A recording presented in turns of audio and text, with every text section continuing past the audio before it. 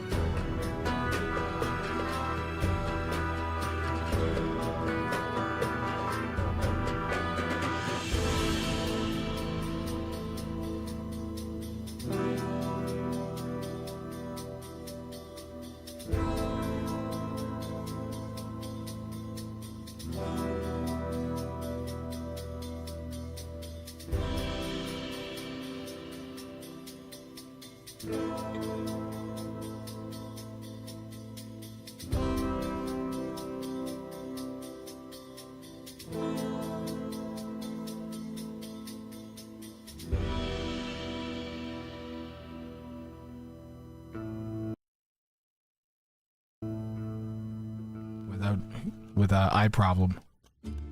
Look, I don't know why we hired Blind Gary as our siege engineer. Can we get someone better? Blind Gary's been around for 35 years. Oh my god! What a shot! And here come the skirmishers. One skirmisher wiggles left, one skirmisher wiggles right. Both players firing volleys over a wall that neither is contesting. And so, the skirmish...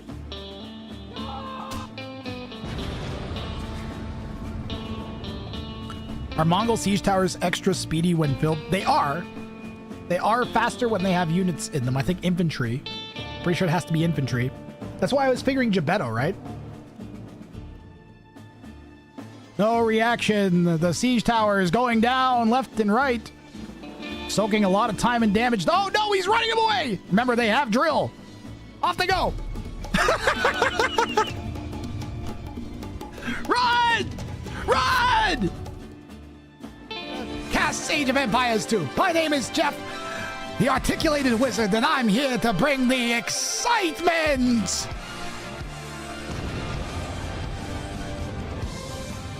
In the south, Frozen Flame Official is about to take out some spears with a crossbow. The win. Incorrect. I see a trade...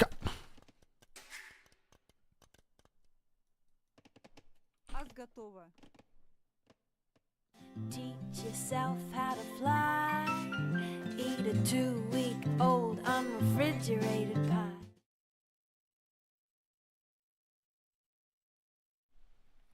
Well, hello everybody and welcome back to the Bounty Showdown Cup.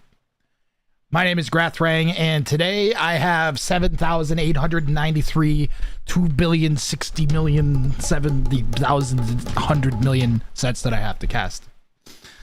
Because I was not able to go live yesterday because I broke the Bounty website. I tried, it turns out that it was broken before, but then I did a thing that made it very obvious how broken it was. And I lost a bunch of the bounty draft data. I lost like 6 to 10 sets of bounty data. I was able to contact all the players and get their bounty selections from them manually. I think I have all of the games and all the bounty selections. The good news is I think it's like 6 sets. I thought it was like 12 or 15, but I think it's only like 6. So some of the casting today might be a little bit awkward for some of those sets because I have no idea how I'm going to handle showing the bounties on screen. I might have to like manually make a draft and then load it in or something. I don't know. We'll cross that bridge when we come to it. Thankfully, we have at least a few sets here where that's not an issue at all. And you may have noticed in the schedule that we are going through the trials of Tralfomator. So I noticed that I have all 3 sets from Tralfomator. And so I was like, oh, well, why don't I just cast all 3 in a row? And we can see his whole group stage at once, which I think will be pretty cool. We can see how he does on the tournament all at one time. I was like, it's a unique opportunity to do that. So I figure why not? Now, Sipsapper and or Lavid, I can't tell you how freaking stressed I am right now from having to fix everything. And then also having we also had like 3 players drop out. And the schedule is very unconducive to dropouts because it's like a league. And everybody has...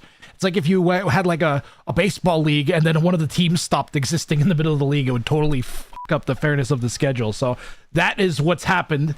I have managed to mitigate that as much as possible, and thankfully, due to a happenstance of math, 2 of the players that were playing people that dropped out were able to just pair off, basically. So I got lucky and was able to fix everything. But moderators, I would appreciate help with the overlays today a lot. I'll get these guys elos up. 1162 and 1162 and 1587.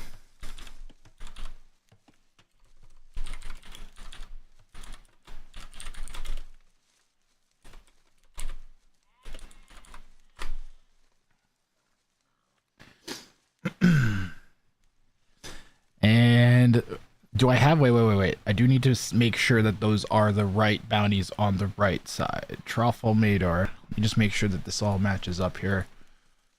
That is... Truffle-mator went for my humps. Truffle-mator has my humps selected. All right.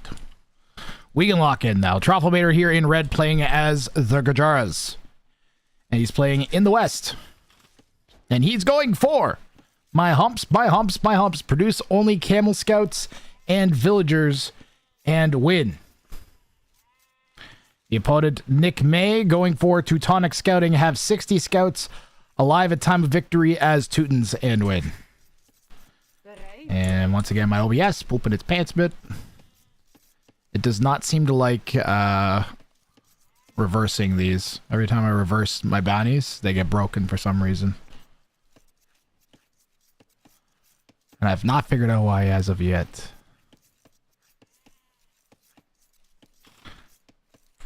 That should be there. And then this should be up here.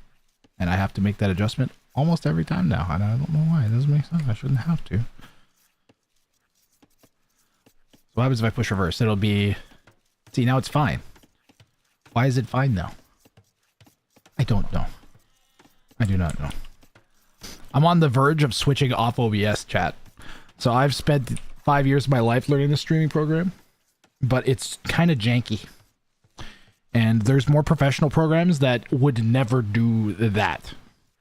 Because I set that up to look nice and pretty. You see how nice it is? And it's going to move itself without me doing anything. Why? I don't know. At least Nick can get an up in age and win. Oh my god. I didn't even do Nick's yet. He's doing have 60 scouts alive at time of victory as Teutons. Both players going for level 3 bounties here. And wait a minute, we've had this matchup before. We've had this bounty matchup before this tournament already. That is insane.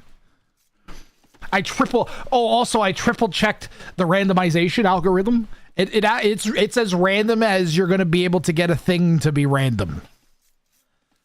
The players are gravitating towards some of the bounties.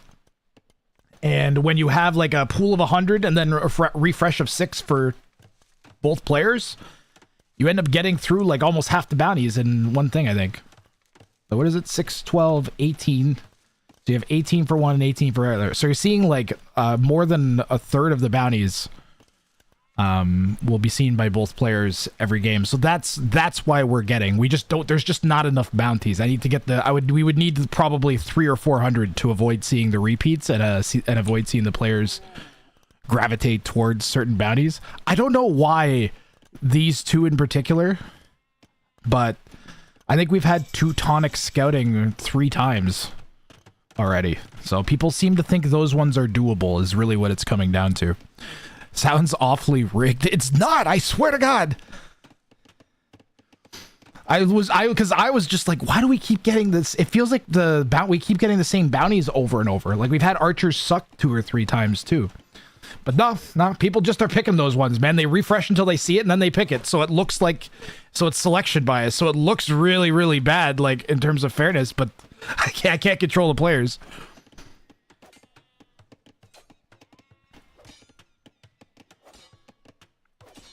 I posted a spreadsheet that has all the players' elos and all the matchups on it. And yeah, if you wanted to help, you could go onto the spreadsheet and update it as we work through the games and or do the elos from that. If you want, I can post it again. Please, somebody, some moderator, help me. Why the fuck do I have you people? I've had to do so much fucking work the past 2 days. I'm exhausted. I haven't slept. I'm tired. I have 25 sets to cast. Help me.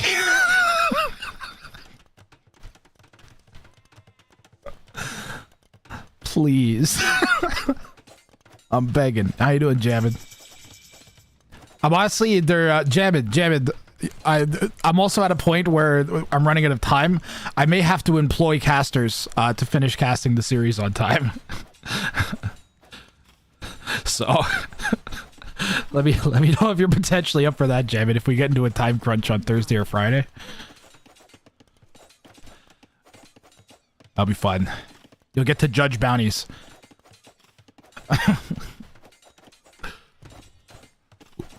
Like what I might do is have pay 2 or 3 of the casters to all cover them at the same time, and then have them all on a multi-screen and just admin. So hopefully we don't end up doing that. My plan is to marathon cast. Nice tower rush here. Lack of time. Disturbing. Right? Nice tower rush here from Nick May. Drofflemater is really trying his best to not overreact by pulling off the gold. I guess he really, really wants that gold. And where are the camel scouts? Why is he doing like this FC when he needs camel? Did he not? Okay, well that was why. That's why he didn't have the stable down. Did he get pushed right off the wood? Well, he didn't really have a decent second lumber camp. There's a nice fast rush here from Nick May. Why is this not dead? Why are the vills not dead yet? Is that out of range of the tower? They're out of range of the tower, that's why. No reaction though, and they're all gonna die now.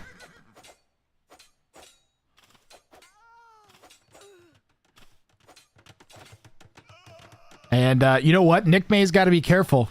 How the hell is he gonna win with 60 Teuton scouts alive at minute 14? And this is like already looking borderline GG here for Red. Yeah, 55 scouts to go. Let me know. I can always help. All right.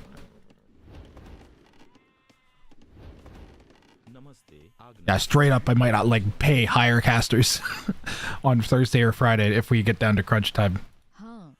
This is when you go home and get to Castle Age. Oh yeah. Yeah, this is time for Blue to go back. Or, you know, if a gas pedal, you know. Why not? Uh-oh. Uh-oh, chat. Uh-oh. Uh-oh. Uh-oh. GG. Oh, no. He may not notice the mining camp, or he'll intentionally ignore the fact that he noticed the mining camp. Also a possibility. But Blue was looking for the extra golds. Is that the extra? Is that the... Where is their other gold? Ah, it's back here.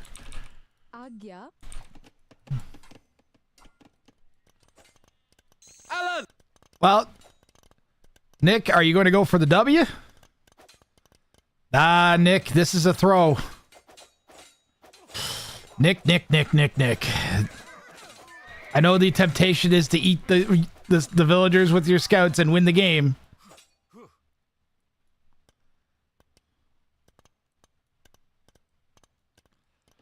Bounty failed. Did he make a spear?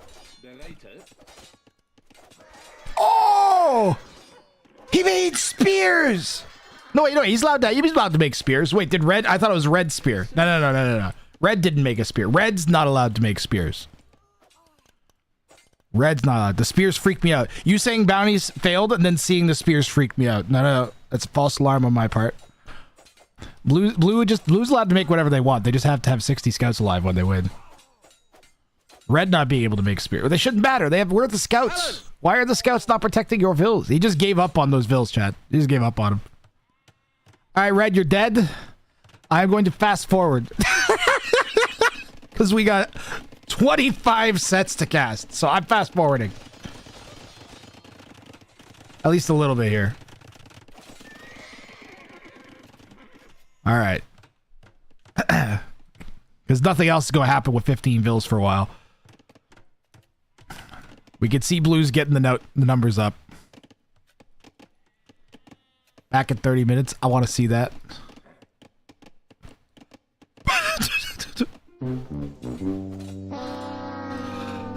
Alan! Alan! What? Alan! Alan! All right. Alan! That's how we're starting the day. Another. Yeah. We got ourselves a bounty failed. Alan! I fucking can't even right now. Alan! Alan! Alan!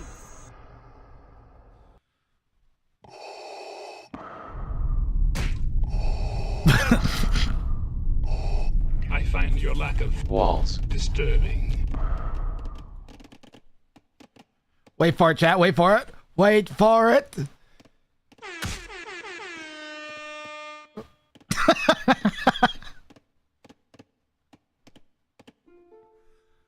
What even happened for him to call it? Are you looking at the screen right now? so Blue comes in with 20 scouts. That's not a wall. I don't know what to say. Where it looked like there was a wall, Yes? there was not.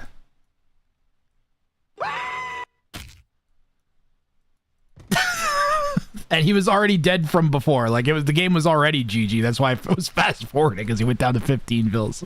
All right. Well, Nick May is gonna walk away with 1 point, and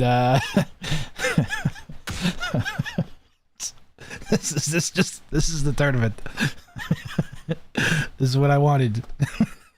I'm having fun. It's already happening. I remembered the why I did all of the work. It took precisely 21 minute in game time for me to remember why all this was worth it. I haven't had a belly. Wait. I pushed the wrong game. This is the wrong set. This is the next set.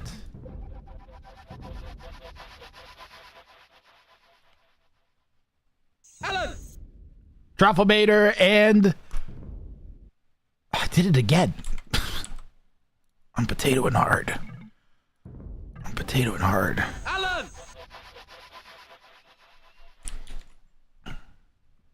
All right, I'm disabling Alan. It's bothering me today. I don't know why. I'm just gonna get rid of it. Alan!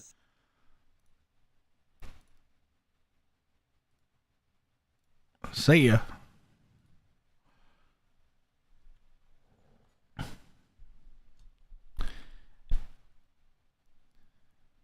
As another Alan comes. Another one. Why? It was getting to me. It's just bothering me, so I'm turning it off for now. One of these days I'll select the right one. There it is. That's why I keep doing right it. away.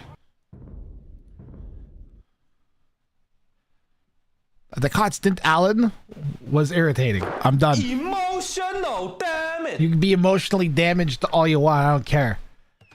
Oh, we have to select the next bounty. See, you guys are throwing me off my rhythm, chat. You're throwing me off my rhythm. I find your lack of Alan disturbing. You complain all you want. I don't give a fuck. Get wrecked. Take your Allens and you shove it.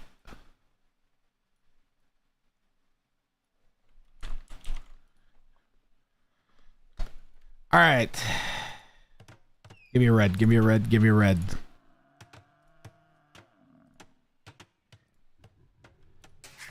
Thank you. Just a single point there. Game 1 for Nick. Let me get the overlays all fixed. Do do do do do do do do do do.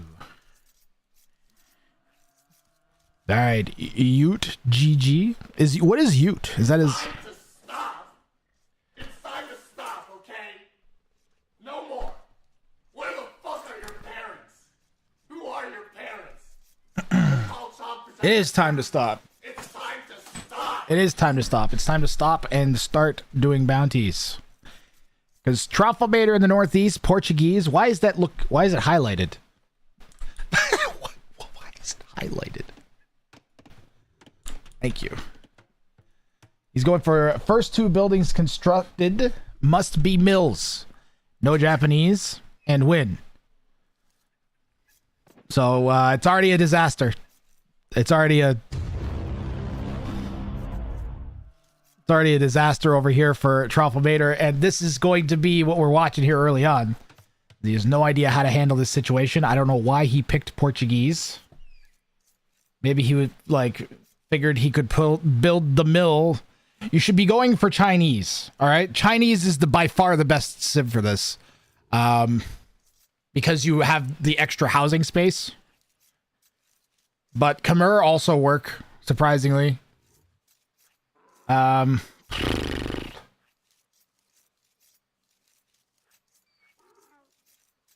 think there's Incas. Incas, because you could squeeze the house out. And that buys you some time. Malians, because you have cheaper buildings. Woo? What's Woo? How does Woo work? I gotta change that too.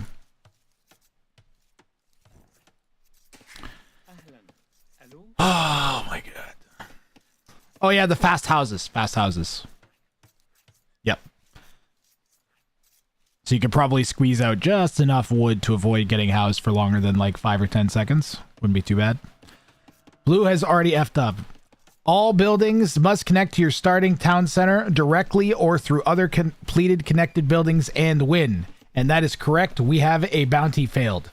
That is correct. This is absolutely a bounty failed. Good call. Several buildings are not connected to the town center. I don't know what. I know he's planning on maybe he's planning on connecting them eventually, but that is not how it works. Wait. Hold on. Because I may have changed the word. Wait a second. Hold on a second. He may not have failed the bounties. Wait.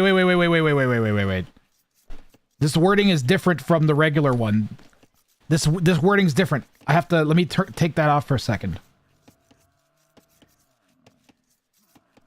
All buildings must connect to your starting town center directly or through other completed connected. All buildings must connect directly or through other completed connected buildings. You know what? He has not failed the bounty. Yep, it doesn't. I believe the old version of this bounty, we decided, if I'm recalling correctly, because this was a couple months ago now, when this bounty was completed, I had made a note saying that it was too difficult. Because ultimately the person who had won only like did it because of like, it was a bad game that ended up winning it. And it was not entertaining. I can't remember exactly what happened, guys. It was too long ago. I just remember but I do remember making the note about this and then changing the wording. So I think originally that was what it was, is it had to be, everything had to connect from the starting TC and go out. And I changed the wording so to make it easier. So he can do this, but eventually all buildings will have to connect to the TC. It is not a fail. It's not a fail. I can prove it to you guys. I can prove it to you guys. 1 second. Just so you know I'm not bullshitting. Give me a moment.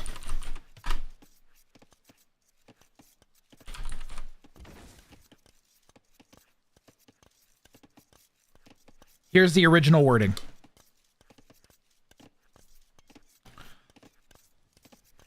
Every building you build must connect to your starting town center or a building connected and win. That was the original wording, and the wording has been changed to all buildings must connect to your starting town center directly or through other completed connected buildings and win. Jammin _ AOE has been consuming rand juice for 15 changed. long months. I was not BSing. Thank you, Jammin, very much for the 15 months. Have an explosion. Okay, chat? So it was not a fail. The people who are saying it is fail, I thought it was too, because that was how it was originally, and I was remembering that. But no, it was. I do remember the note that I made more than anything. I don't remember the game or anything or why I made the note, but I remember thinking that, oh yeah, this needs to be changed. I think it was to make it. I think it was to make it so that it was more accessible to all ELOs. I believe. I think maybe it was was it in the Ween Dinchester set? And Ween was just like, yeah, you just need to make it so that, yeah, it was the Ween Dinchester versus Shixo show match. It was actually like a month ago. Yep. Chinball Wizard has been drinking rand juice for 4 months. Chinball Wizard, thank you very much for the sub.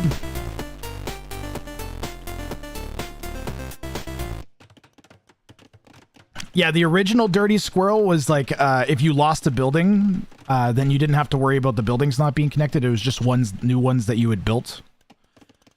But yeah, no, the way that this is worded is you're absolutely fine as long as when you win the game, all the buildings are connected.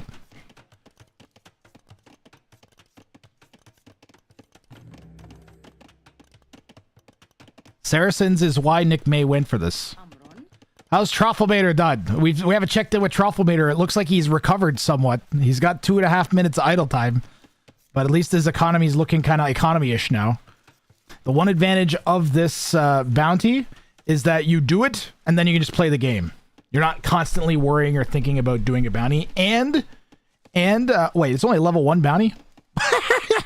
I think that's why I was level 1 bounty. This one was also in the Wien Dinchester Shixo show match. Thanks for the subs, guys. I'm gonna snooze. We're gonna try and snooze through the ads. I have 15 minutes of snoozes banked up here, so we'll try and get all the non-subs through the game.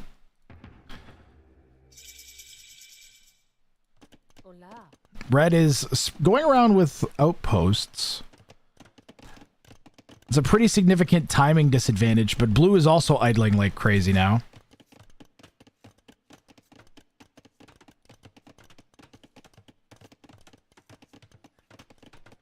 Honestly, I like this better. This is far more fun to watch. Because it's like you gotta build a puzzle, you like make yourself a problem and then you have to solve it. It's kind of great. And you know the militia are actually going to get a good amount of value here because blue has been so focused on this monstrosity. They don't really have much in the form of defense or army yet. They do have 3 archers and 3 more coming out, but they are all going forwards at the moment. Second range going down. Do you go men-at-arms here? Ooh, a tower. You probably should go men-at-arms.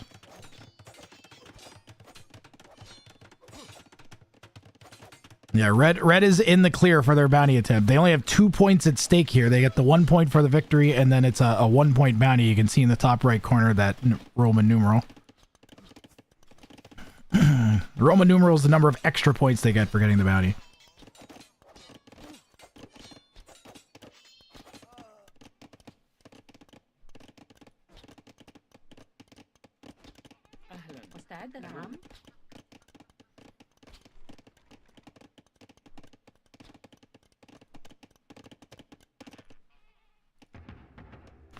Well, I mean, Trofflemater went forwards and made a forward barracks, and then really didn't do much with it. Defensive tower. Oh, I like the defensive tower.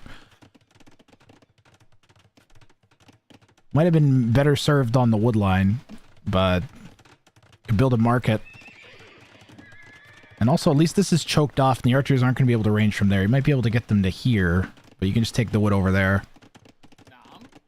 Unless they dive in, and you don't react. Yeah. Oh my god, the overreaction. All of this idle worker time. Way too much of a reaction here. That's a ton of your value you're just, like, giving blue by pulling all your vills off your wood line like that. Like, all this time, these guys aren't gathering resources. So this is basically damage that you've allowed them to do. Pulling vills is an absolute last resort. You should only be doing that if you're just about to... Like, it's even worth, like, giving a vill up. Like, if you only have to give 1 villager up to keep all your vills working, it's worth it. There should be a house here. Diving in. Do we make a scout yet? We don't have any food. Disadvantage of going a food-heavy unit when you don't have very much food.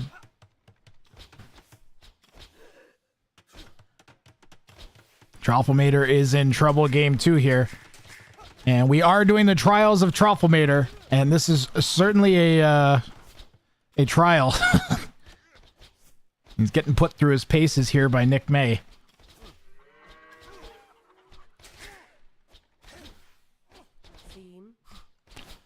So we have 28 villagers, and 22 of them are walking to the east. And 4 of them are dying to archers on this tower, and Trofflemater calls GG again. Ooh. And the big reveal, are all the buildings connected to the TC? Or to a building? Oh no. No, they're not. No, I'm sorry, that's a bounty failed. The mill is 1 tile away from the TC, unfortunately. It was right there, but that's not going to do it for Nick May. Never mind the mining camp. Even just here, though. Even if this had been connected, it still wouldn't have counted.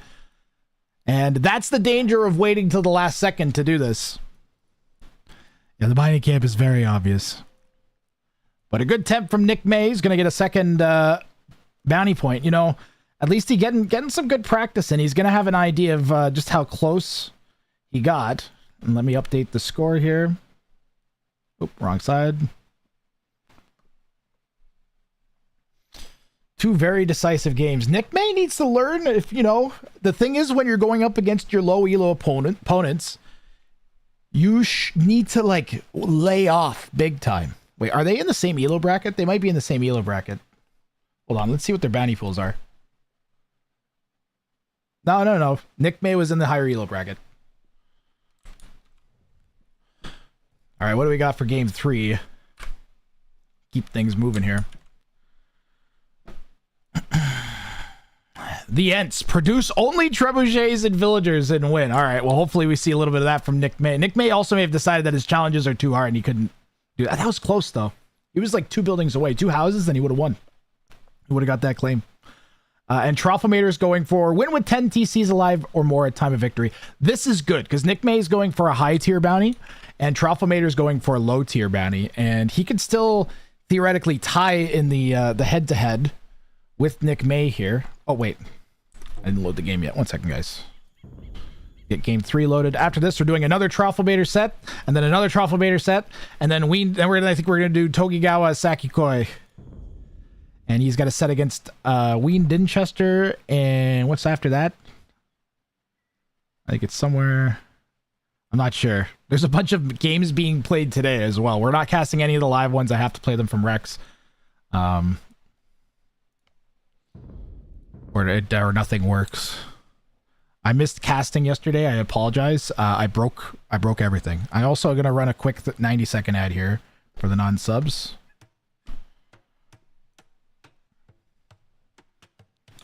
Let's build 1 mil and not idle the TC, right? Why didn't I let Trofflemater keep his orange? I should let Trofflemater keep his orange. I think he's orange next game. We'll give him his orange next game here. Oh wait, we didn't select the bounties yet. Darn it. I'm all out of sorts here still. Oh wait, I did select the bounties. I'm a potato.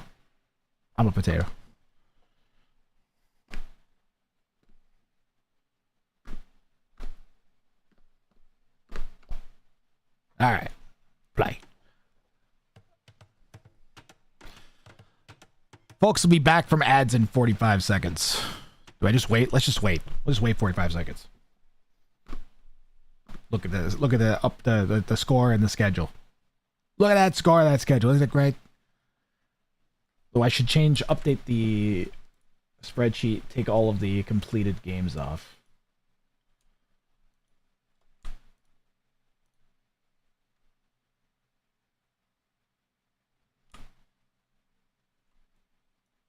There are 1, 2, 3, 4, 5 casted sets.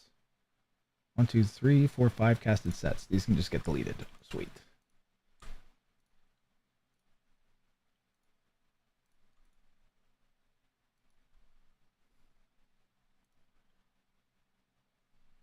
There should be one more troll film.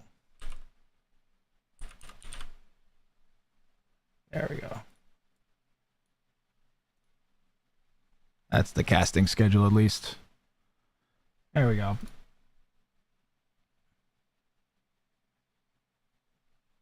We're back from the ad? We're back from the ad. All right.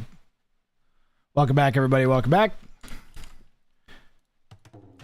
Game 3 of Trofflemater versus Nick May. Trofflemater is going for centers of attention. He has to build 10 TCs or more and keep him alive until after he wins to get at 1 extra point, which would tie him in the set with Nick May. So if it comes down to a tie between him and Nick May for the group stage, then I would have to have a playoff between them. a one game bounty off. 1 game, maybe I'd do a set. I don't know. I have enough sets to worry about already. Nick May is going for the Eds. Produce only Trebs and Villagers and win. And if he pulls that off, he would walk away with 4 points from a single game, 1 point for the victory, and the 3 points for the tier 3 bounty. Only Trebs and Vills? He's gone for Spanish, so you can see the strategy is going to be Supremacy Vills and Trebuchets. Persians, he got a bit unlucky. Persians get Bombard Cannon. So, we'll see what happens here. This will be a good one. The elo difference is evident. I figured we get a few sets like this. Yo, Anduin, how you doing?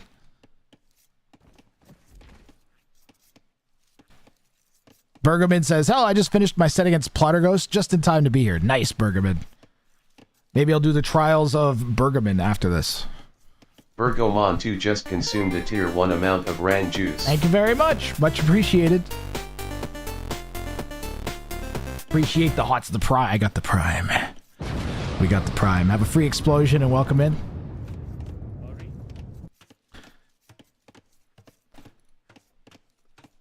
Blue might want to build 10 TCs as well and just keep pumping villagers. Yeah, we might see a lot of town centers this game. Alright, blocking with the sheep. Kind of like the sheep block with the on the boar. I don't mind that. Let's look at red scouting.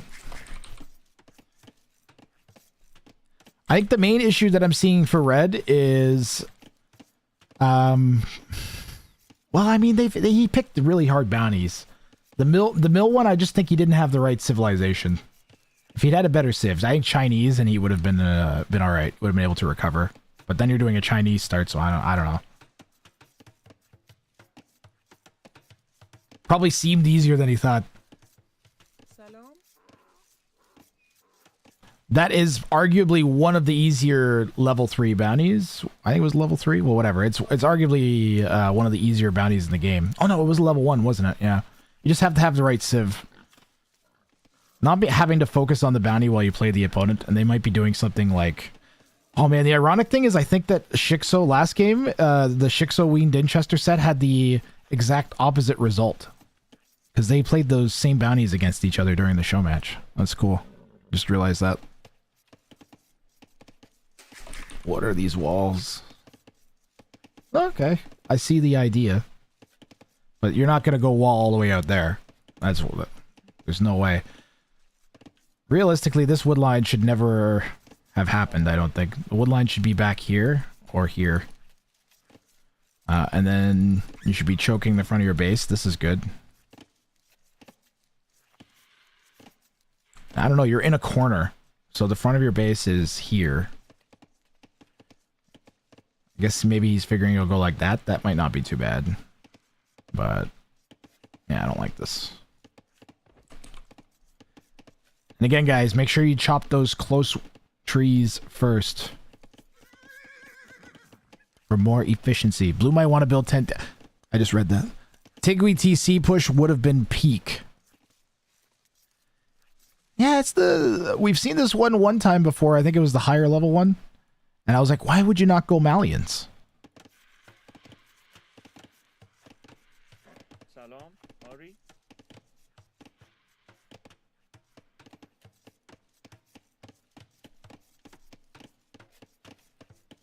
I should, what's his... that's what I should have been keeping track of, is all the bounties that were selected over the time.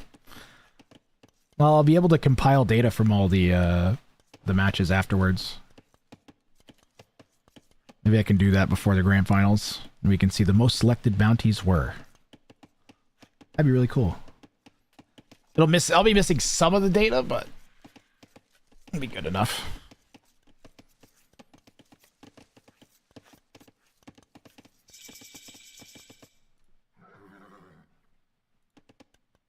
And here comes Nick May.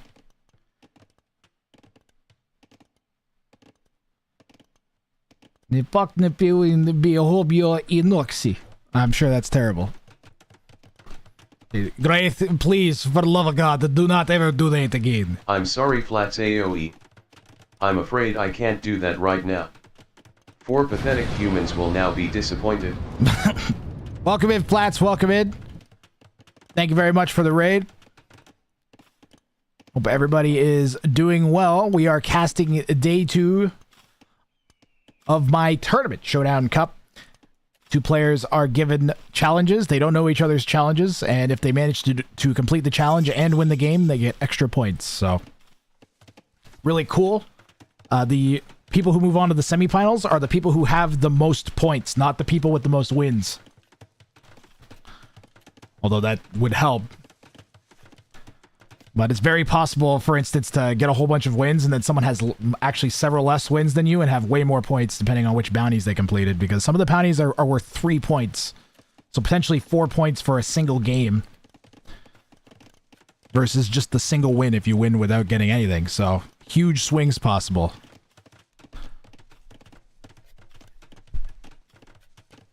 I hope you enjoy Flats. Hope you had a good stream as well.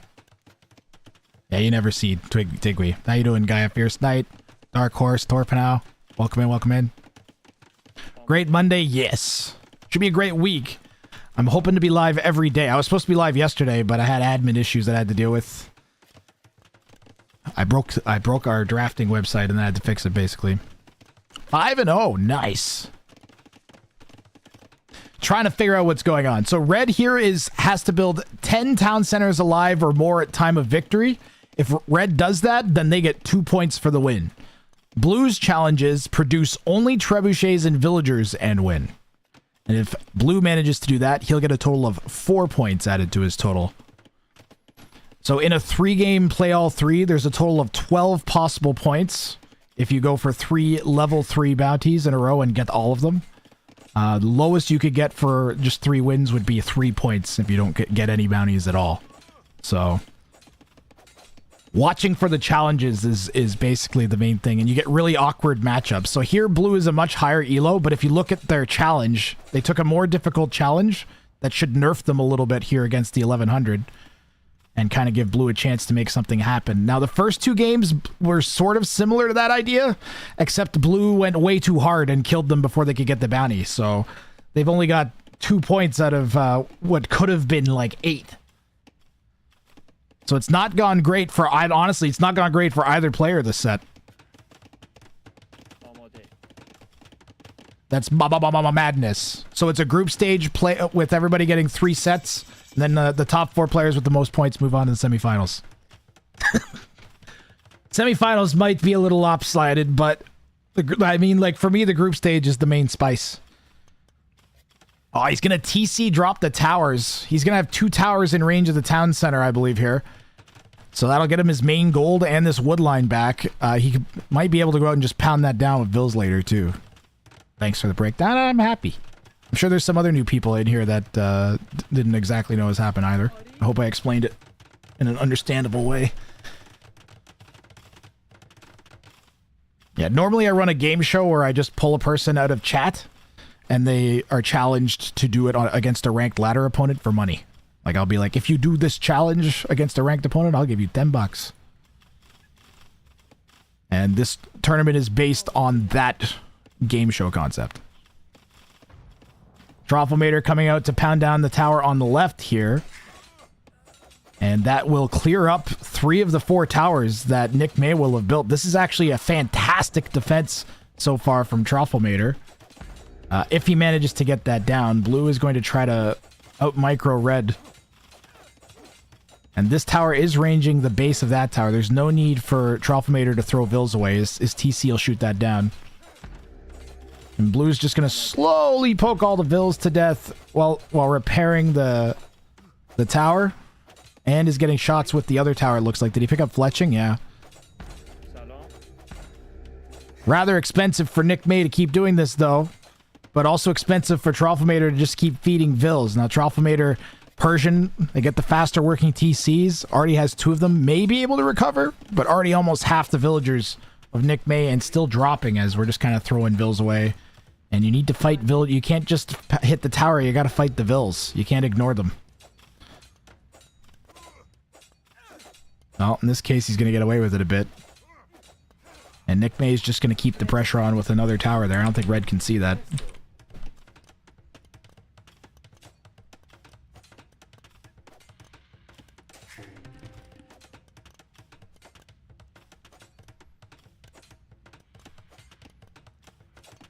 I'll say, Trofflemater, Not having a good time. This has not been a fun 3 games for Truffle Manor. He's just been getting all like feudal all into every game. Last game ended in 18 minutes in-game, Paladin. I think Truffle Manor is doing pretty good against the like 400 plus 100 elo higher opponent, but it's just like Blue has figured out what to do to beat Red. They figured out how they are better than them. And I don't know if Red's gonna be like Blue's figured out that okay, I can out attention and out micro this person. That is where my elo superiority is based on against this person, and I can capitalize on that. Sometimes you can get a better mix between the opponents if, like, for instance, if one of them is... If the lower elo's low elo because they have really inconsistent macro game to game.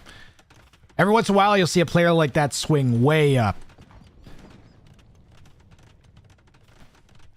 It's almost always a good call if you're, like, a decent chunk of elo higher than your opponent to just be aggressive as heck, because they're not going to be able to handle it. For one reason or another.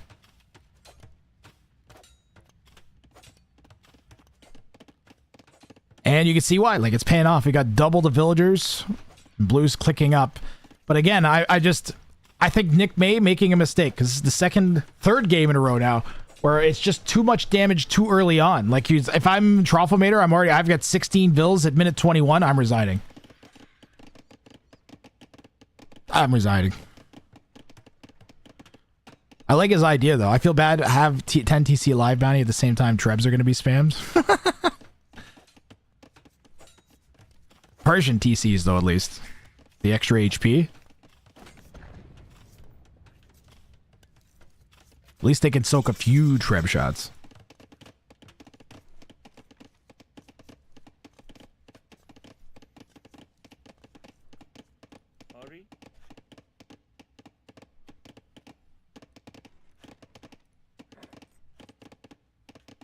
I am having a good time. I'm not to poop on the players, but this will probably be the poorest set of the day, actually, and it's still pretty good.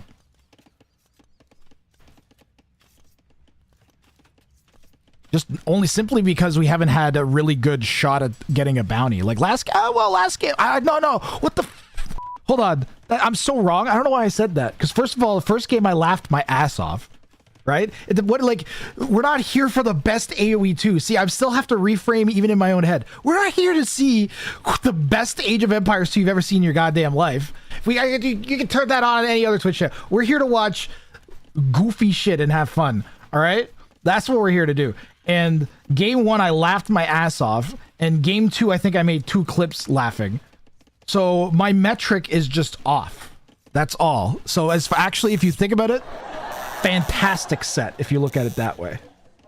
You know what? I watched 3 episodes of New Futurama and I did not laugh once as hard as I just laughed.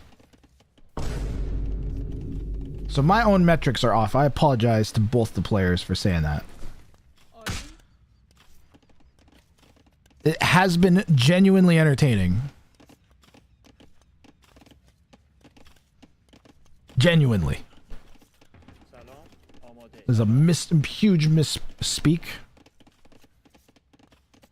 I just wanted to hype people up for the rest. I don't know why I said that. I don't need to do that. I'm so used to doing that for my tournament. This is gonna be the greatest shit you've ever seen in your life. Like, no, you don't need to do it. This just is good. Calm down, Grathring. Calm down. Oh. I need more coffee.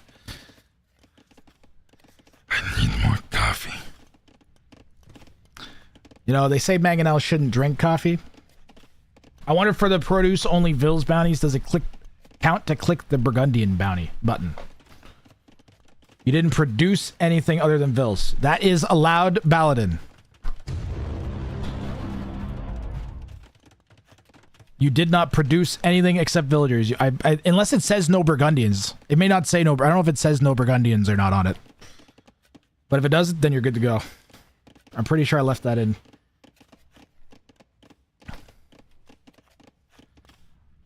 I like I think I called it Andean Revolution, which is make only villagers as the Incas and win. I think it is. That one's pretty good.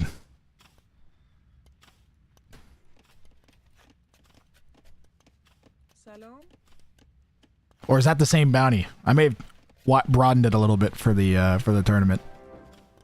Let people pick non-Inca civs. Ah, Nick May. No, Nick May, no!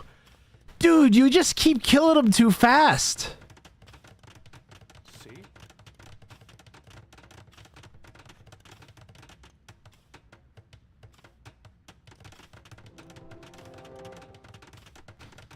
He's got to get a treb out, chat.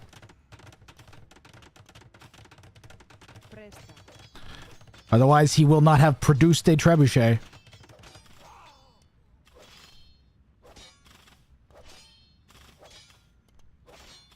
Monday? See? Presto. I think he needs to... I don't think he should have built this castle. If I'm red, I resign.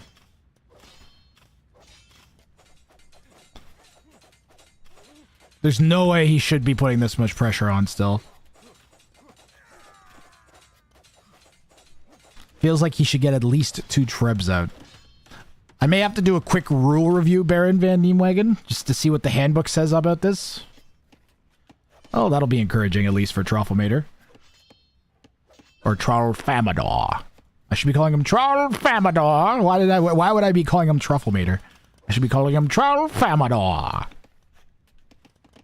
What a mistake.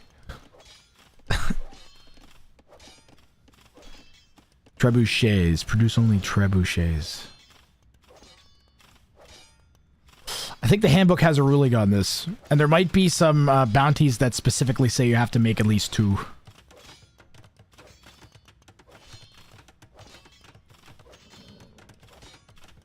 How you doing, unsubbed moderator? Good to see you. Unsubbed moderator.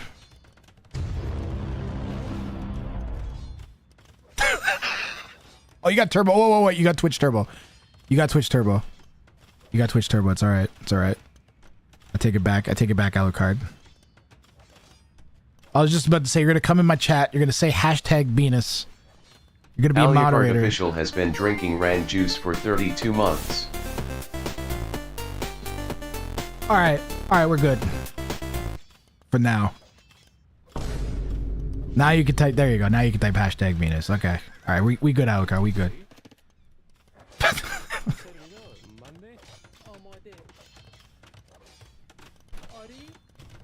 Mostly I was like, where is your sub badge? Because you've been subbed for like 3 years.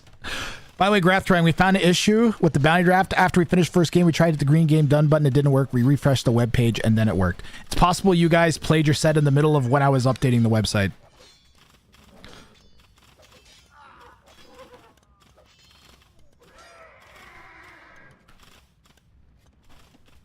Like I probably like pushed the button right as you guys were playing. Thanks, Alucard, man.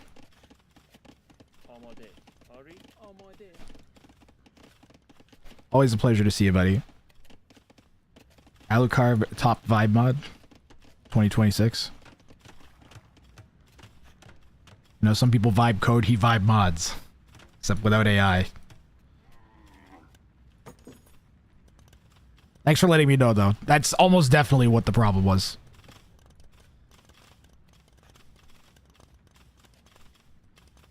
Yeah, as long as one or both of you stay in the draft when you refresh, then you just, like, should be able to just rejoin. The big issue that it had, I fixed. I learned the hard way. Was he gonna TC drop a Persian? Nick! You can't TC drop the Persian. What's this say? What's this say? I forgot you were Persian? I'm guessing it says I forgot that you were Persian.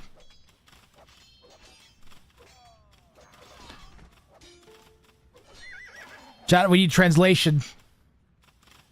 Does anybody speak, presumably Russian?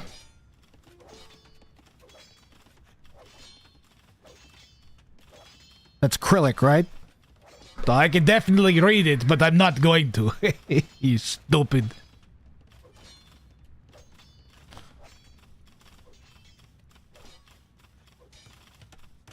Does anybody read? I don't know. Do I look like a knowledgeable world expert, or do I look like a mangonel from the Middle Ages? What's it say, DJ Sapson? What's it say?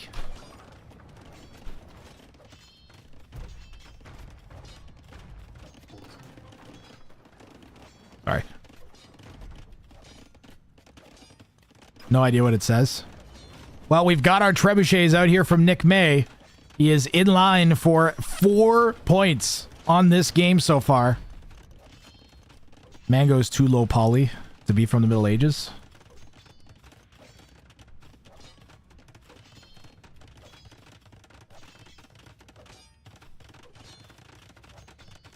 They were maybe he was maybe talking about if he could do it in Castle Age.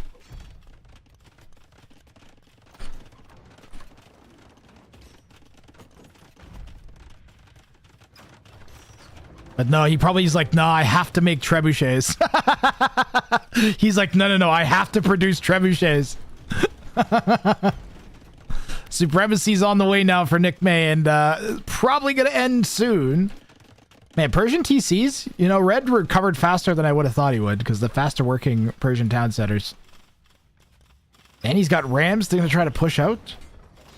Rams and Knights, and you know, Blue is stuck on only Trebs and Vills. Could he get the trebuchets? It'll buy him a bunch of time if he gets 2 of the Trebs. Where's the splash damage? Don't they do splash damage?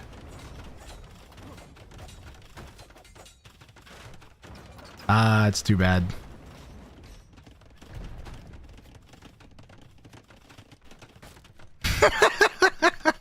Monday? Inadvertent TC drop here.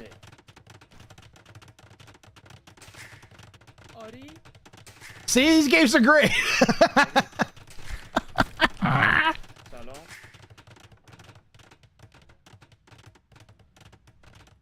Fantastic. I mean, what Red would have to do, if Red can just shtick this out, because all Blue has is the Vills. The Knights will beat the Supremacy Vills.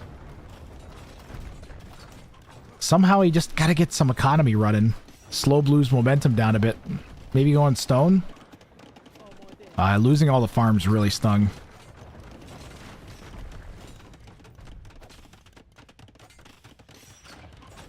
Blue should get like 4 more town centers. They already got like, was it 6? 7? All right. Blue Blue's gonna set up for both bounties.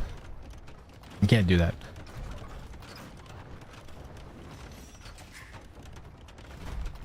Blue has more town centers than Red does, and Red has a TC challenge, so that's not good.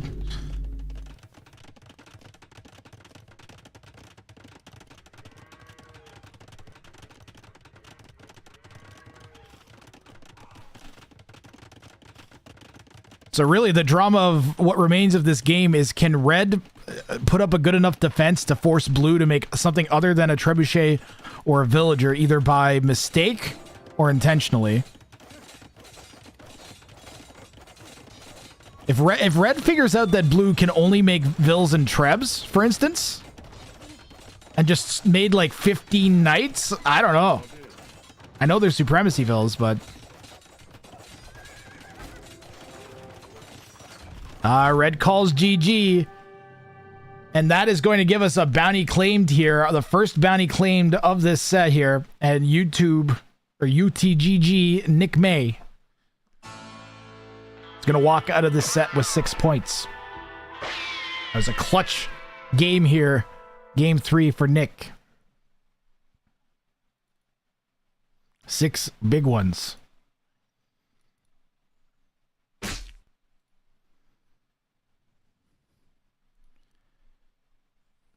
Double the resources collected. The early game APM definitely helping. And Here come the pretzel.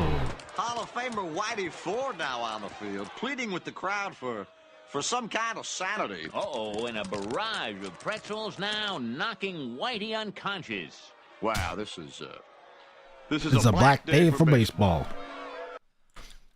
Okay, I'm going to get everything set for the next set here with Troffelmater, who's going to be taking on. Next, I'm going to cast the set versus Bergman. Since Bergman's here. Alan!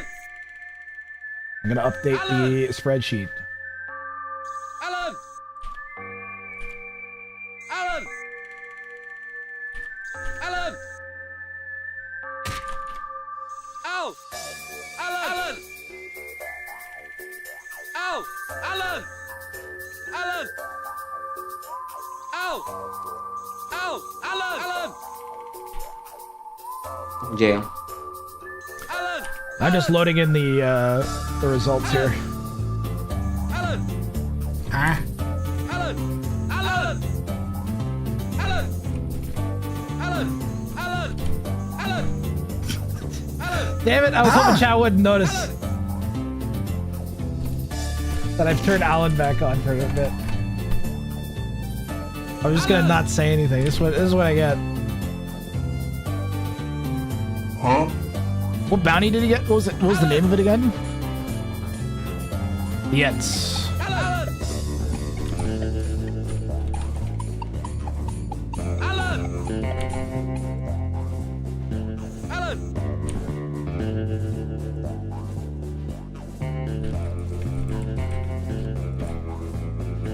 Alan!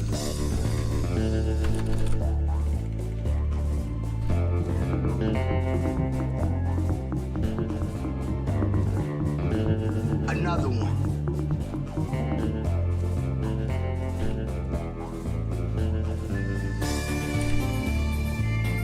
Huh?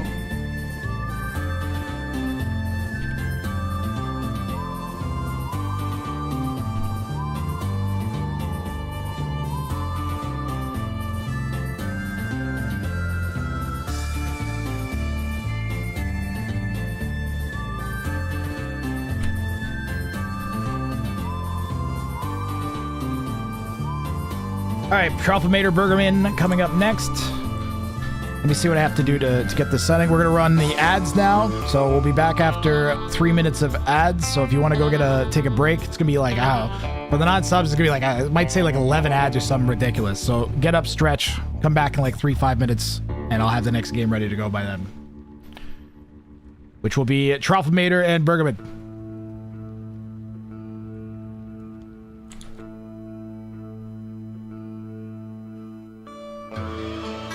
You guys can watch me click on spreadsheets on a different page.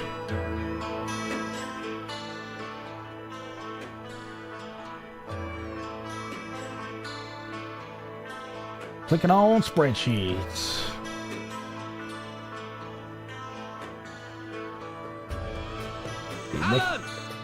Nick May has 6 points now. Alan! Alan! Alan! There we go.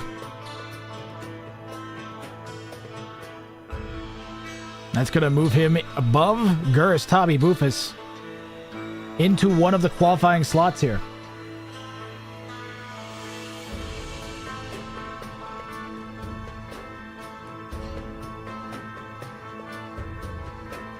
All right, let me see if I can get the next... Do I have the next draft? Tell me I have a draft for the next one.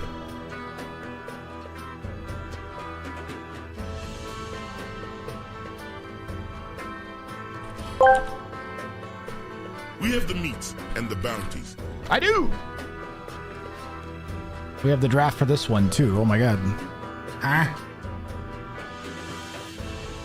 So, Troffelmater Bergman. Heading to the gym will lurk. Thanks, Jamin.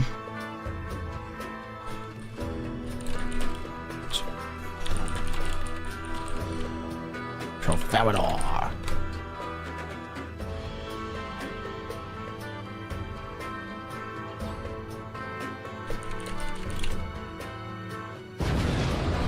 And let me get their game loaded in here.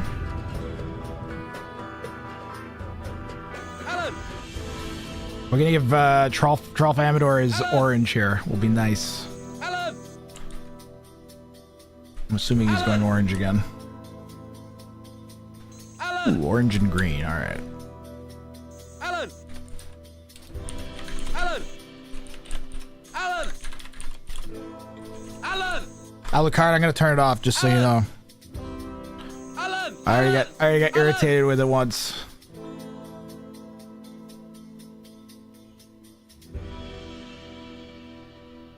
I know, right? I just don't want to tilt while I'm doing this. I just don't want you to think that I'm doing it because of you, that's all. That's not orange.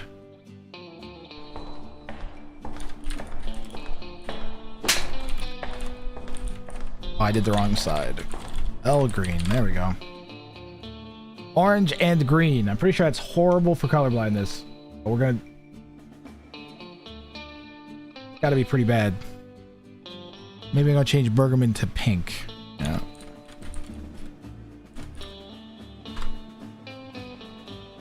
That might be worse. We'll go with green, it's fine. I think you got it. You back from the ad?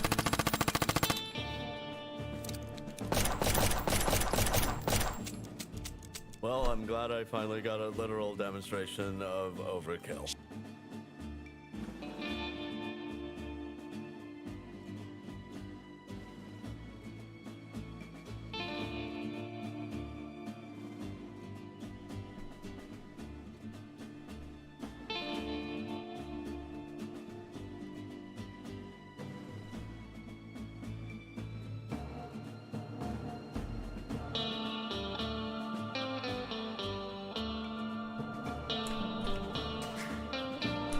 Alrighty. Let's see what our picks for game 1 are here. Bergman and Trollfamator. The trials of Trollfamator continue.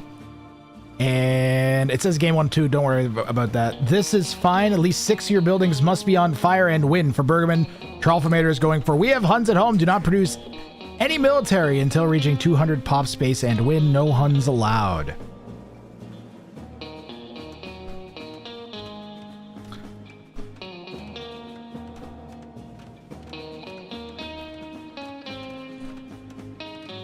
Does a moderator want to get the Elos set for me here? I don't know what Bergman's is off the top of my head.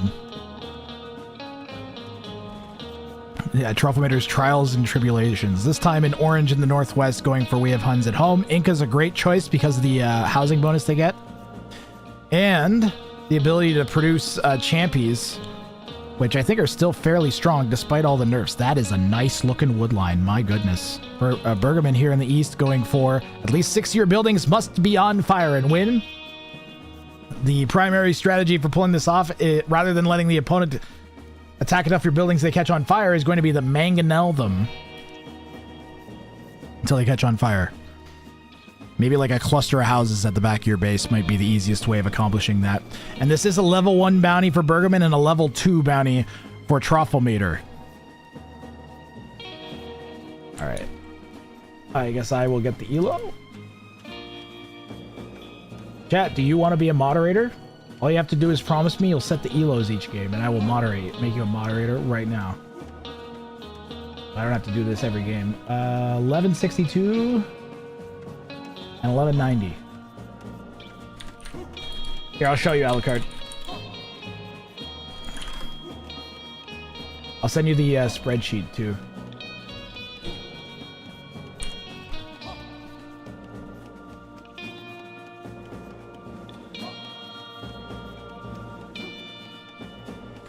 Yep, it's like Elo left, Elo right, and Elo swap.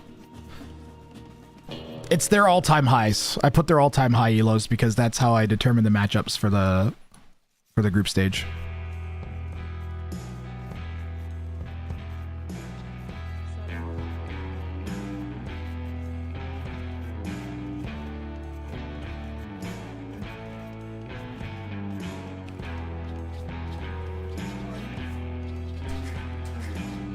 I'll try to do, thank you.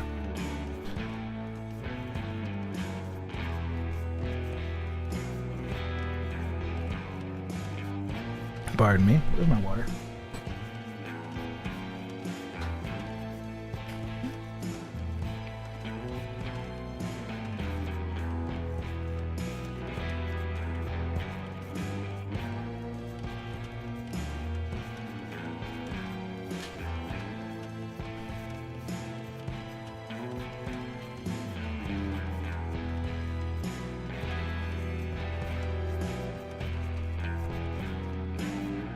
I am going to turn the music off.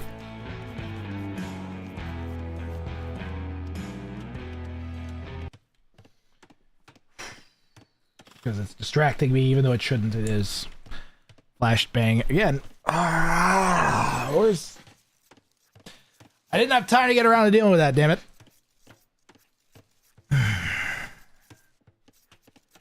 Spent all my time doing admin.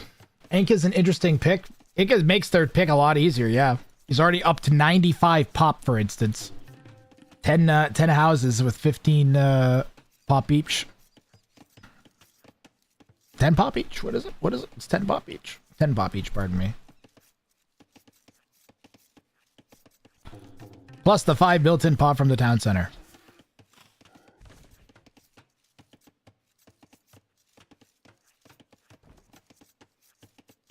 Oh yeah, and the pop from settlements. I forgot. Pop space. Yes. Population space. Not actual population. That would be insane. That'd be crazy.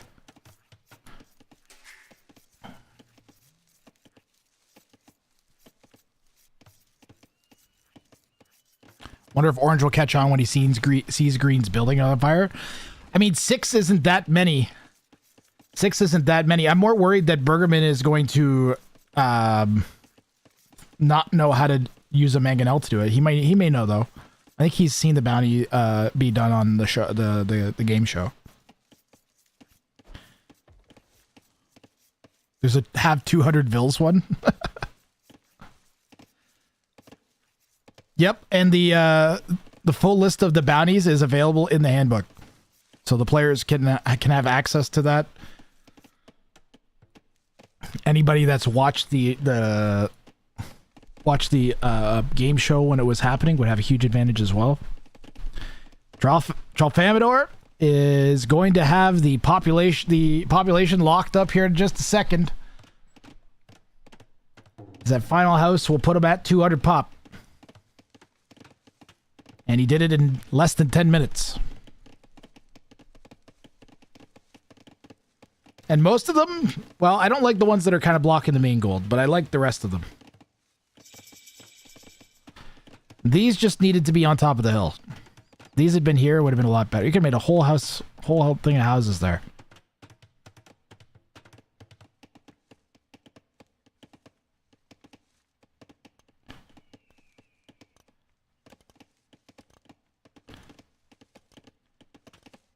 So strategy here for Tralfamador. Get the bounty out of the way. Now he can do whatever he wants. Even if he loses houses and goes under 200 pop space, it's fine. He's already hit 200 pop. He's good.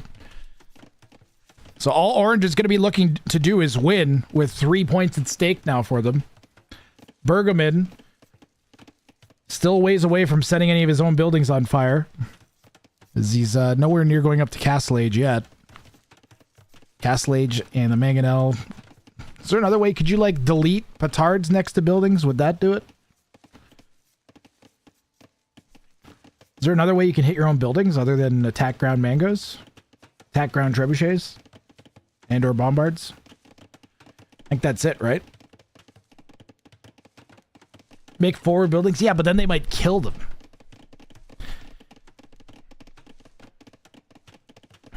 Yeah, bombard cannons, trebuchets, and mangoes are going to be about it, I guess. Only things that can attack ground.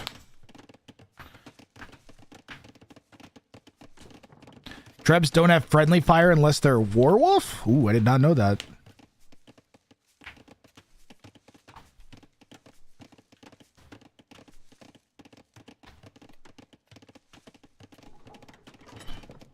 I'm going to pick up Champy Runner. So Tralfamator may be thinking about some feudal aggression here. Could use some spears for sure. The scouts coming in.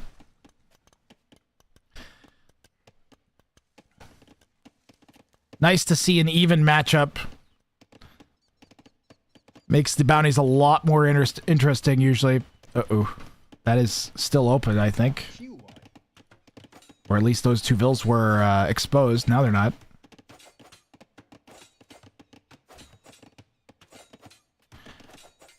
And a spear coming from orange.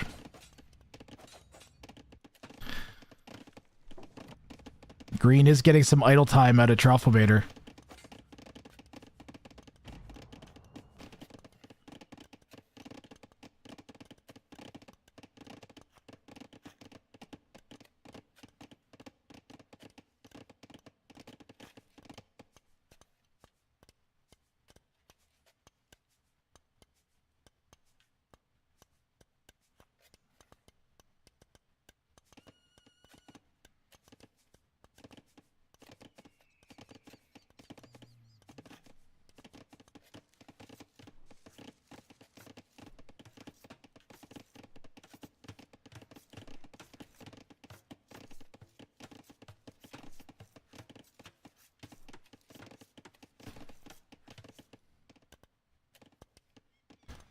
Splash damage affects Trebs. I think, isn't there another tech that affects Trebs damage as well?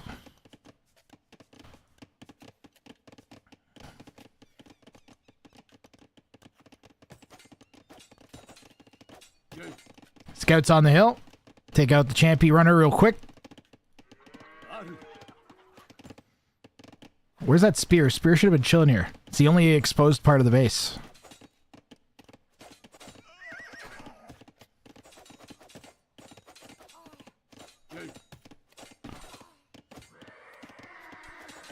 So far, only 2 vills down. The spear was fighting uphill, so... Green doesn't have any upgrades for this guy. It's just plain old scouts. Orange really needs to fight downhill, though. Yeah, there you go. You should be prioritizing the lower HP scout to lower the DPS faster.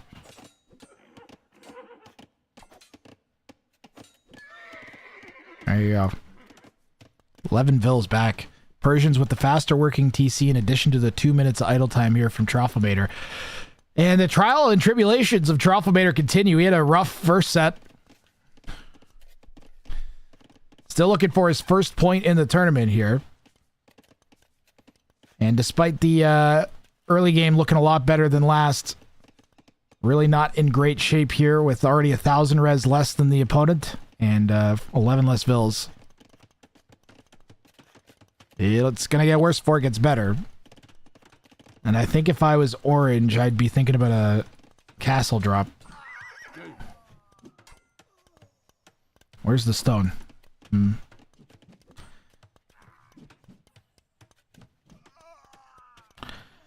Yeah, that's right, Paladin. His mind can be focused on playing.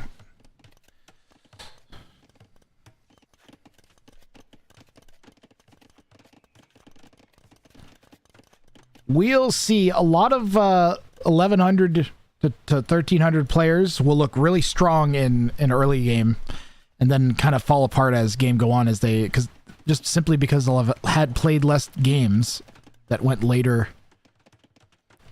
Just statistically, they won't have had as many games go as late. Kind of depends on the type of your player. Me, I'm horrible at early game and I'm amazing late game because I grew up playing deathmatch. So soon as I have any kind of resource flow, I'm a happy guy. Olajashek __ is following. Yo, Oladashek, thank you very much. Welcome in. Have an explosion.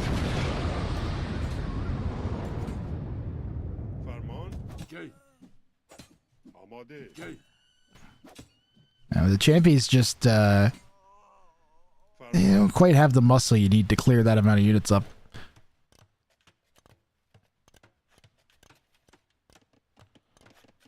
Hope you've been enjoying the tournament, Aladashek. I'm definitely casting at least one of your games today at some point. One of your sets. Did you play one today? I don't know. I have like 18 sets to cast or something insane still. I might be live for like the next 10 hours, guys. So strap in. Bergman did manage to get to Castle H first. Can expand and add an external TC on that secondary gold and shelter that wood line a little bit. Insane how many I need to cast. Yep. I really needed to have yesterday as a casting day, not as a fix the website that I accidentally broke day.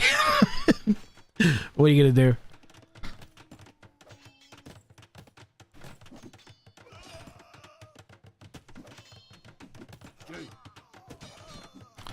It helps a lot that this is one of my favorite things to do in the world, so.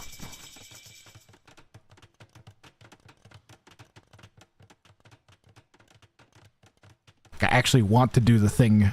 It's just a lot of the thing.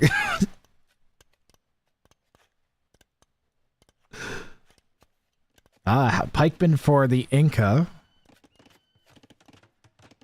And I think Orange really needs to be aggressive. I don't know how much they're going to be able to manage with the Persian player having such a strong economy, undisturbed, and 3,000 more res.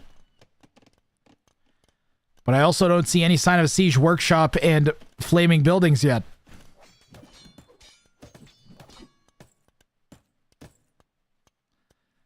Bergman may just go for a win. I think it's his first game in the tournament, so might just be playing for the W.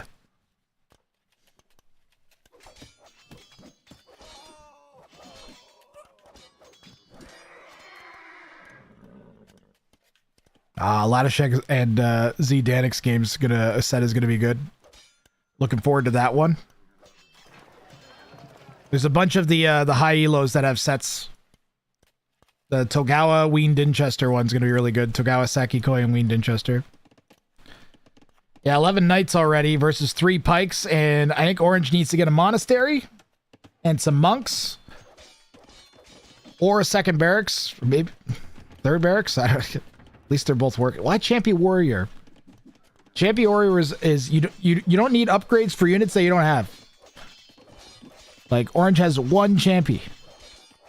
Priority should have been making more pikemen. I like that we're garrisoning them and not feeding though. Green needs to get all their skirms together. Where are the other 2 skirms? 5-6 skirms is enough that it would make a huge difference against the pikes. Green is using the skirms on the Vills. Still, there's so many knights there.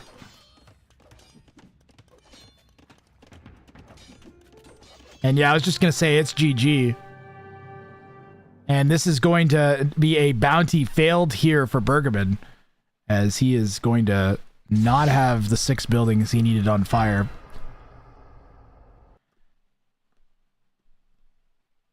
But he will get 1 point. Oh, wrong side. 1 point for the victory.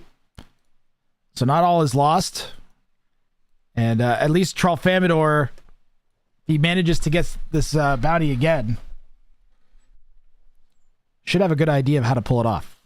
Because this was not a horrible loss by any means. On to game 2. We're going to keep things moving here. Let's see what they picked. So, Tralfamador used one of his refreshes to get a new pool of bounties, and this time he's going for F it, make war elephants. Produce only war elephants, must make at least 2 and villagers, and win a level 2 bounty. Bergman is going for his name's Greg. Entirely construct at least 1 castle with 1 villager named Greg, who survives within line of sight of the opponent, and win. And I hope we actually get to see the an attempt at the bounty here, because that would be fun to see. Yeah, too much pressure too early. You can't just like step in and kill your opponent. If you're going for the bounty, you gotta learn to give them a little bit of space. Tralfamador here in the north. Reset the bounty fail. There we go. Malay for make it. Oh, and we have ourselves a bounty failed.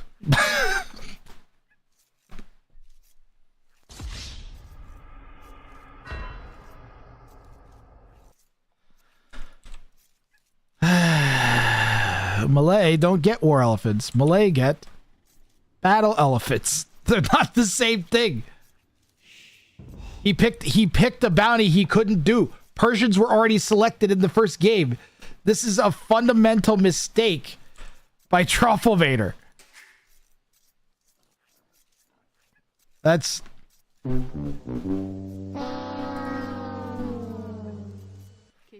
unfortunate there. So the most that Troffelmator can get, unbeknownst to him, is going to be 1 point. He's going to assume he can make the Malay elephants. Bergman in the south entirely construct one castle with one villager named Greg. He's got his francs, so he gets the cheaper castles.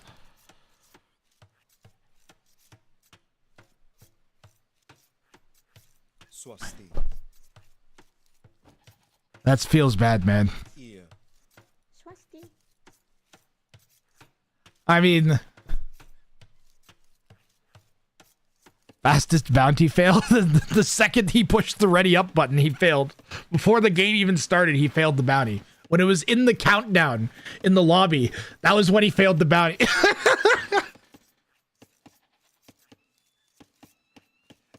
Well, no, not then. Not as soon as it loaded the screen. As soon as the loading screen showed, because he could have Alt F4 during the 3, 2, 1 countdown, I think.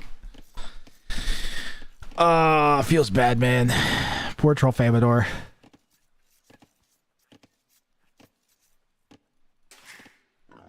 I wish I could be like, do we just give it to him, chat? But I'm sorry, we can't do that. Not in the tournament.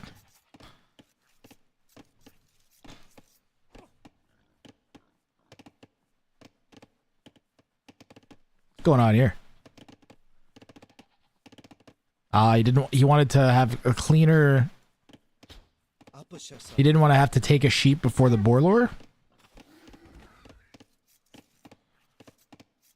Malay get faster up times, so it makes it easy to be aggressive with them. If he's going elephants, if his plan is some sort of like either like scouts into like war elephant or scouts into battle elephant, it could be pretty good to prevent a castle drop. But I don't think Bergamon's going to go for a one castle, fast castle into castle drop, one villager castle drop. Maybe defensively. I'm going to feel extra bad if Tralfamador actually pulls off like a Malay victory, like the Malay elephant victory. I'm going to feel so bad.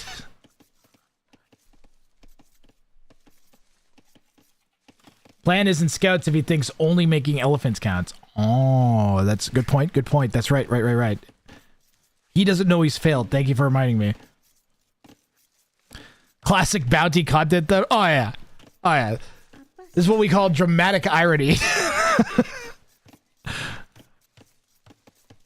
Where we know something that the player doesn't. Not only do we know what both players' bounties are, and we can see them play off and go, oh. But now we also have this going on. Yeah, we saw the elephant rams for only rams, even though they're not elephant rams. They're not rams, they're whatever. What are they called? Armored elephants? How you doing, Nunes?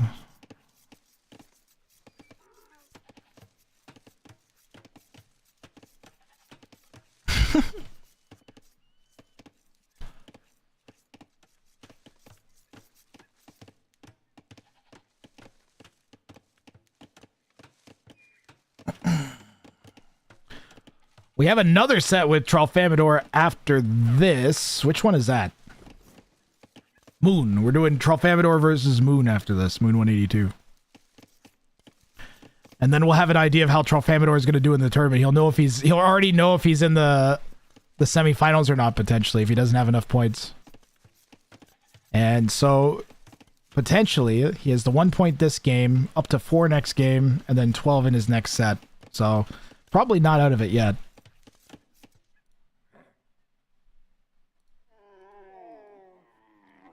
Bactrian camels.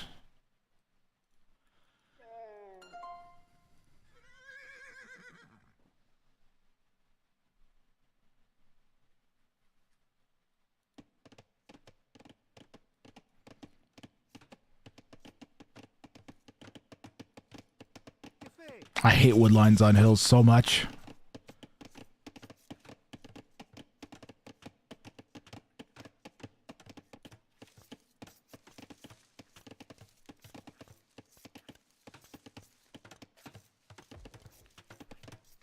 Tralfamador going for some small walls on the res. I like it. It's just seems like such a weird wood line. Bergerman went out to grab some bunnies or chickens or whatever they were. Scouts. This is looking like scouts. Frank's scouts tonight's is super strong. You don't even need to. You make like 2 scouts. And you can get up to like 17 and a half minutes as long as you make less than like 3 scouts. You can get up so fast. You take your sheep. Take your sheep. Get your farms down. Let's go.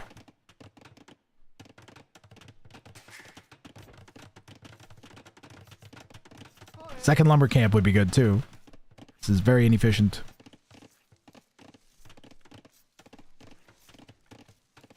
Half the reason you make the second lumber camp is you get another lumber camp that's touching wood. So you have villagers, less villagers that need to walk. And that adds up fast. But it's half the villagers that could be chopping wood are more efficient.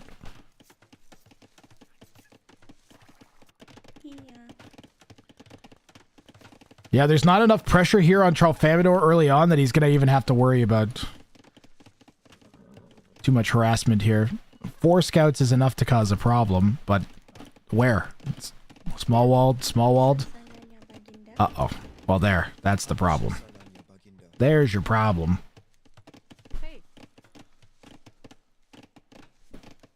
Verba took a real long time to get the farms down. He's floating wood even right now. Take like 3 of these guys and put farms down. You only need 4 or 5 on berries.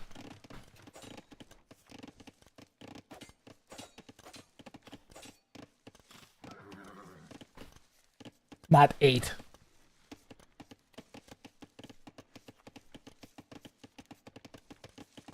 Do you just wait this out? You could force drop these guys. I like this. Because green would have to go a long way to get back here. It's more likely they'll like come over here and be like, well, they might go that way. I don't know. Right now they're going to be satisfied with getting the Berryvilles. And Tralfamador should not be fighting. These are Frank scouts, so they have extra HP.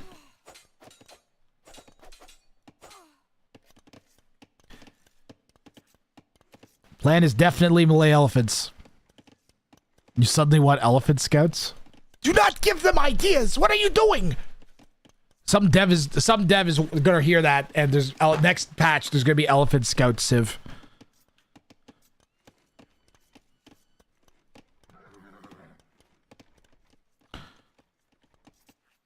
Is there an African civ that has elephants yet?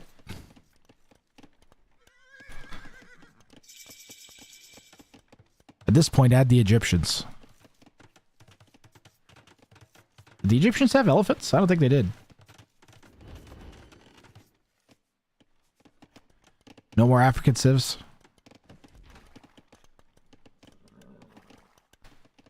I really think, I am dead serious. I think they should add the Imperial Army from Star Wars Galactic Battlegrounds as a playable civ in Age of Empires to this point, and I'm 100% serious. I think that'd be fantastic. Just balance it. Like, it's gonna look stupid, but it'll be hilarious and fun. Who doesn't want that? You don't have to make the whole game, just make a DLC that fits with AoE 2. But they're an empire! Empires are empire. It's Age of Empires, right? Exactly, they're super good in Imp. They get a Death Star, it floats.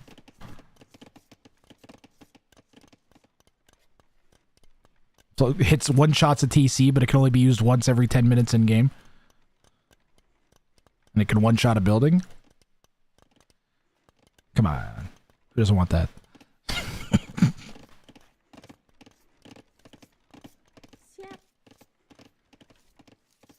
The humans are dead. Yeah, I recall that song. It's an early internet song. Where were they going? They were like walking away from over there. I don't see a sign of a stable anywhere. Do you? Anybody see a stable? Oh, oh, it's from Flight of the Conchords, right? The only thing I liked about Galactic Battleground was killing Gungans.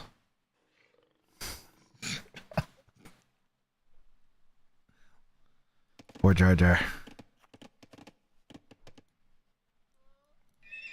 Yep, the plan is forward stable elephants. He made a...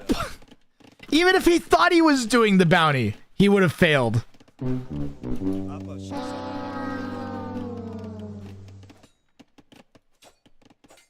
So Tralfamador would have failed anyways. I don't have to feel guilty now.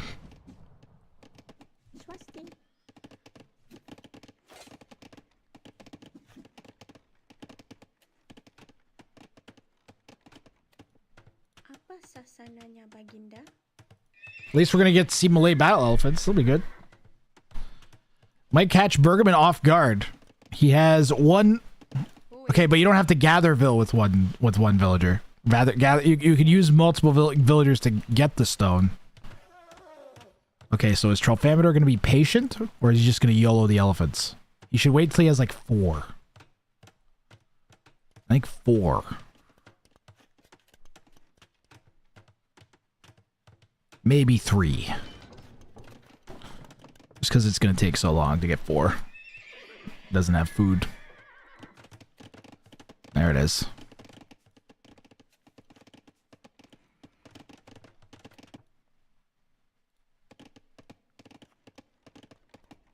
And where could he get stone? Ah, he's got stone. Picking up gold. Remember, Bergman just has to build a castle in line of sight of the opponent. The foundation has to go down somewhere the opponent can see it.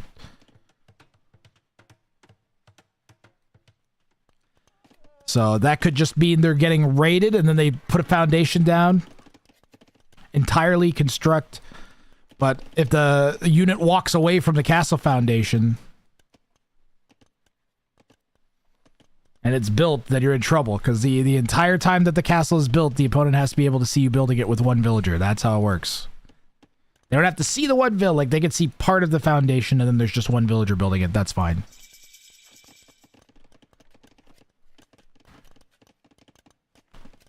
And Green's POV. This is how much time they have to react to the elephants. So they probably won't have noticed quite yet. They might have noticed by now. They're paying attention. Orange is pretty hard to pick up on the minimap, but they just poked a building. So green will have been alerted. The green's also found some of the external villagers here. Goldvilles are dead or gone.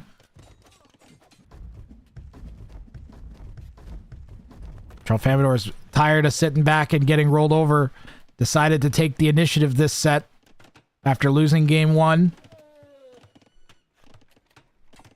The aggression paying off as he gets in. Green unable to wall out the elephants with another barracks.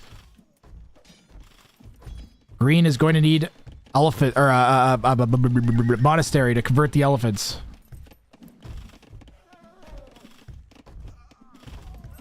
Probably 2.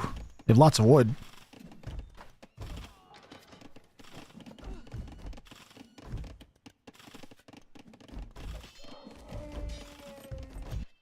Green blob is walking back and forth in front of a wood line. Gonna go harass the gold. Green trying to do stuff with their army. Elephants for now still have free reign. Bergman picked up pikemen and is producing some. Still some unfinished barracks here on the left. Bergman floating tons of wood. And the elephants are in on the wood line now. Lots of idle time here from Bergman as well, being caused by these elephants. The push is quite good here from Tralfamador. The Eco KD, 19 to 9. It looked really bad a couple minutes ago. Now it's a lot closer. And the Vil count is as well.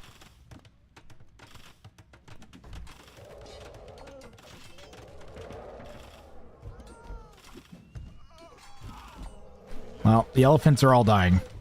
Enough pikemen there to deal with them.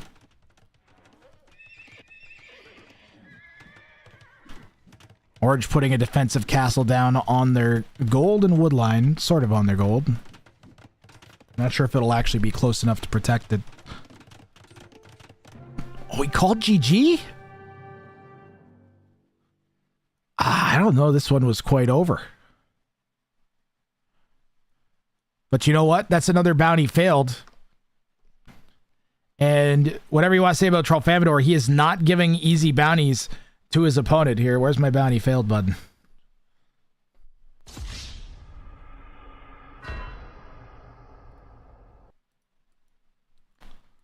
Look north. You talking about this?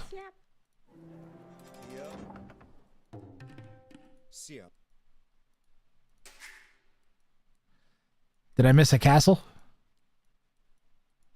I don't see a castle anywhere.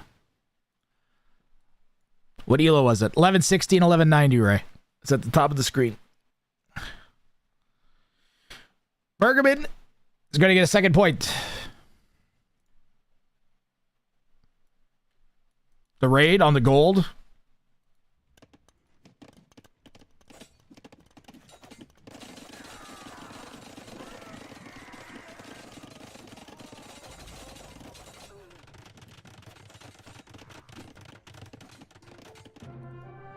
Yeah.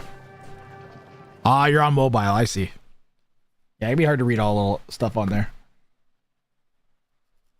Yeah, we don't have. I don't have. That's the no match command, unfortunately. Let me put the second point on this scoreboard and take a peek at game 3 here.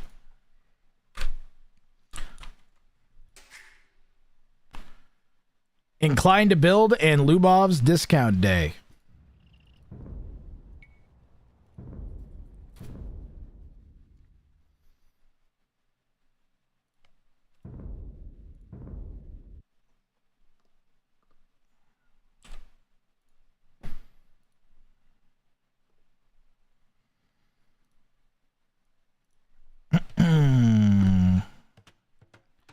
So Trolfamador in the north.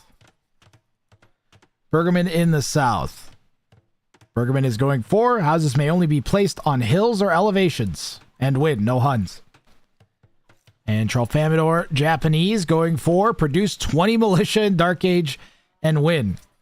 Boy, that might be an instant win if he makes 20 militia in Dark Age, then gets up to Fuel Age and isn't being hit.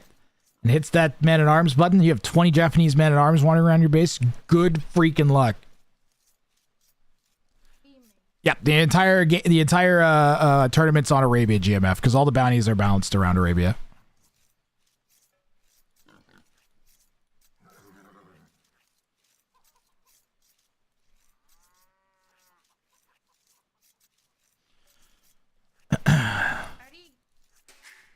So, you know, if you're an Arabia fan, then it's also a good tournament for that.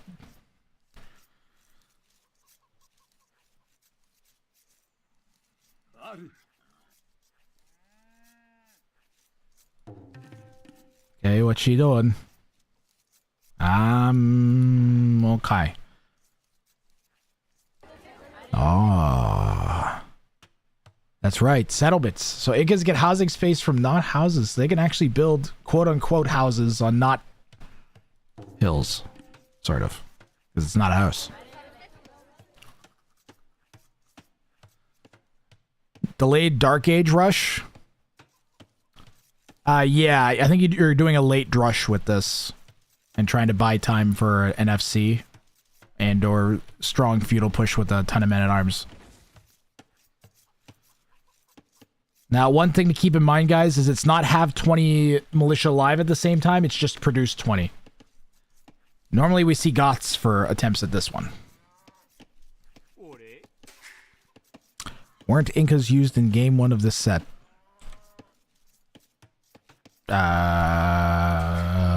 Go back and check the VOD.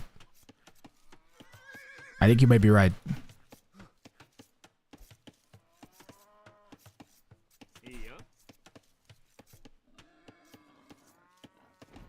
Can you double check the VOD for me, Lori? Because I can't do that right now.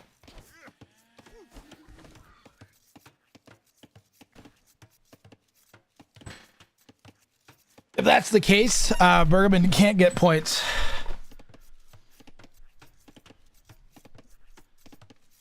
It'll just be a DQ. It'll still count for Trolfamador if he manages to win or get bounty claimed. Fortune's Chaos just raided with 15 pathetic Hey, humans. Fortune's Chaos, thank you very much. Ignore the evil robot laughing at your choice to raid me. And welcome in. We are casting a $700 plus, $800 plus. What are we at? 888 minus 50 or something for the two prizes.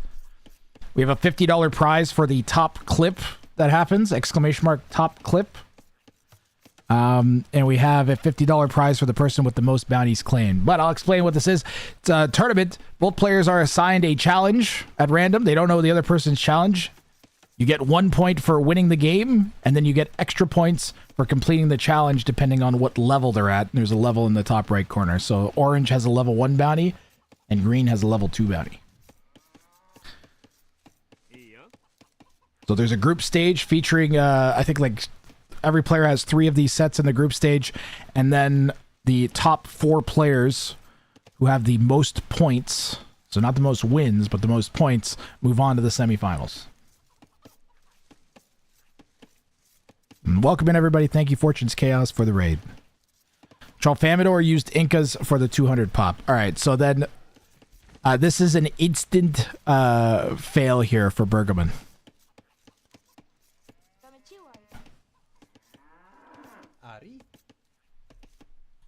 Those brackets are very incorrect, and there are no brackets because it's a group stage.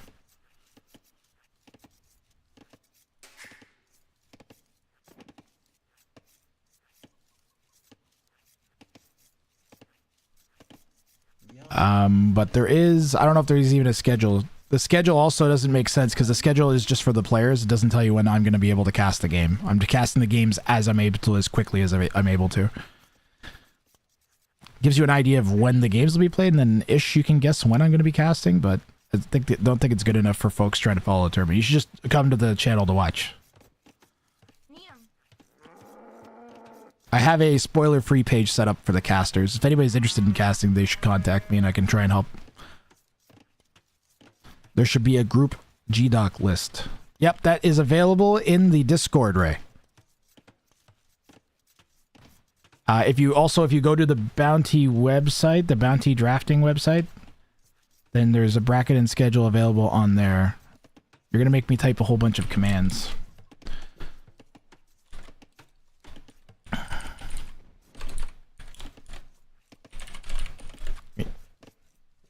I'm doing it now.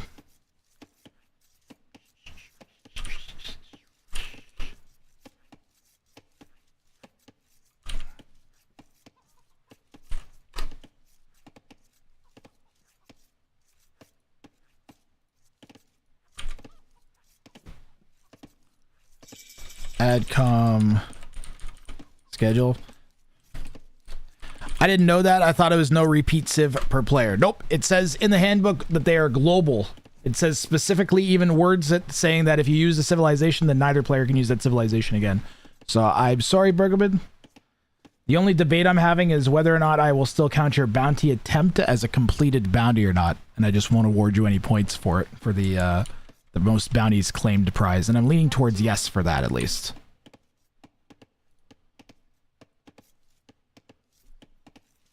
So, but you're not going to get any points for this game no matter what. But I think if you manage to claim the bounty, then I'll still count it towards the most bounties claimed prize. I will do that. Yeah, all good. It's not a disqualifying action. Other than what happened, what I've already said, which is just you can't get points.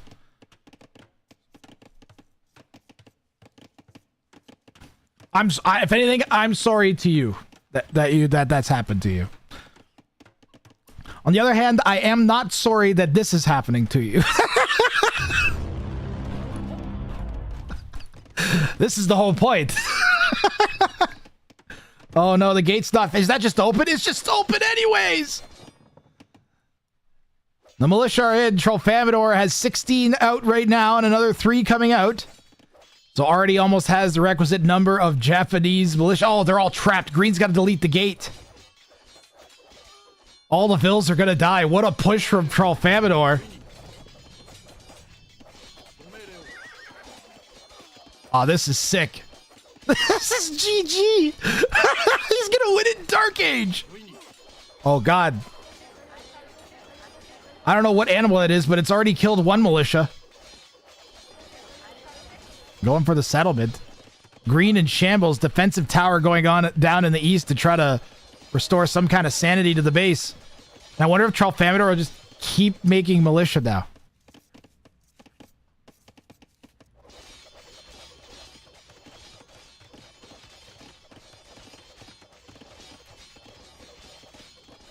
Yeah, Ray. Exclamation mark rankings and exclamation mark schedule. Neither one of them was... Well, schedule wasn't added properly. But rankings works now. Is it hard to remember what civs the opponent is using? It's hard because we don't have a civ draft.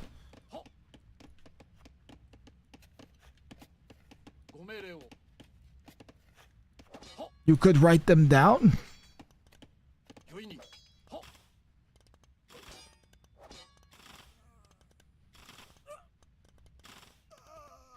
That is a good point, though. I could include somewhere that you to pick your civ on the draft thing.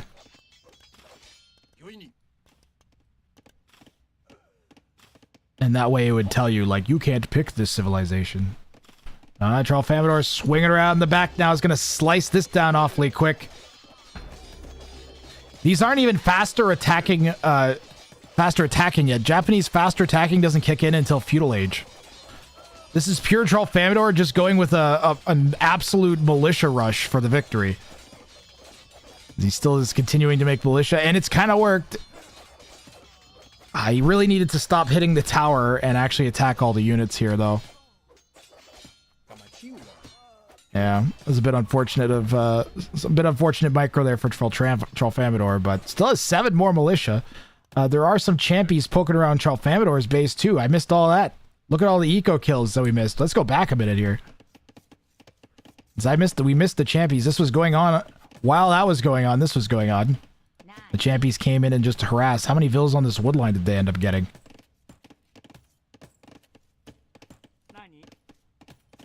This is a disaster. Orange didn't react. Tralfamador was focused on microing his militia at the front and didn't see the champions just eating his vills. Oh, man. That is pretty brutal. Eventually got some militia back to help clear them up. Oh, he called GG! Tralfamador!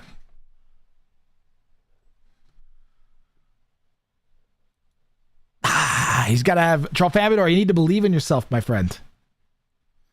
You need to believe.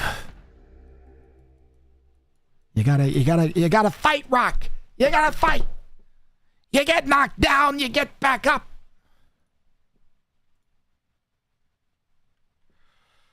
What are you gonna do? So that's a clean sweep for Bergman. He does not get any points for game 3, unfortunately.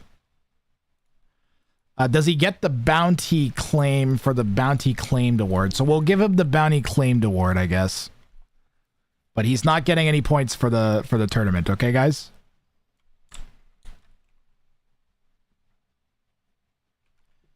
Yeah. So your attempt is good. So just so you guys know what I'm talking about here, maybe I'll show the actual spreadsheet. Why don't I show the actual spreadsheet? Spreadsheets.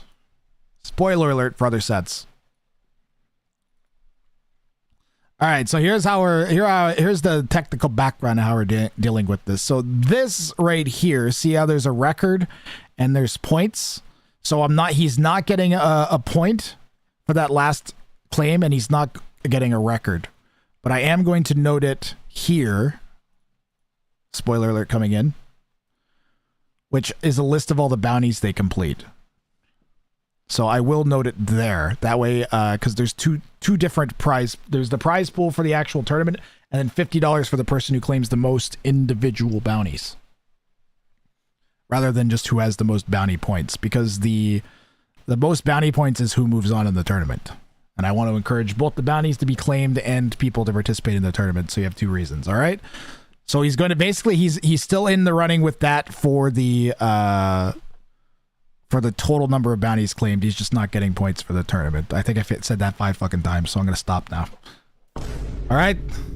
So let's go over here. Something that looks a little bit less ugly to look at while I get all of the points set. And we go to Tralfamador's final set of the tournament after this. We finish the Trials of Tralfamador with Tralfamador versus Moon 182.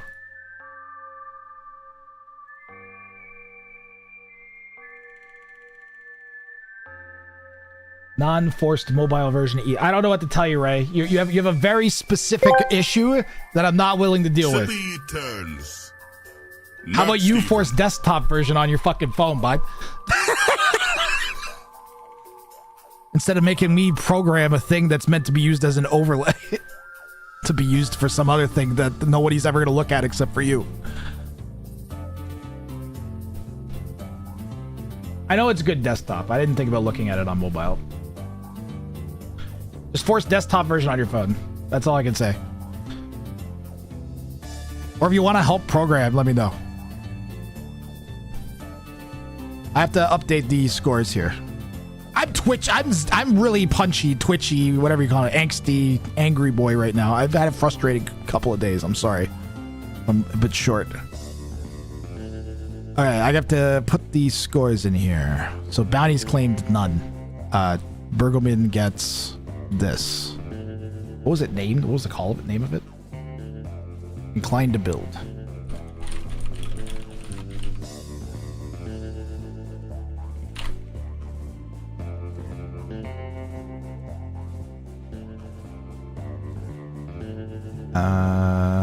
Bergerman.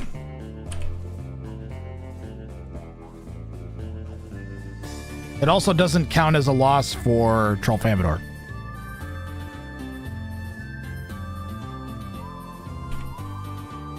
I feel like I was a bit jerky explaining things to Ray, but I don't know what to do.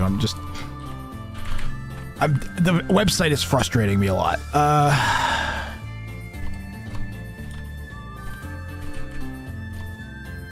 It works great, but it's also just like all I've been doing for the past year of my life is IT on various websites, I swear to God. So Tralfamador lost all three.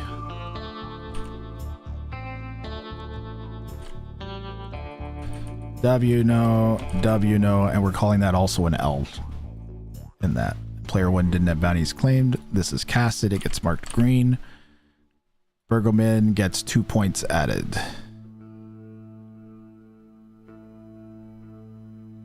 2-0. 2. Tralfamador 05.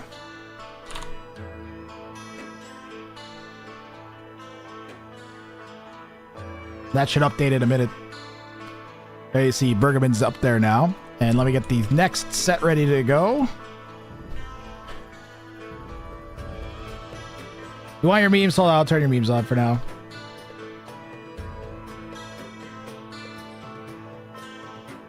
Let's see here. Tralfamador versus Moon. Game 1. I think this was one of the sets that I lost the data on. So I'm going to have to make like a fake draft. I think. Or put up some... I don't know how I'm going to do this.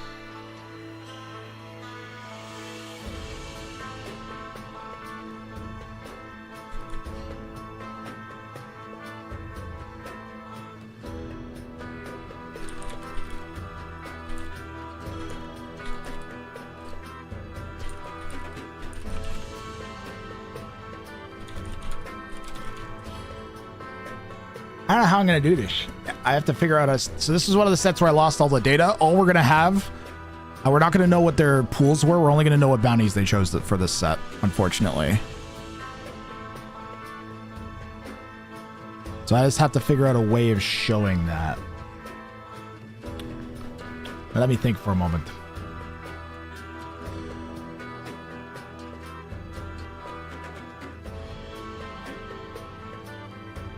Might have to just go with like some plain text on this.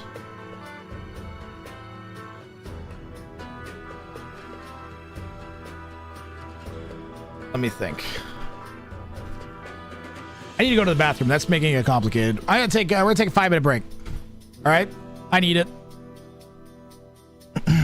Let's cast 6 straight games. So I'm gonna run to the bathroom and we'll come back, chat. Okay. And I'll figure out how to do this. I can't think we'll have to go to the bathroom, I would say. See you in a few.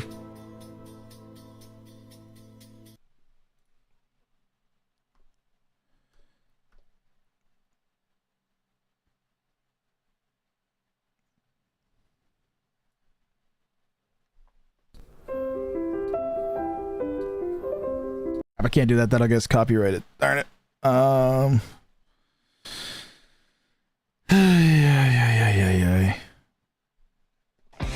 Are you tired of not having giant quantities of goo? Well, good news. Here at Jeff's Goo Warehouse, we have managed to acquire thousands of vats of goo repurposed from another product that we don't name legally. Are you tired of not having vats of goo slathered over your body, poured over your house, or even force-fed to your children? Well, good news. Here at Jeff's Goo Warehouse, we have a goo blowout. More than 15,000 pounds of goo need to go before the end of the day. We'll pour it inside your car. We'll pour it all over your plants and inside of your home. Just let us know where you need the goo, and we'll immediately place the goo in the most convenient location that we possibly can for ourselves. Sometimes I walk down the street and I'm like, man, I wish I could have some goo. Well, guess what? I can. All I gotta do is head on down to Jeff's Goo Warehouse. Goo! There's so much goo! It's coming out of every orifice. Every part of your body has goo excreting from it. Look at over there, there's goo. Goo on the ground. Goo in your hair. Goo in your eyes. Goo at the mall. Goo inside of your car. It's goo! Goo!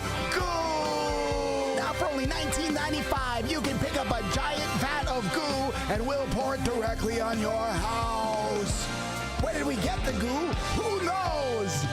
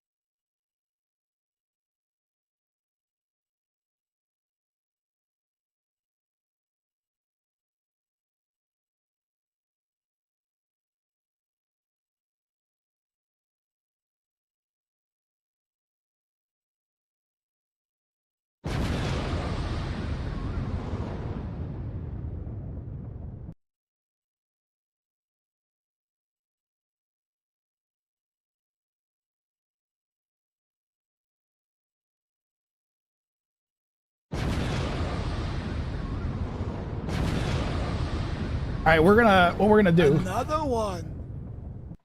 Another one. We're just gonna start. We're just gonna start the set and figure it out as we go, because I kind of have to just plow through these. So those are the wrong bounties. I will get you the bounties now and hide those. So that's going by, and this one is going goodbye. Yeah.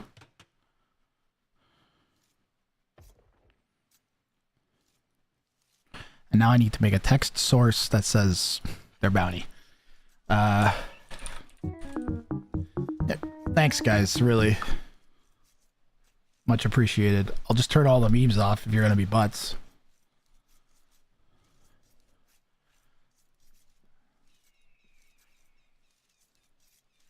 Yeah, butts.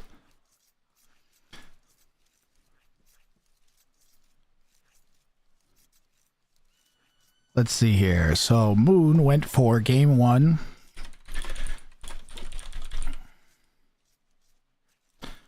Poor city planning. Let me pull up the definition from the bounty list.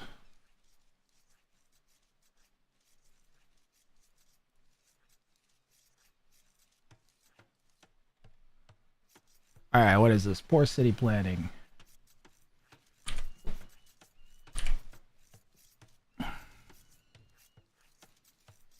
Alrighty, let's see here. How do I make this not be a horrible piece of garbage?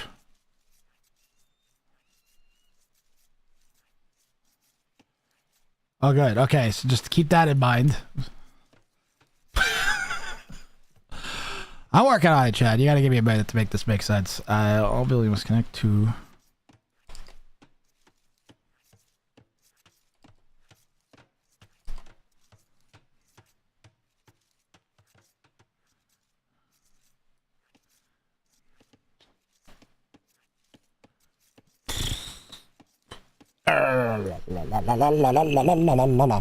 La. Calm down, breath, ring, upset doesn't help.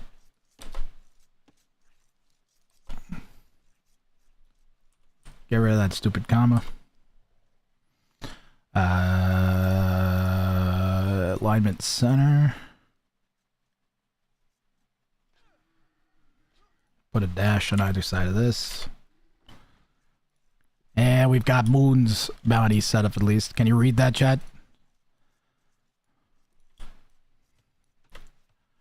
I'm gonna need it anyways if you guys don't, so.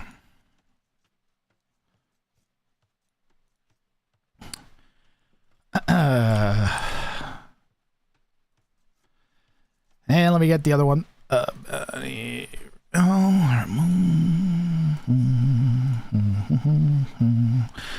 Boo, boo, boo, boo, boo. Look at that scout go. And what the heck was Trafalmator going for that time? One castle, one bill. He's going for the Greg Castle.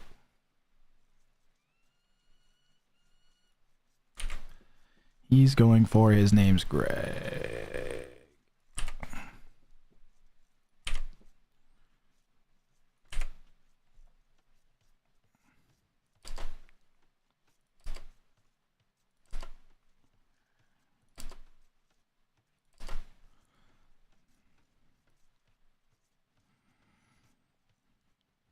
Alright, that's just gonna have to do.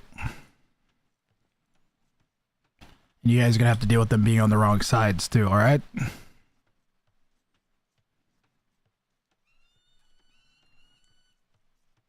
Can I get like a blank bounty blank? Yeah, there we go. Something to work as a background so you can actually read them. Wait for Windows to take 7,000 million years to index any folder that you open ever so that you can actually look through it. Waiting. Thank you. Bounty blank.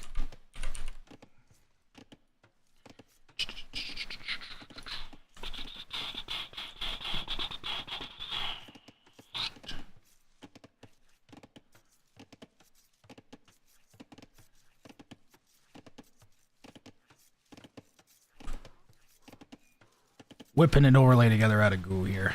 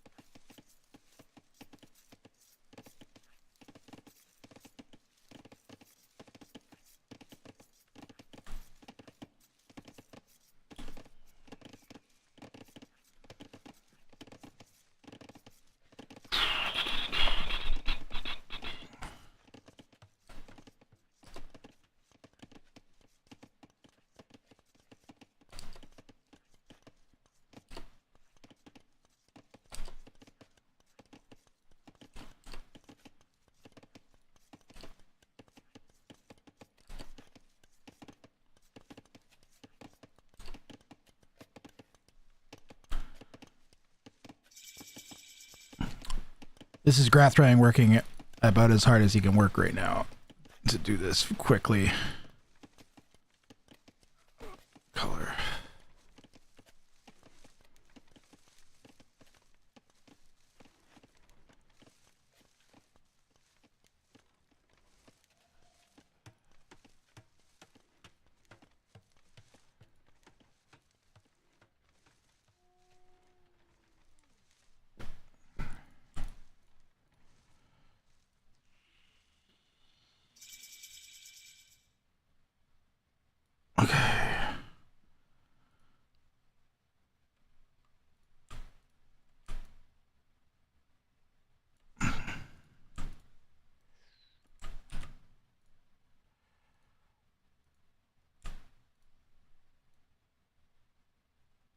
Did I get that right? Are they on the right sides? Trufflemator's going for Greg. Okay. Holy moly, chat.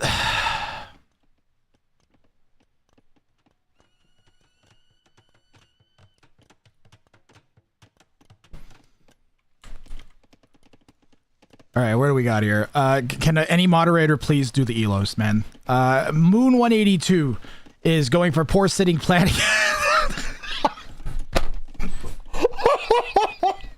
I could have just looked and figured it out. And it's looking really good here for Moon 182 early on. Trufflemator in orange as the Khmer going for entirely construct one castle with one vill named Greg. I don't know why he went with the Khmer, but whatever. Let's go for it.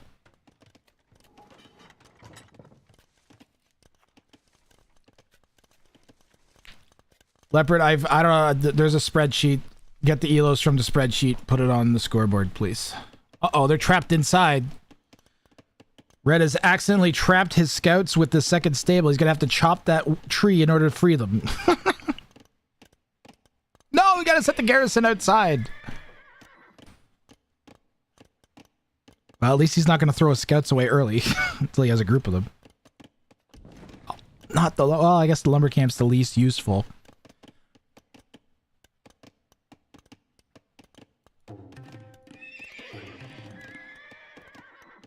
These buildings are no longer connected, though. So you'll have to fix that before the end of the game.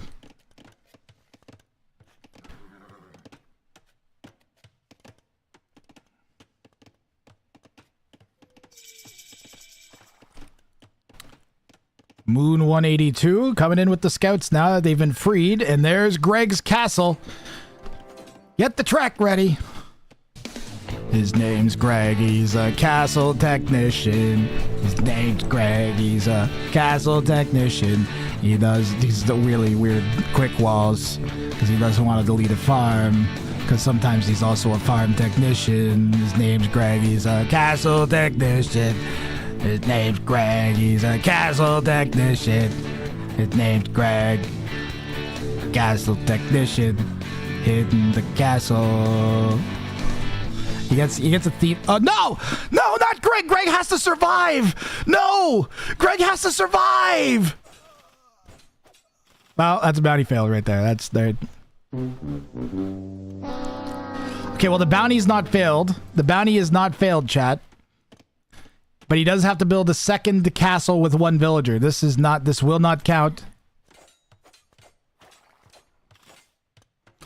Clearly that was some imposter Greg.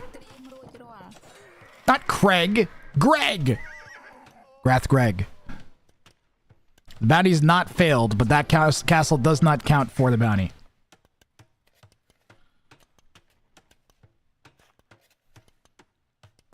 Thanks, Leopard. Yeah, Greg. Greg the castle... Bro, he's been Greg for 4 years! Why am I the one spamming my own emotes, chat? You're letting me down. Everyone except Leopard is letting me down. See, not Leopard, you're good. You were good before. You're already doing Elo.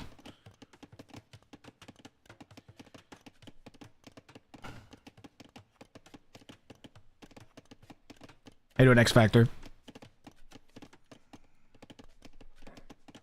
That is a big Vil deficit. Trolfamador definitely thinks this counts. But if you read the bounty, it says, entirely construct one castle with one villager named Greg who survives. Greg definitely didn't survive. And this was not entirely constructed with one vil. That was the same vil.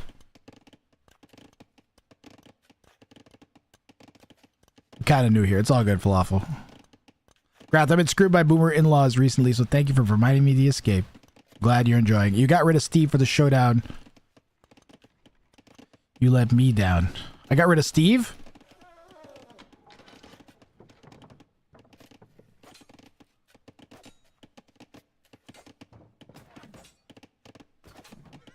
Ballista elephants for Trolfamador.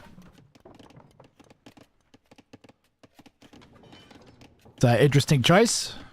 Why ballista elephants? So this is Trolfamador's last set of the tournament, unless he moves on to the semifinals.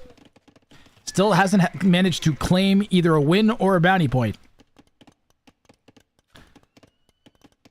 And you know what? He's just going to be able to chop into the wood line here.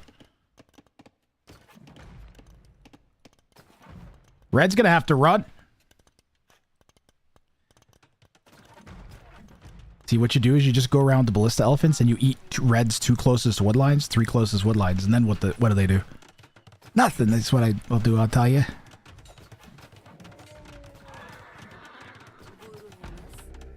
Moon 182 dropping a defensive tower. And once he gets to Castle Age, now that he knows that the ballista elephants are out, I'd like to see monks. This kind of looks like it might be cav archers. If he goes skirms, some people think skirms counter these, and they do not. Uh-oh. Uh-oh, Chad. A lot of people think skirmishers counter the ballista elephants, and they don't. At all. They think they're cav archers for some reason. They've never seen them, and they don't know how to deal with them. That tower is not connected. The buildings only have to be connected at the end. Okay? Buildings only have to be connected at the end. And I think the tower is connected to the house, which is connected to the barracks. I'm not entirely sure.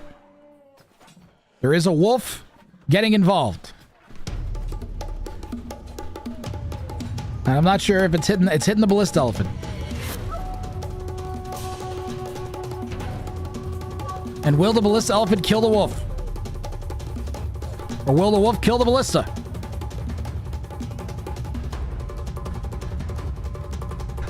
The wolf is closing in on the kill here, chat. Oh no!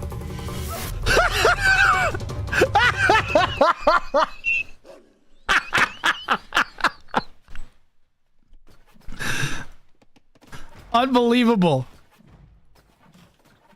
That is a wolf champion taking down a giant elephant single-handedly. New bounty idea. Feed at least 4 ballista elephants to wolves and win.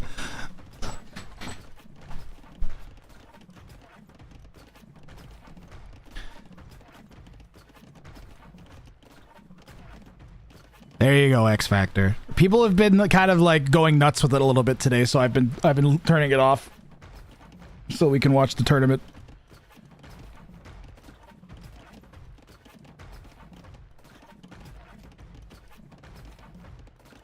try to X underscore factor underscore There underscore you go. underscore just made all of the channel point redeems cost 1 point. All right, get it out of your systems, chat. Get it out of your systems. Sometimes maybe good, sometimes maybe shit. X Factor just dropped 10k points. Hello? Yes? Elite Scurbs do not counter ballista elephants. Even they do not. I don't know if Moon realized. I still don't think Moon realizes this.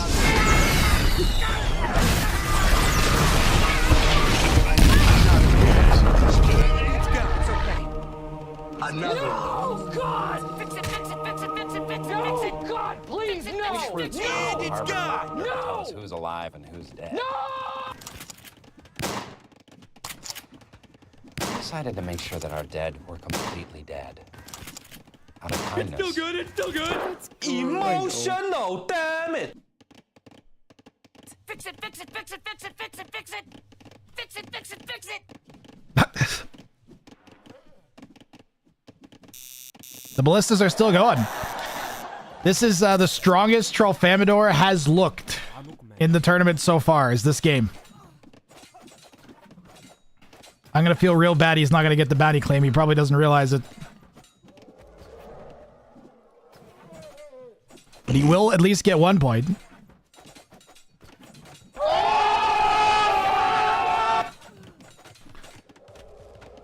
The question is, will Moon 182 ever realize that the Scurbs don't counter the Ballista Elephants? It looks like Trollfamador has given up on the Ballista Elephants. They are very expensive. One Ballista Elephant has to kill 4 wildlife? Oh, yeah. We're getting some good bounty suggestions out of the stream, I gotta say.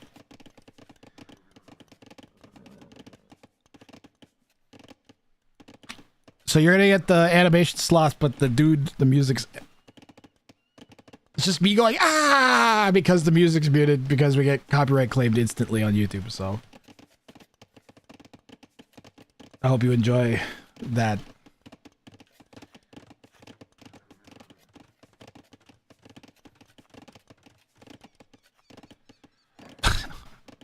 Was it everything you wanted?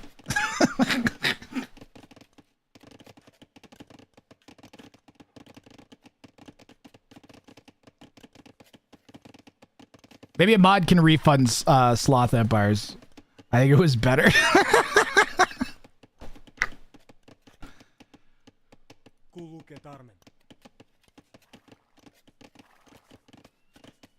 Does he have Bodkin? Well, he has Bodkin, and the Knights don't have +2. And there are 25 Scurbs. Yeah, Cumin Camels aren't great, so they lack heavy camel upgrade. They're fine in Castle Age, I guess. I'd rather have my own Knights. But if you're behind... I find your lack of disturbing.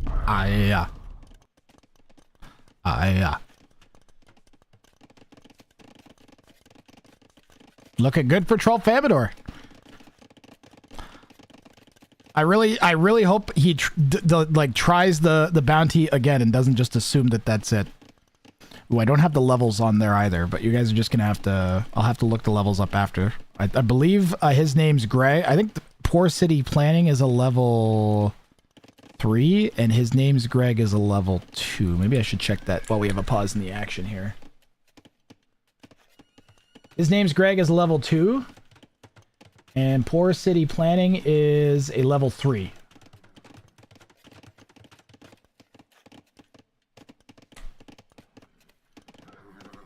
We do have, like, I think five more sets after this one that are going to have the same kind of overlay problems, and then we'll be back to normal for the other, I don't know, 35 sets that are left.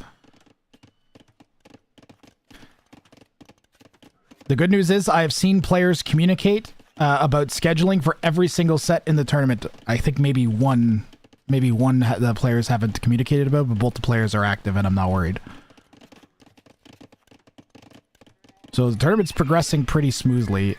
Even like the new sets that I assigned after we had a few players drop out. Oh yeah, Jimmy Thix dropped out, Kongan dropped out, Binny Bong Baron dropped out. They were not responding to anybody. Drinking game. Take a drink every time Grathrang checks the spreadsheet. The elephants have popped here for Tralfamadore. They do get trample damage. They're not terrible against camels. Camels will sort of counter them. But watch the damage stacking. Yeah, the elephants will win that. So much HP on them, too. Red's gonna lose their whole army here in a second.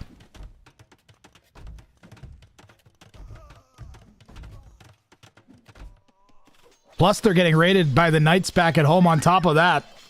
This game's like over. +2 is in, and that is enough knights. Might be able to slice the TC down. Not if you're in range of the tower, though. I don't know. 8's not quite enough. Usually 12 is about the minimum I would try to do this with. But the elephants are coming in, so... Should just fight all the army. Should not focus the TC and should instead fight with all the army at once. The elephants get anti-building. The elephants have bonus damage, so once you clear everything, as long as you have a couple elephants left, it'll go down pretty quick, especially with +2.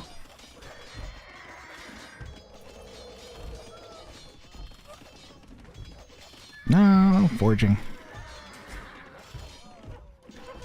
Arguably GG. We'll see if there's enough HP left on the army here. There's only 4 units. Red could repair and probably outlast that. There are more knights coming in. And they could go forwards and finish this off. Tralfamadore going off to the west with a group of villas. Not sure where they're going. Wood? Gold? Not sure.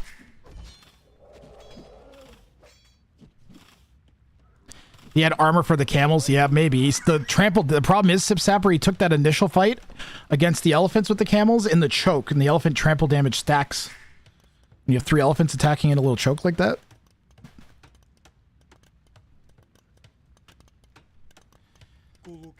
Melee armor might have helped.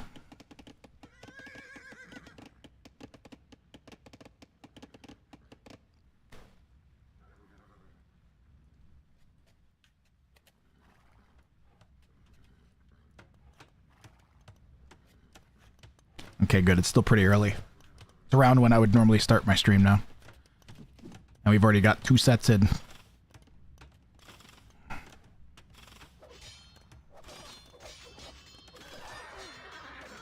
Alright, Moon. You are dead.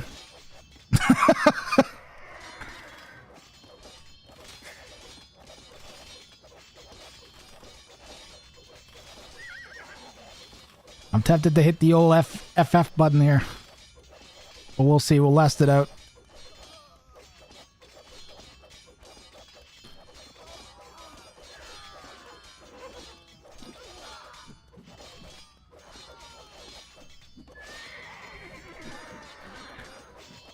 And again, that castle doesn't count for Orange's bounty because it was built using 2 vills. 1 at a time, but 2 different villagers, so it doesn't hit the bounty conditions. Still, in line for the first point of the tournament here for Tralfamadore. The TC is at 5 HP. A small sneeze will knock it over. And Moon is going to save the town center. It was at 5 HP. If Moon comes back here, oh man. Tralfamadore will be kicking himself having seen that. He watches the cast. It's taking too long to do stuff. Did not need Imp here at all. Should have been a Castle Age all in to finish it off, I think. You only need Imperial Age if your opponent has stuff that you can't kill. Sometimes that means they have a unit that you can't kill unless you go Imp. Sometimes it means they have a castle that you can't take out. Or a base you can't break into without Trebs or Bombards or something.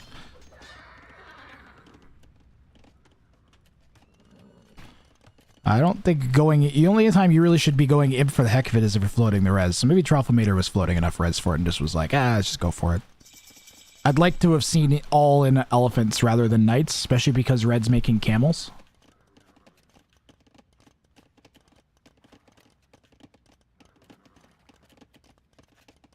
The elephants will do better. And kill the buildings. If you're not going to make siege, you got to make something that'll kill buildings. An elephant's pretty good at it.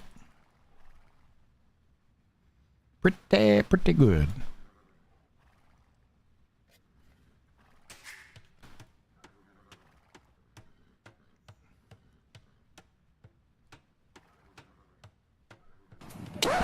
Yep, that's me. You're probably wondering how I ended up in this situation. Oh, never mind. Never mind. Never mind. Never mind. Never mind.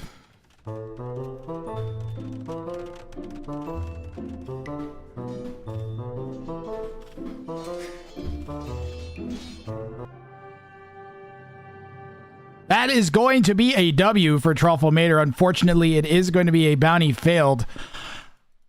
So he's only going to get a single point for that one. But at least it's Trufflemator's first point in the tournament. It's going to have to be at least a little bit happy he didn't go completely scoreless here. So good job by Trufflemator. I'm not dwelling on games too long because we have so many we have to get through. And it's going to take me like 5 minutes to set the overlay up for the next one. And you also are just going to stare at the screen for a minute because I don't have all the overlays working. I had a website disruption. Pardon me.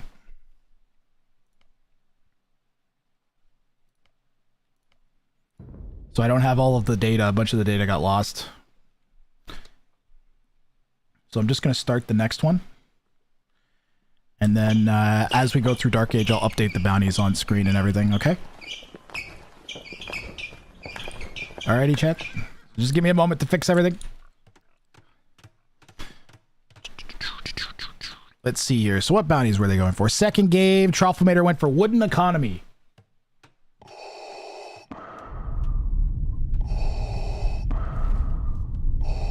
I find your lack of overlays disturbing. I know, right?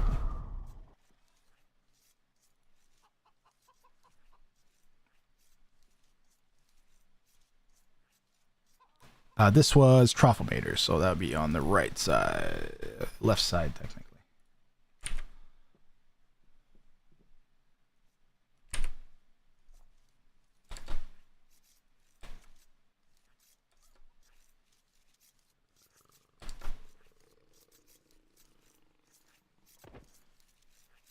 And what's the name of this one? Wooden Economy. It is a level 3.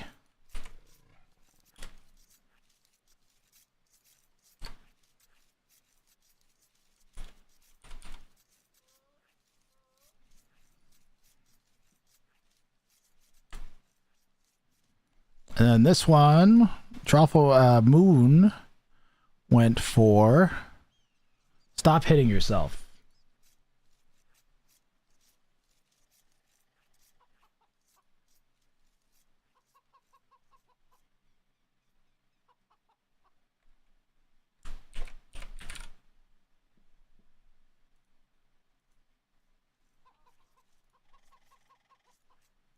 Which is level 1.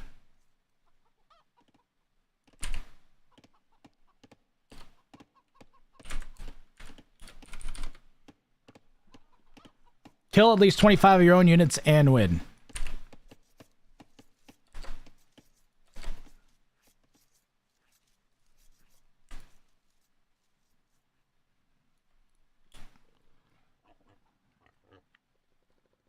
You can't really see that. Let's see here. Let's move that down there.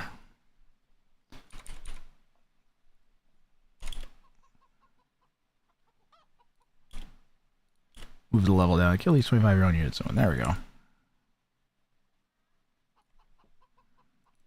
Move that down. You guys can see the level. So they both went for interesting bounties, I think, to watch. All right.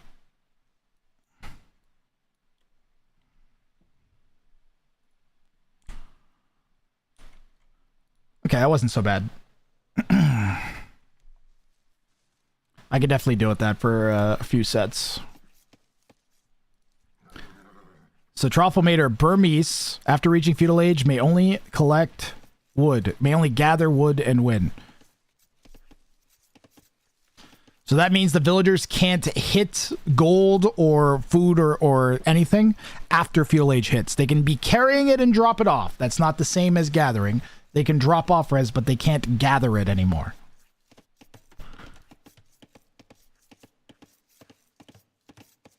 And Moon is going to have to mangonel a whole bunch of his own units. Does deleting units count as kill? It specifically does not. The definition of it, we have specific definition of terms. Maybe I should show that on screen, since it's directly relevant here. Where are our definitions? There they are. Can I make this bigger?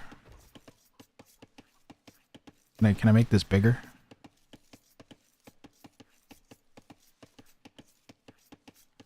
No. I can zoom in. There we go. Gathering. Any use of villagers or fishing ships to acquire map resources available to both players. There you go. See, we got definitions of everything, so that players can't be like, "Oh, I didn't know that meant bloobity blue." Like, well, you should have read the handbook. Which is a phrase I've already said many times this tournament to people. Hide the flashbang. No, I still did it. Does delete units? Okay, I read that. I'm up to date. I'm up to date on chat. We're doing good. That is way too many villagers on papayas or berries, or pineapples, whatever you want to call them. Lawyer Grath. I have a lawyer on my mod, or a guy in law school, Alucard. And I asked him to review everything, and he said no. And I'm pretty sure it's because he didn't want to be held liable if he was wrong.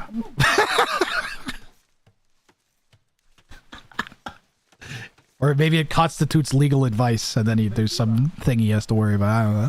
I'm pretty sure that's why, though.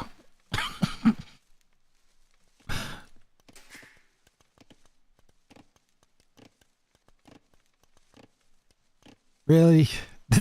You're holding it! Just read it!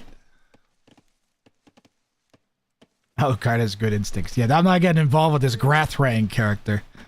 Nothing good has ever come from Mangonels getting involved in legal disputes.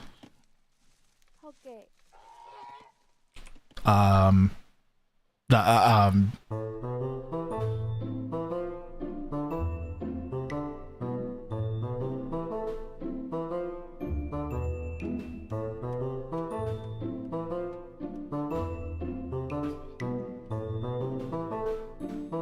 Why? The goose spy?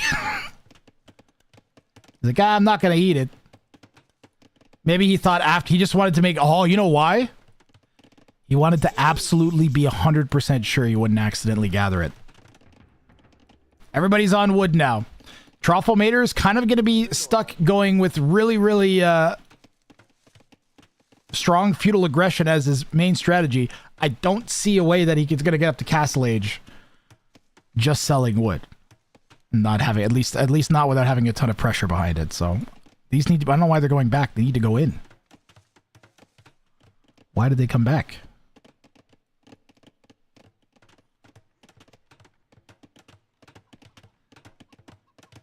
I'm impressed that Troffelmator took such a difficult bounty. Wait, is stuff hitting yourself level 3? It might be a level 1. Crap. That might be the wrong level for Moon, because there's multiple. I think it's the lowest level. It might be a level 1. Okay. Kind of want to check that now. I want to know. I want to know. Flashbang, flashbang, flashbang. It is a level 1. It is level 1.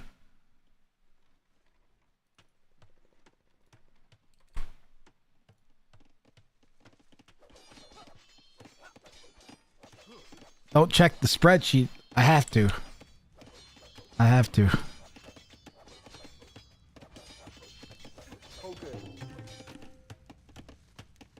need a third PC just for adminning. That's what I should do. Get some old crappy laptop out and put a monitor and mouse on it just to click on spreadsheets. Moon's up to Castle Age. I'm surprised Troffelmater wouldn't take Saracens for this. Although at least Burmese have the not needing a lumber camp. I don't know how that factors in.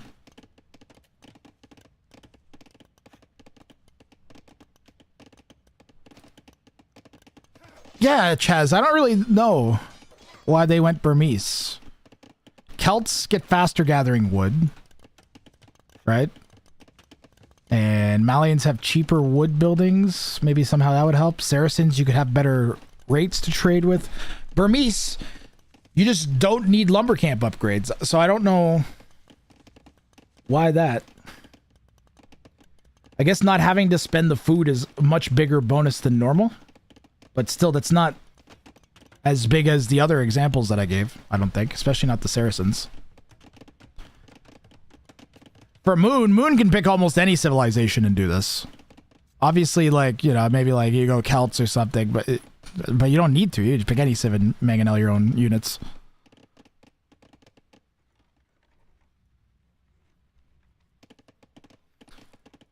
Italians, because of cheaper ups.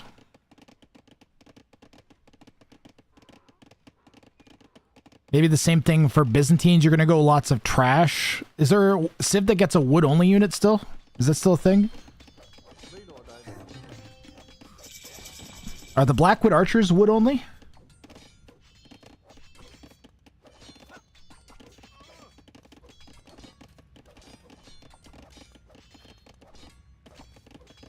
Okay, I thought I was getting pinged and I wasn't.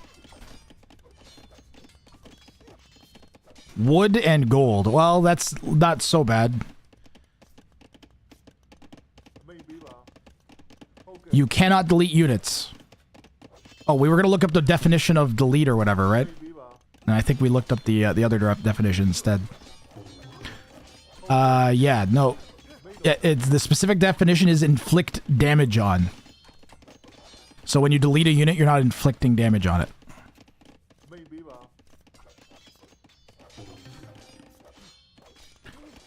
So I think it's like kill specifically means inflict damage until it expires. Whoa, Spike. I assume Saracens Gurjars to lame your opponent's sheep for more passive food. Ah!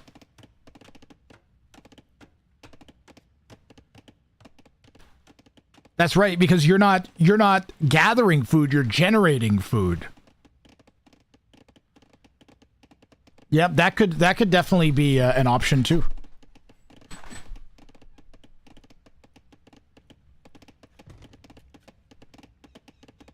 You could also, could you argue that building a farm on a folwark is also not gathering food, is it? As long as you don't actually gather anything from the farm. Interesting. Oh yeah, you can garrison relics too, yeah. And same thing with like a Fatoria. You could fast imp Fatoria and define generating. You're not... a resource is being added without being gathered. You could just say that it... Honestly, you don't even need the definition for generating because gathering means it has to be a resource that's available to both players. So if you put sheep in a mill, you're not gathering a resource that's available to both players from the sheep. Even if they were Gurjaras, you're still not gathering the resource. The resource is just garrisoned in your mill. And then you're getting food because of that. Bit of a waste there from Troffelmater's feudal army. And he's going to call GG. Just kidding, deal with it. There were knights back at his base. And this is a bit of a...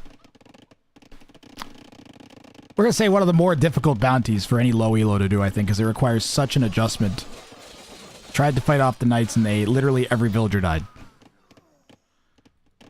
And Troffelmater moves on.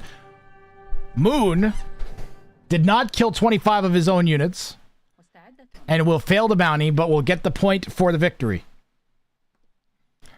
So we are tied at 1 in the set. Neither player getting anywhere near the amount of points that they'd want out of a potential 8 for both players. They both just have 1. And once again, you guys are going to give me a minute while I get game 3 set here. We don't have overlays for this set, unfortunately. And for like a couple more, I think. it's going to be like this. But at least we should get, like, into the games faster.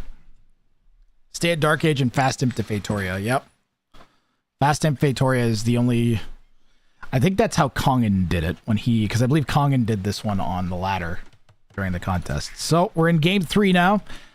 Allow me to get the players' bounties from them. Let's see here. Long live the Warrior King 2 for Moon on this one.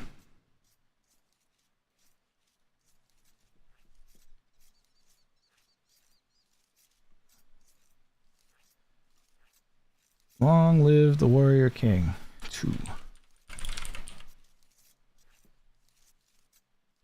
Kill 3 of the opponent's units with your starting scout, keep it alive, and win.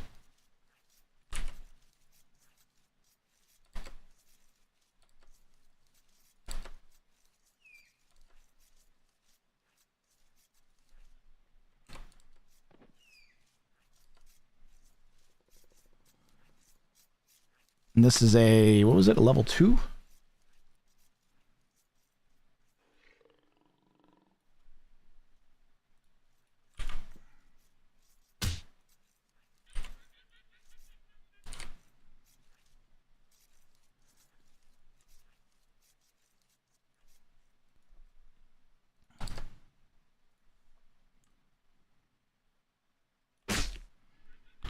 And what did Troffelmater go for?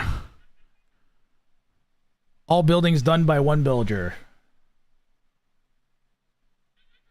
Troffelmater picked the hardest bounties. I think he might have picked the ones he thought looked fun, which I have to respect a lot.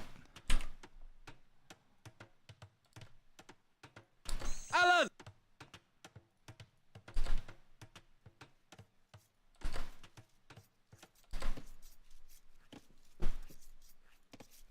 Level 3 bounty as well, too. Alright, something resembling overlays is now on the screen.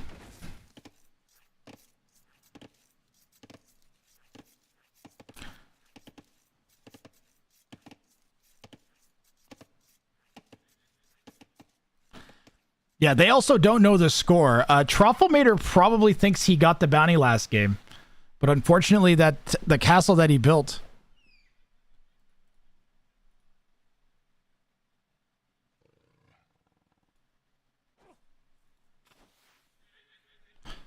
Unfortunately, the castle that he built was built using 2 different villagers, so did not qualify for the bounty here.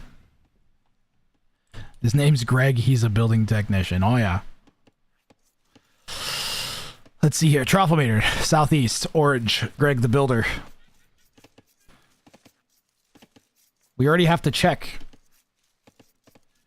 Oh, he skipped it. He went Huns to make it easier. What villager built the mill? Because that's going to be Greg, and I'm going to have to control group him. All right, that's Greg. I'm control grouping Greg, chat.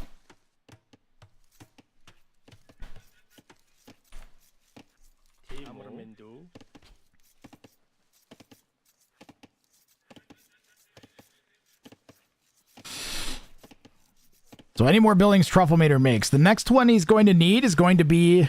Wait, the lumber camp, too. Wait. Okay, all right. He's got the lumber camp, he's got the mill. So when this one was initially done, I think this was in the first like 20, 30 bounties that I ever had on the show. People who attempted it said it like it was very obvious that it was doable, but everybody was going off about how hard it was. But every single person that attempted the bounty succeeded in doing the bounty conditions and would lose the game. Oh. That's Greg. Greg's on a roll, chat. After 2 minutes, you'll forget which villager it is. This is why you have a control group, Frozen Flame. Oh, this one, yeah, exactly. You get housed or something. I think that's why I went with Huns. Really smart choice there. And we're going to have to keep an eye on the starting scout as well. Because the starting scout needs to get 3 kills.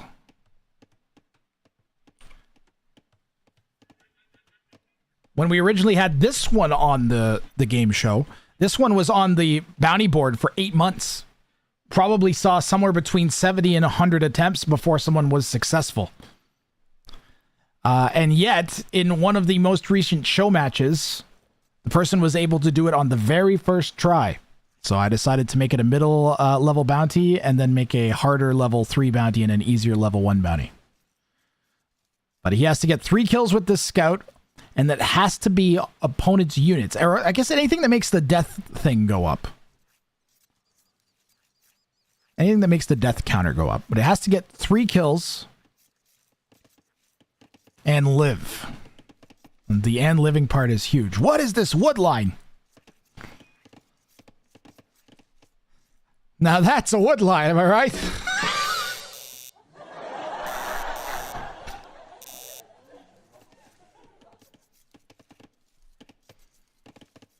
Joel Famador is going to use his TC detector. He's forgot to set it on stun. Down it goes. He literally right-clicked it to the exact tile the TC was on. Did you see that? Look. Look where it stopped. It stopped on the exact center of the TC. You just know he looked away and clicked it there and just ended up exactly. That's why he's leveling. It's an unprocessed palisade wall. All right, what you got for us, Treff? Whoa, whoa, whoa, whoa, whoa, whoa, whoa. What the fuck is this?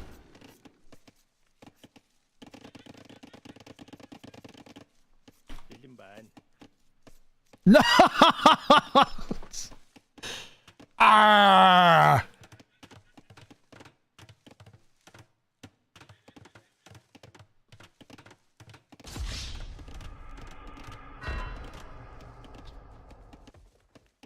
Bounty failed. Well, I think I could show the bounty failed thing if I'm careful. Just an absolute disaster moment here for Traffle Fader, unfortunately.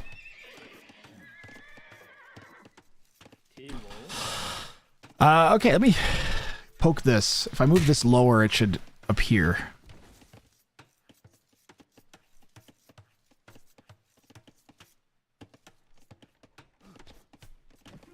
There we go, that's good enough. No, God! No, God, please, no! No! No! No!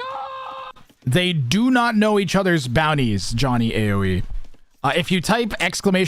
Showdown Cup, I think that has a list of the rules. But I'm happy to... Any questions you have, I'm happy to answer. No, they don't know each other's bounties. They each get a pool of 6, and then they select one of the 6.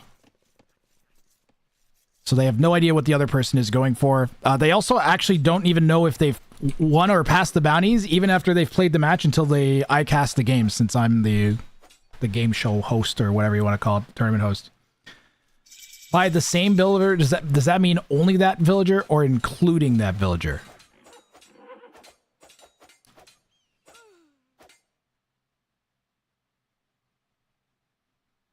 Including.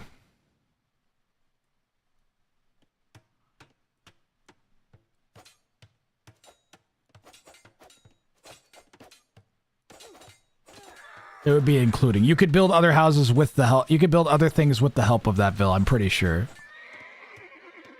Using the same villager. Yep. Yeah, you can use other vills to help, but it has to be involved in every building's construction.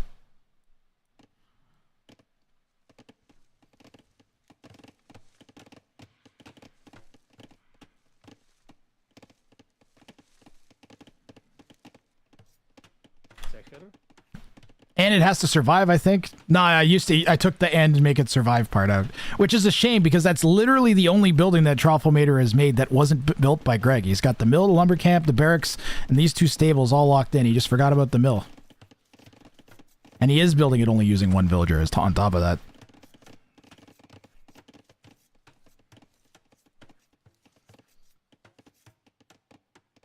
Yeah, at one point I went through and I read all 103 of the bounties that are in the tournament, and I tried to figure out how to cheat at all of them.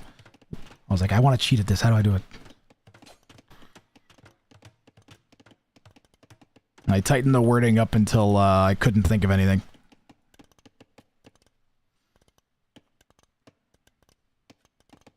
Moon 182 has walls including the wood line. The famous wood line.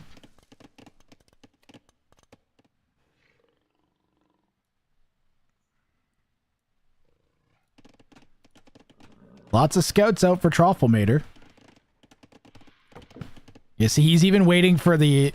Oh, man. He doesn't realize that he built that mill. Should have tried to fast castle cavalry archer so he doesn't have to make too many farms. Not that it matters at this point. Farms do... Does it say including farms? I'm pretty sure it said not including farms under that. Oh, man. Well, I'm gonna just take that off for a second. Other than farms. I have to fail him again, though. Because I erased it.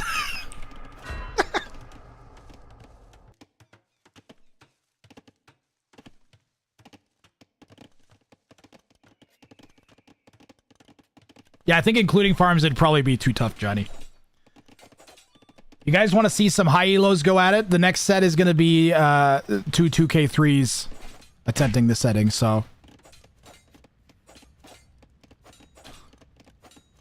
Hopefully we get a bit, like, higher quality in terms of just the standard AoE gameplay, but...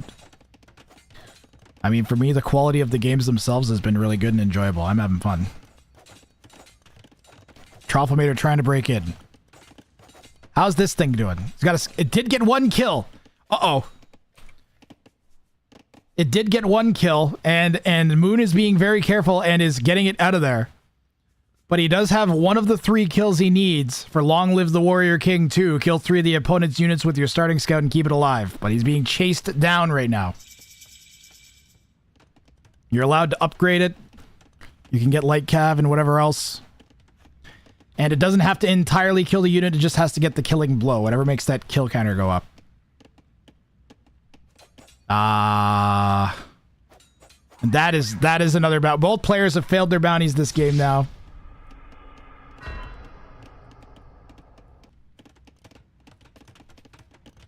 Bit unfortunate.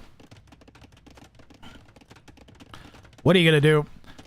So a single point here at stake at most. No, God! Moon will know he failed too. God, please, no! No! No! No! Moon has a very clear indication that he failed the bounty.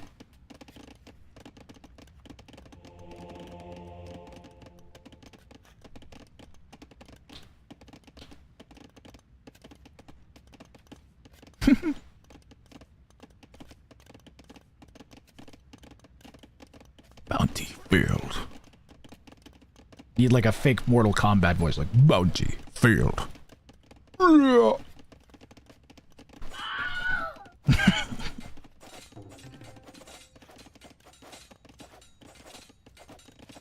right, Chad, now that both players have failed their bounty, although don't forget that Troffelmater probably isn't 100% sure that he's actually failed yet. Where is he? There he is. Yeah, see, Troffelmater still thinks that he's in the running for his bounty. That's gonna hamstring him a little bit.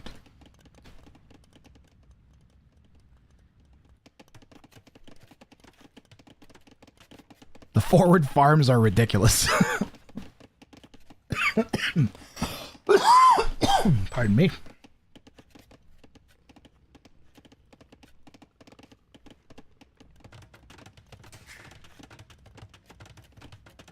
The trials of Troffelmater are coming to an end.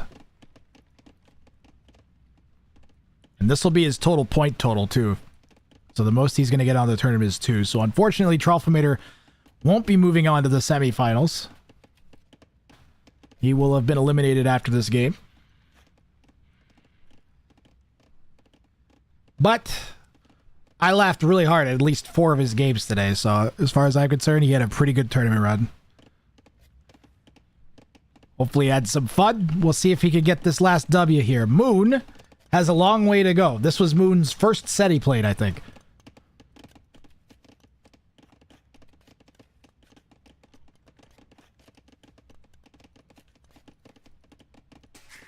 They played.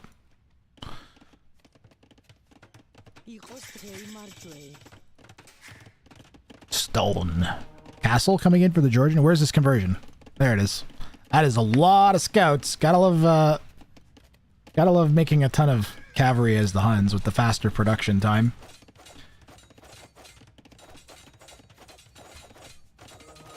Keep those monks inside.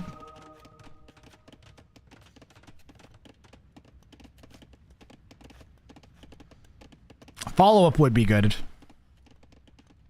It's begging for a forward siege workshop here. Ah! I like it, Trelf. I like it. Aggression. Let's see the mangonels.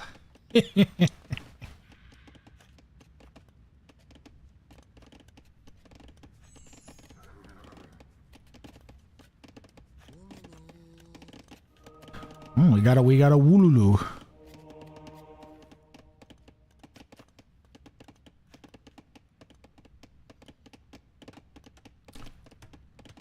Ba, ba, ba, ba, ba.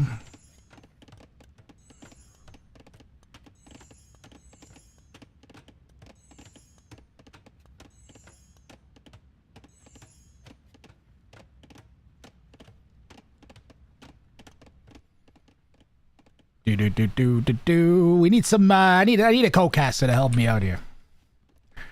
I can help you out, Grass. Hi, guys. My name's Barry the Beaver. I'm an anthropomorphic beaver from Wild Stinky River in Canada, and I'm here to cast some Age of Empires 2 for some reason. Grass, there's nothing happening. Why would you ask me to co-cast now? Like, because there's nothing happening? Alright, I'm not dealing with this. You make a siege workshop, it takes them 5 minutes to make a mangonel. Well, you don't think that I'm upset about the lack of mangonels so far this game? Alright, fair enough, fair enough. Bro, the lag spikes. Alright, mango. It's mango time. It is mangonel time. Mango time. I'm pushing fast forward. Okay. Mango time. It's taking too long. We got 22 sets we gotta cast. Taking too long.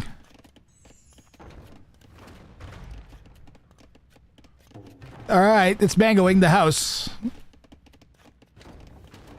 Really slowly.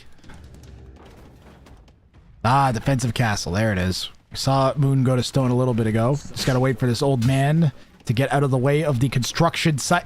Old man, get off the foundation! You're in the way! Oh my god! There it is. Jesus, the knights are in now.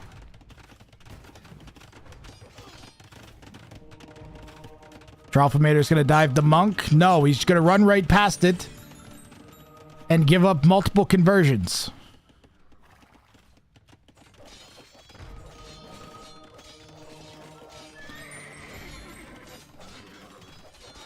Nearly fix it.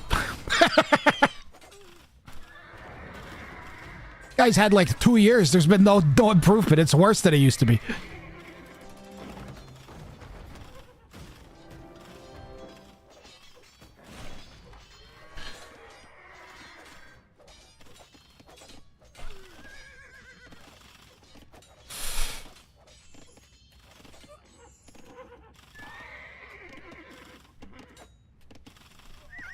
Chat, what would you rather have? Would you have rather had another 2 NACs? Or would you rather pathing be the same as it was 2 years ago? Or instead have it now? Would you rather have 2 NACs or have pathing the way it is now? Instead of 2 years ago?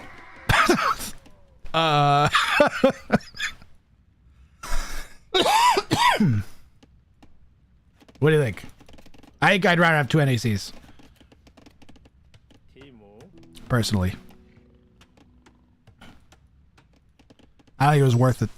Like, it's always going to be bad, and unless you can actually improve things, it's just not worth sinking time and effort into. Yeah, 2 NECs would be great. Could have had someone else do a middling poor job at fixing the pathing than Nilly. I don't think it was necessarily Nilly's fault that there's been such a lack of pathing improvements. I think it was always going to be that bad.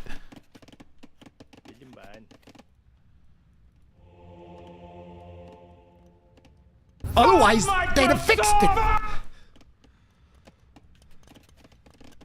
We wouldn't see that. Now, part of that was the Scorpion complicating things on the Castle Foundation, but bleh. Moon is now 20 vills up almost. Tralfamator never made an extra town center. He's stuck with a 1 TC push and has gone up to Imperial Age. He has 4 knights and he's making some more, as well as a pair of rams in production. So, capped ram. He's got a lot of food, so you could go cap ram cavalier. Manaspa, though. The more Manaspa that Moon gets, the stronger they get. Can you see the attack stack when they're near each other? I don't think you can.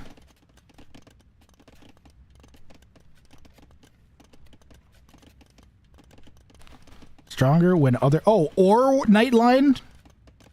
It applies to the Nightline as well? What? Does it apply to the opponent's knights?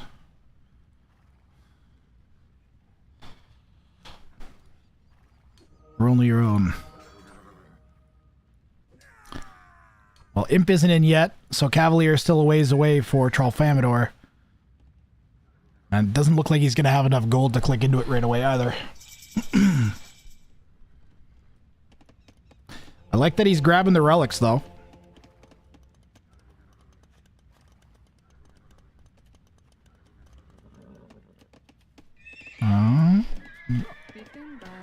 Well, it was a good day. Greg died? Yeah, Greg's dead. Greg's dream died a long time ago, though, Frozen Flame official. Oh, God. What are the knights doing? What was that fight? Blech. I don't know who had the worst fight there. Moon looked like he could have won the fight if he just took it against the knights. Now that the Cavalier are in, there's no way. 14 attack and 4 melee armor versus... Oh, Manaspa had more attack than I thought. Did he go Imp?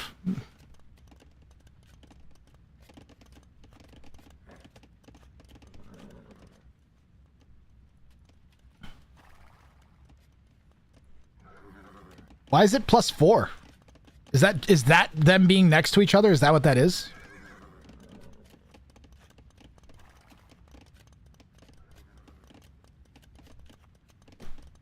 It should be +2, no? It is showing the stacked attack? Yeah, I don't think Capture Age used to do that. Yeah, it is. You're right. I just saw the stats change. You guys are correct.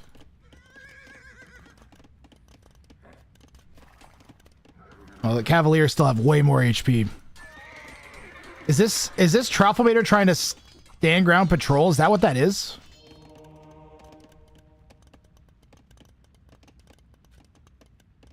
Kind of looked like he was trying to stand ground patrol. And when you do that, all your units end up on one tile, so the opponent's units can't really attack all of them. They can only attack a few of them. And all your units are able to attack when you do that, but... Yeah, the numbers way in favor of Moon here. Tralfamator not looking good. All Moon really has to do is go attack Orange, and the game will end. Not even going to need to do that. Tralfamator calls the GG, and Moon will get the point. Set is going to go 2-1 in favor of Moon. And that is going to be it for this one. And that is going to be it for Tralfamator. Can we get some grass salutes in chat for Tralfamator? We just watched his trials and tribulations. 3 sets in a row for Tralfamator. And he was at least able to get 1 point and a W in the tournament. So he did not get swept out of the tournament, which is good to see. Hopefully makes it back for a future edition. Maybe with some refined strategies and a better idea how to go about attempting the bounties, or maybe he shows up on a bounty stream itself when we run the game show every Monday on twitch.tv/Grathrang whenever I'm not running this tournament. I'm going to update... Where's Paddlefoot? I'm going to update the spreadsheets. Somebody send an ambulance to Paddlefoot's house.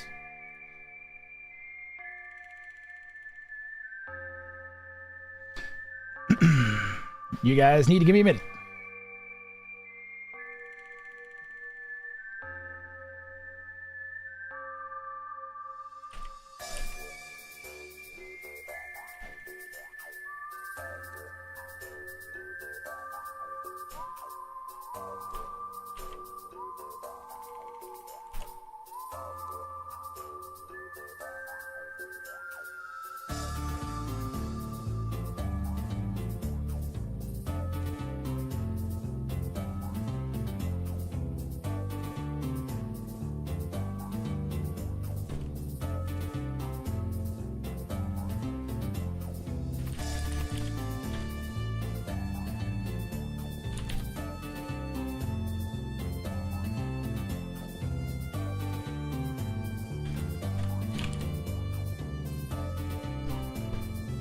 Make sure I got a chat open here in case someone wants to ask me a question. Up next, we've got Togawa Sakikoi taking on Ween Dinchester. That is the next set I'm going to cast. So, a pair of big heavy hitters coming up here. Let me get the schedule up there so we can see what comes up after that, too. So, we're going to do Togawa Sakikoi. Oh, that's spelled wrong, I think. Togawa Sakikoi versus Ween Dinchester, then Sakikoi versus Superhero, and then Zdanik versus Dr. Kassa, another high elo matchup. Not Sure versus Gurus Tabi Bufus Vamiragod, and Not Sure versus AT41. All right.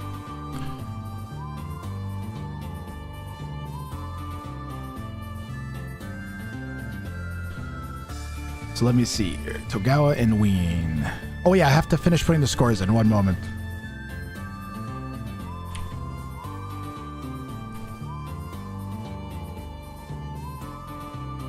Wait, is this right? Did Moon win? Did Trufflemater win game 1? I thought he won game 2.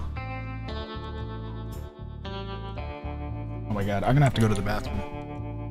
I'm gonna need like a break for a couple minutes here for undisclosed reasons.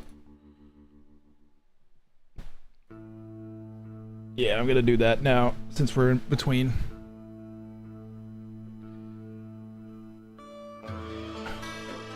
I'll put a BRB screen up.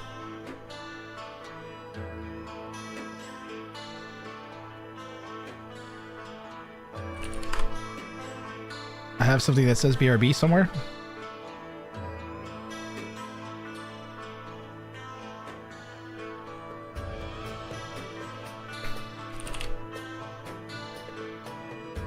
What time is it now? 1921. We'll be back at 1930 GMT. It's like 10 minutes. Less than 10 minutes. Yeah, thanks, Pargy. Mods, here, while I do that, I can at least run the replay thing. I'll run the replay. You guys can watch some replays from the past couple days. Cast Age of Empires 2. My name is Jeff, the Articulated Wizard, and I'm here to bring the excitement!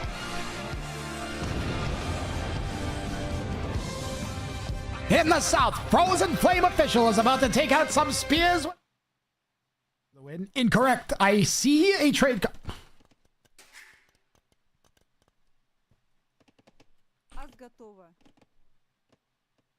Teach yourself how to fly. Eat a 2-week-old unrefrigerated pie. Numbers up. Back at 30 minutes. I want to see that.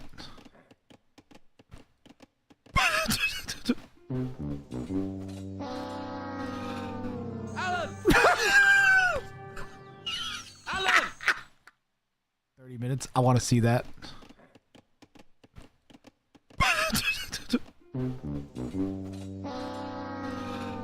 Alan! Alan! What the? Alan!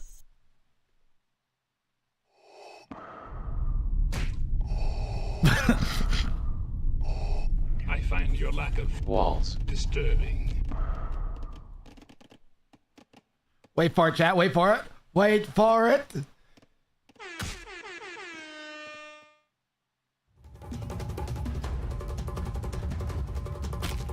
The wolf is closing in on the kill here, chat. Oh no.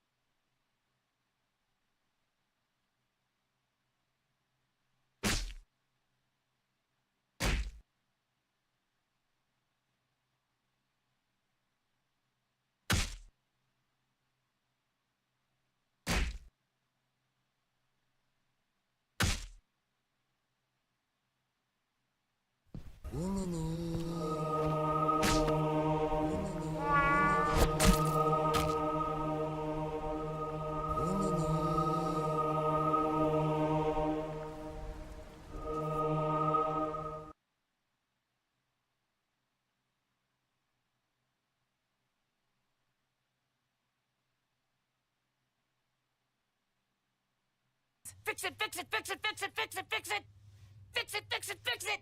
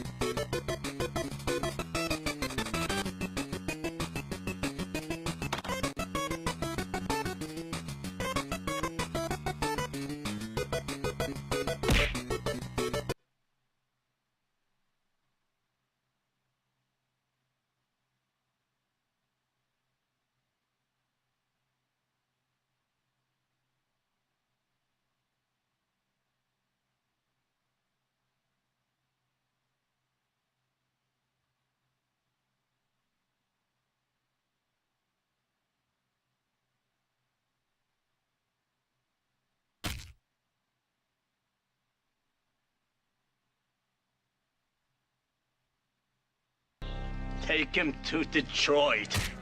No! No, not Detroit! No! No, please! Anything but that! No! Ow!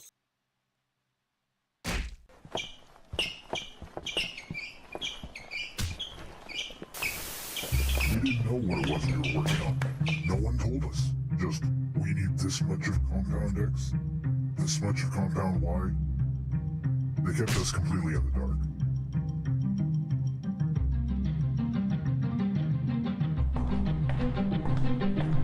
Alan! Alan! Alan! Ow! Alan! Alan! Alan! Alan! Alan! Alan! Alan! Alan! Ow! Alan! Alan! Alan! Alan! Alan! Alan! Alan! Alan! Ow! Alan! Alan! Ow! Alan! D! Alan! D! Alan! D! Alan! Alan! Alan! Ow! Alan! Alan! Alan! Alan! Ow! Alan! Alan! Alan! Alan! Alan! Alan! Alan! Alan! Alan! Ow! Alan! Another Alan! one. Alan! Alan! Ow! Ow! Alan! Alan! Alan! Alan! Alan! Alan! Alan! Alan! Alan! Alan! D! D! D! D! Alan! D! D! Alan! Alan! Alan! Alan! Alan! Alan! Alan! Alan! Alan! Alan! Alan! Alan! Alan! I'm in Alan! danger. Alan! Ow! Alan! Alan! Ow! Alan! Alan! Alan! Alan! Alan! Alan! Alan! Alan! Another one. Alan! Alan! Alan! Another one. Alan! Alan! Alan! Alan! Another one. Alan! And Ow! another one. Huh? Another one. Alan! Alan! And another one. Another one. Another one. And another one. Another one. Another one. Another one. Another one. Another one. And another one. Another one. And another one. Another one. Another one. Another one. Another one. Another one. Another one. Another one. Another one. And another one. Another one. Another one. Another one. Another one. And another one. Another one. And another one. Another one. Another one. Another one. Another one. Nice. And another one. Another one. Another one. Another one. Another one. Another one. And another one. Another one. Another one. Another one. Another one. Another one. Another one. Another one. And another one. Another one. Another one. Another one. And Another one. Another one. Another one. Another one. And another one. And Another one. Another one. Another one. Another one. Another one. Another one. And another one. And another one. Another one. Another one. Another one. Alan. Another one.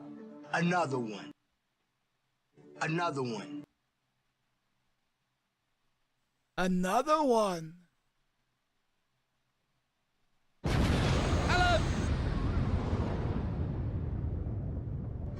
Another one. And another one. Huh?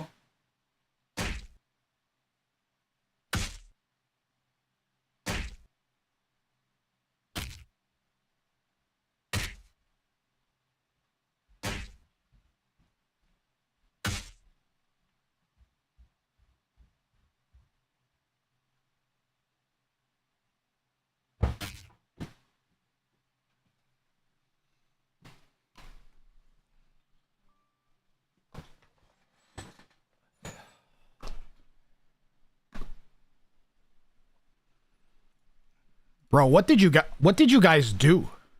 Alan!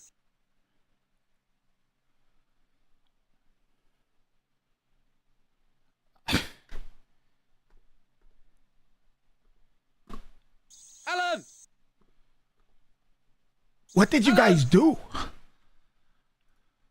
What happened? Why is everything so fucked? It was the replays that broke it. The replay shouldn't break anything. I'm guessing someone spammed a meme right as the replay was. So I remoted into the PC and changed it to a different...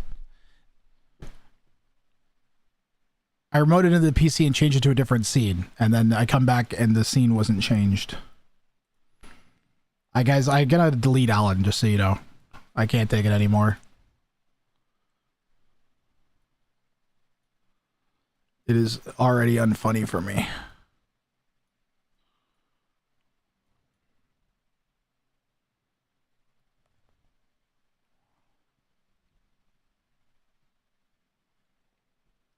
I know.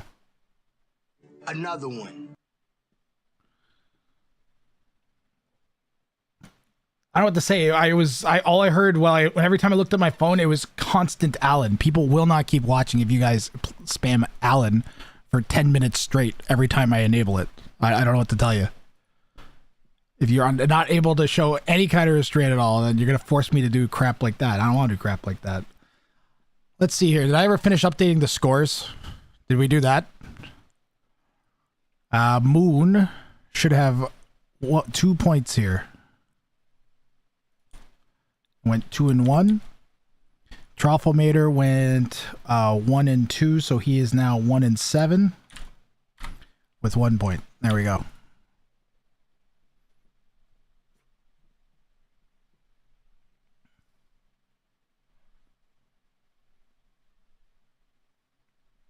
Look, maybe I'm being harsh on Alan. All right, I might bring it back at some point, but I'm not going to tell anybody because then I'll have to deal with you guys thinking that it's funny to spam it the second that I turn it back on. So get wrecked. Chat, get wrecked. No.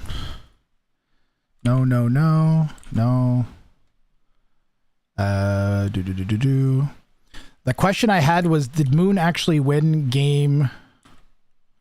Which game did they actually win? Because according to the capture age thing, Trofflemater won the first game, but I don't think that's right. I think I've misclicked something.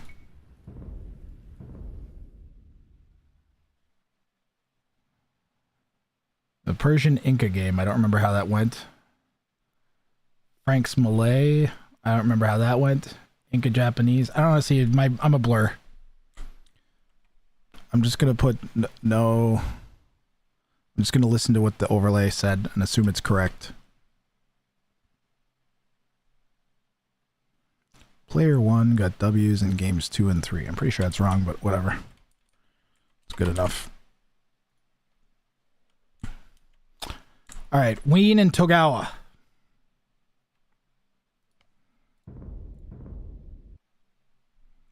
High Elo matchup inbound here. Watching at a black window, so Alan gave us entertainment.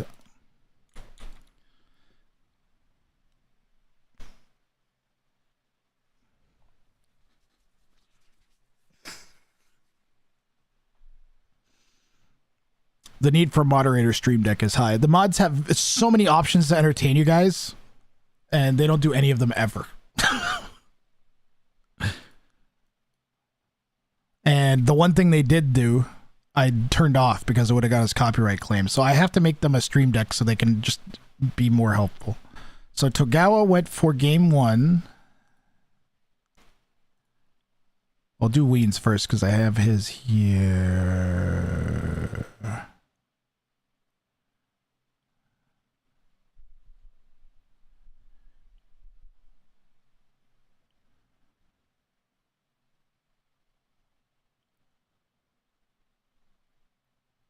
Yep. Okay. So,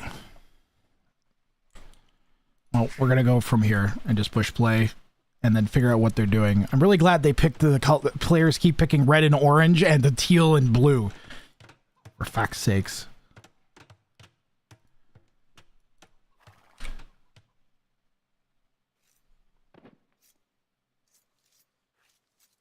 They always set up gambas. Okay, chat's being nice. Grathrang is really frustrated because Grathrang feels like he has to do so much overlay work constantly and is getting very little support or help with doing the admin work for the tournament on top of that. So I just am doing 4 things at once and I'm getting frustrated. That's all.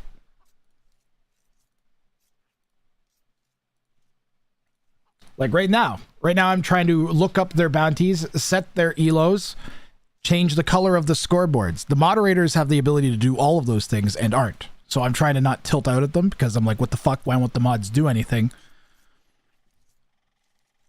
And I'm just trying to keep doing everything myself. But I'm starting to think I'm going to get rid of a whole bunch of swords after the tournament, I'll tell you. I'm sorry, Matzo AOE. I'm afraid I can't do that right now. Motzi, thank you for the raid. 64 pathetic humans will now be disappointed. Motzi. I have an explosion. We are casting Togawa Sakikoi versus Ween Dinchester. I'm just getting all my overlays set up because I have makeshift overlays because of the database issue that I had with the tournament website. So I'm just quickly trying to assemble that real quick. So if I seem semi-distracted, it's because I'm doing that. But welcome in, everybody. I need to get Ween's. I'm getting it. Thank you very much for the raid, Motzi. Hope you had a good stream. This is the Showdown Cup. I get 2 players are both assigned a bounty pool, so they get 6 different challenges to select for each game. They pick one and then try to complete it against the opponent. Neither one of them knows what the other person's bounties are. And the ones on screen are not the right ones because I'm having overlay issues, but I'm just working on that now. Houses next to barracks. Military houses connect directly to a military building. I'm assuming that's the one that you meant. So that is going to be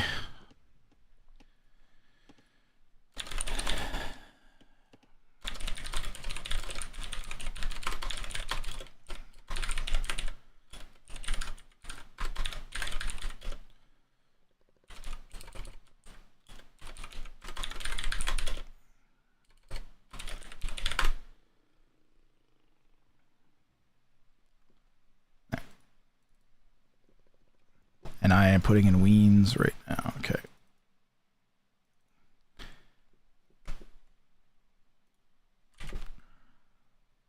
This is Weens. All new houses must connect directly to a military building after 6 villagers and the win. No Huns. This was a level 1 bounty for Ween Dinchester. Let me look up Tagawa's.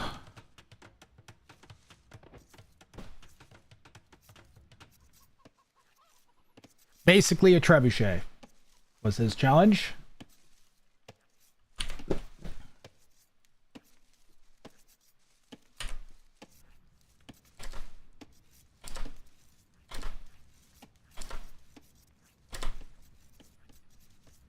Which is a level 2 challenge. So there's 3 levels of challenges. The players get 1 point for a win, and then they get a number of points equal to the level of the bounty. So if it's a level 1 bounty and they complete it, they get 1 point. Level 2, they get 2. Level 3, they get 3. And Togawa's is a level 2. Kill 5 military production buildings or 1 castle or 1 TC with only villagers and win. And long live the warrior king for Ween Dinchester. See if we can get his name to fit.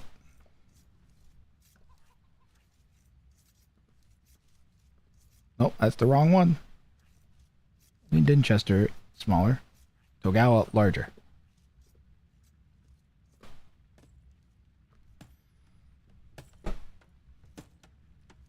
Thanks for the raid, Motzi. And yeah, again, welcome in. Okay, so now overlay should make sense. Thank you for the help, Leopard. Champy's coming in from Ween Dinchester early on here, so we got a little bit of a late Dark Age Champy rush from Ween. It's also the wrong name of the bounty. Oh my god. So many overlay things are broken right now. I'm doing it manually. Stinks. Basically a trebuchet.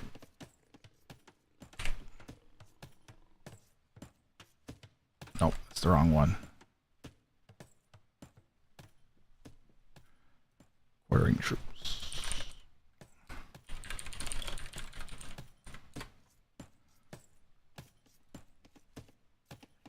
Yeah, okay, that's good now.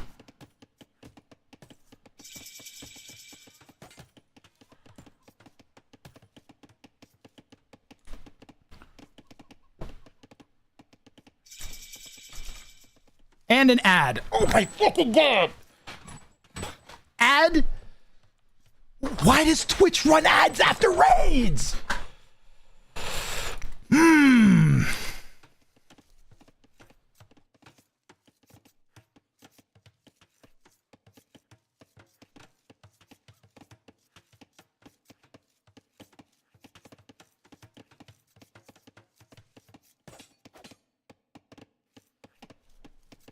Well, this is the highest ELO pairing we've had in the tournament so far. Inca's for Ween Dinchester, right? So maybe Tower could make sense now that he's in feudal. Gets the cheaper stone buildings. Or is it faster stone gathering? Which is it? Cheaper stone. I thought they gathered stone faster. But cheaper stone buildings for the Inca.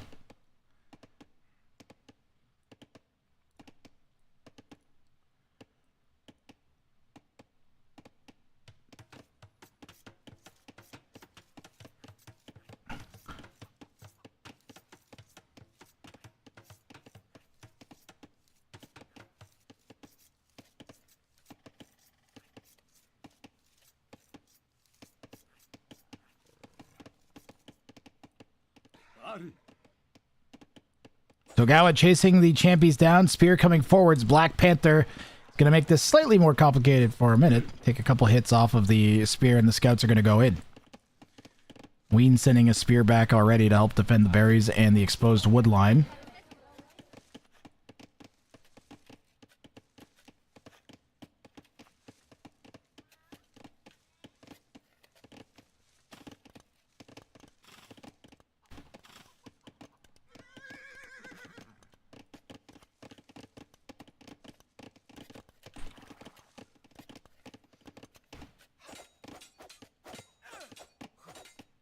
Man, Ween didn't take too many hits there. The scouts are fairly low HP, so they can't stick around. The champions have come back in, and they're pushing at the lumber camp. Why does that seem like it's so weak? I thought they did more damage.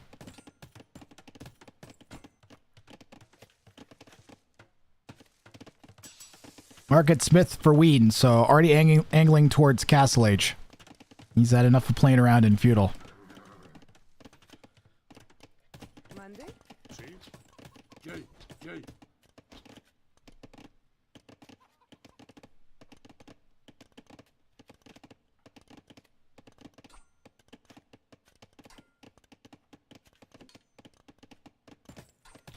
That's the championer for it, yeah. They're not little building eating machines anymore in the early game. How's Ween doing with his house prospect?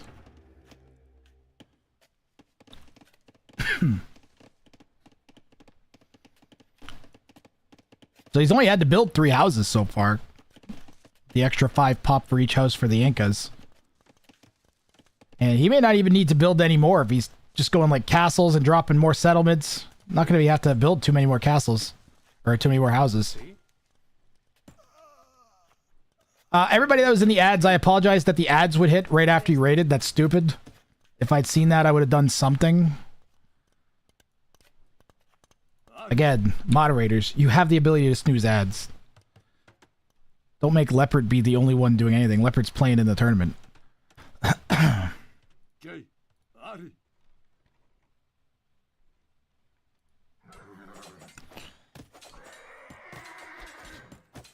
Yeah, and Ween's gonna clean...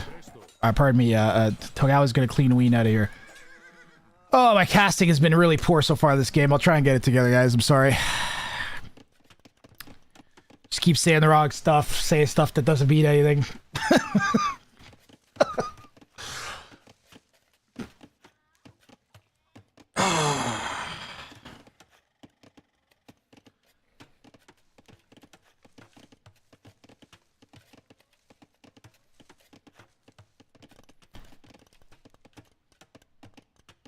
So Togawa's clearly his plan is going to be to somehow make it to Imperial Age and smash buildings down with supremacy villagers.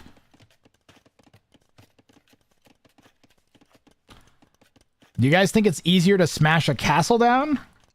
I guess it depends on the circumstances, but I feel like I'd just go for the castle. Town center, sort of the easiest, maybe. A lot of it depends on who builds their buildings forwards and where they are.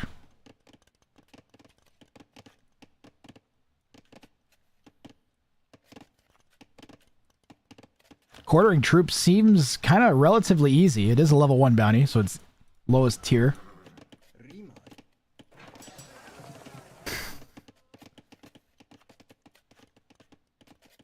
That is ugly forward gold. Stone's not that much good, that much better either.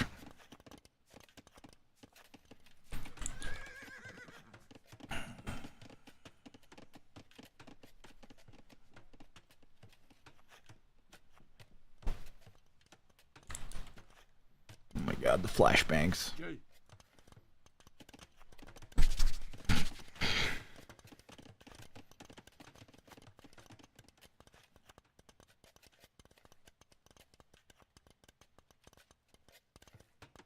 Hey, Monaspa.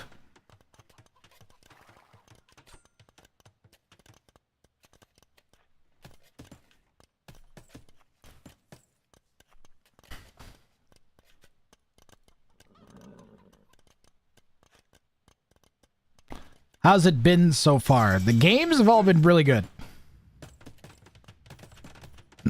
Not great, but really good. Really funny. Some really funny games in the early sets.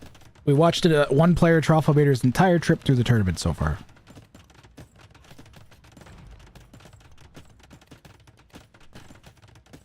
Now we're changing things up from 2 of the lowest elos of the tournament to 2 of the highest.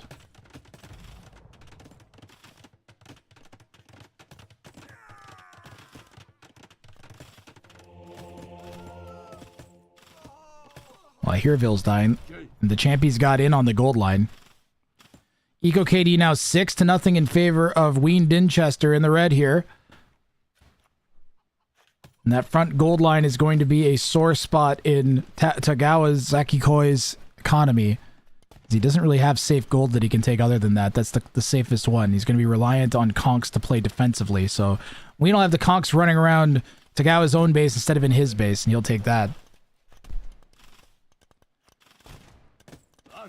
It's a bit of a...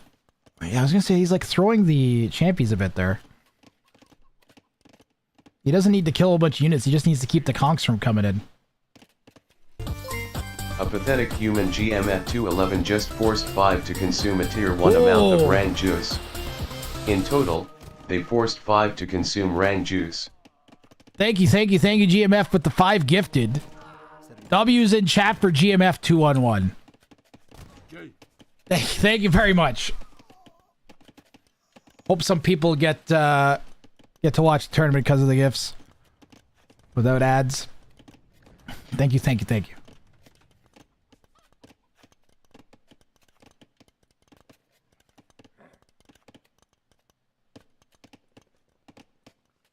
Conks are coming out the front, and there's champies waiting there. Pair of monks for Ween Dinchester to try and keep the conks at bay. I see a red blob flanking way off to the left. We'll check in and see. I'm assuming it's another batch of... A pathetic human miscellaneous _ leopard just forced 5 to consume a tier 1 amount of Rang juice. In total, they forced 27 to consume Rang juice. Thank you, Leopard. Thank you as well with the 5 gifted. You guys are the best. Thank you. Hey, Purgefin got one. Purgefin got a gifted sub. Come on, Purge. What are you doing?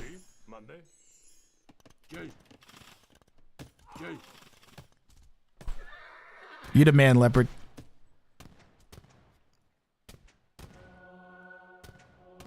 Don't I have a set of yours to cast? I think I have a Chopsticks Leopard set to cast. Oh no, wait, you guys didn't finish that yet, right? Well, that fight definitely went in favor of Ween, who picks up a pair of Conquistadors out of it and helps support his champions. Togawa's 10-ish vills back. Has added a second town center, and Ween's adding a third. It's coming soon. You guys play tomorrow, right?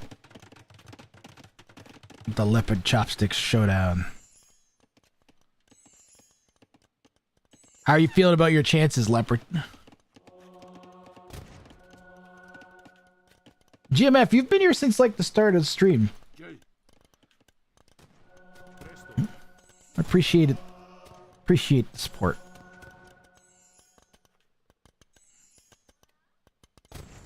So Gala needs more monks to heal these guys up.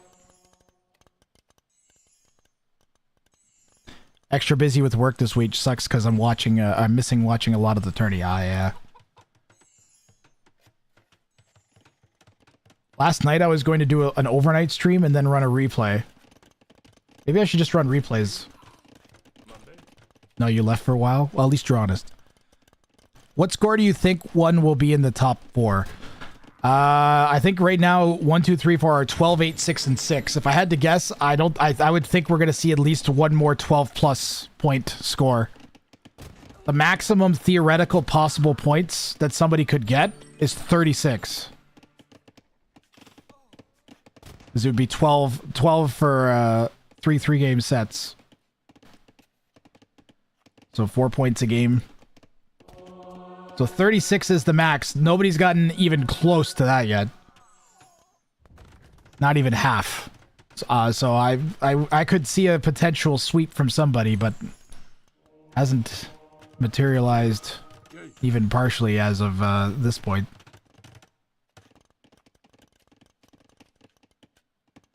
First kill of the tournament was Leopard killing Chopsticks Vills. Yeah. Did you see the Panther kill the Ballista Ellie today? That was pretty good.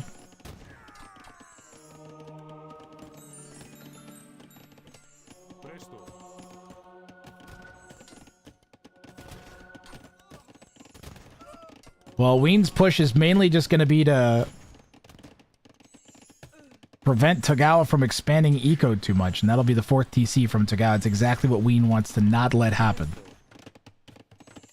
But Togawa kind of winning that engagement. There are a lot of conks. Goes out and just bang, bang, down go the 2 forward monks.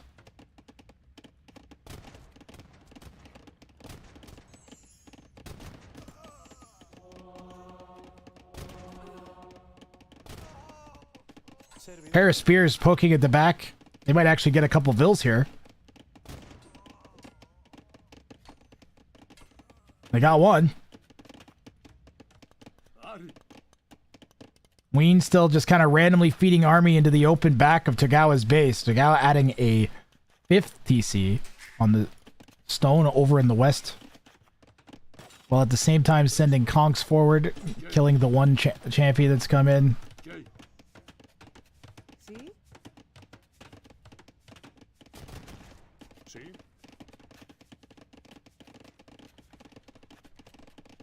Yeah, I would say you should aim for a dozen points minimum to get top 4.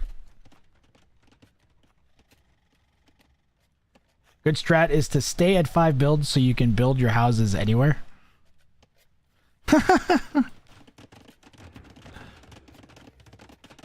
Well, we haven't seen a misconstructed house yet, as far as I can tell. They've all been going down on the military buildings. Togawa's, we might not see all the way up until the very end of the game. Right now, Ween doesn't even have a castle for his vills to punch down, so his only option would be to go for the 5 military buildings or a town center. Oh, I so want a clip of 30 or 40 villagers smashing a TC down, and it being relevant to the game. Oh man, that'd be great. Totally what I want. Yo, Char, how you doing? You're getting streak mogged by the real watch maxers. Oh my god, that was hard to say. Streak mogged. Watch maxers. You gotta min max your Grathrang watching time. I don't know what that would look like. I guess that's like only watch Grathrang for 2 to 3 minutes at a time and spam memes the whole time. That sounds... Please, no.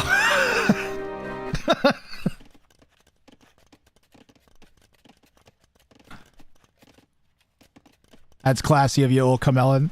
Good strat here, I read that already.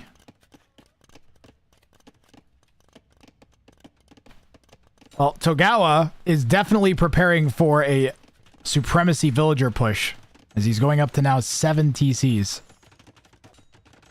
70 streak is insane.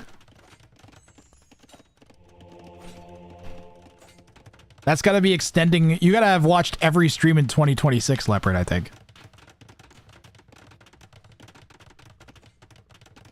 That's wild.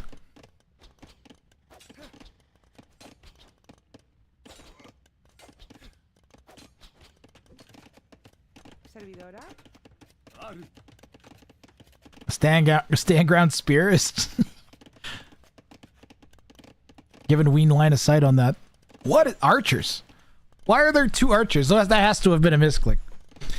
Ween went into skirms. As ballistics, Bodkin missing the armor on him. I don't think armor is as critical against the conquistadors, is it? They have such high damage output. You guys both have 7 TC and 8 TC boom emotes? Oh, the Scurbs are one-shotting the Conquistadors. And the Vills. Togawa needs a Mango or Knights. He's lost almost all of his Conquistadors. Terrible, terrible, terrible for Togawa, just as he's coming to Imperial Age, too.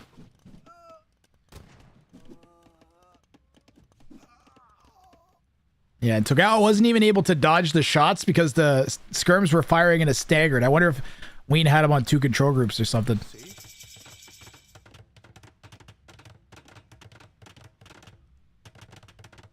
Ah, supremacy. Togawa thinks he can pull this off. Or at least he's gonna go for it.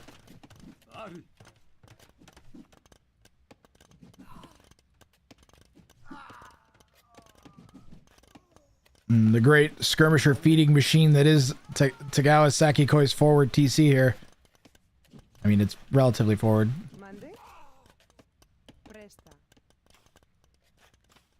Oh, he's going for a TC! Chad, he's gonna go and try and smash the TC down! Togawa's going for it. Oh, there's a tower there. He might get it. He got it! Togawa has the bounty condition fulfilled, just has to win the game now. I can't believe how fast that TC died. He's gonna build his own. No, he's going for the foundation now. Togawa going nuts with the supremacy bills, and I love it. I'm here for it. Getting actual serious value out of them, in my opinion. Look, look at all the stone weed is spending to prevent the castle from going down to the vills.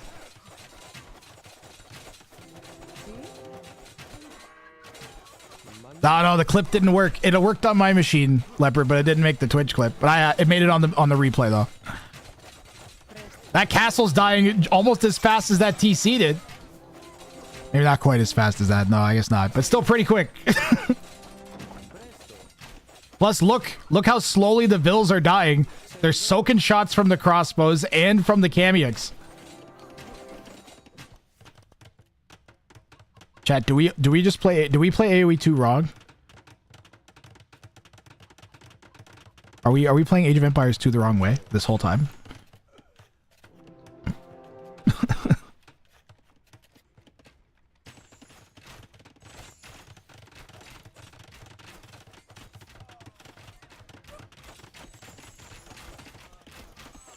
I wonder if Ween Dinchester realizes what Togawa has managed to do. I wonder if he knows that was a bounty for Togawa. That was a very impressive villager flank.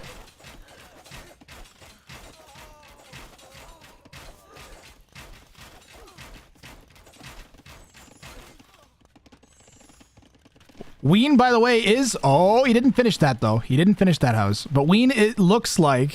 I haven't seen a single house go down, at least, that was completed. Is in line for his bounty.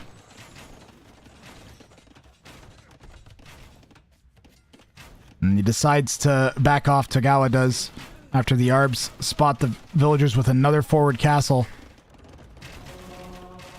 Togawa does not need to stick to this supremacy villager play. He can switch into, I don't know, Paladin? I think Paladin might make sense. He certainly is avoiding spending very much gold.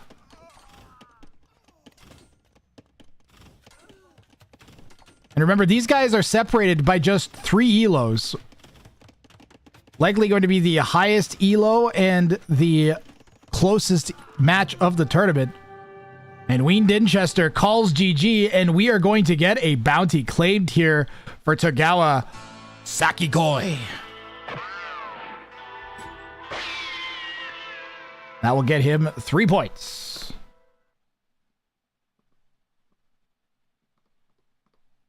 As that was a level 2 bounty clear.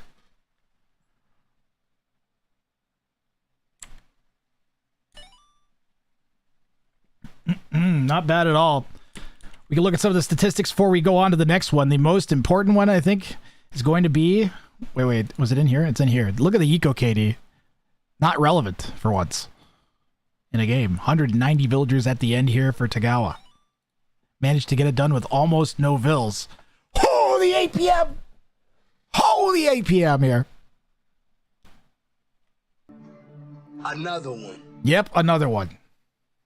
And I will get game 2 set up right away.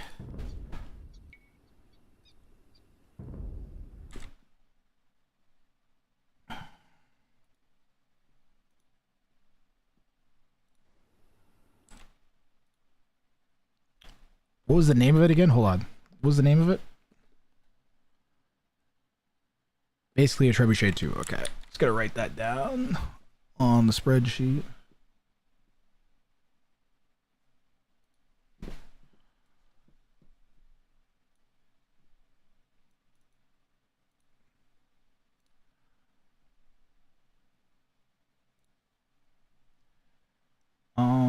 spreadsheet.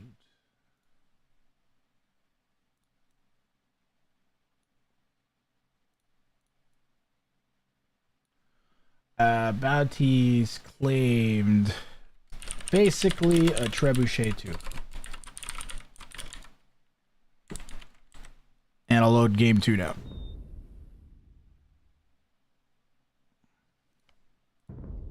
And then update the bounties on the screen. Okay.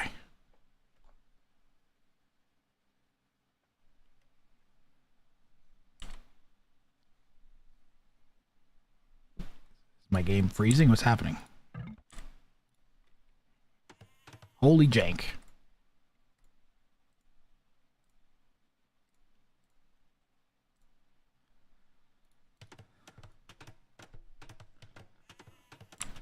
All right, let me get their next bounties for you guys.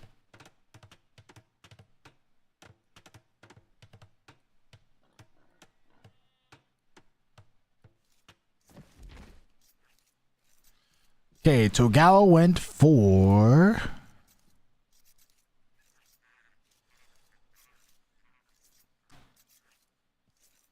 Quit touching me.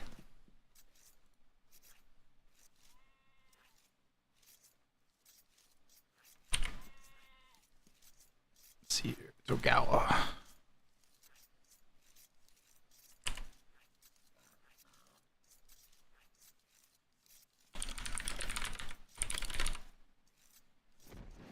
Build a castle that touches an opponent's finished castle and win.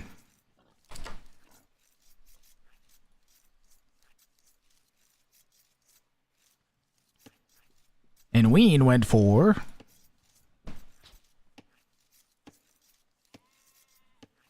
75 militia in Dark Age. All right.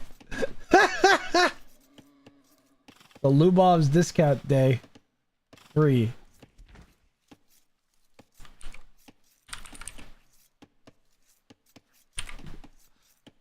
All right, this will be good.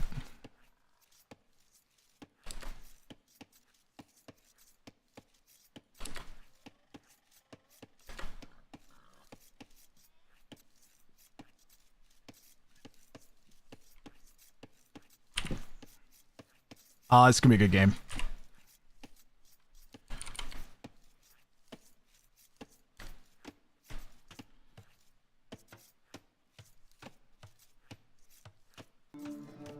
Another one.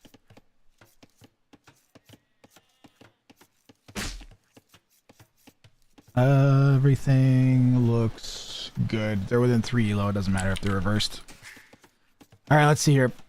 So Ween Dinchester has to make 75 militia. They don't have to be live at the same time. They just have to have been made at some point in Dark Age. Ads are coming, Grath. Yeah, let's run the ads now. Earlier the better here. A lot of res and red will never get to a castle.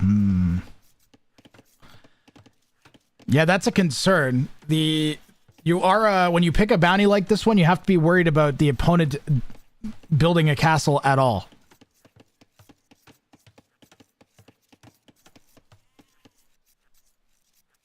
Takes a lot of game manipulation to get to that point.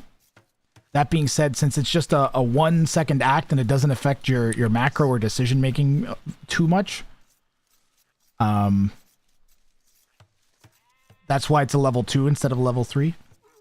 75 militia in Dark Age is an absurd number. I don't know who has it tougher here. I don't think Togawa. Here's how I think. Here's my prediction. I'm gonna initiate the caster curse here. All right. I think that Togawa is going to win this game having not made his castle. That's what I think is going to happen here. I could also see Ween winning just by like killing Togawa with a bunch of Goth Dark Age rushing. That also seems to have a potential for happening. And it's going to start early here. The first 2 militia coming in. Togawa probably thinks this is just a regular old rush. Especially since it just looks like a 2 militia drush. Where is Alan? I have Alan turned off because chat would not stop playing Alan multiple times today.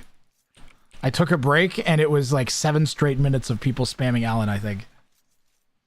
Why are there different types of bounties? 1, 2, and 3. Because I wanted players to have different tiers of bounties to be able to balance things out. So if a high elo plays a low elo, then the low elo can go for an easier bounty, and I can force the high elo to go for a harder bounty, and it just makes for more interesting games.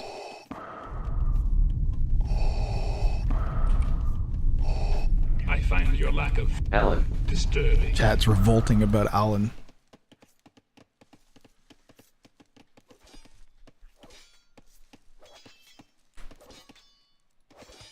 Flashbanging all the time. How do I really need to focus on getting that fixed now that I have the website working again. Oh, militia already all over the place here. 6 and the climbing.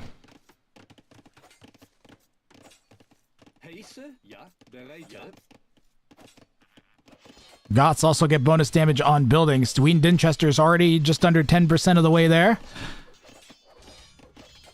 Just over. So if either player read the bounty pool, I think you'd be able to pick up on what... Land.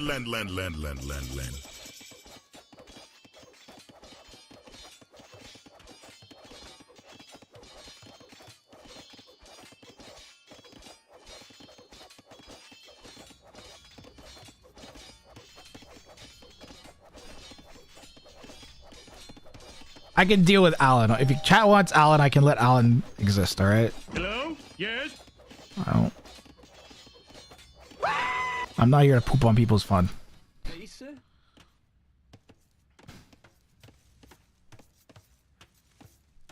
Everything Arby's guy said sounds like he's motorboating.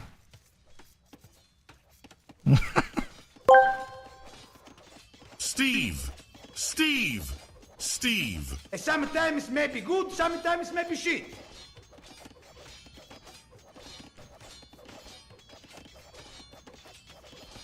And the militia's still coming. Ween trying to get constant production going. Needs some farms, I think. I don't know if he can afford it quite yet, but he has 7 on berries and he's going out to get bunnies. So I think he's making his militia in waves as the bunnies come in each time.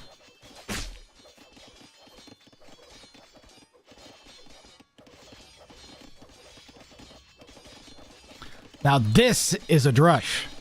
Yeah, I agree, Protagi. Again, chat, what if we're discovering unknown strategies?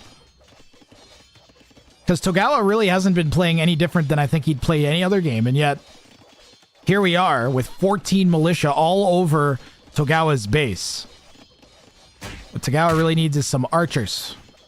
It is Arabia only, Rooster Chuck.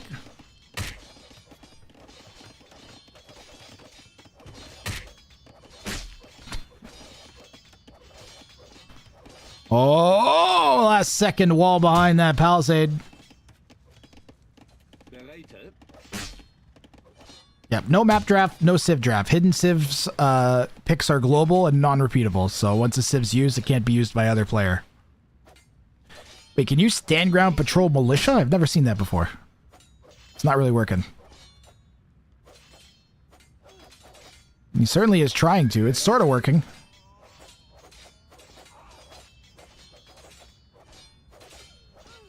Certainly a nasty little fight here for both players. The scout numbers are up high enough that Togawa feels comfortable trying to clear the militia with them. So we have to do some math to figure out how many militia Ween has made. So we subtract his... Oh no, wait, he still has a scout alive. So Togawa has 13 kills plus the 10 militia that Ween has made so far. And stand ground patrol anything if you try hard enough. Bonus against buildings only kicks in feudal. Really? Nah. Good call, Baron. Can we talk about the size of the knife the Villy's walking around with? It's large. Uh-oh. We need walls. Uh-oh. Teal's coming in.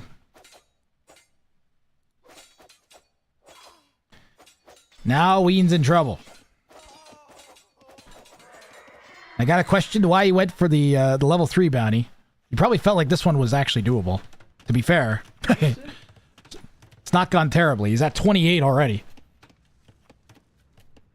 Teal really is not going to be able to... Teal immediately set the scouts back as soon as the militia walked in. He's like, oh god, that's so many. Yeah, he can't afford to pressure too much with the scouts with the militia. Although maybe he should. Might be the actual better call here rather than try... Yeah, he's turning around. Tagawa's a little undecided, I think. Trying to get an archery range down. There's a bunch of exposed vills here to the east again that Ween's gonna find.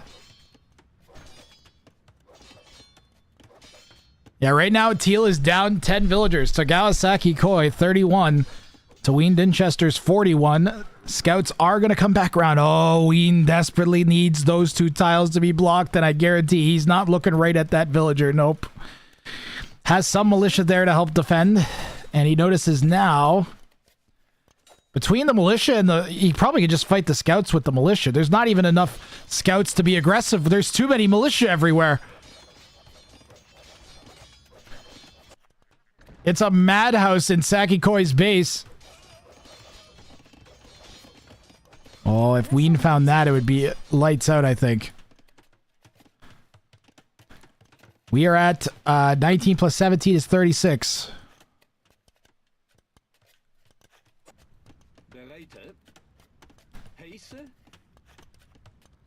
So just under halfway there. We're going to be there now after that last production.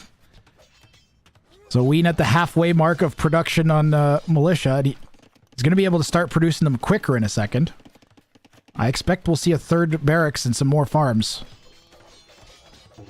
Oh, if he could just get in, eh? The archers are what's saving Saki Koi. The biggest issue for Ween is that if he takes even like a second of not pressuring Teal's base, then we're going to have scouts and archers at Ween's base. And his base is very strangely shaped. But it is closed, actually.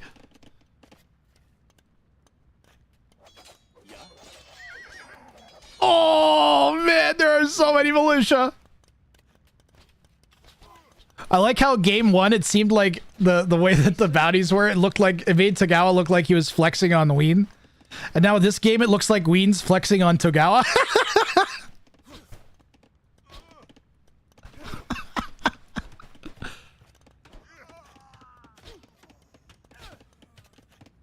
Yeah, Saki Koi knows he just needs to micro decently, and this is much less of a threat. But also, it still has to be dealt with. You can't just run away. So Ween doing the right thing and just going, making a little bit of a run for it here. He's going to take the fight, Ween. Yeah, I don't know if he's going to get much better of a fight. He gets most of the scouts. I think it'll work out. Yeah, I think you got to, if you're Ween, I think you got to accept that was not as bad as it could have been. He's still 10 vills up, and all Teal really has is 6 archers for all of this time. And Ween has enough militia. He's just going to be able to send them forwards again and keep the army back. Does he have a 3rd barracks? He has a 3rd barracks now. 4th barracks going down.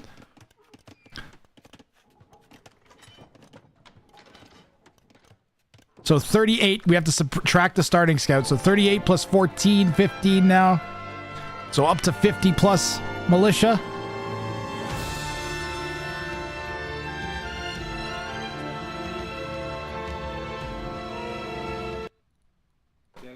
Militia? I hardly know you.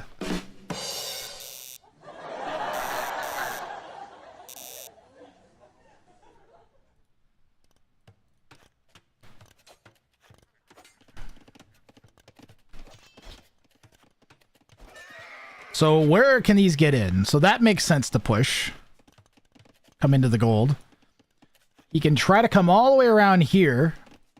And Ween's going to set up some preemptive chokes. Far enough back from the archers, they won't be able to prevent them from going up.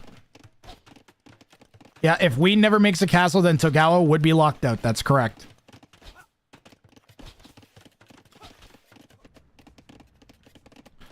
That's why this one's a level. That's literally why this one is a level 2.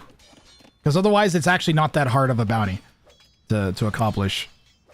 But because you acquired that, oh my goodness, the militia absolutely surrounding the vills on this wood line. Togawa's up to castle age, though, and Ween has only just hit 70 militia, so he's still got 5 more to make. And he probably has no idea how many more he has to make. Also, it's very hard to keep track. He might just be leaning on winning in Dark Age.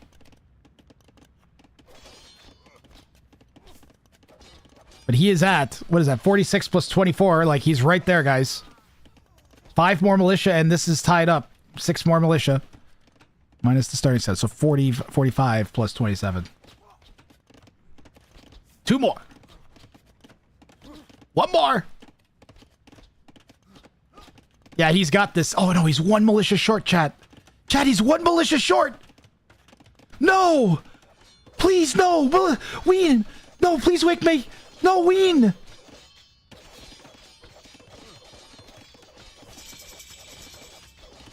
He's 1... Yes, thank you. Oh my god, thank you. If Ween had missed this by a single militia, I think he would have lost his mind. But he's got it. He's got it now. So 77 total units that have been made. Minus 1 starting scout, 76 militia. Yeah, he may have counted his starting scout and then realized, but he's fine now. He's still in Dark Age. He hasn't hit Feudal Age yet, so he's good to go. Bounty condition fulfilled for Ween. Now he can play normally. And he has a big lead. And he's making it seem like this is a very viable strategy, to be honest.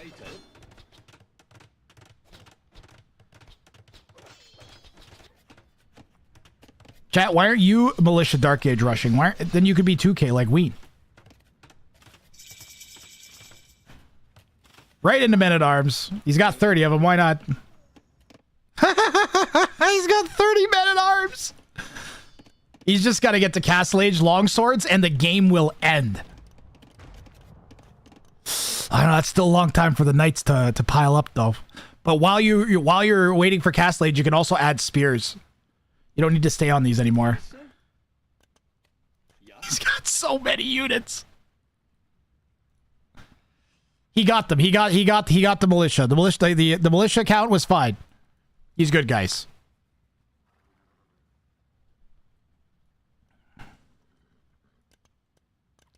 To be fair, this only works with Goth, though. This was one of the reasons they had initially banned. Oh no. Oh, I see great. I sense a great disturbance in the force, chat. Oh no. Oh man, if he spots this. Oh, it's 3 tiles away. Is he gonna find the TC? The game would end. He just needs to wait for Longsword. He really just needs to wait for Longsword. Yeah, he's not even caring about doing anything other than doing something with his units, I think. He's got to, yeah, this is the problem though, is the knights are here. Just run, Ween. Just run. Even if you lose half of them, if you end up with longswords, you'll at least get good value. And that's not really engageable for Togawa. Because that number of men-at-arms will kill that number of knights for sure. He's going to have 20 longswords there and another bunch back here. And he did end up adding the spears. Togawa has caught up to Ween. Okay, he went 5 TC again. Adding the 5th one now. Longsword in the 2nd armor and GG. And the speed upgrade. No, Ween, you gotta run. No. As long as you can. He's only got to make it 15 seconds before this becomes such a better fight. Well, he's getting what he can. He stand ground patrols the men-at-arms on the knights. Longsword is in.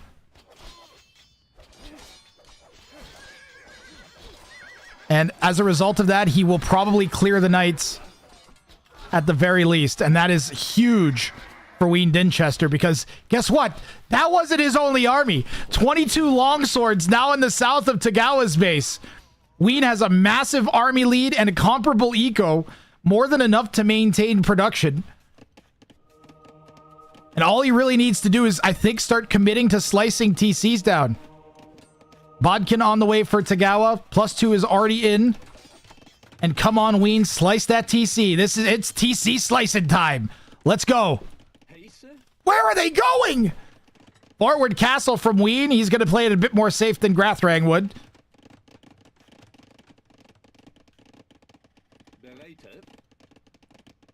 Uh-oh. Uh-oh. Army's on the wrong side of the castle being built. Castle's at 77 HP. Oh. I don't even think... I think he should have just attacked that TC. Yeah, this is what I was worried. No! Tagawa, this is your chance!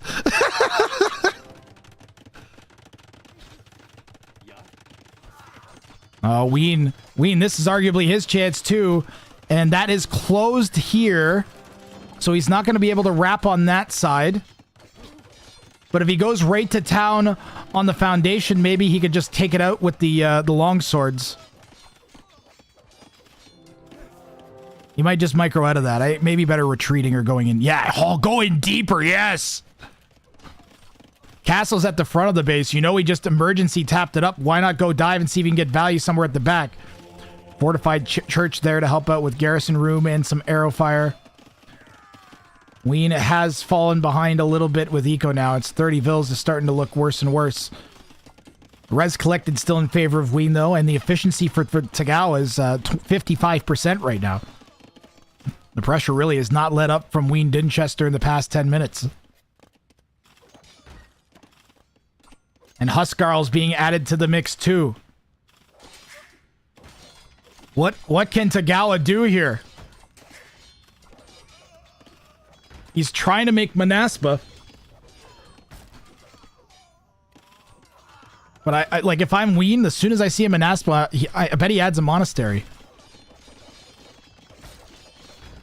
Or just more pikes. Yeah, just more pikemen too, right? Tagawa responding to his TC being sliced down by adding another one right next to this one. But with the Rams here now, oh man, love this pressure from Ween Dinchester. Is he going to go for the castle or he's going to keep pushing the eco? I think he could just ignore the castle. Come around here with the Rams.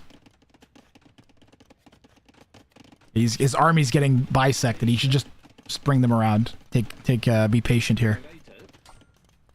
We've already seen how well the Manaspa's attack stacks when they're next to each other. That's a throw. This is borderline throw. I don't know what Ween's doing. He tried to stand ground patrol, and now they're just patrolling on stand ground. More Rams for Ween. He's floating a lot of res. I think he should be just trying to make as many long swords as he can, and or Huskarls. Huskarl Pike would be fine. He's prepping for one last big push. Get all this spent. Come on. He's going to try to add in monks.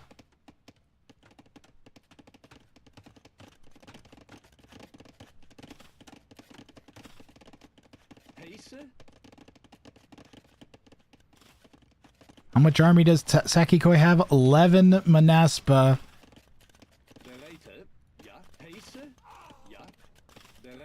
It's 13 pikemen here. This is sketchy, Twitch chat and or YouTube chat.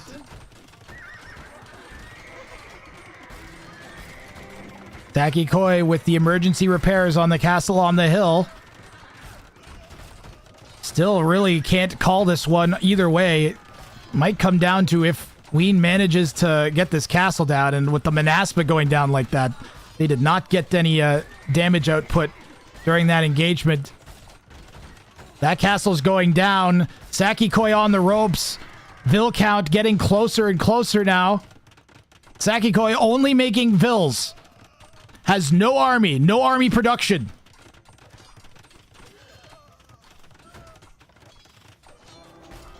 Forced to delete that foundation. Building it further back. Preparing to evacuate the Vils from this town center. He sees The writing on the wall. Trying to fight the Rams off with the Vills now. He's got a mangonel and a dream.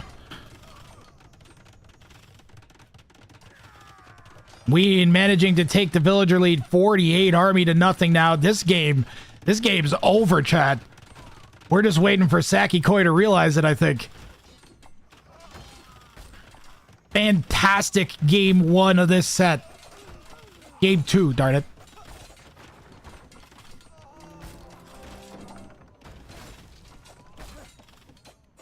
Yeah, great game 2 of this set. Huge response here from Ween Dinchester after game 1, which again, honestly felt like Saki Koi almost flexing with the villager spam to get his bounty claim.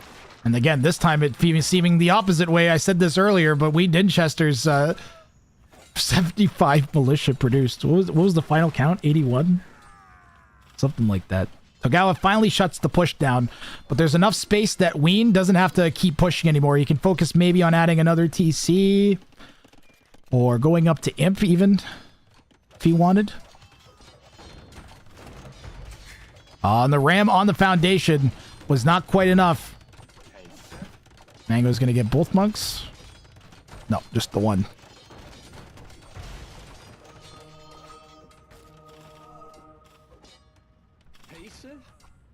Togawa not giving up.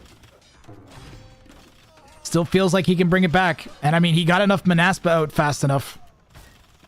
Ween Dinchester's army is not looking so hot anymore. It went from 49 to 0 to 28 to 30 to 10. Basically, 28 to 8. Manaspa gonna go for a raid?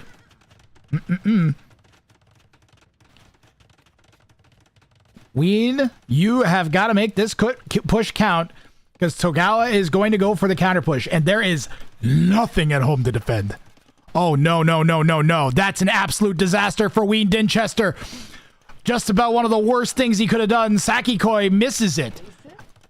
Both players at one point building a forward TC that the opponent walked past a few tiles away, but I'm not sure it's going to matter. Getting in the back might be just as bad.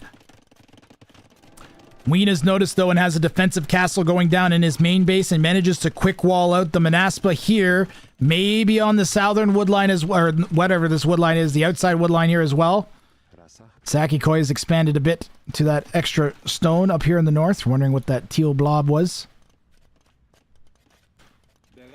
These are filled with a mixture of mostly Huskarls, but a few pikemen in there. I think you need redemption to convert a mule cart. I could be wrong, though. Okay, now I'm not a architectural expert. Again, do it again! Togawa just tried to fight anytime he can.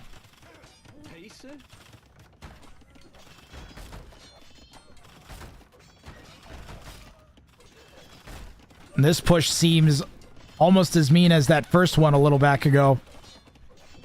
Togawa's eco has recovered. He's back within like 10-ish, 20 vills of Ween here.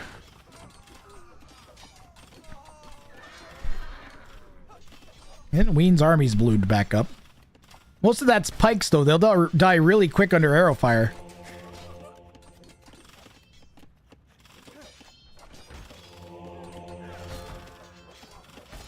And Ween is going to try to make this one count. Amazingly, chat, we're at the 48-minute mark and both players still in Castle Age. Crazy game. Mangonel manages to clear at least one of those rams, and the Manaspa and Vill's going to take care of the rest. Another somewhat unsuccessful push from Ween, but behind it was able to click up to Imperial Age.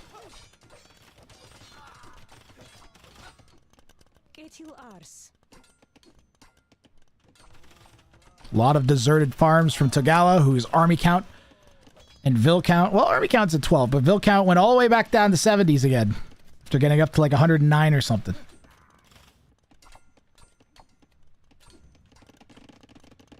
Hi, Lord Blackadder. It's switching so fast from... This is...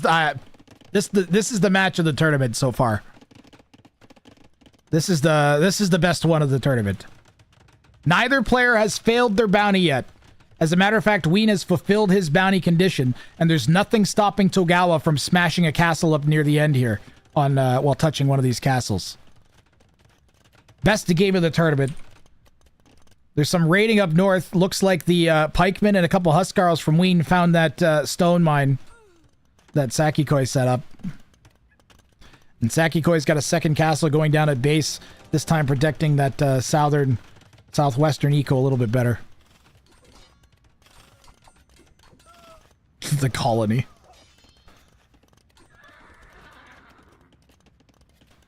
Ween has 2 of the relics. There is one in Sakikoi's base. He's grabbing, and Ween's grabbing that one. Right under Sakikoi's nose.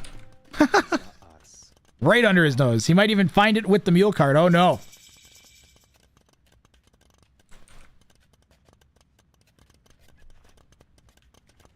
East Zor Imperial Site Vorangeschritte. Halb and Elite Huskarl, the first 2 upgrades that Ween Dinchester's gonna pick up. If he had still had Rams, it would have been nice. Give me a Treb. You don't need Trebs if you're Goths. Little counter raid from Togawa on this forward gold. There are a bunch of vills here, but also a bunch of pikes.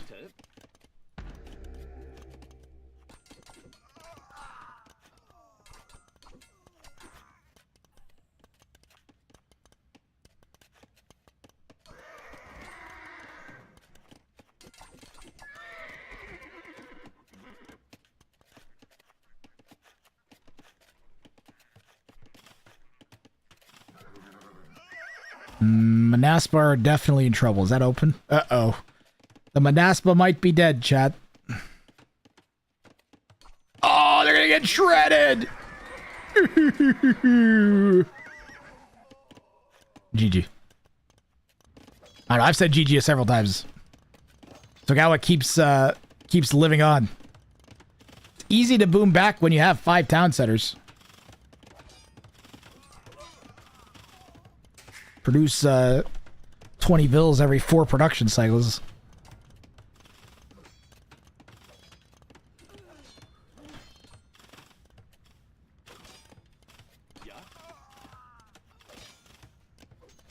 Beep dee dee dee dee dee dee dee dee.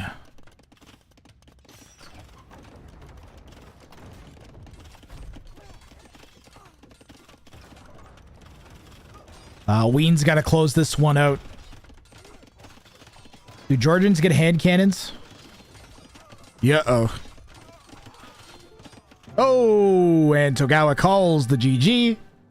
And Ween Dinchester is going to have a bounty claimed.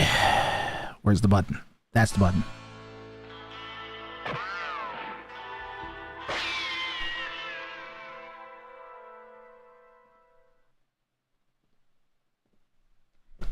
And takes the lead in the set, too, because his bounty was a 3rd level bounty, so he gets 3 additional points in addition to the victory. So Ween with 4 points on the bounty board now. And the next game will be a big one. We can take a quick peek at some of the stats, like the Eco KD. Where did that go? 182 to 14? That's wild.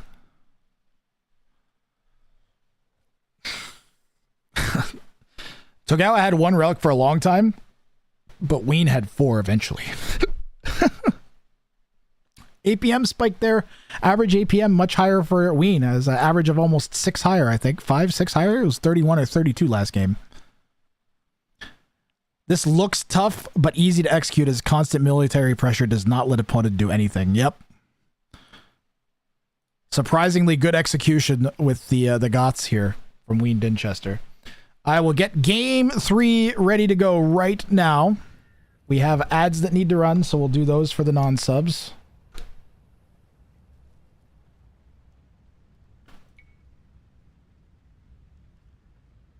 Does each opponent know the other opponent's bounty? No. They do not.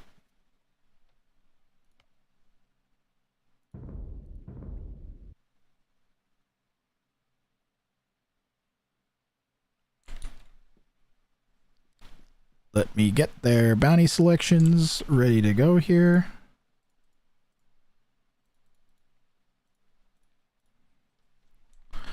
Ween went for trade with the opponent for any amount.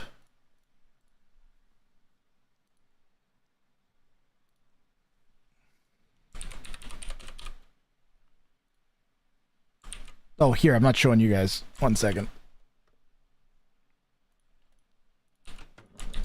I can set the overlays while I do that.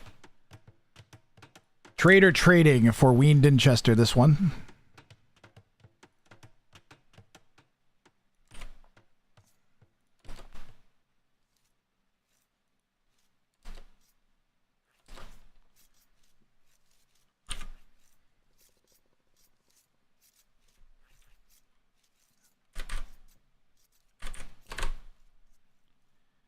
That's Ween's.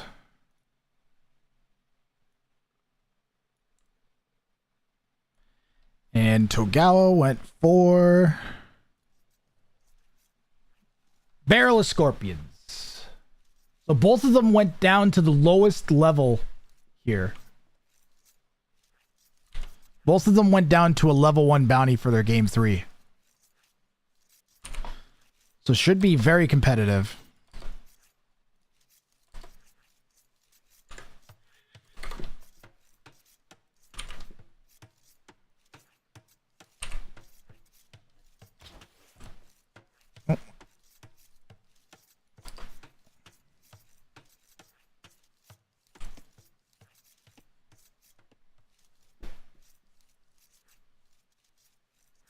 There we go. So I think we have like 3 or 4 sets still to go with the wonky overlays, and then we'll go back to the nice ones. But it's not been so bad. It's been less bad than I thought it would be, to be honest. Still, everything is readable. It's the main thing. We can see if they've failed. So Togawa going for win with 20 plus scorpions or heavy scorpions alive at time of victory. Trickier than it sounds. Making sure they're all still alive and actually using them at the same time can be really tough. You basically have to just assume you're going to make like 30 or 40 and then keep a certain amount of the 30 or 40 alive, as opposed to going right on the raggedy edge of disaster. And Ween Dinchester trading for any amount of gold and win. The easiest of the trading bounties, there's 3 of these. There's this one. There's trade for 500 gold and trade for 1,000 gold. Worth 1, 2, and 3 points each respectively. This one by far the easiest, since you only need a single trip. So your opponent's not going to be able to see it coming and then delete their market unless they spot your trade card on the way. You'll be able to like sneak a trade card in and out and get away with at least 1 trip, I would expect.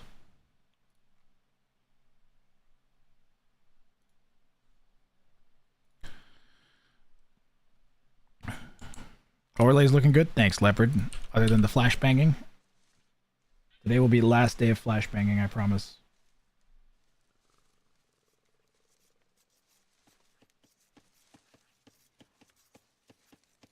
If I had another working mouse, it'd already be fixed. But I only have 1 working mouse at the moment.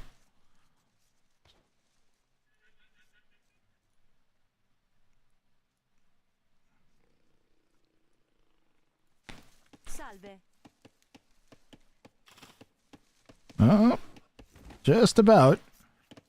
Got a little bit closer for comfort than you'd like hitting your Vil with that tape here. Ween did a good job with his Chinese build here. Only a single Vil of idle time. That'll give him a 1 Vil lead.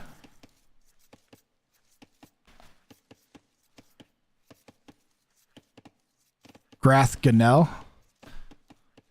That doesn't look like a Grath Ganel, but I know that's what you meant, Tux. But no, I'm a Ranganel.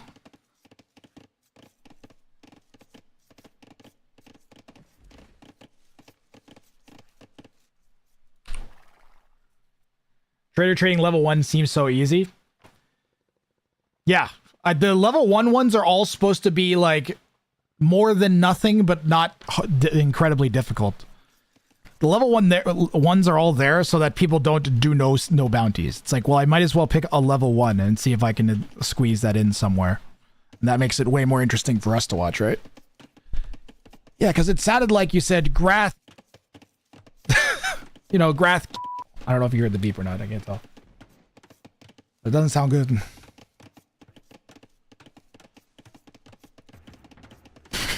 Hope you're doing good, Tux.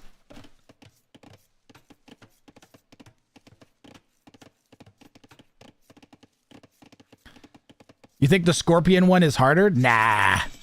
Have you seen how easy it is? I've seen multiple people win just making Roman Scorpions. It's not hard. It is not hard. Yeah, don't worry, Tux. I knew right away.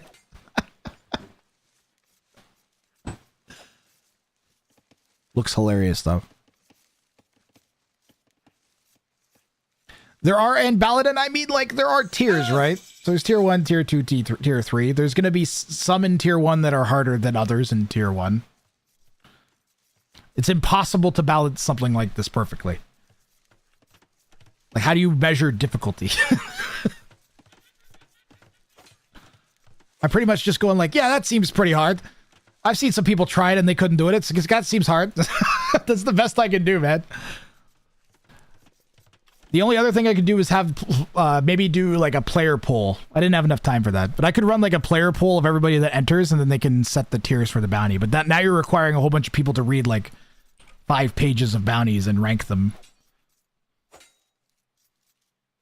Yo, Soberly, how you doing?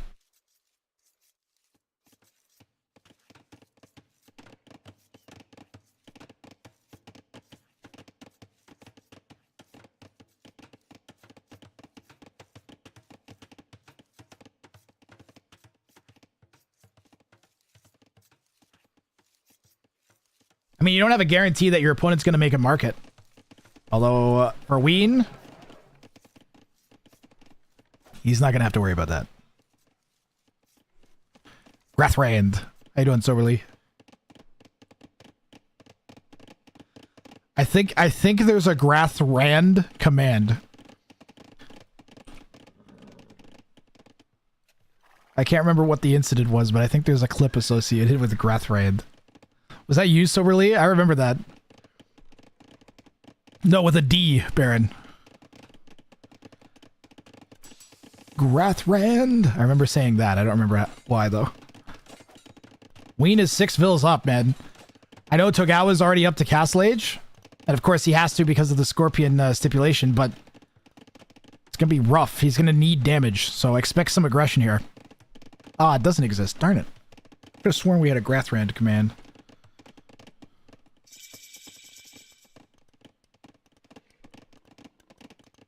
Ween with the fancy splits. And he's going to find the Siege Workshop right away. Double Siege Workshop. Even if you don't know the bounty, you can assume the opponent's going to be going Scorps. So what are all the bonuses they get? They have less minimum range. What's the other one? They cost less gold. That was the main one. And then they have an upgrade that makes them attack faster too. But you have to get a castle, of course, for that.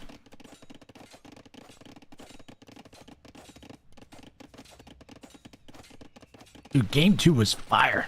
This is a great set. We got another Togawa set right after this one, guys. We're going to cast the second set Togawa's played. Romans and Celts are the 2 civs. Yeah, well, you could maybe make Khmer work too, but it takes a while to get to their Scorp upgrade. But they do have the extra range, which is nice. The issue with like Roman Scorps compared to Khmer Scorps is they are outranged by mangoes or at range with mangoes. So they have a very direct counter, whereas the Khmer, you outrange. You can actually shoot a mango down if you micro really well. 20 Scorpions alive, though. That is a lot of Scorpions.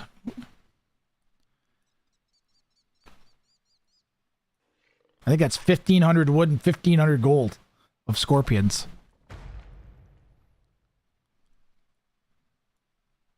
Celts have faster firing siege. Soberly. It shoots faster.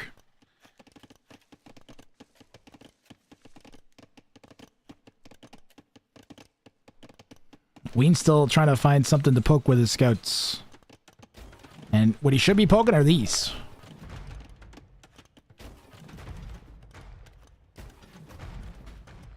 I think the Teutons have a tech that gives them extra armor.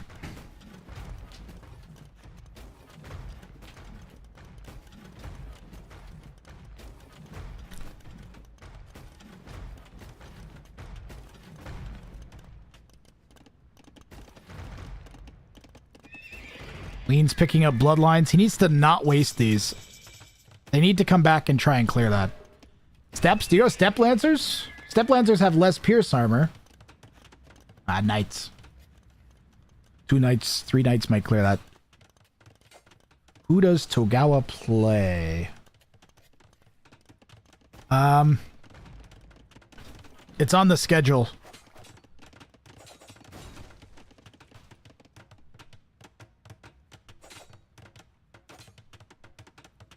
If you go to the bounty website, Leopard, you can click on the schedule.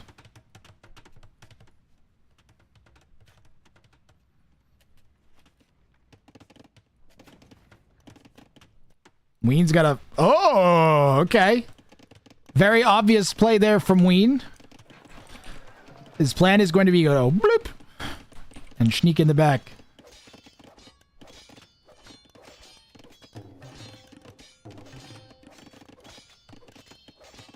I can't remember who he's playing. It might have been Superhero 55 next, I think.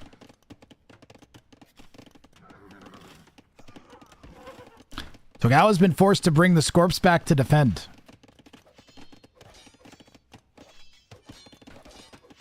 Do we have a trade cart yet? No, but Ween's ready for one. TC going down at the front of Togawa's base near his secondary stone. Gonna help provide support at the front. He's got a lot of forward res.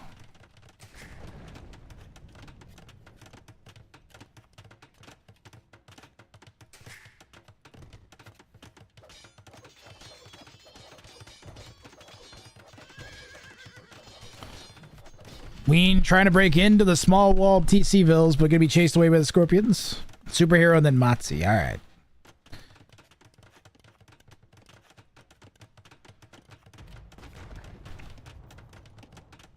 Yeah, since Togawa's near the top, he doesn't get to face someone higher than him. He just gets 2 players at the same elo as him.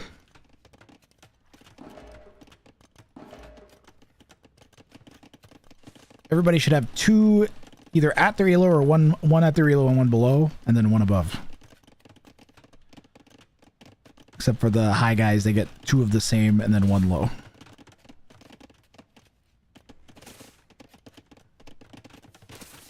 He did. I missed the trade. I missed the trade. Oh, he didn't. Wait, is that the first trade? Doesn't matter. He's definitely gonna make it. So Ween Dinchester has his bounty condition fulfilled here. He's rolling off the market. That was the second trip frozen. All right, all right. So the sneaky heist has worked. He is getting 6 gold per trip here. Now he can afford to just kind of play normal.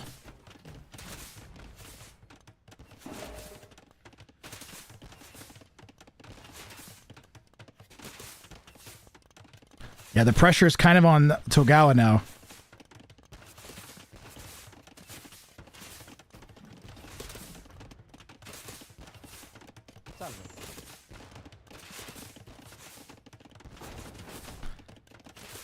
Now you play 216XX. Yeah, Leopard, there's not much I can do. I think you and maybe Super Monkey Car and AT41 all got a little, I think ARG possibly too, all got a little screwed up, and there's not really a way of fixing it all.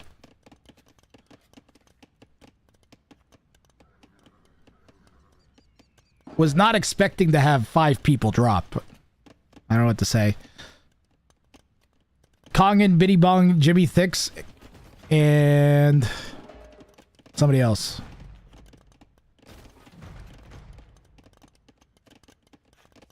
And then Chixo right before the tournament started. So I had the schedule all set, and then it got thrown out the window twice. The bounty has been done, yes. He does have the trade. We can verify in-cap trade if it makes anybody feel better. He's got the trade profit. It's Tagawa that needs to make 13 more Scorps and then win with them alive.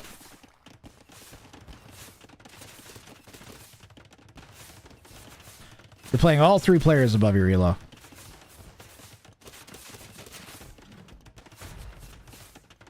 Well, I think 1 or 2 are in your same elo bracket. They might be above your elo, but they'll be in the same elo bracket as you.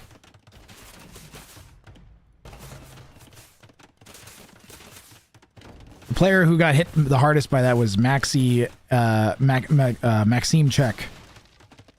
Because their all-time high elo is just over 2k, but their average elo is like 15 something.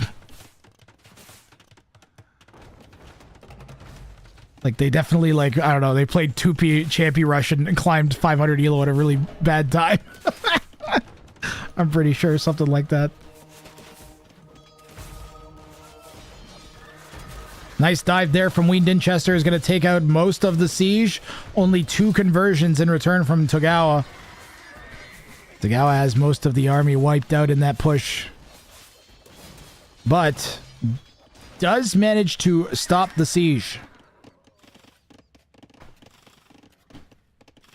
That was a critical push for Ween, who has 30 less vills. And the only real advantage he has is his 9 knights to Togawa's 3 spears, a knight, and a monk.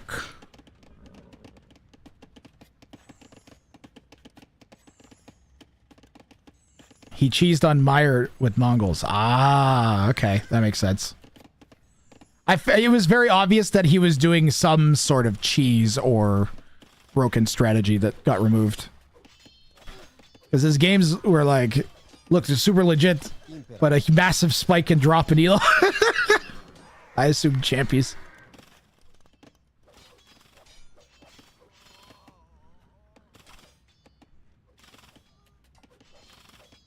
Glad to see Tournament doing well. Yep. The only hiccup we had, I've already like managed to mitigate. So hopefully smooth sailing here on out. And in a couple sets, we'll get our the nice overlays back instead of the slap together ones.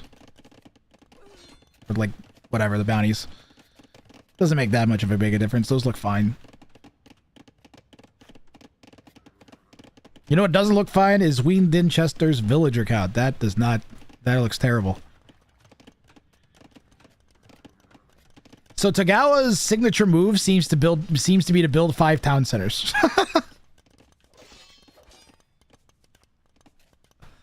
Seems like that's what he does every single game.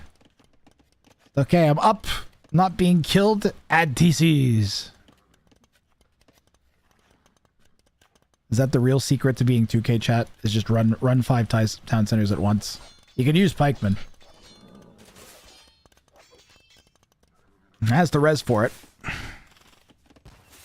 She may not have the gold.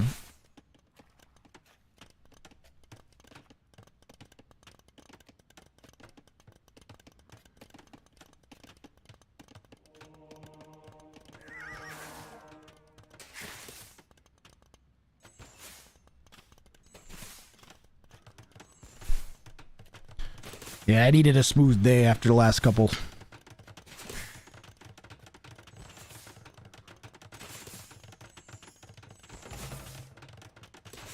So what's the building damage? 7 building damage? Is that for each projectile? Deal with that.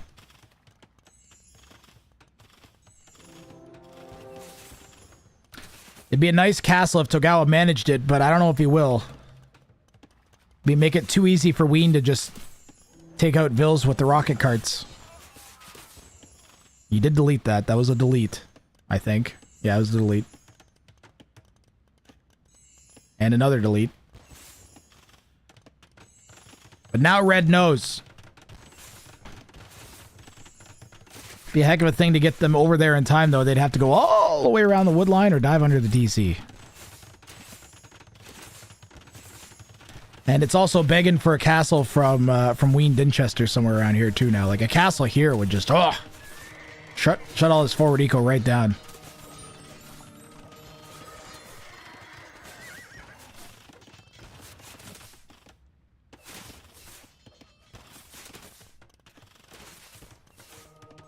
When you're down by a big amount, you got to make the YOLO plays. Although I don't think either player even realizes that the game is as split as it is economically. Saki Koi playing it very patiently. Has fallen off of the Scorpion production entirely. And there's that castle.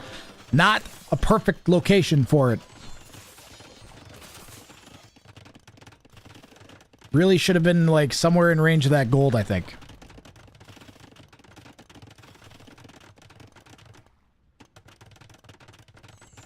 Ween will be prepped to go up to Imp behind it, I think. He's fallen off on production. Yep, Ween did manage his trade. Ween managed to pull the trade off already. The winner of this game... Well, if it's Togawa and he wins without a bounty claim, he'll tie the set. But if he pulls off the bounty win, then he'll come from behind and actually win the set. And a win for Ween would lock it down, obviously. Head-to-heads don't really matter. They only matter for tiebreakers. It's more about how many bounty points you get. The top players by bounty points are the ones that advance to the semis. Offensive castle for Saki Koi in the east, or pardon me, in the west, in the left.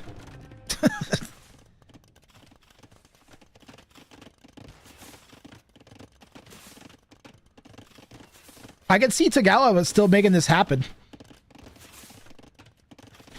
He has 50 more vills, so...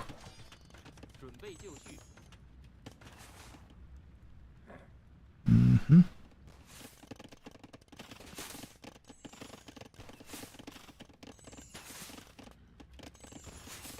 My jaw is sore from talking. My jaw muscles.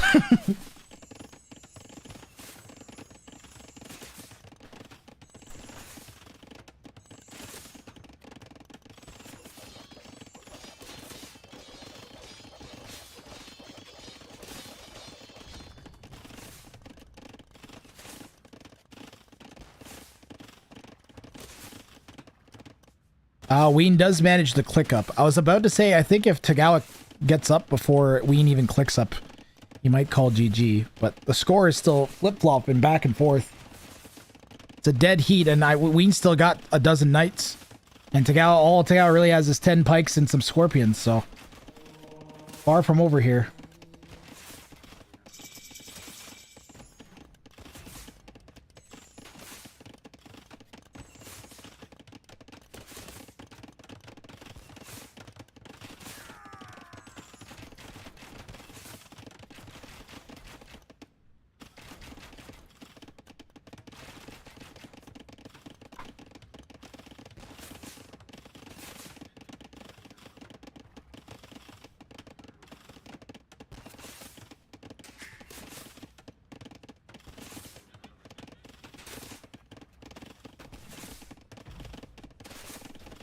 Playing the waiting game, chat.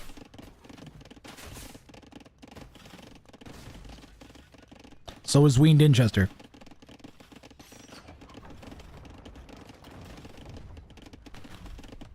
Not gonna lie, I drank the last of my coffee in the house. I might order some fucking Starbucks. Not gonna lie. I wonder if I have any caffeine pills. We got so many sets left to cast still. I think this is still just the fourth one of the day. Are they heavy scorp? No. No heavy scorpion yet. He's got 13 of them though and climbing. Ween is going into Chukanu and Arb. Or Chukanu and Bracer. Lock in, Grathring! Lock it! I see some red goo in the back of the blue base. We missed a raid. At least a small one. That is closed, I guess?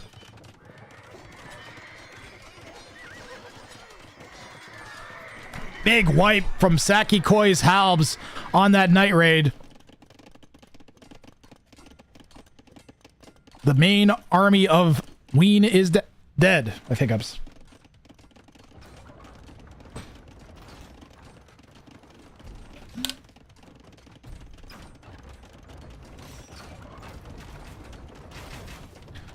He has enough eco that Sakikoi is going to have to actually push, though. He's not... I would not just resign if I was sitting on 2,000 gold. I might resign if I see 55 million scorpions against my Chukanu, though. That might do it. Juke's coming in. Scorp's coming out. Knights go for a dive on the scorpions. Back off once the halbs get close. And Ween staying focused on taking out the Vills and the halbs. Scorpions getting into position.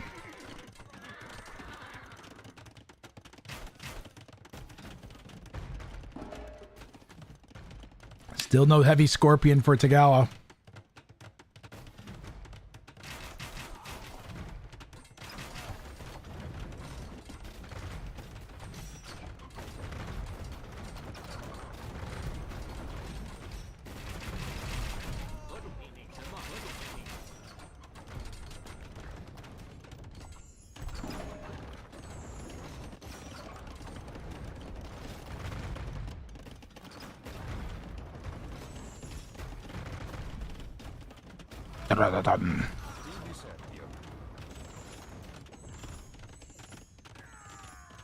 Nothing like the sound of 20 or 30 scorpions firing in like a short volley.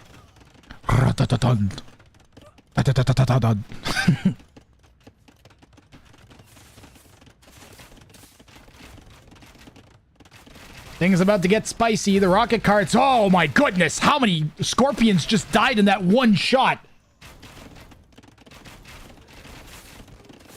I don't know how much Togawa is really going to want to use these offensively. He needs them alive to get the bounty. Ween Dinchester denying that castle as the halbs come in for a raid in the back. And he's going to need to get the Chooks back there in order to clear up the halbs or make some more or something. I think he's missing Thumb Ring for the Chukanu.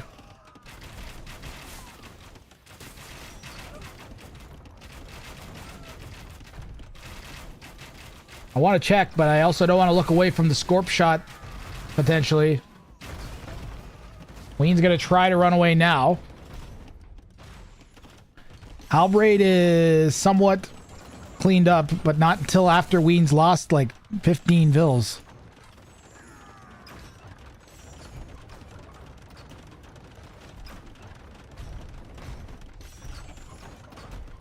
Ween's army is 7 Chooks, 4 Monks, 3 Pikes, a Halb.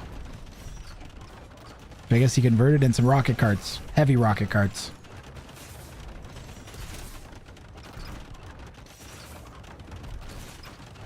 Lack of mobility of the Scorps certainly hurting Sakikoi. But Ween Dinchester's options, he doesn't have Hussar, so he would have to go fully upgraded Light Cav or Cavalier.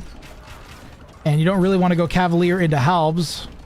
You could maybe just try making even more heavy rocket carts. That might do it against the Scorpions. Heavy Scorp 20 seconds away now for Sakikoi. And yet another game where I can't call. I have no idea who's going to win this one. A lot of times it's obvious. You get to the mid-late stages and you're just kind of waiting for a player to die. But this is the second game in a row where I truly have no idea how this is going to go. Heavy rocket could flatten the Scorps. Oh, yeah. What's the range on these things? So 8 range with a 1 range of splash damage. The Scorp's got 8 range. So they're at even ranges. Maybe we need even more rocket carts. Ween is going to get his own heavy Scorpions. And the Chinese get rocketry, which gives their Scorpions extra attack. It also helps the rocket carts, I guess. But obviously maybe planning a switch to heavy Scorp. He's going to try to out-Scorp the Romans. Maybe he just wants something to do with the Halberdiers that aren't Chooks.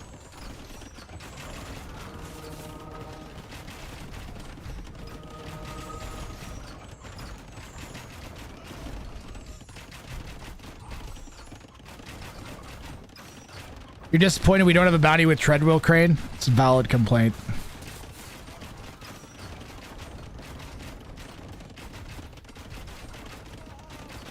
Not sure exactly how I would get it, but there's maybe research all the techs in the university or something could be a decent bounty.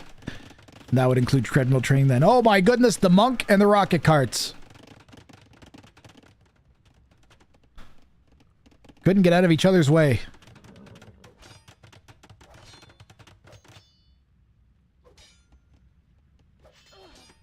Hard to know Saki Koi's exact intentions with the stable, but obviously going to be making light cav. But are they for raiding or just defending the push? Maybe both. Oh, the rocket carts just ate half those halberdiers in a single volley. Holy moly. Chat, can rocket carts cut wood? Like onagers?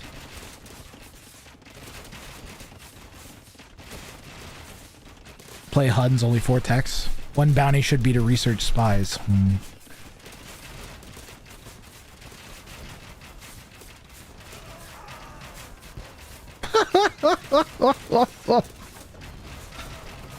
So now we're going for the Treb shots on the heavy rocket carts. Just firing large projectiles, general vicinity of all that army.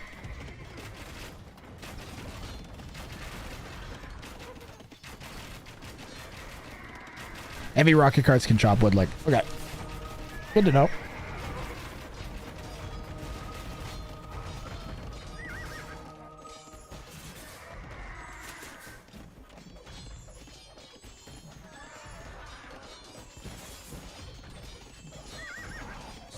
So many scorpions.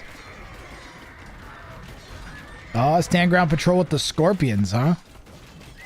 That's terrifying to think about. Both from a potentially getting hit by a rocket cart perspective and from all of them shooting at the same time perspective. I'm surprised that like mangonels and onagers and stuff, bombard cannons or whatever, aren't even more popular with all the stand grounding that happens. Because you land like a bombard shot on a stand ground group of units like that, you'll kill all of them.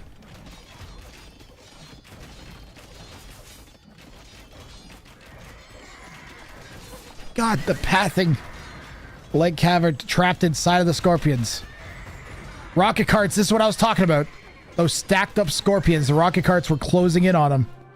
And Togawa Saki Koi is going to take game 3, and with it, he will claim a bounty.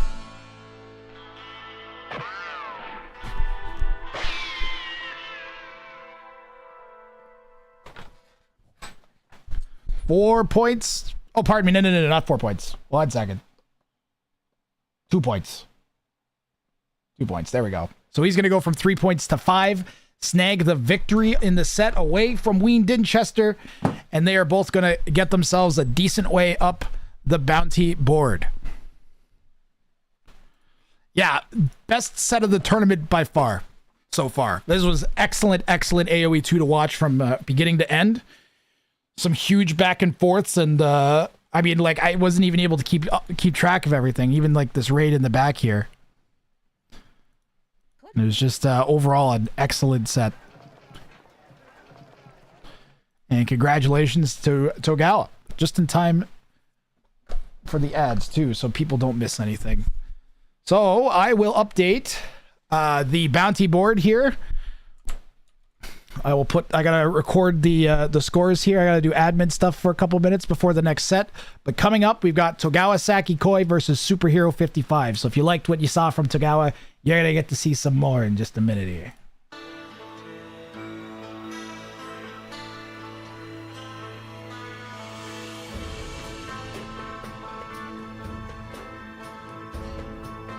What else we got coming up? Then Danik versus Dr. Casa, another high elo pairing, and Not Sure versus Gurus Tabi Bufus. Those are both up around 1700, so a medium high elo matchup, but a fair one. And then Not Sure versus AT41. You see, so we're getting to see some of the players like more than just one game, and it's days till you see them again. You actually get a sense of their personality and how they're handling the bounties back to back like this, which I'm quite enjoying. I don't know about you guys. All right, ads are running. I'm doing admin stuff, so if I seem slightly less responsive, feel free to ask questions and talk, though, while I do this.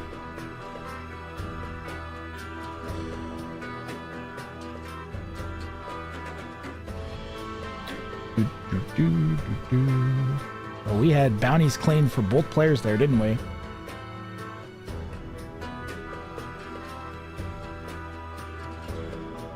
Let's see here. So Tokawa's first one was basically a trebuchet.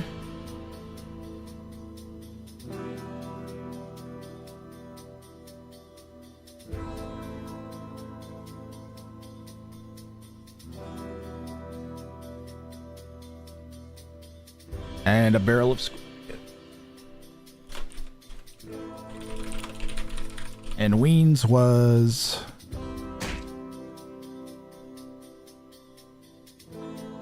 Ween's claim was... Lubov's discount day. 3.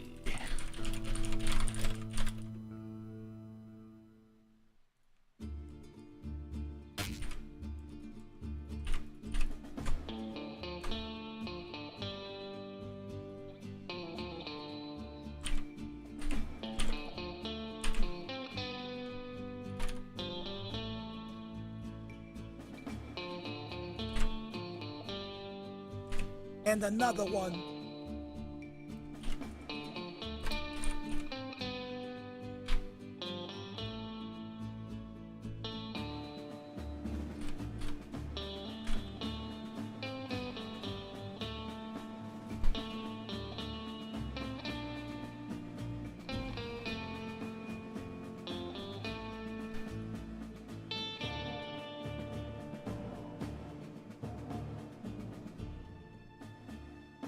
Wait a minute, did I do the math wrong? No, it should be 3. Right. Okay. No, I did the math right.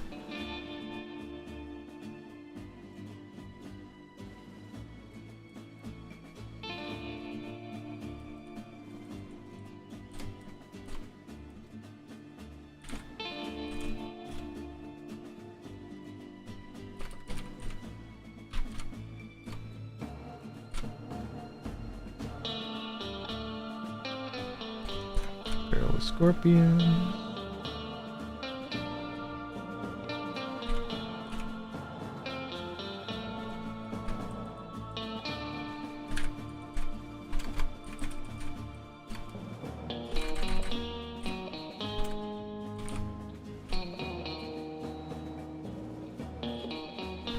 Man, Winchester got just 1 win.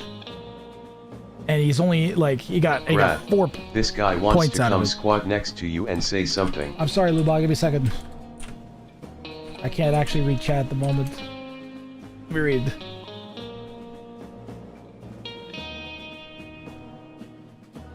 Hey, Grace. Oh, he's not on the screen, damn it. Hey, Grace, how many sets do we have left on the day? I mean, just curious. A lot. Until I collapse. Let's see. We got Sakikoi versus Superhero. Alan!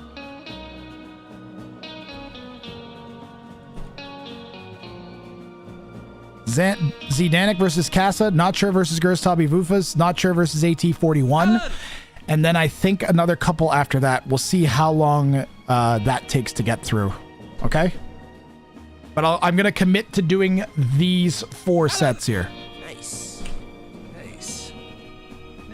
All right? Nice. Possibly more after that, because I have many that I need to get through.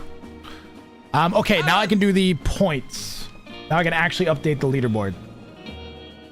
Let's see here. Togawa gets 5. Ween gets 4. Ween went 1 and 2. Togawa went 2 and 1. All right, give that a minute and you'll see the bounty board update. There it is. Where's Ween? Ween should be right up there as well. Give it a moment. Come on, Ween. There he is. There you go. Togawa and Ween looking in on the outside. On Nick May, Clear Love, Duduju, and Levi are top 4 claimers at the moment.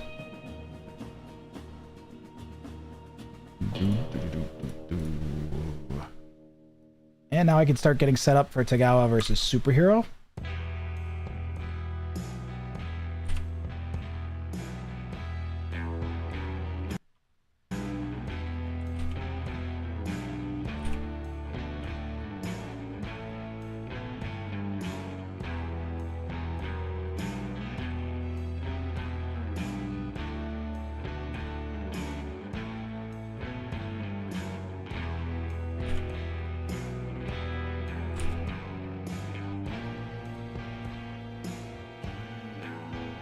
I don't even use that. Alright. Tough Mater. Bounty balance. Boo boo boo boo. Alright, loading games in now.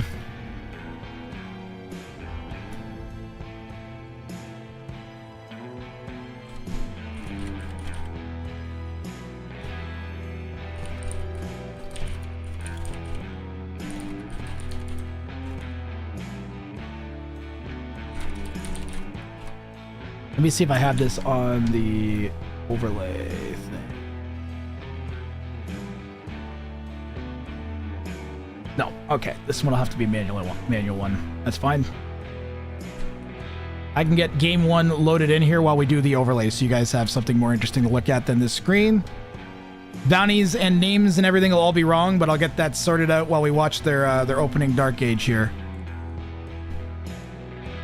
Let me just find a nice, interesting scout to follow around. And you guys give me a moment here to do all this stuff.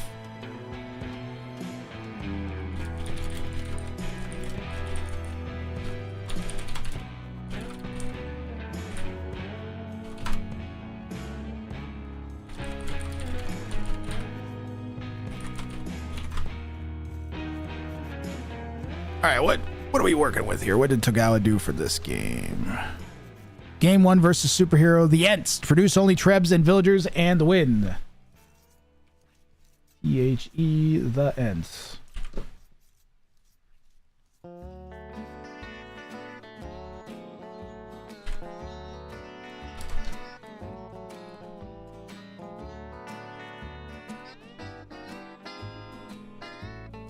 A level 3 bounty.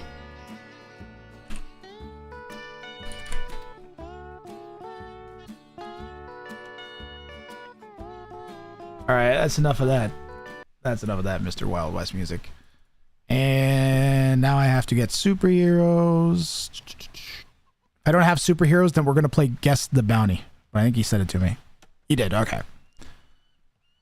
Build a farm in visual range of the opponent. Oh, yes. Yes, yes, yes. Build a farm in visual range.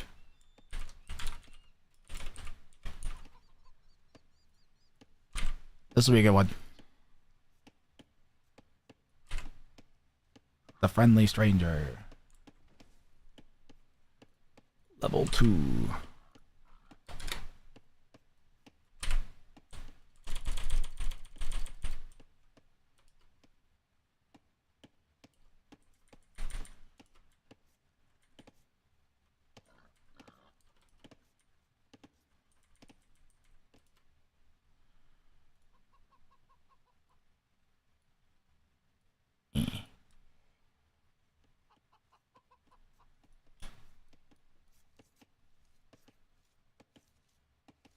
Level 2 and level 3.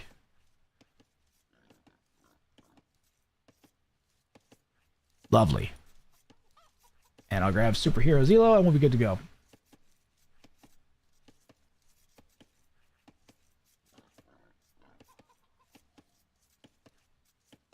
$16.35. Ooh. Ooh.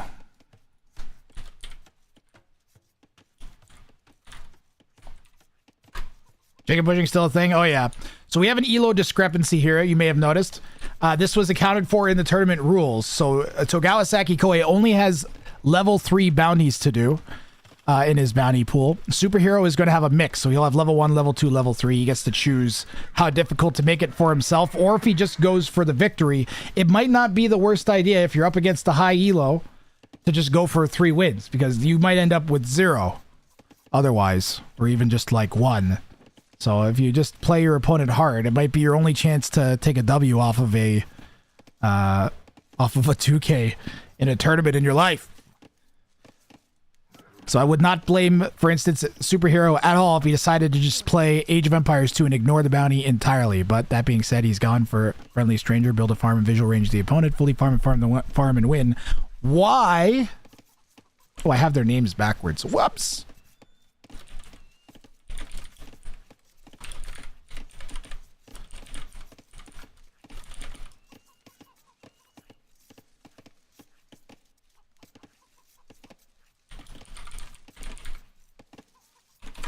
Red is scouted into the TC because of the chicken funnel. Did I miss? Oh, I gotta see this. I was busy doing overlays. Did he actually? I missed it.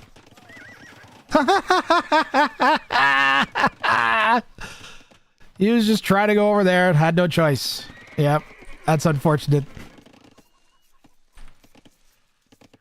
Well, the chicken funnel has served two purposes so far for Saki Koi in this game, then. I didn't even know who Teal was and what elo he was until he joined the lobby in our set. Oh, yeah.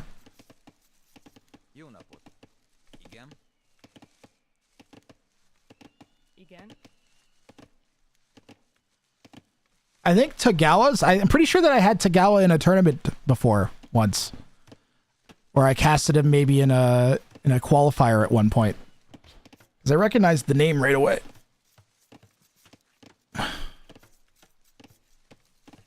I've been around for a while now, though. Somehow it's been 6 years that I've been doing this.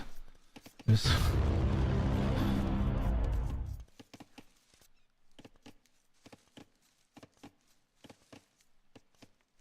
a long time. I was young then.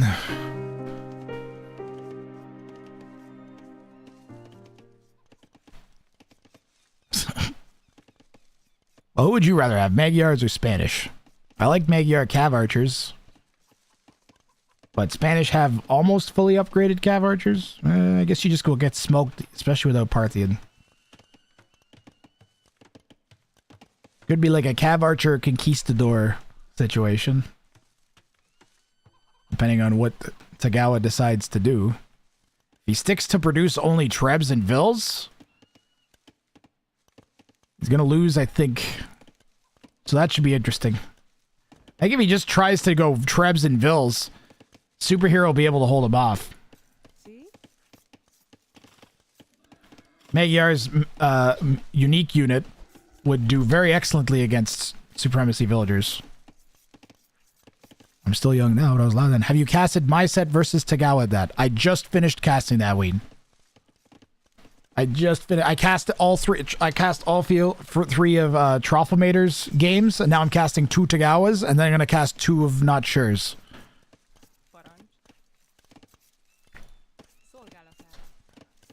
Your set was great. Your set's the best set. You and Tagawa's set is the best set of the tournament so far. Game 2 was amazing.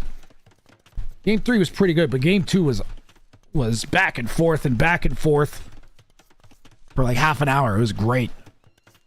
Did you manage 75 militia? Yes. Yes, you did. You were at 74 and you clicked feudal, and then it was like a minute and a half, and then you made like 3 more, and I was like, oh. If I had to tell Weed did Chester he only made 74. He won't be happy. But no, you made it. Yeah, no, you were very close to not making it, but you made it. He pulled 2 bounty claims off on you, and you pulled 1 off on him. But he did a tier 2 and a tier 1, and you did a tier 3. So you only have 1 less point than him, I think. You guys are both set up to storm into the semifinals if you do good in your next 2 sets. We'll have to see how Tagawa does here. You had no clue what his bounties were? What did he have? Hold on, I can tell Wayne since he's here. I'll take a quick peek. He had basically a kill 5 military productions or 1 castle with or 1 TC with Vils. So when he punched your TC down with the Supremacy Vils. And then he had quit touching me, build a castle that touches an opponent's finished castle. He didn't even get close to that in game 2. And then in game 3, he had win with 20 Scorpions alive at time of victory, the level 1 bounty. Which he very obviously did. I figured you might have been able to figure that one out, but like a Roman player making a ton of Scorpions, it's not the weirdest thing in the world. I'd say 20 is a little bit more than you'd normally end up with. He got up to like 40 or something, so He could have done the second level bounty. I don't know if he had it available in his pool or not because I lost that data, but... Yeah, he had to have 20 alive at time of victory. You actually, at one point, you killed so many with your rocket carts that he stopped making them and lost all of them. And then then he came forwards with another batch and you wiped out a bunch of them again and you had to remake them. So, Game 3 was pretty good too. Game 2 was absolute fire though. There's the castle for Superhero. He has not built his aggressive farm yet. Again, Superhero in the north here going for Friendly Stranger. He has to build a farm in visual range of the opponent, fully farm the farm and win. And Togawa with a bit more passive of one. He's going to have to produce trebuchets and vills and win. Yeah, the Goth game.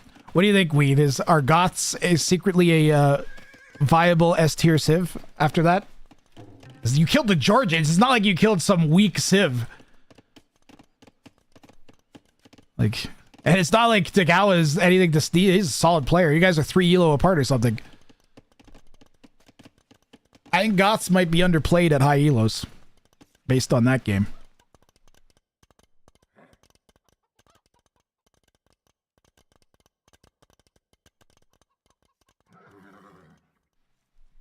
I like when the players make me look smart.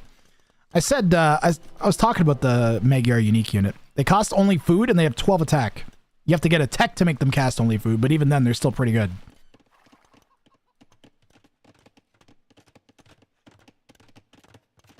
Going to enable Superhero to do a little early raiding here.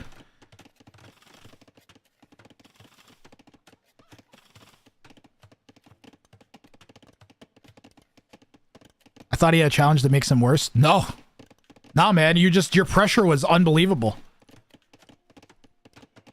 It was a case of if he sends his army to your base, then you will kill him. So he had to stay home the entire time, and then you just kept the army production up high enough that he had no choice. You just had to stay home, and by then you're like 15, 20 villagers up, and you have the momentum. You had kept enough longswords alive. No, that was a sick game. Forward siege now from Superhero to back up this early Castle Age aggression in the face of the Spanish boom. So Togawa might have to make a decision. He needs more on Stone A, but the decision is going to be, does he stick to his bounty? Or does he just go for the win? Because this is a rough mismatch in terms of strat versus his bounty. That's going to get in? Is that open? No. Togawa likes booming. I think he built 5 town centers every game. He just about reboomed back into it in the Goth game. That's going to get in. Togawa is going to lose vills if he doesn't start running them.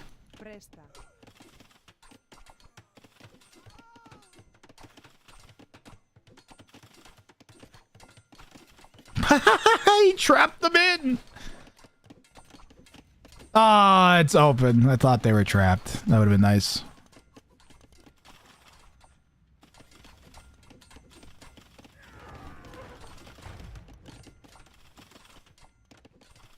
Is Superhero even gonna... This is what, remember I said that Superhero might just go for wins and ignore the bounty condition? He might be doing that because there's no sign of a forward villager farming a farm. He didn't pick up horse collar. That's pretty much the only thing that suggests that maybe he's still thinking about doing this.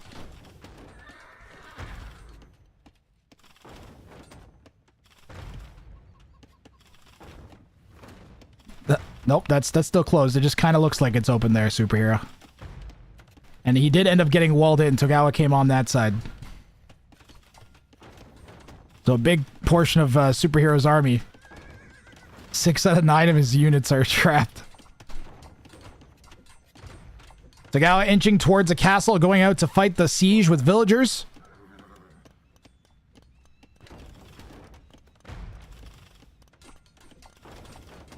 What do you guys think? Can the 1700 take out the 2K3?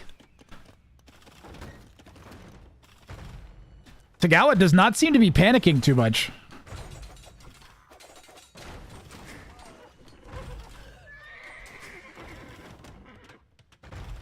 That's a rough recovery.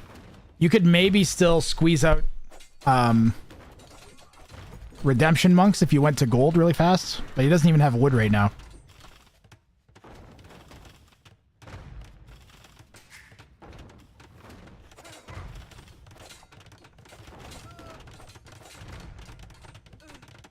Without military, Tagawa should die.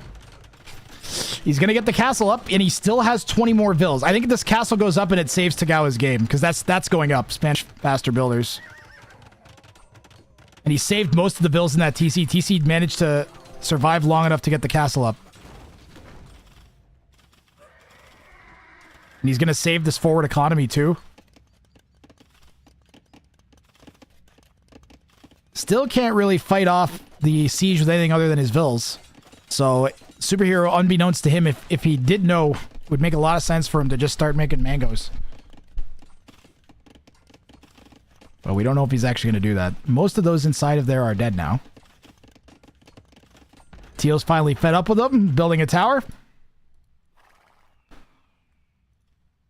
Maybe he gets out a castle and somehow clicks Imp behind it. That's what I'm thinking is going to happen. Is going to be castle, Imp, supremacy, make 3 more town centers, 4 more town centers, and get up to 180 villagers and just full send again, like he did with you.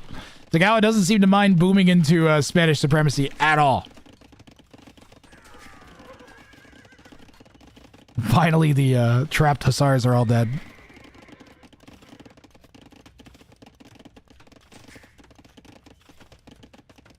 Fourth TC time, and Togawa is going to boom to next Thursday. Superhero's push has completely fallen off. He's garrisoned his Magyar Hussar back in his castle to heal him up. And I don't know what's doing now, but it ain't good, because Togawa has double Superhero's vills. It feels like he'd boom into Spanish supremacy without a bounty. Yeah, a little bit. This might be like a strat that he just does.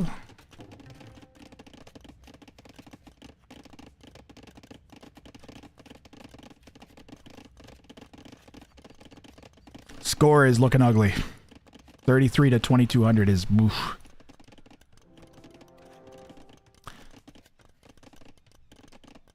Superhero would need to siege, maybe come over on this side and push on that. I don't know. Tagawa is honing in on Imp and closing in on 100 vills already. By the time that TC goes up, he'll have over 100 vills.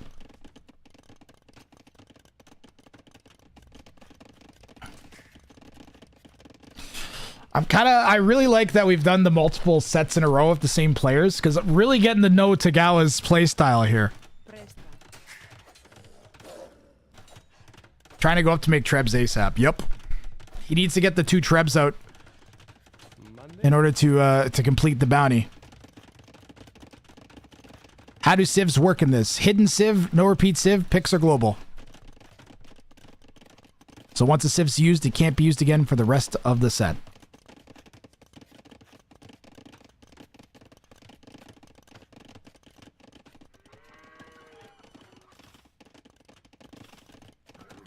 Magyar Hussar are back to harass. They have +2. If he positions them over here, could probably slice the TC down. And then maybe just run around doing that. Because Teal still doesn't have any army. Nope, and he's not interested. Tagawa did have the foresight to pick up Bodkin. Still doesn't have ballistics, though. Mostly just concerned, I think, with booming, adding farms and town centers. What is this that's being built? I will check as soon as we get a moment here from the raid. Yeah, still no bloodlines for Super. He doesn't have a barracks or stable, I don't think. So, yeah, you're probably right, Plutterghost. I'm guessing that's why you didn't go for the TC slicing. How much base pierce armor? They're just like knights. So what's this? Forward siege again. Superhero's only option, really.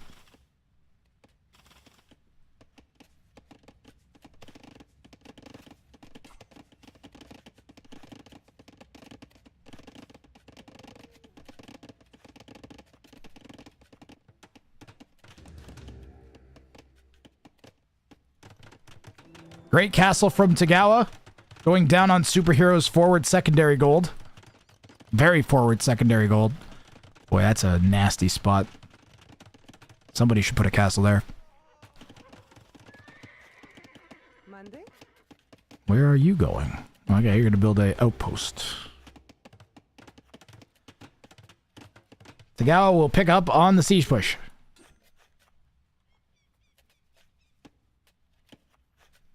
In comes guard tower. Ooh, maybe we'll see tower spam. I never thought of doing that. Imagine you went like Incas and did, or like Georgian Savan towers, or what else? What would be another good tower sip for this? Spanish is not bad because you get the faster build time and you get bombard towers.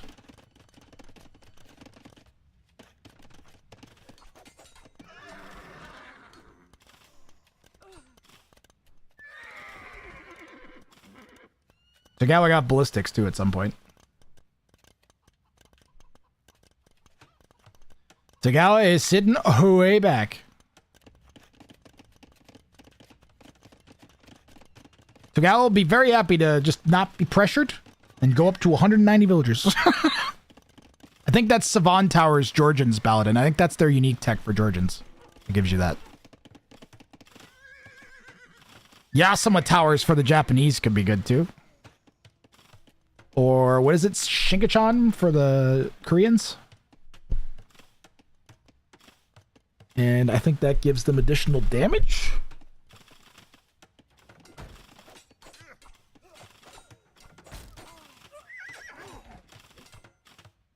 Or is it Ipsong? I don't know. There's a whole bunch of tower techs. They're all cool.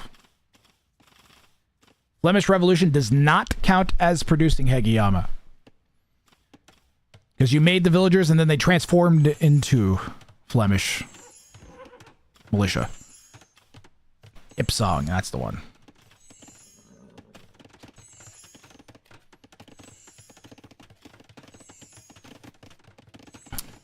So let's say you're popped out, chat. How do you get more army when you already have 200 population? Well, you can do one thing, which is build towers. Towers and bombard towers. They basically do the same thing as like an archer, right? They just can't move.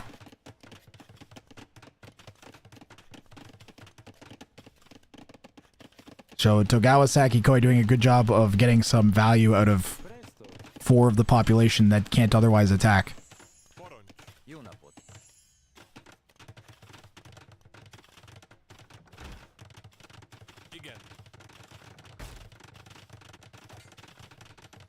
Looks like this will be the site of the Great Imperial Age Showdown.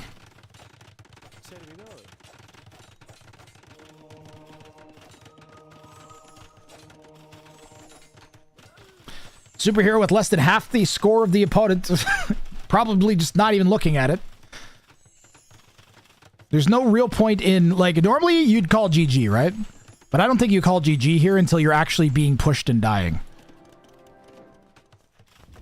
Because you don't know what your opponent's bounty is. If they're trying to do something crazy, they could very easily throw.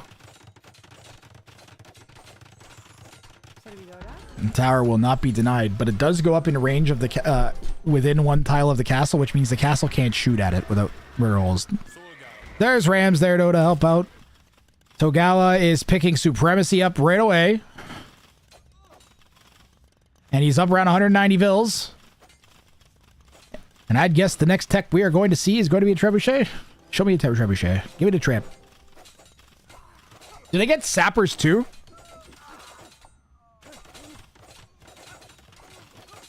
I don't want to check right now, but I think they get sappers too, don't they? The sappers gives them bonus damage to rams and buildings. Maybe I can show it over here. Yeah.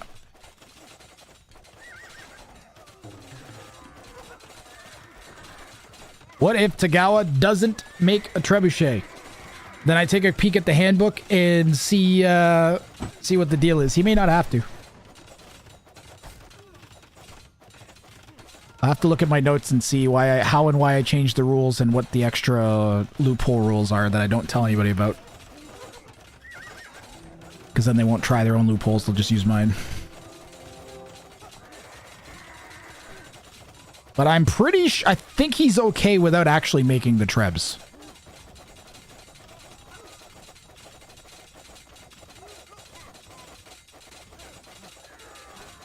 Because I'm pretty sure all of the produce ones where I make them make a minimum number of units, I included in the bounty wording. But I don't recall off the top of my head, guys, the official rule for that. But we'll double check that before we declare bounty claimed or failed after the game. Don't worry. What we do know is Togawa has hit 200 villagers. Right as Superhero calls GG. And Saki Koi is in line for a bounty claim. I'm going to quickly, as fast as I can, review the handbook on this, guys.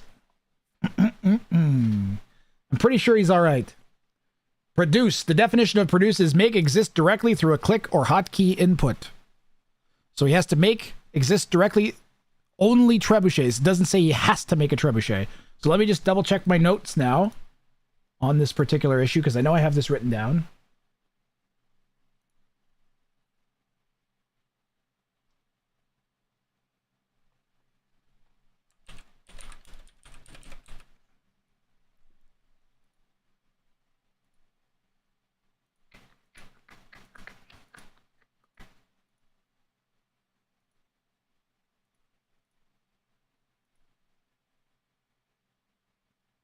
Okay, yep. So he has claimed the bounty. I can confirm after consulting with the judges that we have a bounty claimed.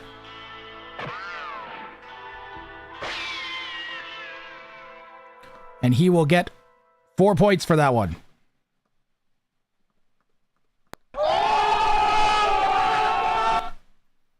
If you are interested in one of the things I've consulted here, this is the easiest for me to show you.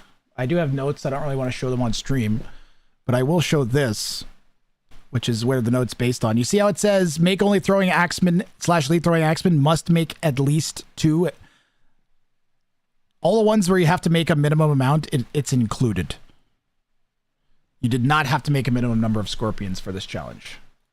Or a minimum number of trebuchets. So he's good to go on the bounty claim. All right? Right, I don't have a scoreboard. You guys can look at this for a second while I do things. What do I have to do? Oh, I just have to get the next thing. You just have to look at this screen so I can go to the next game. That's what I have to do.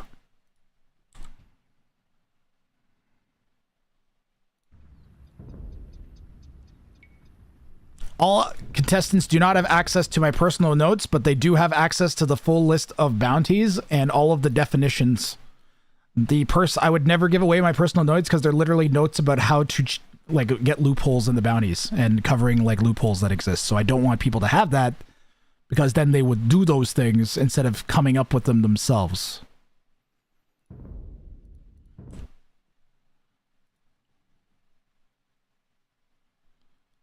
But they have access to the handbook, which has all of the definitions in it that clarifies all of the bounties. And then the bounties are all to be interpreted as they're worded exactly. Okay? So let me get the next bounties up here while we watch the opening. So for game 2 here, Togawa went for Towering Achievement 3.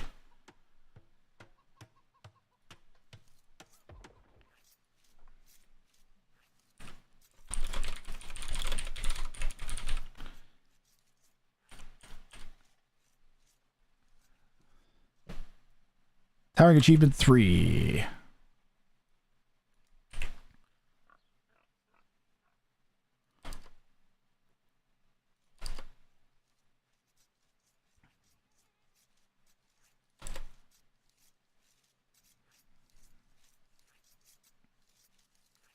Win with 40 siege towers live at time of victory. And for game 2, Superhero went with a barrel full of scorpions. A barrel of scorpions.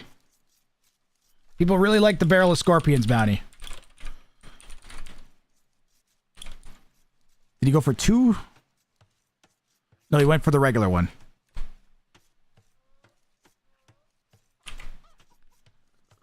He went for the regular one.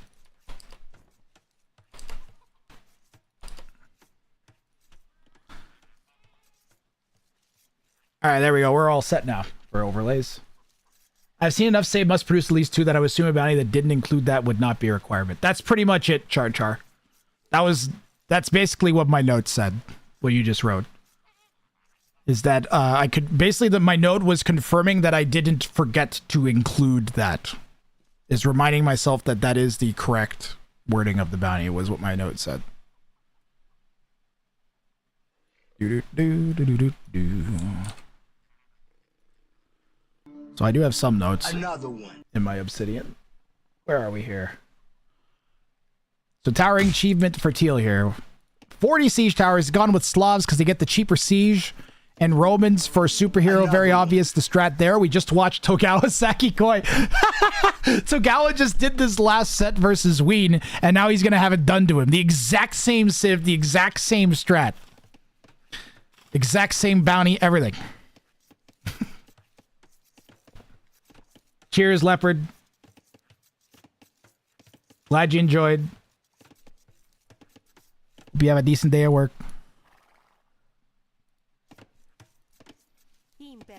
Now I'm truly on my own.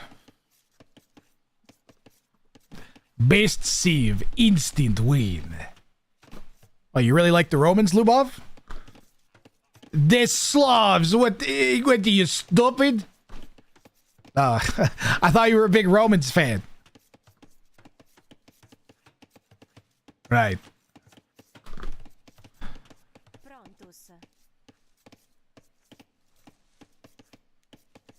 4 seconds of idle time, superhero.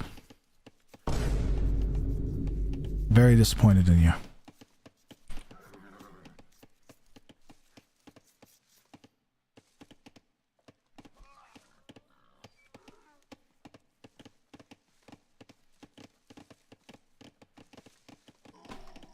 Best sieve.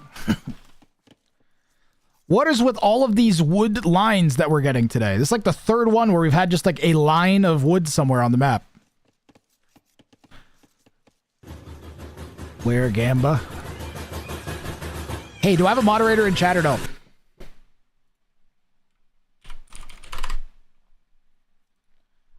Is there a bounty in this game?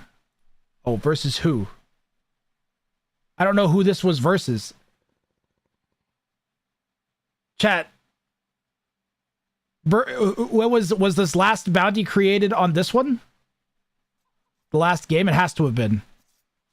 But we did have a bounty claim, so I'm pushing yes. YOLO. YOLO!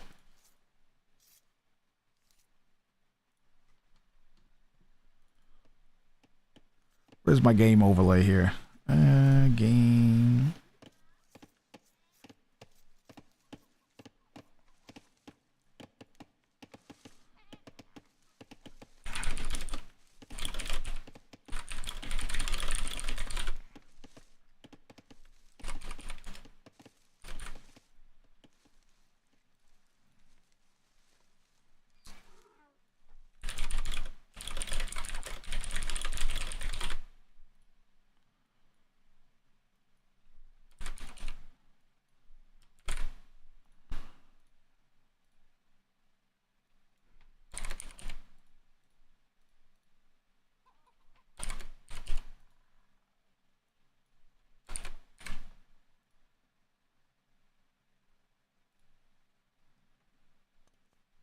Is this going to work now?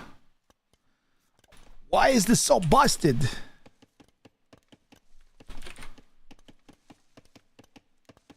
this work now? Okay, let's see.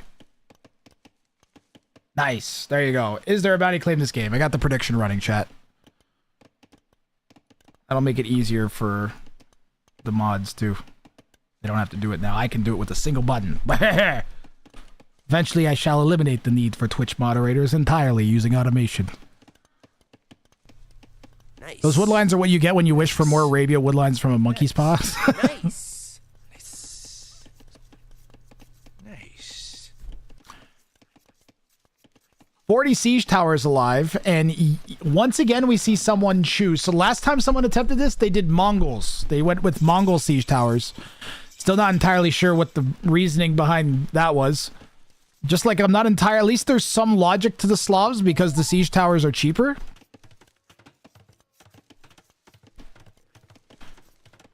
All right, Chad, I got dinner ready. I'm going to go grab my dinner. You guys keep an eye on Togawa's base for me, all right?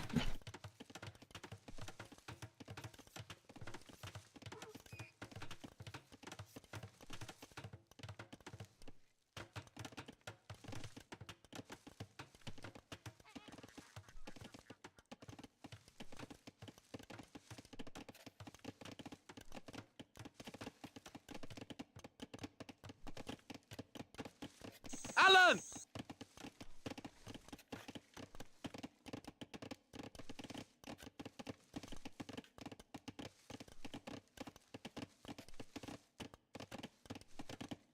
Al!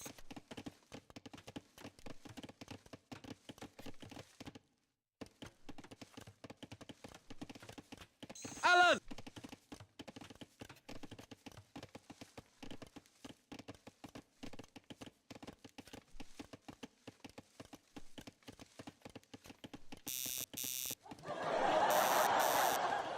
Alan!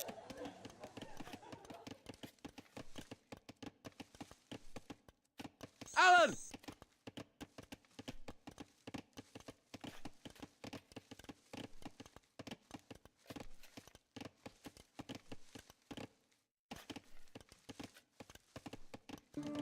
And another one.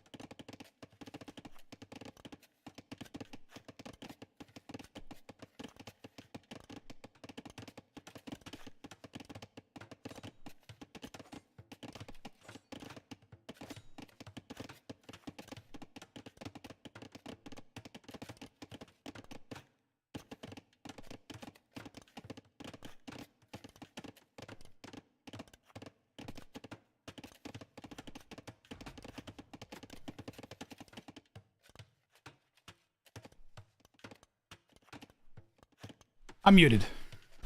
Superhero's gonna be really aggressive, it looks like.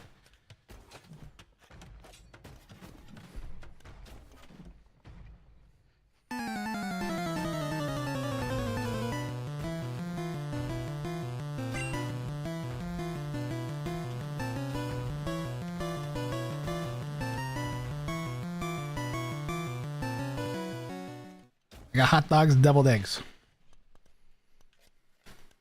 Yay. I am starving. Oh my goodness.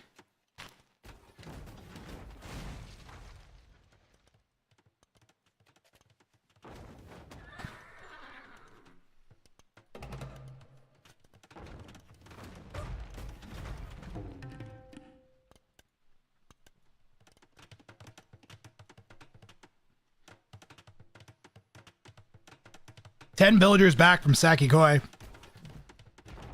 Superhero needs the push to work.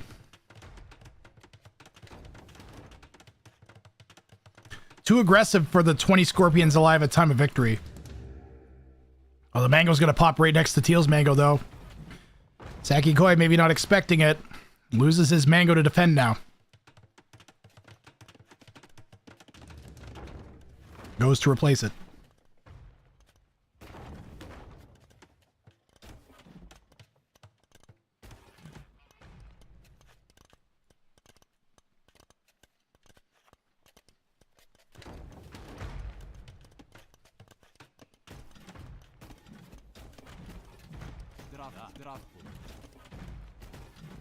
Oh no, he's trapped. He's gonna get shot by the Scorps. Mango could get a huge payoff shot there. Doesn't hit anything. Could have got 2 Scorps and a Mangonel. Superhero's got to be careful with the micro.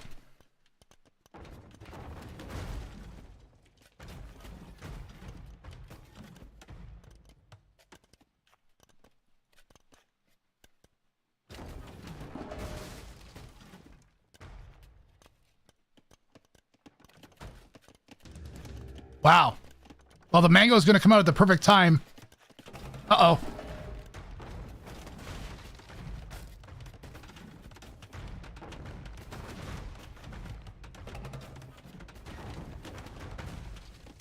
And no micro from Superhero. He loses all of the scorpions. Might still get the Siege Workshop. Maybe. Oh, it's so close. He just needed one more hit. If he just left the ram, he would have had it.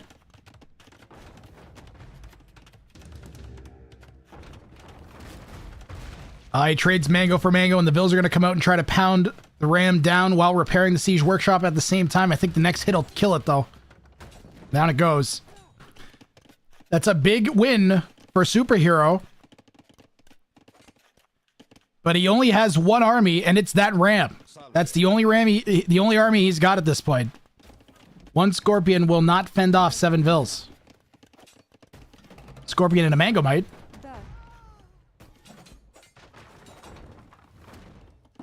No, you gotta split them up. Trying to block the Scorp from the mango? Yeah. Oh, no, there you go.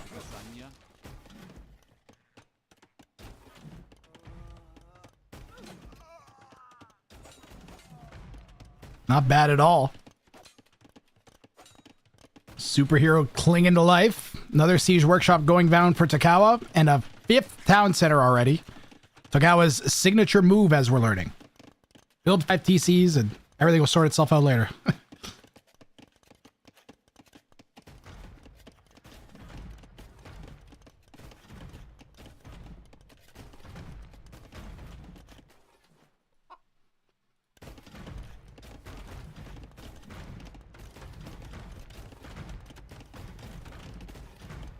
Very late double bit for Superhero, even with an FC.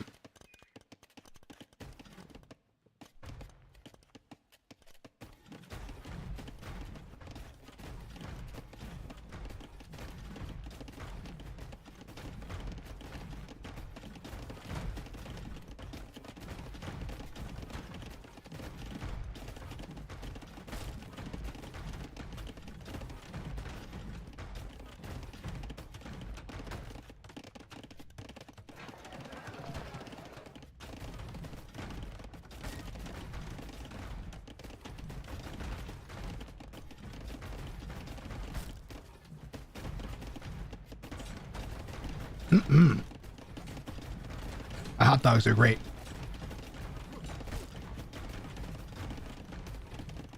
I hadn't eaten anything since...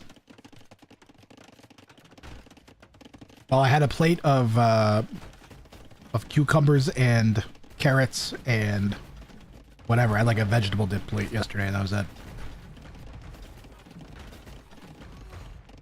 I just ignored food today. I was like, I need to stream.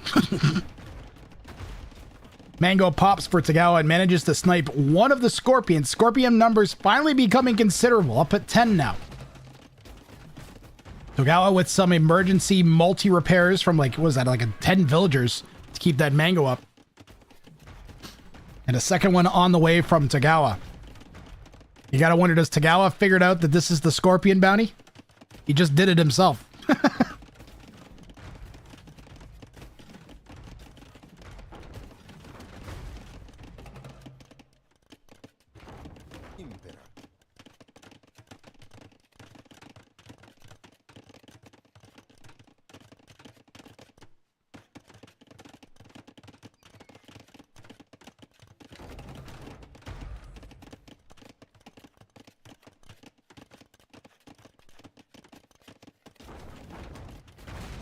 These trades, they're great for Superhero. But if you're Tagawa, you don't really care. The push can't kill enough to hurt you. Like, look at the score. Yeah, now he has enough for a castle, too. So Tagawa with some good game sense.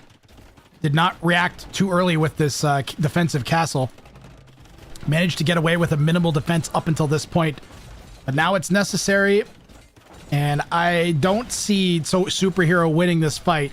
And deny. You would have to... Superhero would have had to win the fight and deny the castle to make this push work from here. doable, but would have been very difficult. At any elo. At any elo. Yep. Superhero calls GG. And Saki Koi will not get his bounty claimed. He was on the way to the siege towers, but he only managed to actually produce 2. And that will not cut it. Even the wood lines are shaped like baseball bats. So Togawa with a single point in game number 2 here. I will update the score now.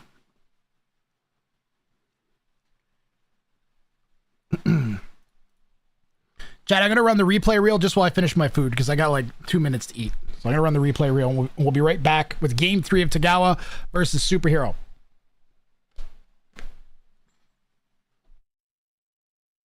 Incorrect. I see a trade.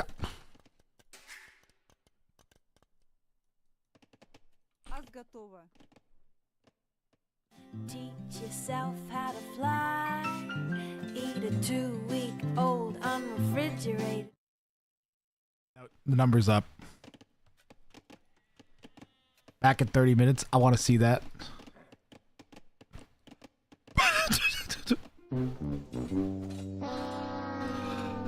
Alan!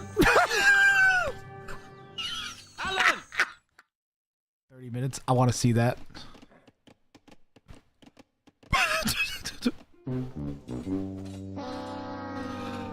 Alan!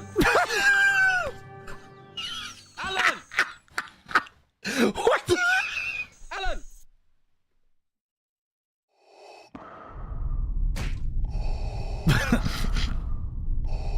I find your lack of walls disturbing. Wait for it, chat. Wait for it. Wait for it.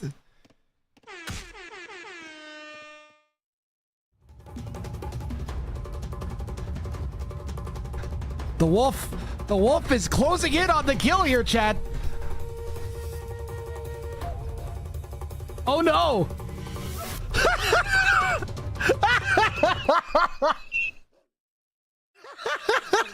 Oh, there's a tower there. He might get it. He got it. Togawa has the bounty condition fulfilled, just has to win the game now. I can't believe how fast that TC died.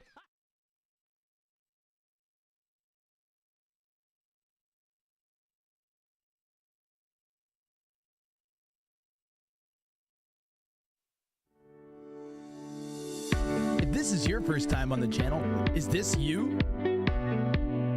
Well, good news, Jimmy, because I've got an explanation that shows you exactly how this channel works. All you gotta do is click down here on Wheeler's Sack. Scroll through the list of available memes, pick the one you want to see pop up on screen, and click. And you can react to whatever's happening on screen. Isn't that great, Jimmy? But wait, there's more. No, actually, no, that's about it. Memes by Gradrang.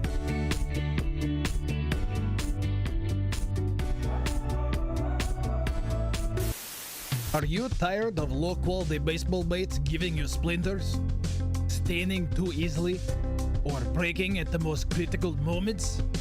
Well, come on down to Lubov's slightly used baseball bait emporium, where we stock only the most reliable of baseball baits. What do you mean by reliable, Lubov? Don't ask questions. Okay.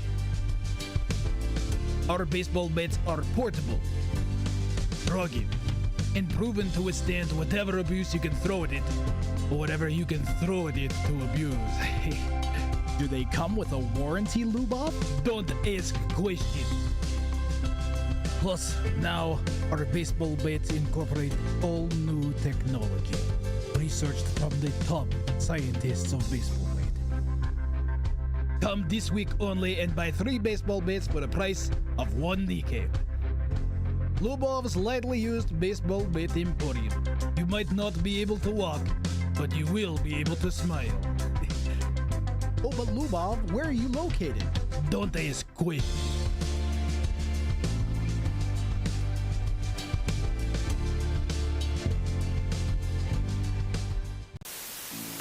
I used to have problems.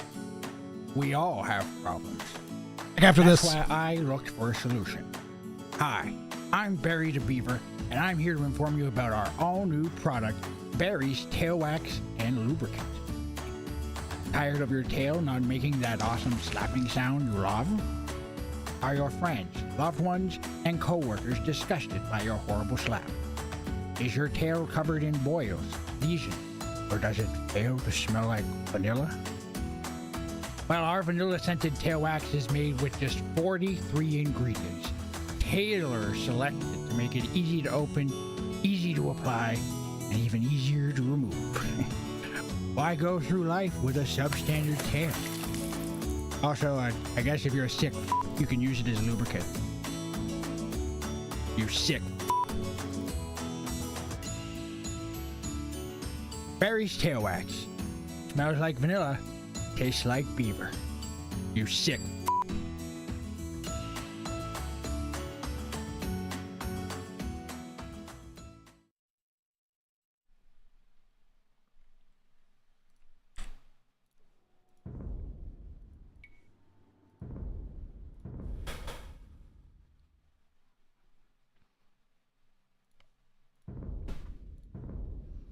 All right, Tagawa and Superheroes Game 3 coming up in just a moment.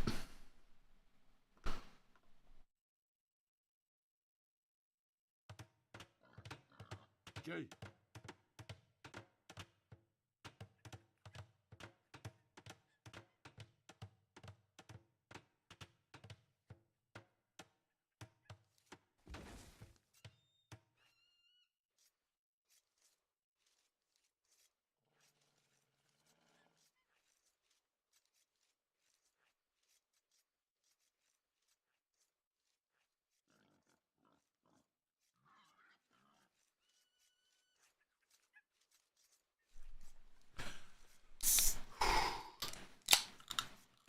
I will update the bounties in just a second.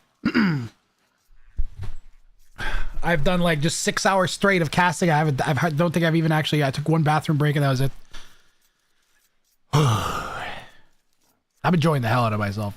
It's making this a lot easier. I was not looking forward to whatever 10-hour day of casting,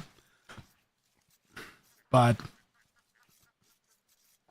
whatever. This is great.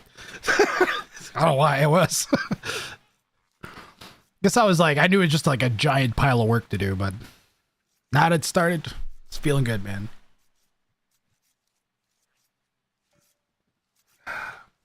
I've been like picturing this tournament in my head for like 2 years.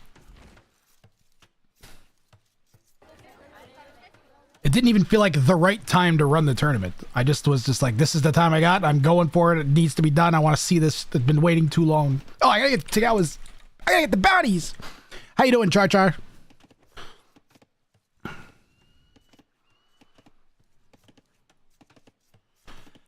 Let's see.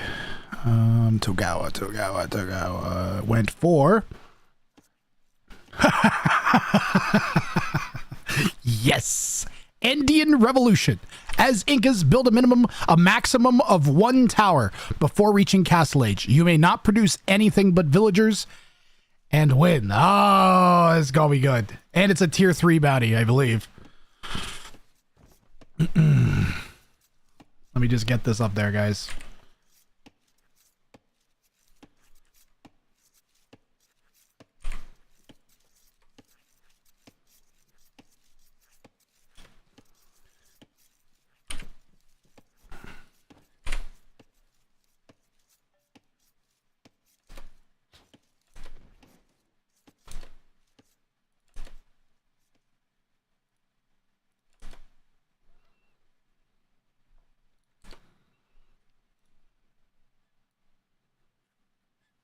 I don't know if you guys are gonna be able to read that clearly. We are gonna switch to the better looking overlays in a couple sets. Or at least maybe for tomorrow. I don't know how many left of the ones I have left are still the messed up overlay situation. And then I gotta get Superhero. Delete your starting TC and rebuild it on a neutral gold. Ghost Town. He went for a level 1 bounty. Probably a good call. This one is doable.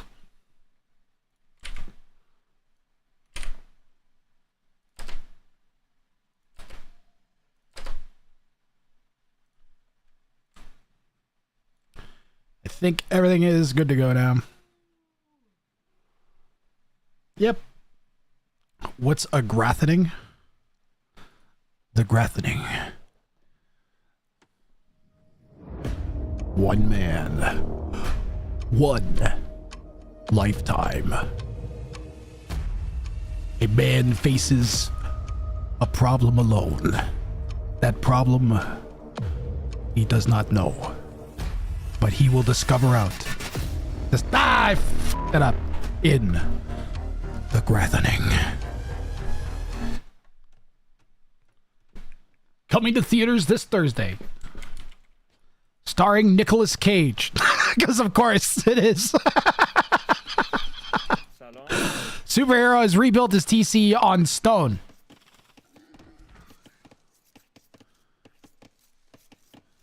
Problem is he's walking on the very edge of the universe. Yeah, I would do it.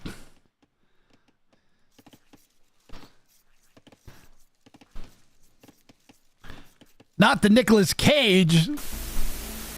What is that? What is that? What is it? Oh, no, not the beast! Not the beast! Ah!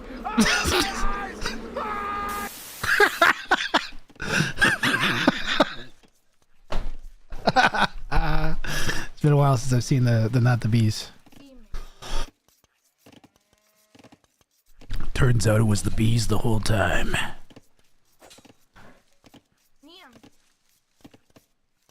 Didn't somebody find out why Nicolas Cage took so many bizarre things for a while? Didn't he owe like hundreds of millions of dollars for some reason? So he just like, or was he trying to make a charity? I can't remember. He had something he was trying to do or needed to do. I can't remember what it was. And he needed lots of money, so he just started taking every acting job. Was that him? Am I mistaking him with a different actor? I just remember reading about this recently. One of the best Would You Rather. Would you rather every movie lead be played by Nicolas Cage or every song sung by Nickelback? I would take Nick Cage as an actor every day of the week.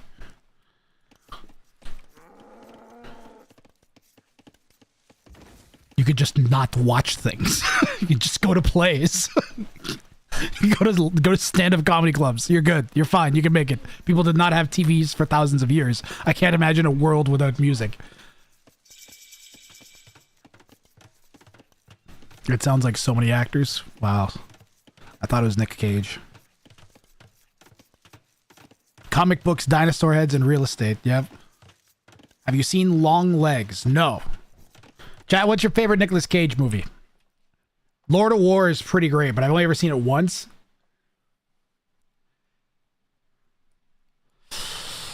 I feel like there's like an obvious one I'm missing that I really liked. I've heard really good things about Hellboy. Yeah, Lord of War, he was fantastic in. There's some other movie he does where he plays sort of like a scummy government guy. I can't remember which one that is. But that one was really good too. Nick Cage's scummy government guy, he's very lucky he didn't get typecast into that, I think. Because he does that. I think that might actually be one of his best roles to play as, is just being some random scummy government. If you're wondering why this bounty for Tagawa, Andean Revolution, includes a single tower, it's because we found that it was almost impossible to do without one defensive tower. Your upgrades don't kick in until Castle Age, so you don't really have anything you can do, and people just would make like 5 archers and you would die. So you get one tower, make it a good one. Maybe don't be aggressive with it. I guess you technically could. But realistically, this is supposed to be played similar to the Spanish Supremacy Villes, but in Castle Age, I would say is the... I don't know if that would work, but it's the idea. Nick Cage in horror. I'm not really a horror fan. I have a one. I will not seek out a movie because it's a horror movie almost ever. But I would say like sci-fi horror. I find acceptable. Mainly because like science fiction is kind of inherently horrific sometimes. Yeah, the alien creature does XYZ and you're already like, ah! Forward TC from Tagawa. He's got a nice little bunny patch to feed. That is a... Wait. Is this both bunny patches? That's like both neutral bunny patches spawn next to each other. This is incredible scouting from Tagawa and thinking. As there's 1,200 food just sitting there. See if I can get all of them. Why does it keep changing? There's different bunnies, that's why. Yeah, 1,100 food just chilling.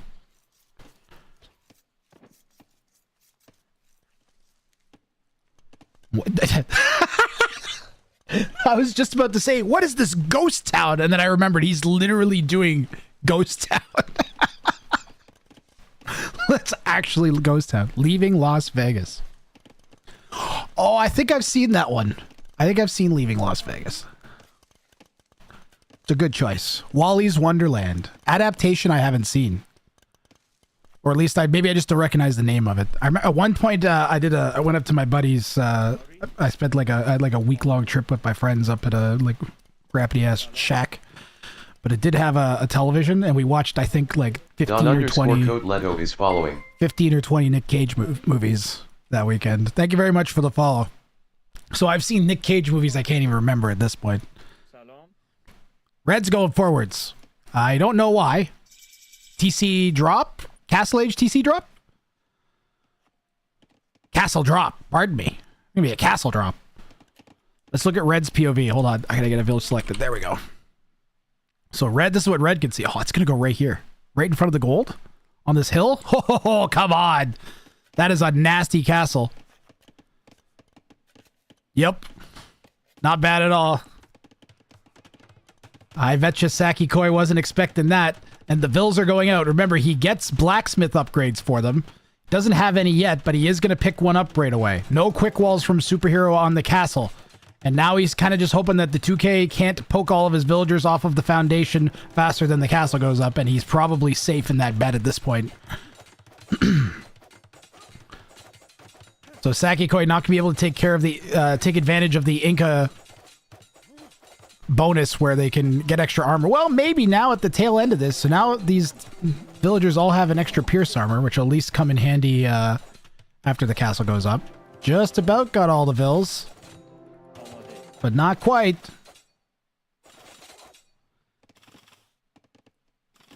It's a heck of a castle drop from Superhero 55.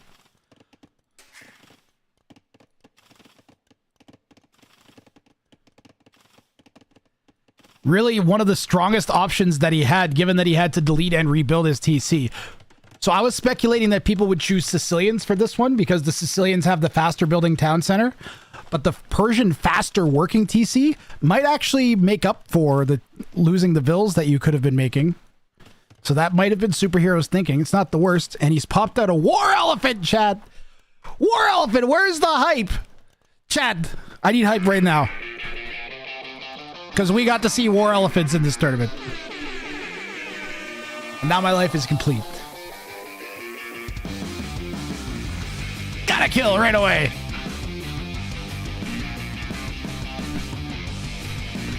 Let's go. Another one. How many vills to kill a War Elephant? Uh-oh. I was going to say he should make monks, but he can't.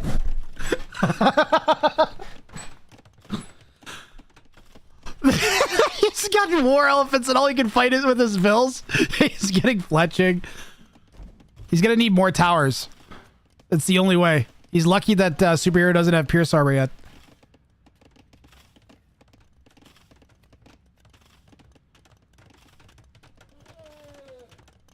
I did not have I did not have castle drop into War Elephants on my bingo card. This was not what I would have expected someone to do against the 2K, but I guess it's the last thing they'd ever expect. Do Incas get sappers? I can check. They do. But Saki Koi doesn't have a castle yet. Does have 4 town centers though. When in doubt, boom it out. So Sakiko is going to have to fight off war elephants and I know you need a war elephant over here though. Gotta get the war elephant over here. Well, maybe he figures the Vills won't fight because it's in range of the castle, but they will. They absolutely will, yeah.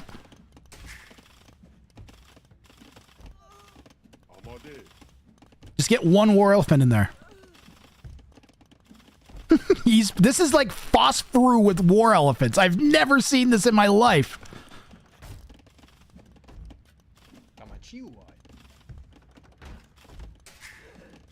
We did have there has been one upset, Zuvela. There was one game where someone beat a high elo. Managed to steal a game off a high elo. I think it was Tagawa's first set? No. Someone stole a game.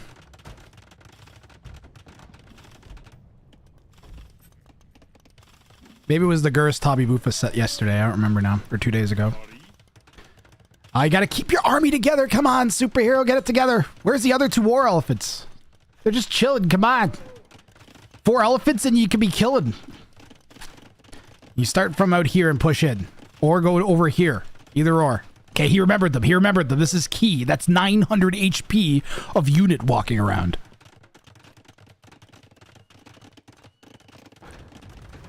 And remember, Togawa can't make monks. Can't make pikemen.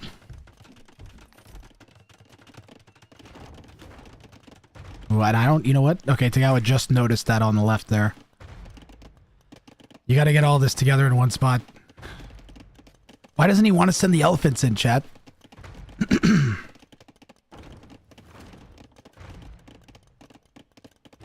Why won't he send the elephants in?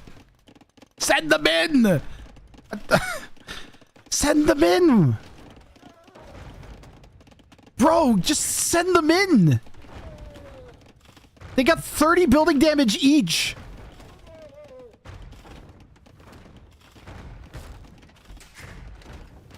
Guys, never forget that elephants have bonus. No, Mango, you're on elephants though. Oh, God.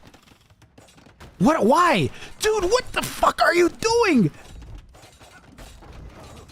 Oh, this micro is killing me. This micro is taking years off my life right now.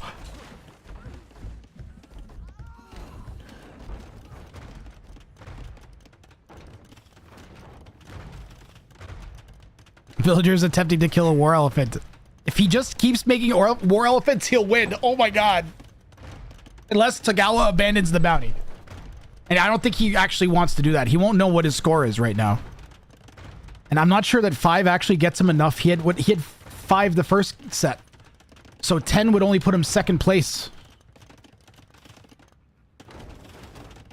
After 2 games, the other person that's after the leader after 2 games would be Levi with 12.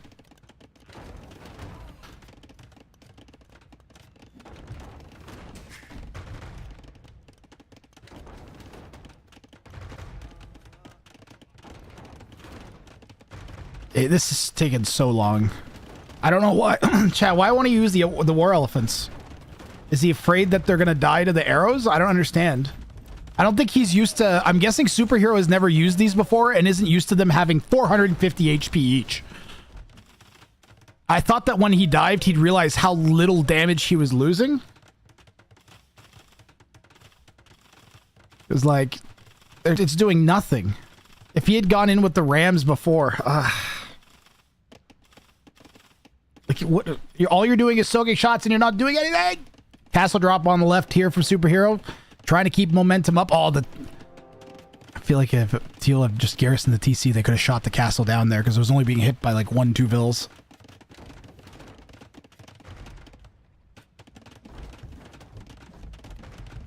Well, I would say it's starting to slip away. That TC and then this TC are completely unharassed. This one's unharassed. He's pushing like a third of the eco at most, and the opponent has triple the eco, so do the math. That needs to go faster. He's going too slow, and he won't use his units to do the thing that they do, and it's just baffling. If you're that worried about you losing them, get +2. This is enough to... Maybe once he sees them attack this TC and how fast it dies. The fact that he hasn't attacked hardly any buildings at all with these is driving me nuts. They do 45 damage on a building per attack. They do 10 attacks, then that's a quarter of, like, if that's not there, and there's 6 of them. So that means every, like, 2 attacks, they're taking out, like, a third of the health of the town center. You see what I mean? It's driving me nuts. He will not attack buildings with the elephants for some reason. He's paranoid of it. I don't know. Fucking hit the fucking gate! Just fucking hit anything! Just attack something! What are you doing? I can't take it, chat. I can't take this. This is killing me. Look how fast it dies! Look, superhero! Oh my god.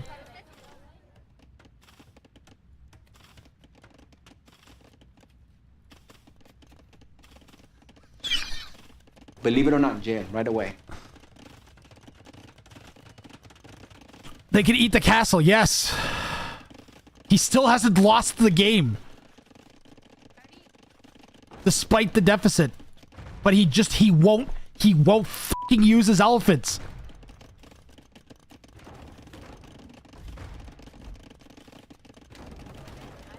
This is, okay, we had the best game of the day. This is by far the most frustrating game. Why? Just baffling. I feel like he's mocking us.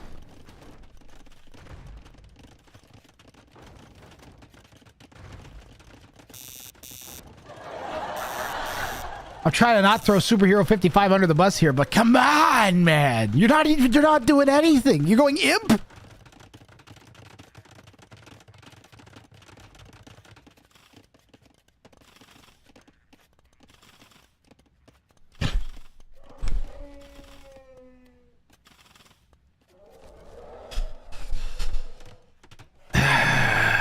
Breaking news.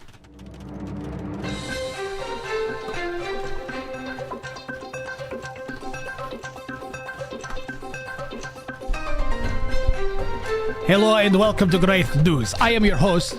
We go live to an unfolding situation with the bog creature in the field. Bog creature, over to you. Yes, thank you, Lubov. As you can see behind me, Superhero won't use his war elephants. Yes, that is how we all feel, bog creature. Thank you for expressing it. I can't take it. I can't take it. Very insightful. Back to you in the field, Great Rain.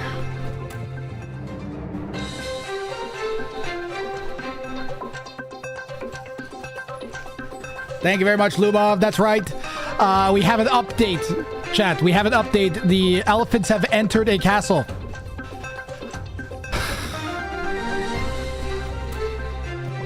I don't know why.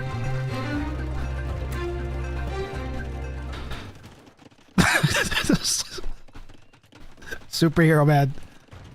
Look, we all like you, okay?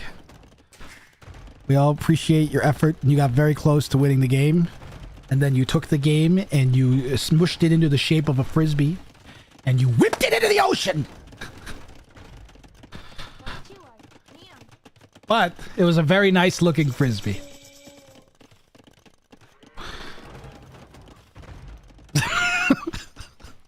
Maybe he can still make it happen, chat. What do I know? The bill count is one of the most absurd I've ever seen in any tournament. 180 to 34. And Saki Koi is adding some towers now. I've never... If Superhero is just like, here you go. Have a game, Saki Koi. Enjoy. You get your free points. Saki Koi is in line to get... he'll be a huge win if he gets it. I thought there was no chance with the war elephants. Oh, he's making trebuchets. Ah!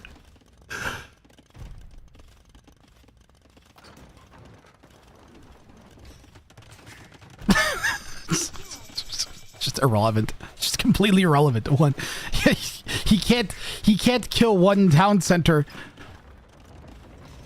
This, how many vills is this? There's 50 vills here. He has 150 other vills.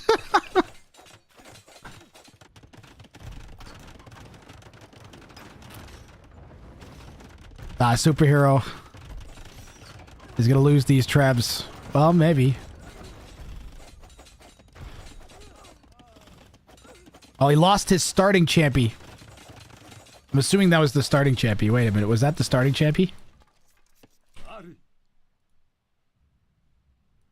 Chat, was that the starting champy or was that some other champy? Hold on a second. That is the starting champy. Okay, confirmed.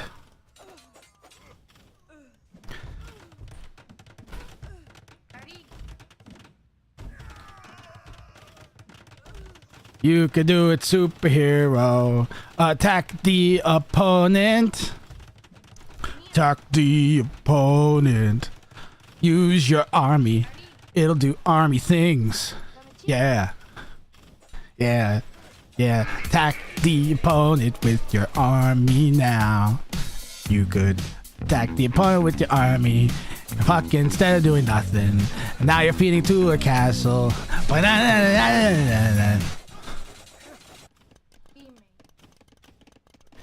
This game is over now. It is officially beyond redemption for superhero. Mostly comes down to, will Togawa accidentally click something before superhero calls GG? And given he's currently smashing castles down with vills, superhero calls GG, well played. And we had ourselves here a interesting game 3 of this set. And Togawa walking away with another bounty claim.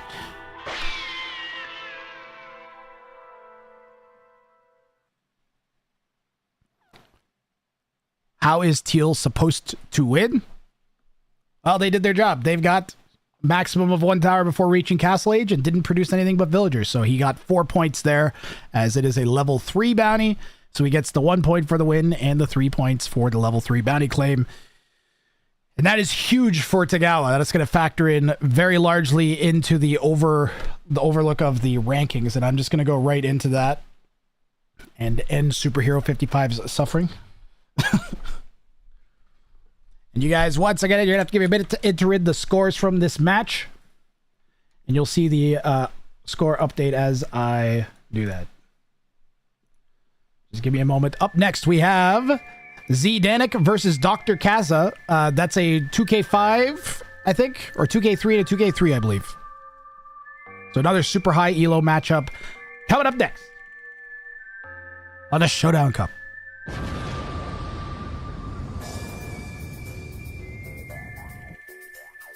Just whipping vills and everything. He had sappers, so he could just go and attack buildings. So Saki Koi now has 9 points. And went 3-0 in this set, so he's now 5-1. Superhero went 0-3 with no points.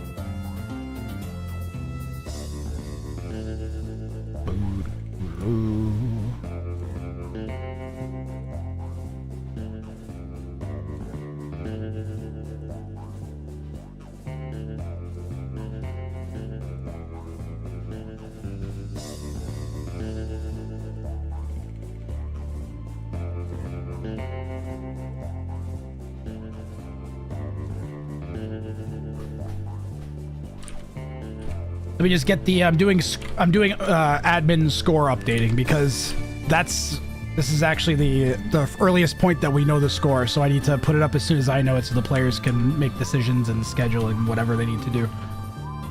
Let's see here. So he got 3 bounties.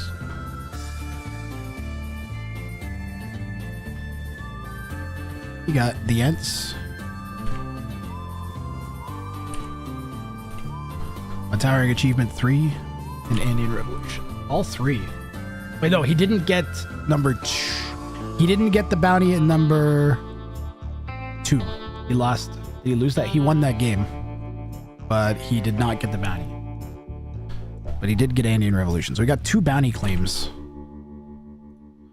Need to make another, hold on, I have to make a sticky note because I'll forget this. Sticky note. Need additional column for total bounty completions. Yeah. Because I'm tracking that, but there's no, you guys can't see who has the most bounties claimed so far overall.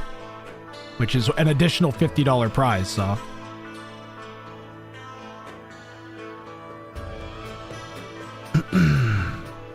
Andean Revolution was a tier 3.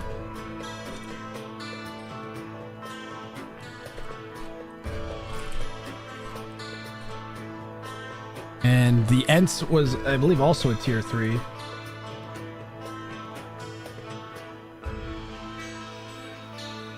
Yeah. 6 plus 3 wins, yep. Should have 9 points, which is what he's got.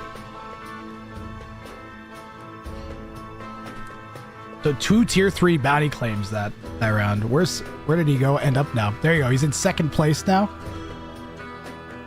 Wait a minute, that's not adding up. Why is this not adding up?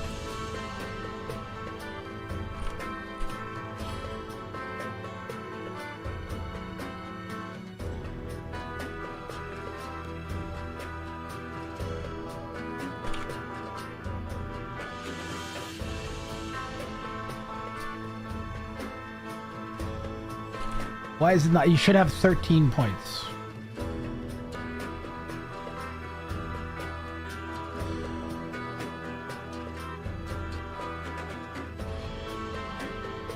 Should he not? You should have 13 points. He had, wait, no, he had 5 the first game. Yeah, he had 5 against Ween and then 9 against Superhero. So he should have 13. He should be the top leader right now. Give me a moment here.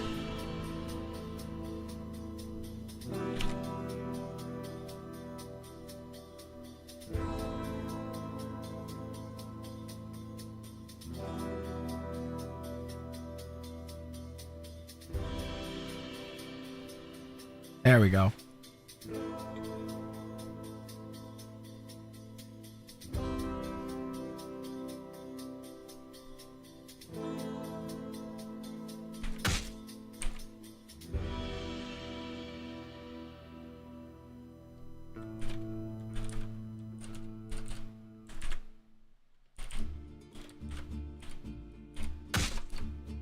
Almost done, guys. Then we can do the next set. Marking it as casted. Alright, moving these 2 off this.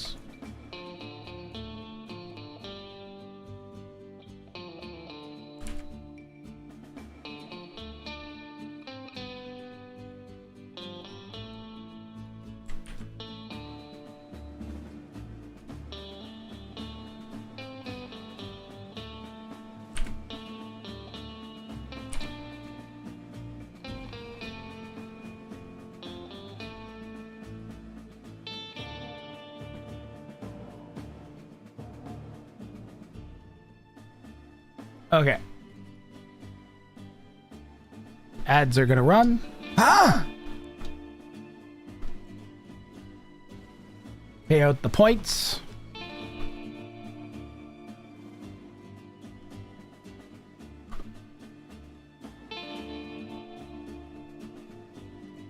And get the next one set up. Zdanik and Dr. Kaza. Ooh, that's gonna be a good one.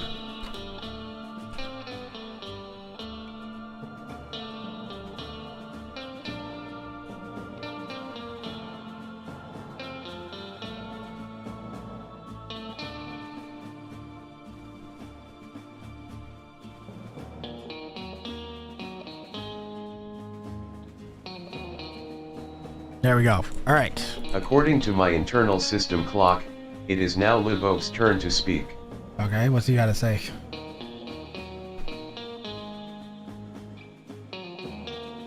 "5 plus 9 equals 13 and a broken kneecap."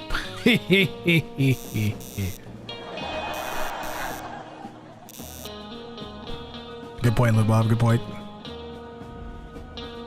Do we miss any of the stats?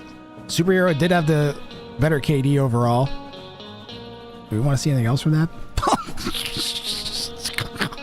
Poor superhero. Careful, he's a hero. Ooh, I have that already loaded in. So Zdanik and Dr. Kaza. Let me see if I have the actual overlay for that.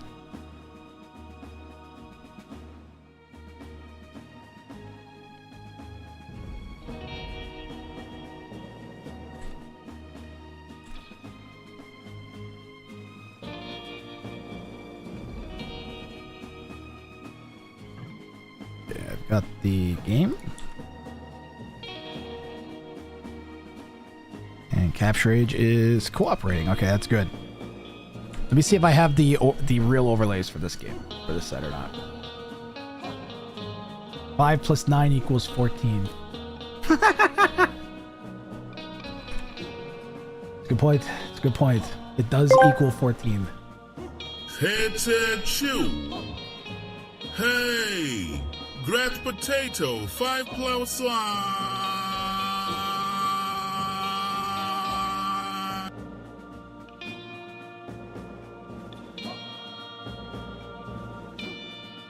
What's that? All right, there you go. Tagawa's got his 14 points he should have. Thanks, guys. I appreciate that. Very cool. They've got a record. They've got points.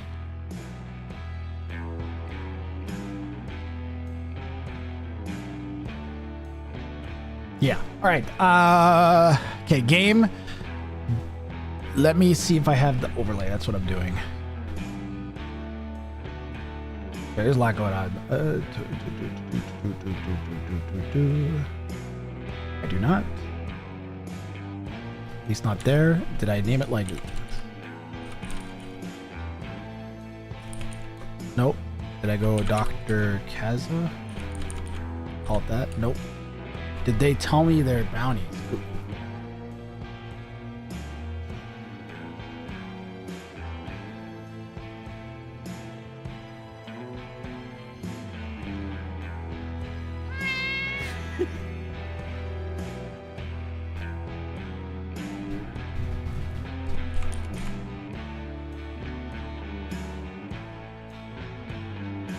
Ah, they both nice. Heck yeah. Okay, so I'm gonna have to do the manual setup again for this set. So I'm just gonna let it roll and we'll do overlays as we work through Dark Age so you guys have something more interesting to look at for a few minutes till I get this the way it's supposed to be.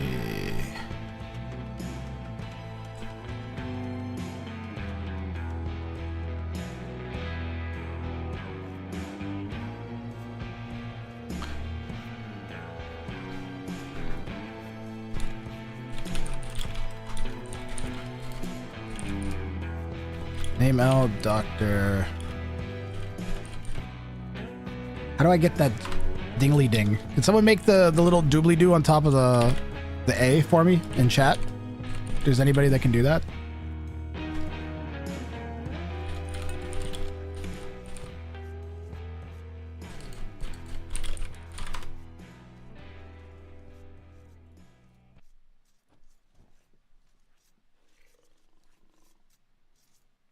Zenith, Dr. Casa, score L.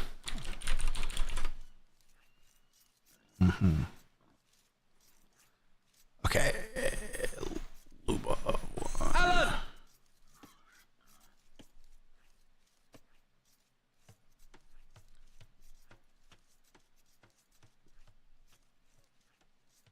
Thank you, Forrest.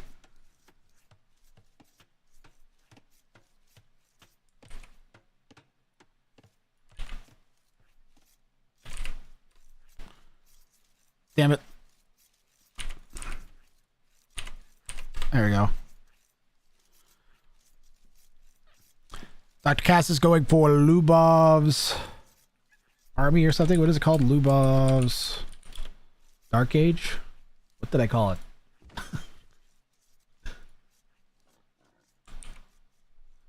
Militia. Lubov's discount day. Barry the Stinky River Rat has something to say, Grath.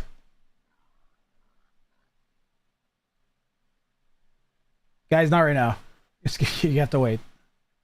I'm busy.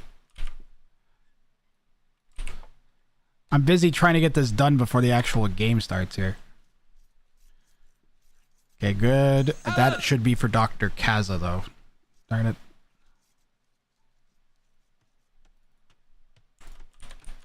I'll just copy it to the other one. Lubov's discount day is level 1. And Zdanik is going for 60 Bulgarian Spanish / Archer. Archers suck.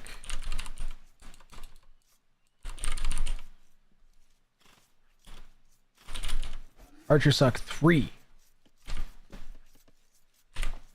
Heard something die. Was it a scout? I see a choke of bunnies. And I think I got that ready to go now.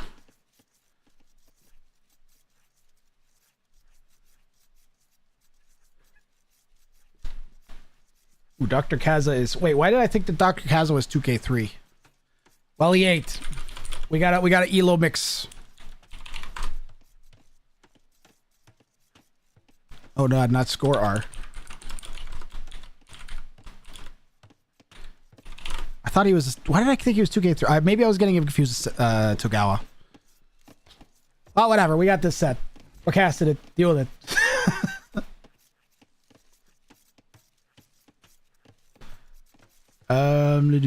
Everything. Elo swap.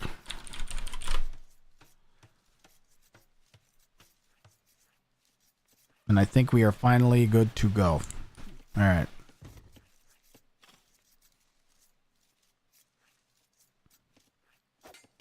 Slavic or Turkic? Is it Kasa instead of Kasa?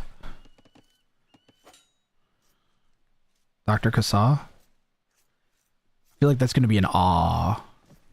It could be Kase as well. I don't know what this, what that is supposed to be exactly in terms of phonetics.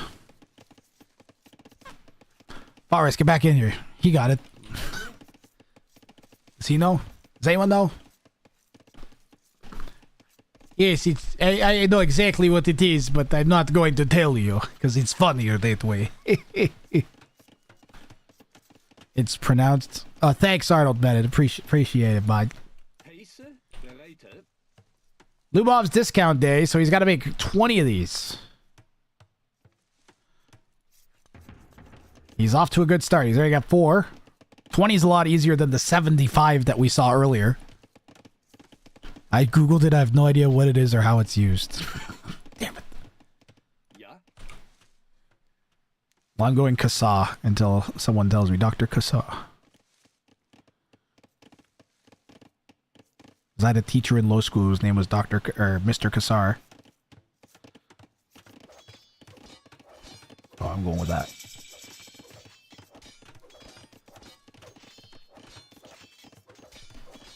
Did I say low school? I went to elementary school. Went to JK8. Boo. Attacking the scout? No, gets away. Zdanik saving it.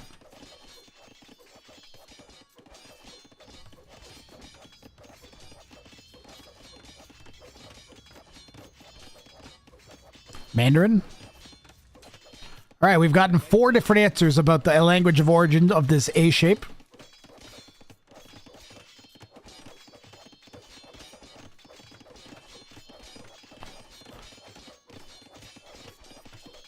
It's Slavic, it's Scandinavian, it's Turkic.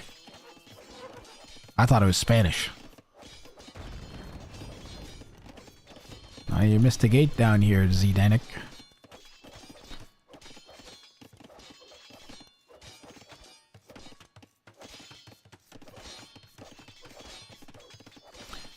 Need to get some militia around.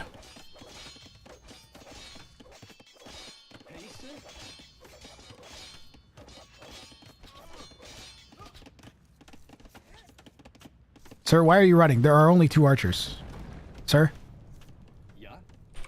Mr. Kasa, sir? Dr. Kasa, pardon me. Pardon me. How can I forget?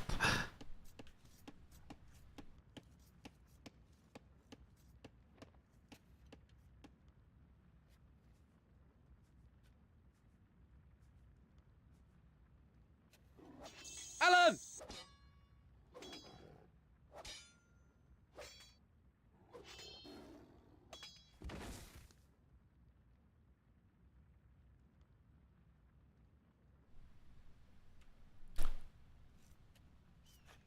Three militia away. He's only lost 1 unit, his starting scout.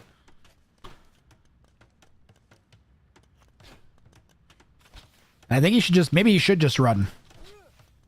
And then try to get up to Castle Age. You've got enough to almost go fast imp with.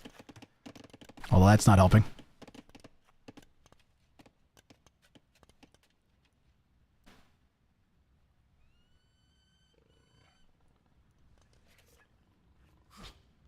He's from Romania. Okay.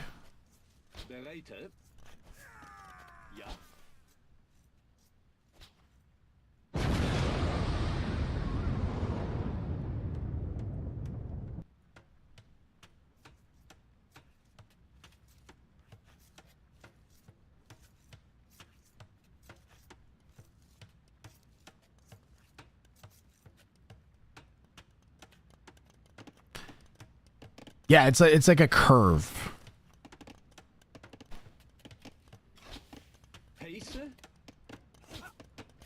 I'm proud of myself for not calling it an umlaut.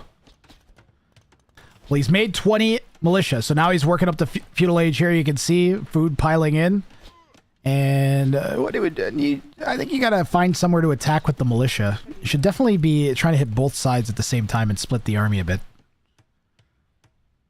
Oh, he tried to catch Zdanik. Was paying attention, close attention to his archers. Well, Zdanik, I think your play has to be to work into conquistadors, knowing that the opponent is the Goths. 60 Spanish archers, though. It's a lot of archers. The last 2 times, I think we had someone do this with the Bulgarians. This is the first Spanish attempt at it we've seen. So, of course, you may not know this. Spanish and Bulgarians can't upgrade to crossbow. They don't get arbs. They don't get, never mind arbalest, they don't get crossbow. Now, Spanish in particular, they do get bracer and chemistry and thumb ring. So they get fully upgraded feudal archers. But why? Because of entertainment.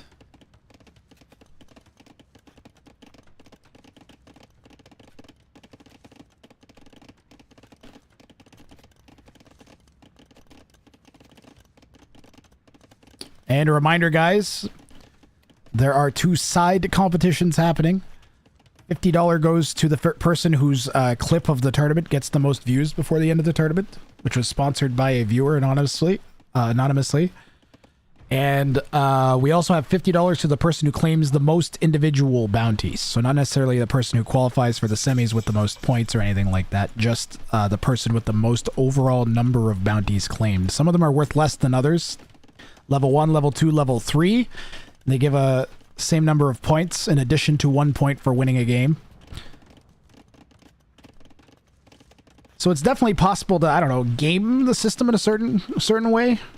Some ways. Like, you could definitely go for just wins. If you went 3-0 in all 3 of your sets, you'd get 9 points, which at the moment would land you in the semifinals.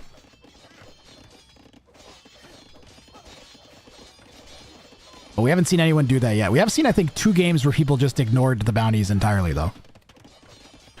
Which was good. They still were good games. I think the opponent actually claimed the bounty in one of the 2 as well. Archer numbers for Zdanik piling up. He is at 25 and climbing. And a particularly difficult part about this is that he can't lose the archers. They can die or whatever, but he's got to have 60 when he wins. So it's hard to use 60 archers without any of them dying. Maybe if you make 70, you can afford a little bit of interaction because you'll lose some, make some back. But, I mean, that is still a long way here for Zdanik. And Dr. Casa will be a castle age in a second and be able to make Huskarls and won't be locked in on this men-at-arms business anymore. And actually, it looks like he's going to go skirms. Maybe he knows if Dr. Casa was watching the stream, he might know that this is an archer's bounty. Even if he just read the bounty list, he might know this is definitely he's going for that Spanish archer bounty thing. So just skip Huskarls entirely, especially because it's going to take some time to get a castle out, right? And the skirms will directly help these guys, but he should he should prioritize getting longsword. Because I don't even think he would need skirms. I think if he just got longsword +2 and fast movement speed, he would be in business. Although that's, I don't know, 30 against them. I don't know, 30 of them? No. Maybe not against 30 of them. Would need to add siege, maybe.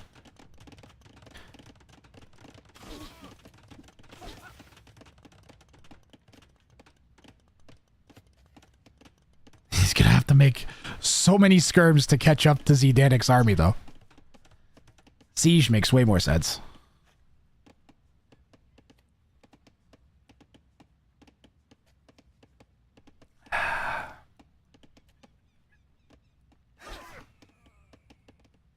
I'll eat skirm on the way. Monday. Gonna have to keep making them and make a lot of them to the point where I don't know how often or how soon we'll be able to get a second TC out. Still floating res though, and should be spending that on upgrades. Where are the long swords? I'm also not a big fan of going right into the castle. I mean, I guess if you see this amount of army from your opponent, not the worst idea to add in some defense. Well, now this is interesting. And I wonder if 20 skirmishers can turn back 52 feudal archers. Because these are going to have everything but the second armor. They'll outrange. They don't have ballistics, though. And Zdanik might be heading back already because he has spotted the men-at-arms coming in. Has some range of view with the buildings here.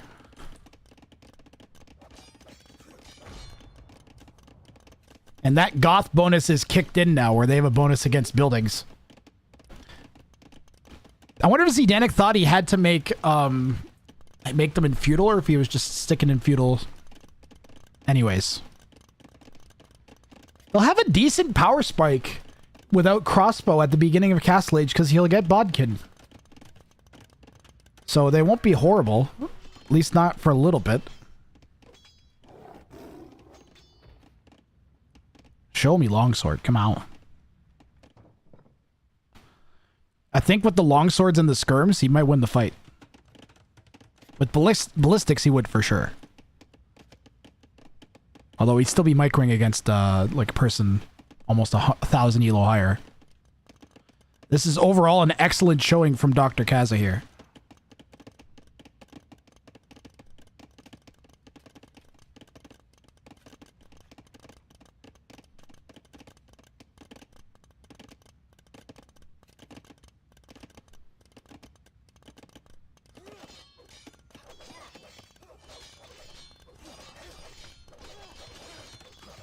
I thought that was a tower.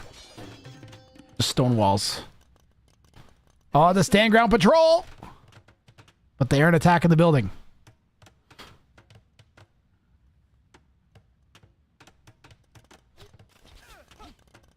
See? We're up to 70 archers.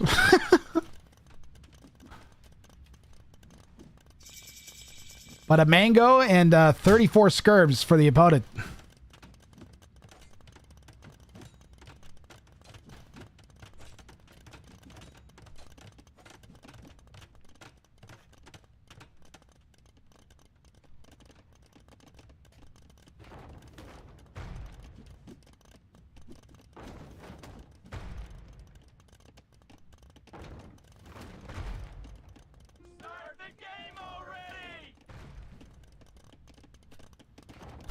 Looks like we had a restart in the middle of the game here. I love Dr. Cass's position. Dude, this build is... I think we've stumbled onto something. Watching all these people do this with the Goths, and it works so well game after game after game, I really think that there's something to this. Like this a super extended Dark Age rush with the Goths has worked. This is a 1500 holding a 2.4k off. Say what you will about this guy being forced into making 60 archers, but it felt just really strong in the Ween Dinchester to Saki Koi match too. Hill helping out Z Danik a bunch there. One mango hit would be devastating. Yeah, that's true, Baladin. That's true. Well, but except for the one game where the opponent was basically had a bounty where they basically had to play normally until the end of the game or something, and it still worked. That was the Ween Dinchester game where Saki Koi had to build a castle touching another castle, and the ish didn't even come up until the game was already over. Saki Koi was just on the back foot, his back heel the entire game. Just like in this game, like Z Danik isn't moving army out. I do see a potential calamity here for Dr. Casa. Oh God, no! How did I know he was gonna do it? As soon as I saw the stone and he had the forward army, I was like, he's gonna try and drop a castle somewhere here, and there's 3 mangoes waiting. Yeah, he changed his mind. That's good. Oh, the men-at-arms all got wiped out. He tried to pull a little flank. The archers just ate him for breakfast.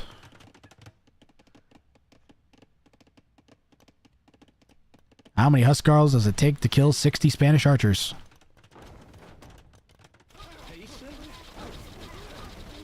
He doesn't have ballistics. If I was him and I saw that, I would already be thinking university. I bet he's put one down somewhere. You will in a second. You watch.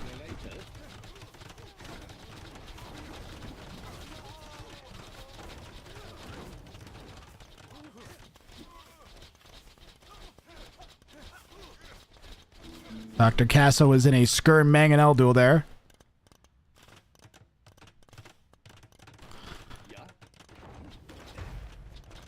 Man, Z Danik had a commanding lead and kind of didn't do anything with it. Was a bit too tentative to go in with his men-at-arms and try and push with skirms. Took too long to set up siege and start pushing his 2.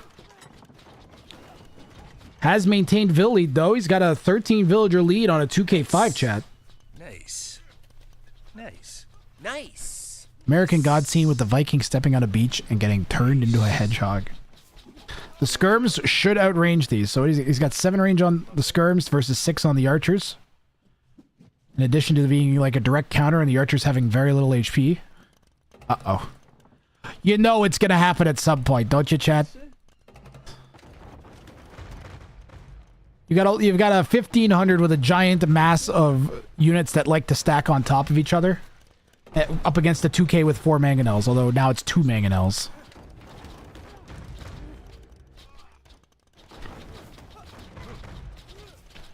Dude, Dr. Casa could not be... Fantastic gameplay from the 1500. It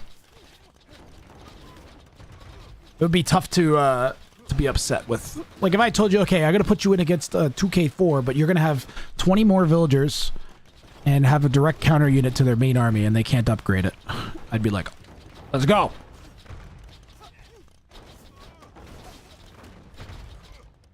You never really want to let the Goths get their eco rolling, man. I think Huskarls are the play here. I think imp into Huskarls.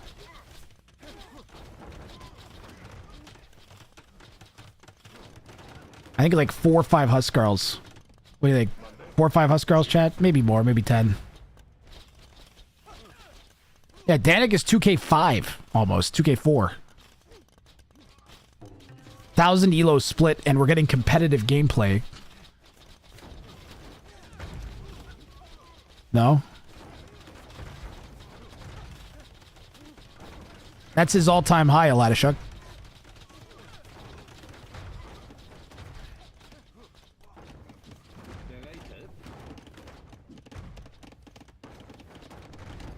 You just played him?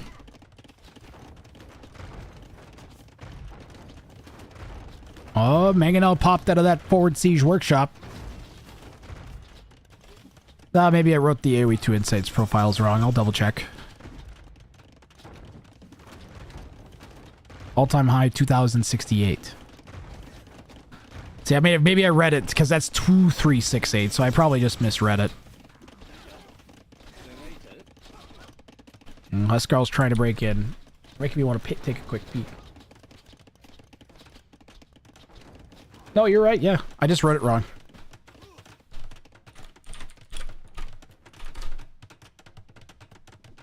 Yeah, I just read it wrong. That's my bad. It's still impressive as hell, though. Still a 500 elo gap, but yeah, not 900.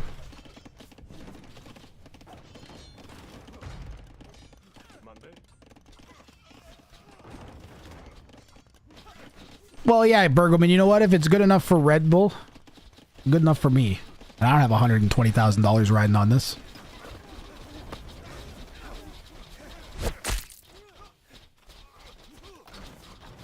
Potato been smashed into the archers.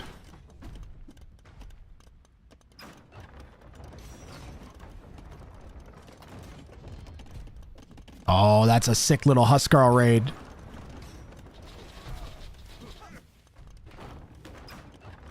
Next, you're gonna tell me that Dr. Cassa's is high, and I'm wrong about that elo too. Now I'm paranoid.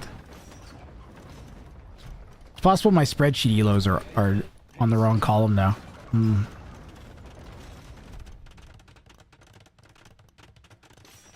I'll double check after the game.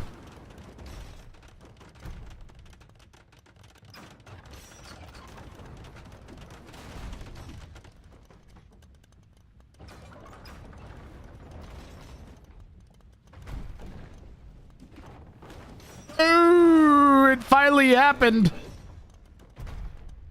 Zdanik manages a pretty decent barrage and just a few shots takes out a dozen skirms. Numbers still looking good though for Dr. Cassa. Zdanik also still has the numbers that he needs for his bounty claim. There's the university.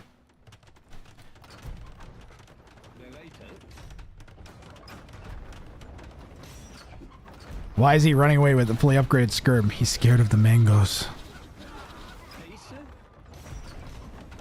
I don't know, Arg, why would the person last game that had 7 war elephants refuse to attack the TC in front of them when the opponent could only make villagers? I don't know, man. I can't tell you. I think it's just low elos psyching themselves out. Should have made it a hidden bounties, so you don't get the player's name even.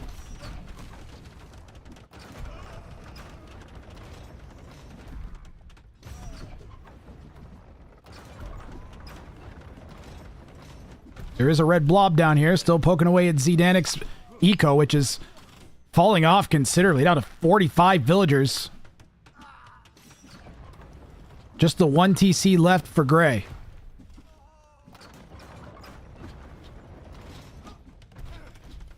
We need Onager? Yeah.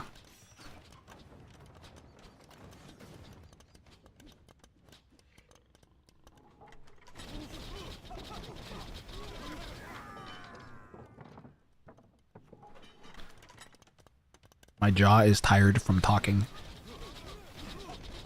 My face is sore.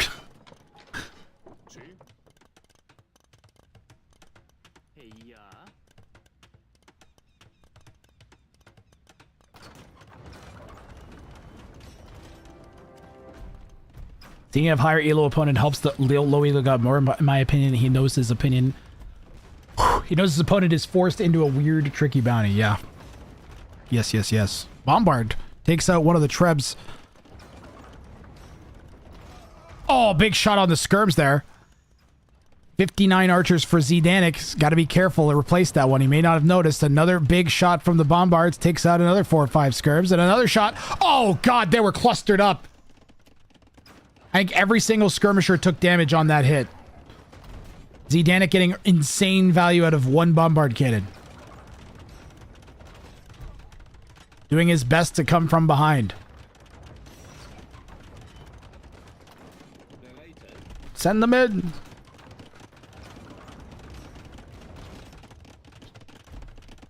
It's just taken forever for Dr. Kaza to do anything with his eco. He's got 28 idle villagers? 28? He still has 14. Where are they? I don't understand. Where are these idle vills? Ah.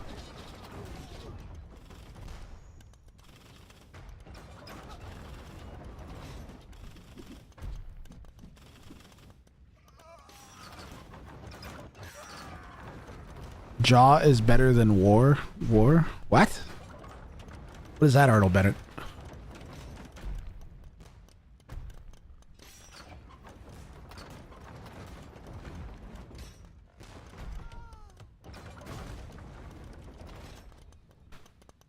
I'm massaging my face. It hurts.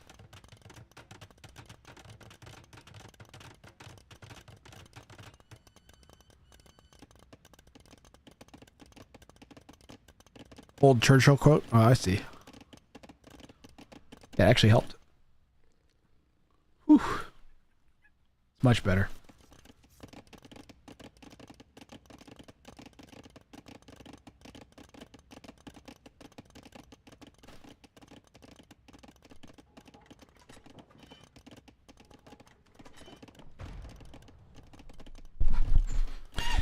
Being confused by left right. Yeah, I can't reverse them until I get to the regular overlays again. I think we have like 2 sets after this that still use the manual overlay system, and then we can go back to the nice one for the rest of the tournament, the rest of the week. The one Huskar aura farming in the forest.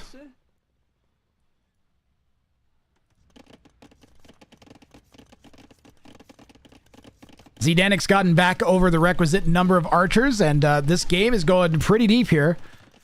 I don't know why he won't add vills or town centers, though. He's probably just waiting for the Huskarl flood so he can call GG. I don't know. But yeah, both players, if they win, will at this point would get their bounty. So.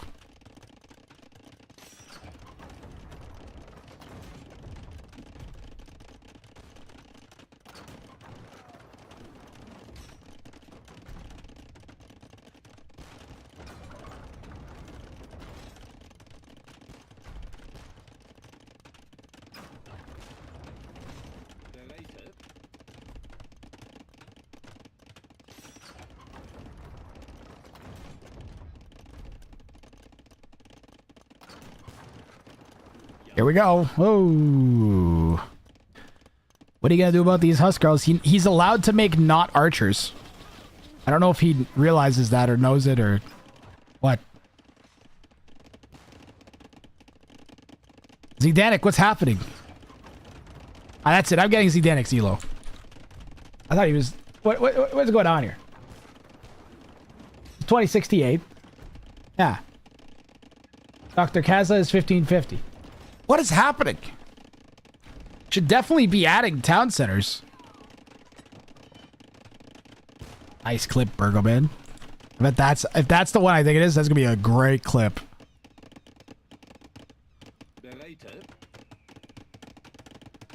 I'm gonna have to make a section in the Discord.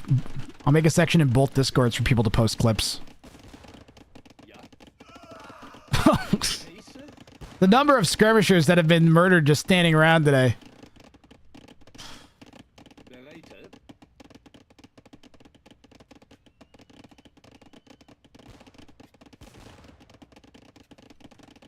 What an awkward game. Dr. Kaza just feels like he can't push. And Zdanic is like... Well, he's running out of gold now. There is still 299 on that pile. But he would need to get this back. So I think, whether Dr. Kaza realizes it or not, if he wins the next fight, he might win the game. Because I don't think that if Zdanic loses his siege before that castle dies, then... The way this is looking, Zdanic just has no answer. Why won't he make Huskar? This is so baffling. He's worried about conks? Even if the dude makes conks, you have scurbs. He's worried about conks or hand cannons, I guess. But then why not go Cavalier? Or Champ? Or like anything. Only Skirm. Uh-oh. Elite Skirm for Zdanik. Maybe Zdanik's realized he doesn't have to only make archers?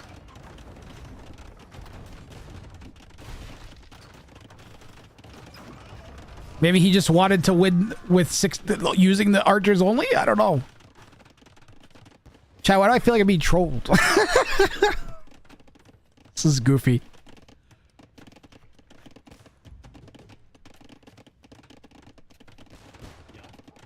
Okay, he's making Vills now. He's making Vills.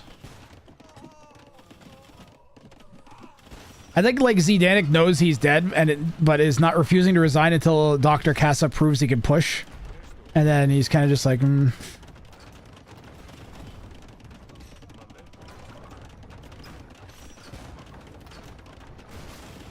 Wow.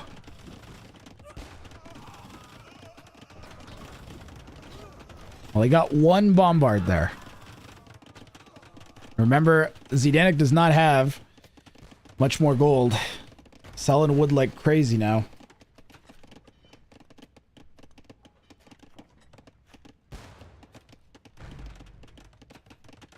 That'll double bounty of Redwoods with 60 plus skirms. Win a game as the Goths without producing any infantry.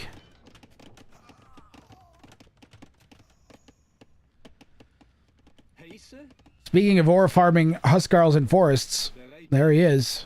He's now poking a mining camp. Just to prove he can.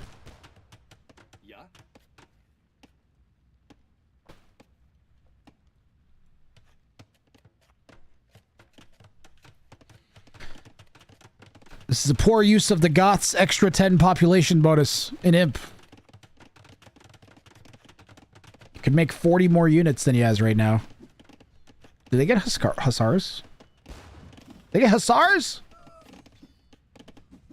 I didn't know they got Hussars.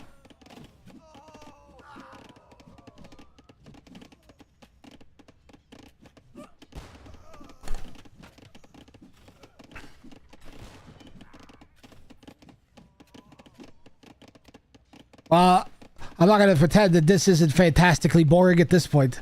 But this is fantastically boring. It was good up until like, I don't know, 5 minutes ago. Now it's just like... What is happening? That's cheating. Alright, so you obviously you didn't read the rules. He's only allowed one town center. Yeah, there's no one town center rule. Imagine a sudden death variant of bounties, though. Ooh.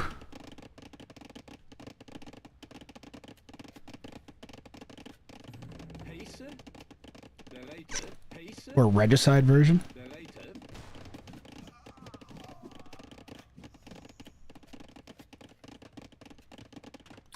Well, he picked up Elite Huskarl. He's got 15 of them. 15 Huskarls will end Gray's day, so hopefully he uses them instead of just lets them stand there doing nothing the entire time. So they're almost fully upgraded now. Oh, no, okay. Where are they going? Oh. Okay, they're going somewhere, chat. They're going somewhere.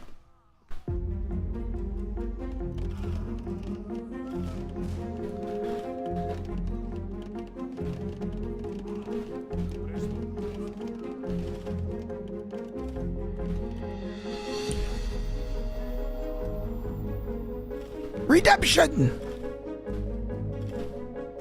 Let's go. Let's go.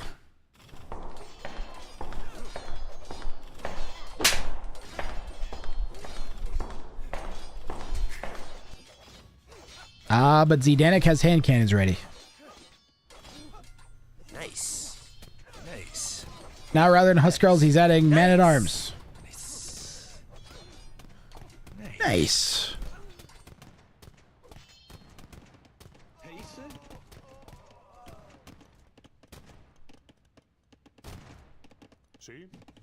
Go, Huskarls, go! Just swarm! Swarm! Swarm! It looks like he doesn't have the movement up speed upgrade. Does he have that? Tell me he got that. No! He didn't get movement speed! Wait, no, that's the wrong person.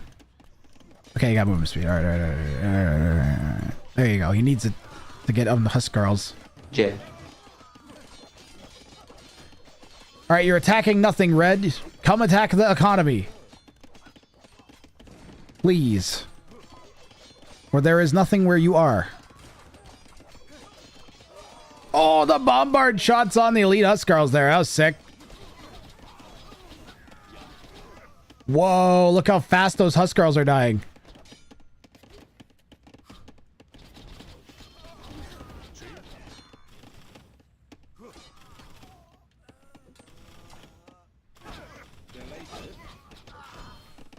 They don't seem like they have 10 pierce armor. More bombards hitting elite Huskarls. Time for spam. No, unfortunately it's not. As Dr. Casa still really doesn't have strong eco running. Still only 38 farms. It's not enough farms. 41 farms now. Gotta get up to like 70.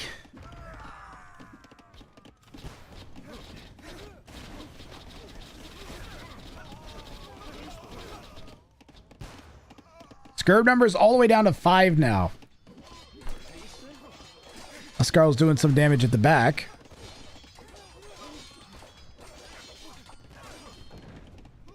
Score is still relatively even. A lot of that's going to be the insane KD though. 327 to 123 for Gray. Red basically just... Red's using the old Zap Brannigan strategy, you know what I mean? I said wave after wave. Killbots have a preset kill limit. Knowing their weakness, I sent wave after wave of my own men at them until they reached their limit and shut down. Kith, show them the medal I won.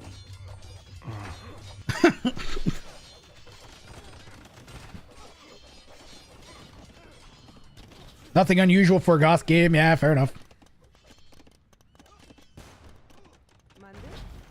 Where are they going? Uh-oh. Uh-oh, chat. Uh-oh, what happens when an unstoppable force meets 16 Huskarls?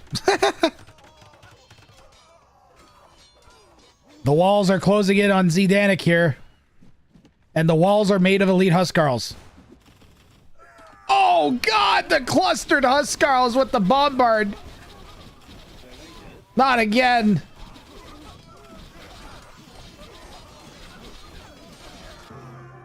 And Zdanik calls the GG. Dr. Casa finally gets a strong enough push together to convince Zdanik to call it. And he is going to walk away with a bounty claimed against a high elo. Very, very, very impressive.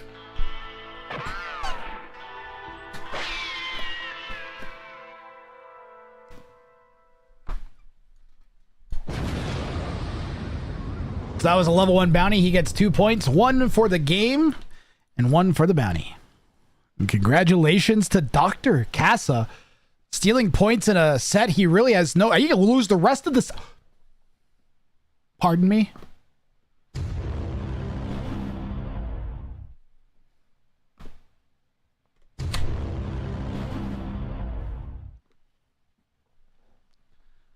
That is a little insane.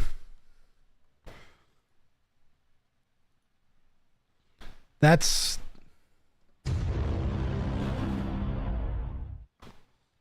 There's no point in smurfing the tournament.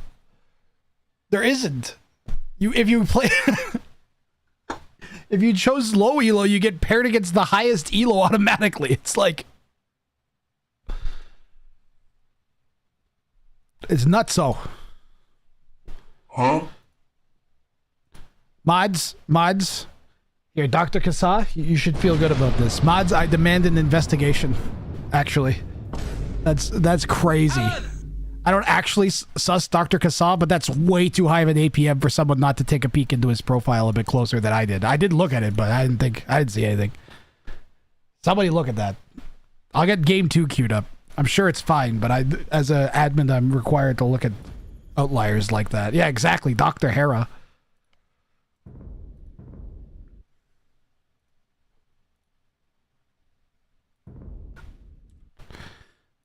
I'm getting the next one loaded in right now.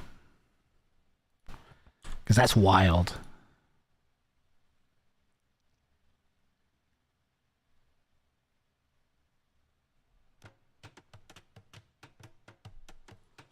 Okay, I'll get the bounties updated while you guys track the scout for me here.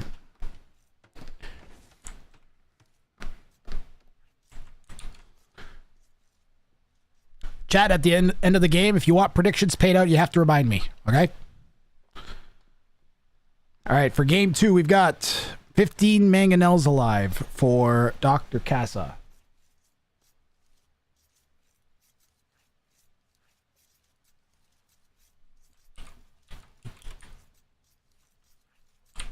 So again, he's going for the lowest level bounty. Hello? Yes?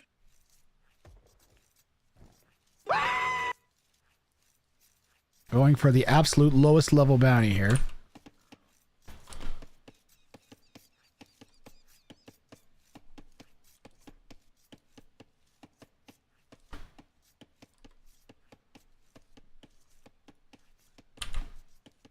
Probably a good call.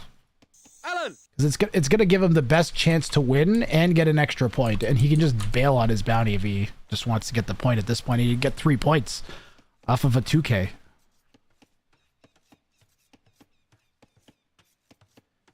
Kiss me, I'm gonna split that into 2.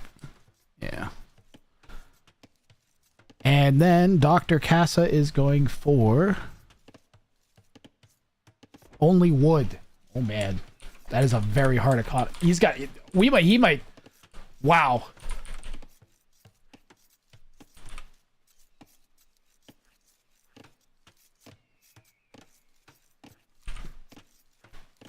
I don't know why people are so attracted to wooden economy, but this is like the 3rd time we've seen it today. It might seem the most normal, I guess.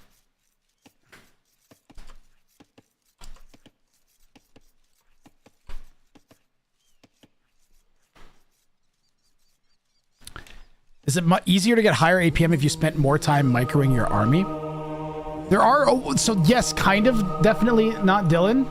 I think the most likely explanation isn't that he has like, I don't know, 30 or 40 more average APM than a 2K. It's more likely that Dr. Kassa's micro style is he takes something and then clicks 5 times every time he tells it to move somewhere. He's like probably the type of person who's just constantly like over right clicking everything, you know? He sets a Q point. He doesn't set the Q point once. He sets it 5 times. You know, that type of thing.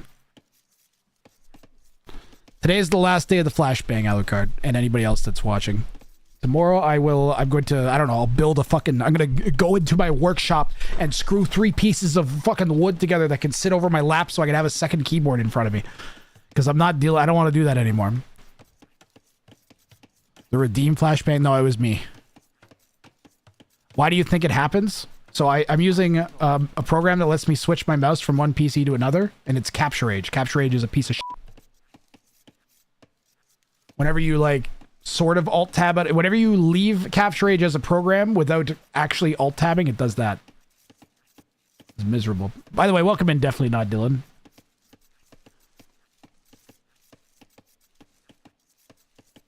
No program should ever flashbang you like that. Definitely not Dylan is following. Thank you for the follow. Just use another mouse. That's what I'm going to do. I'm going to plug in a second mouse and keyboard. I might have to buy a cheapy, like, I think I have a cheap piece of crap mouse somewhere in the house. But I have to find like a second mouse somewhere that's actually working. 69 viewers. That's not bad. Not bad at all, guys. That's really good.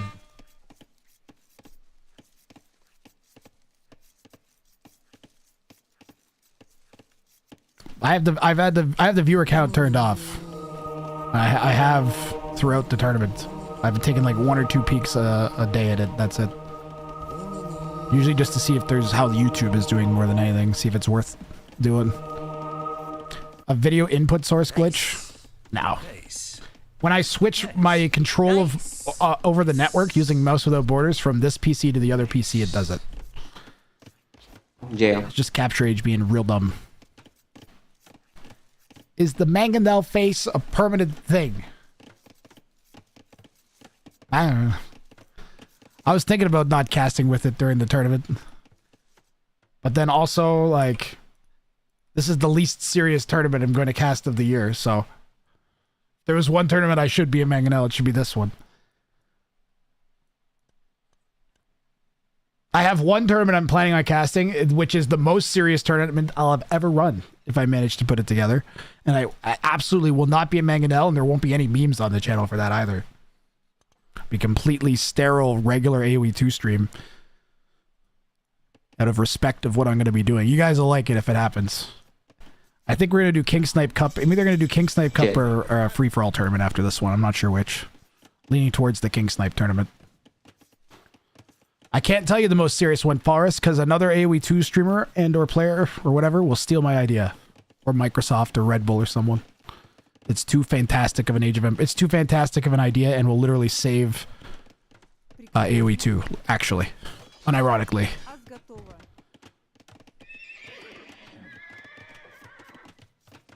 And it's not because it has some... And it doesn't have a gimmick. And it doesn't have a gimmick concept.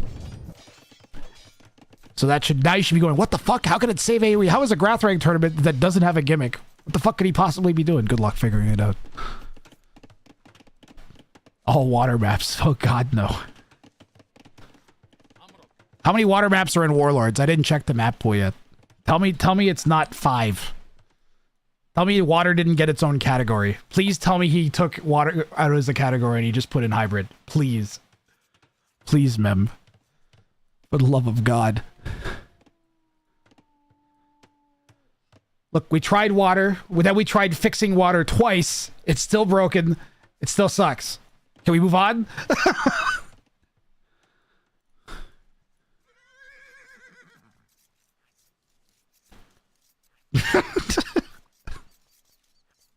We gave it a shot. It didn't work. I had a hope for the new rework. I was hoping the new meta would make it more interesting, but it's not. Instead, they just fire stupid grappling hooks. And it's almost the same as it was before. But with grappling hooks. Add flying machines. I already said that. They should add the Imperial Empire as an empire to Age of Empires 2. Alright? I want to make AT-ATs from my castle. Instead of a castle, you build a Death Star. It's begging for it. Come on now. Ramming ships? Yeah, ramming ships make perfect sense, too, historically.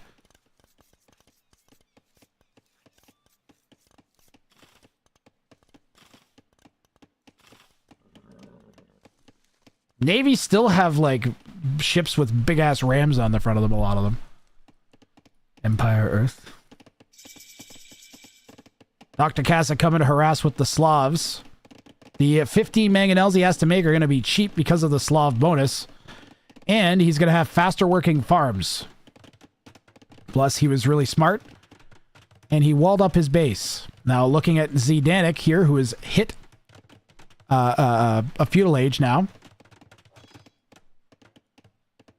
And cannot gather any resources but wood. And I was watching as feudal came in to make sure no villagers dropped anything off, and nope. Or gathered, rather. They were all off resources before feudal age came in. So Zdanik, as long as he doesn't gather anything but wood from this point on, he's set up for the bounty.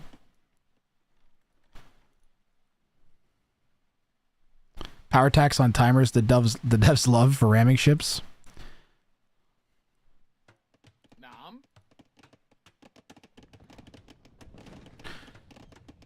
The problem is, Alucard, is none of the fixes for water maps address the base issue of water maps, which is that you have army here, and then there's a lake, and then you want to get here. And you have to walk all the way around, and it sucks, and it's frustrating, and it's long and irritating. And then nothing is ever solved by... that's just how it always is. It's an inherently frustrating thing. Says, when will they make a Star Wars Galactic Battlegrounds diversion? It's a lot of scouts. Oh. Right after they finish the next big space opera masterpiece. Good luck with that.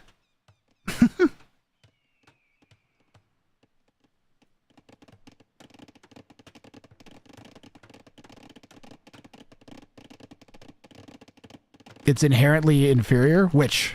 What did I say? I got distracted by Steve. Can we fish boom? No. That is gathering a resource. Oh, whoa, whoa, whoa, whoa. Wait a minute. Wait a minute. Wait a minute. I think you're onto something, Zuvella. Zuvella's got it. Dude, I never thought of that. Dude, Zuvella found one of the very few, like, loopholes I didn't think about. So, yeah, that would work. You can fish boom. There's no water on this one, though. Vitus on YouTube says, when the devs got charge attacks in AoE, you get a charge attack, you get a charge attack. Everybody gets a charge attack.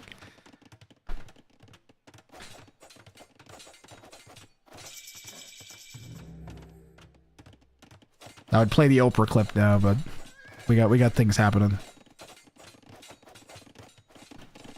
Okay, so he sold all the stone. So we can get long swords and crossbows. Okay.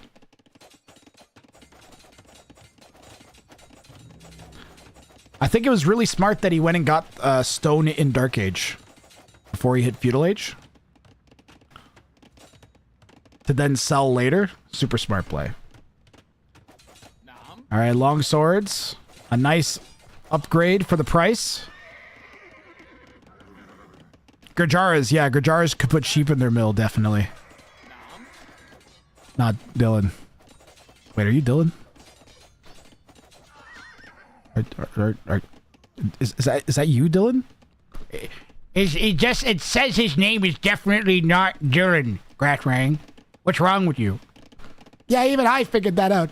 Yo, Dylan. Did you get that thing I sent you?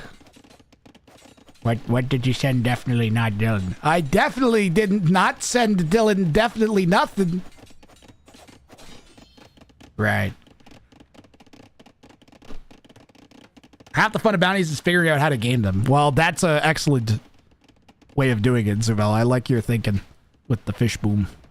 Oh, he saves the crossbows. They're so important that he was really willing to delete the house on the spot.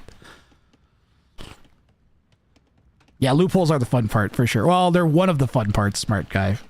I also really like dramatic irony, where one person doesn't know that another thing is happening, or oh, it's open! He didn't close it! There was a hole in there! He knew it was there! He didn't get it closed, and the scouts break in. Was it intentional? Maybe he wanted to trap the scouts and just stop having to deal with them. Oh, just like that.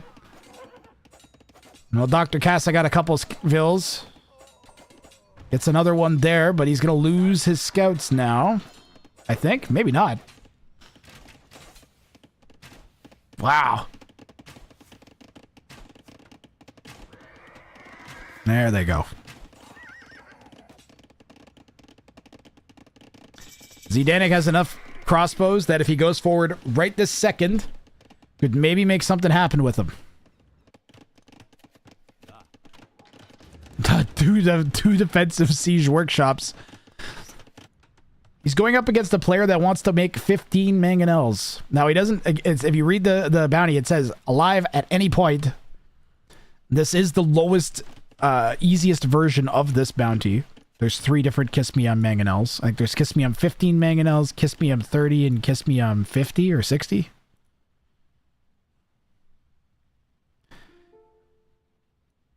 Can I pick up relic? No. Wait, after reaching village. Yes! Yes. He doesn't know, but yes, he can. Because you're not gathering the gold. It's being generated by the relic.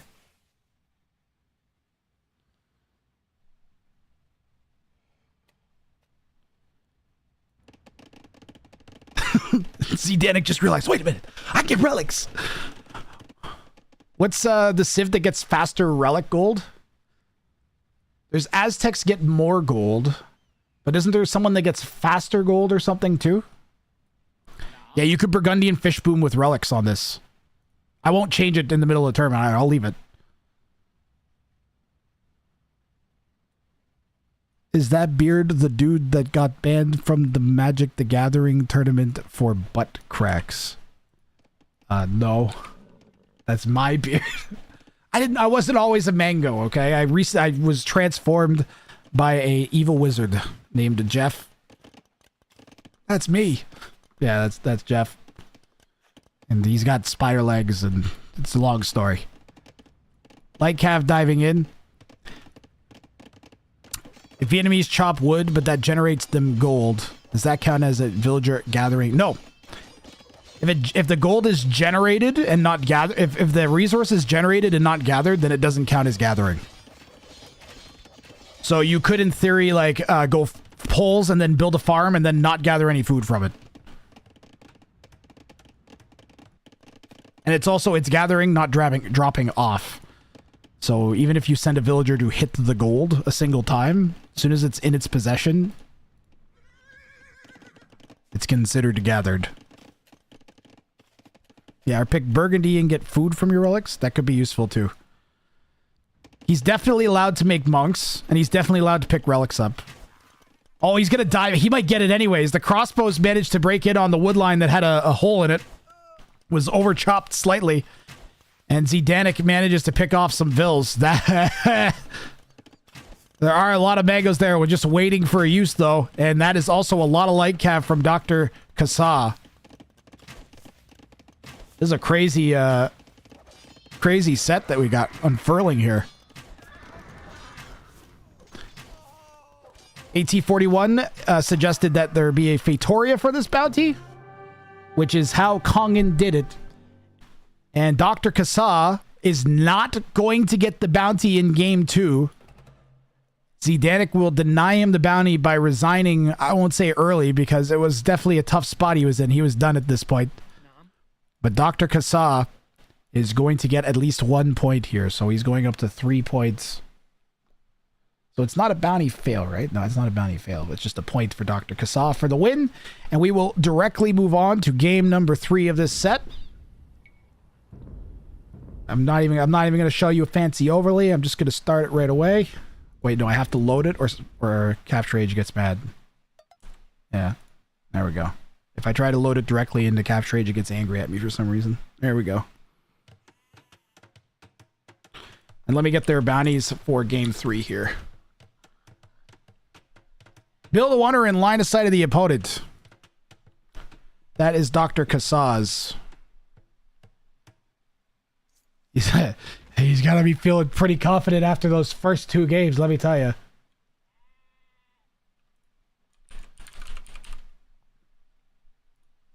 Wonderful aggression.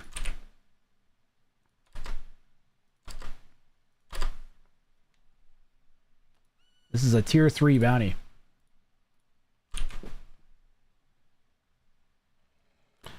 So he has to completely build the wonder in line of sight of the opponent.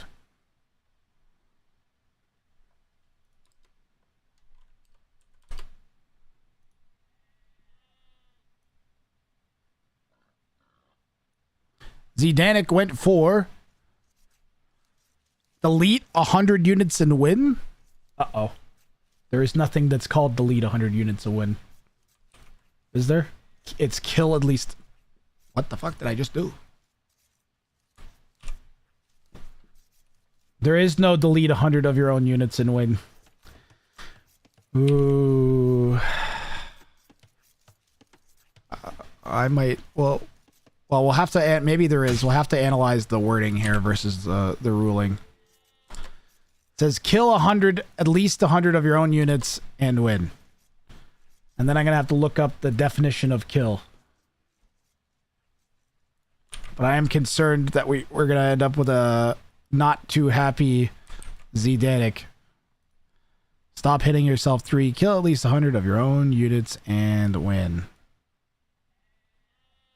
I'm going to make that bigger and I'm just going to expand it down.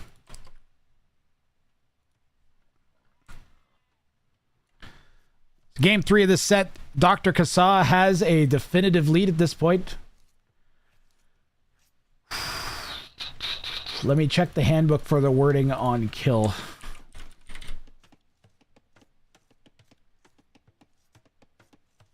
Uh-oh. Yeah, he's in trouble. You can't delete. If he thinks he just has to delete, he's going to be very upset.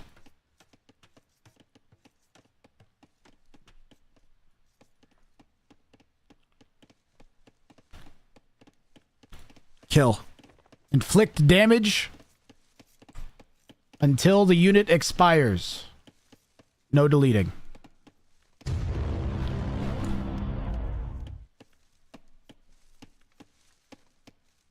So when he gave me the wording as to what because I asked him what bounty that they did because of a little glitch we had with the overlay system, and he said that's how he phrased it. So I'm really worried that since that's how he remembered the bounty, that he's going to think he can delete. So hopefully I'm wrong, and hopefully he just attacks him with his own mango or something. I'm going to feel terrible if he deletes 100 units and wins, and then I don't give him a bounty claim. I'm going to feel really bad. Doesn't the wonder show up on the opponent's site when you start building it? Where you start building it, Vitas, has to be in line of sight of the opponent. It has to be somewhere that they can already see.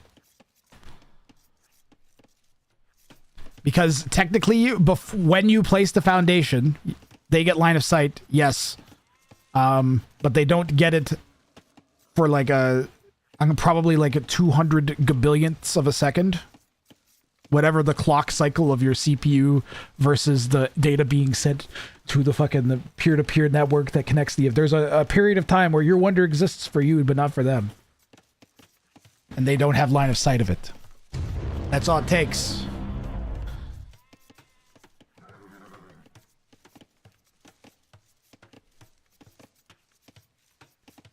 That is all it takes. So line of sight, it means where the opponent can already see, not where they could see if you put it down.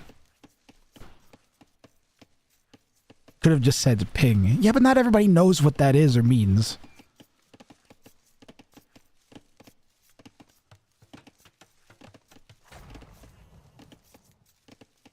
I always try to explain stuff like I have a younger brother that's not ever seen it before.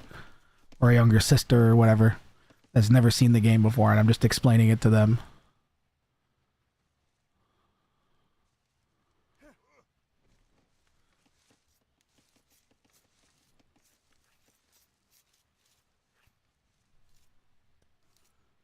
The petty move is when it's almost built, delete all your buildings around it so you can't see it. It's only... I'm speaking quickly. So one of my notes is that if they lose the... if the opponent loses line of sight of the wonder, after you place it, then it's fine. But it has to be... it can only be for a trapped unit or a building's line of sight if that's the case. So if you trap a scout, let's say back here, and then you start building a wonder next to it and your opponent gets angry and deletes his scout, then your wonder still counts as being in line of sight of the opponent.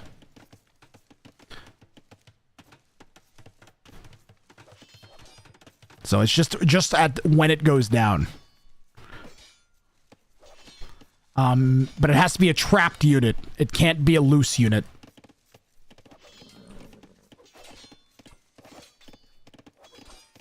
It has to be a trapped unit or building. I think I remember, again, I'm trying to remember my notes without alt-tabbing any other PC. But I believe what my notes say is...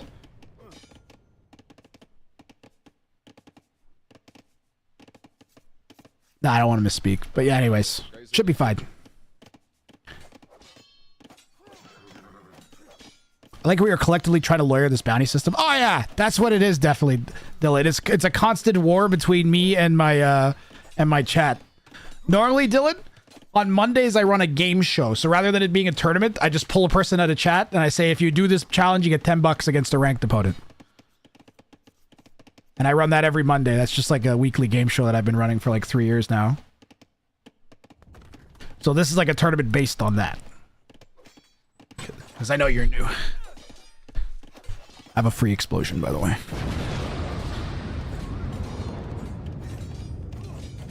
Can I just point out how well Dr. Kassa has been playing? Up until this point, he didn't even have very much idle time. Well, this little interaction cost him.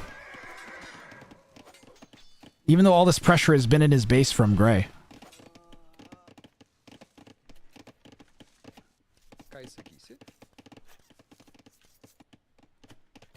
This one may go deep because Zdanik ain't going to delete 100 units until he has isn't going to kill 100 of his own units until he has 100 of his own units to spare, never mind to kill.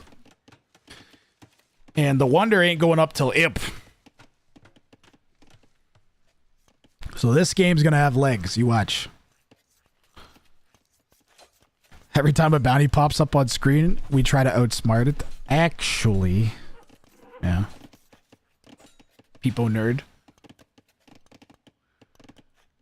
People glasses. What is it? I think we have one. Oh, but you don't get better TTV emotes on YouTube. Darn it. YouTube emote system severely lacking. I think between these two civs, I would probably prefer to be the Lithuanians. I don't know, Persians, maybe the Persians. I can't decide if I like the Lithuanian monks or having heavy camel. Well, the thing is, if like Lithuanians, if they get the relics and then they make knights, that'll still kill heavy camel. So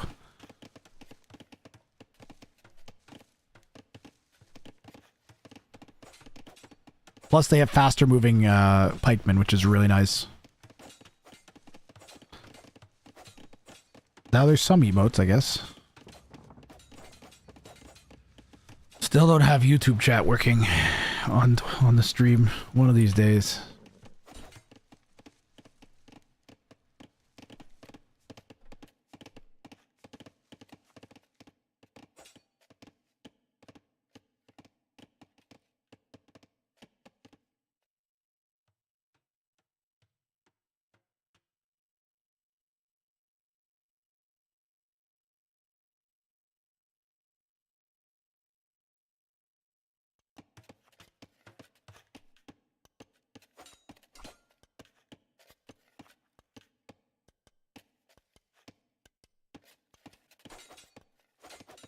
People know what ping is than the GPU clock. All right, fair enough.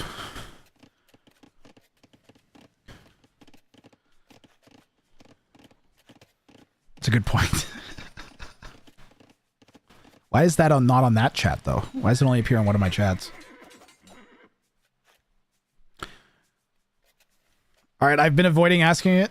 Someone type uptime. How long have we been going so far today? I still got some energy in me. So we still should be able to get another set in at least after this, maybe one after that.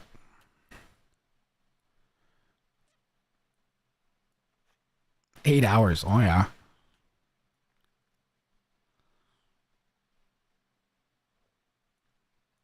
Let's go. 4 more hours to go. I have to do another like big long day tomorrow too, and I have a hockey game tomorrow, so I don't know. I'm gonna have to like start early, and then maybe come back and do more after my hockey. Do like a super late night stream tomorrow. Yeah, we'll see if I can make it to midnight tonight.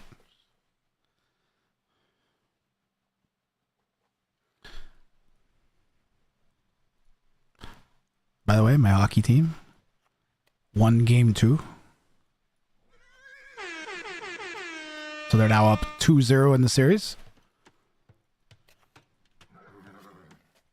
Not bad, not bad, not bad. I watched that yesterday while I was panicking over the bounty database breaking.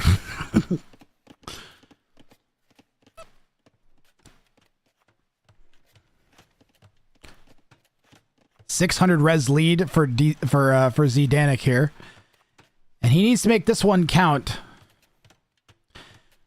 Would units count as villagers? Do you mean would villagers count as units? Yes.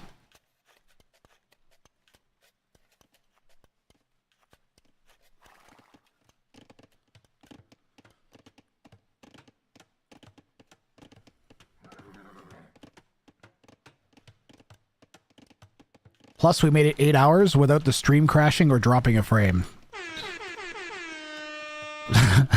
It's just apparently an accomplishment these days for me. Well, Cassa's going to be up slightly faster to Castle Age. Persians get faster working TCs, which also applies to their uptimes. Kind of a little sneaky bonus there. Little sneaky bonus.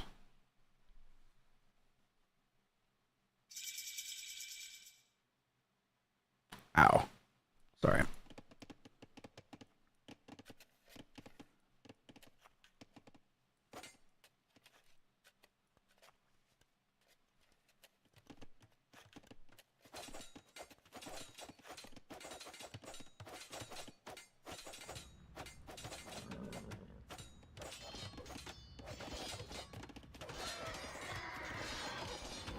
Uphill is not good. Not for Dr. Casa. Keep rolling, rolling, rolling.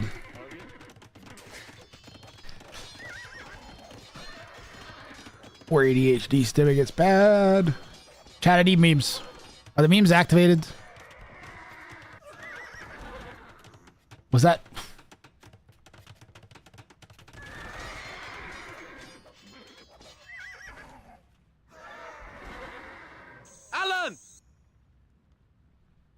He does think it's delete. Oh no!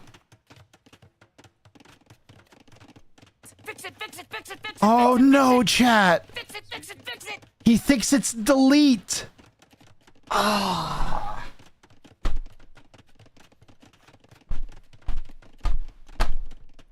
I feel so terrible. Oh my god. Zdanik? Dude, if you're seeing the cast, I'm so sorry for the tilt you're going to experience, but that it doesn't count, unfortunately.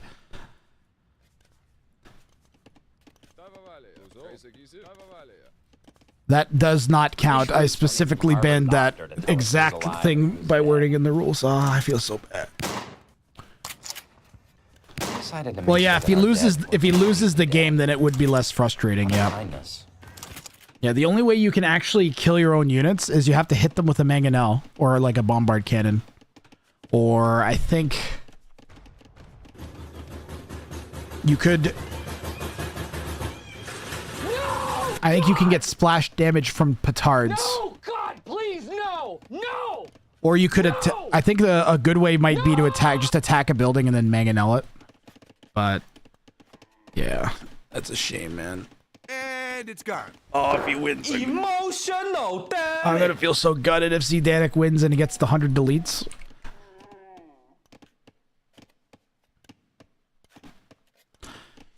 You could get them converted and then kill them. You could convert units and then kill them, yep.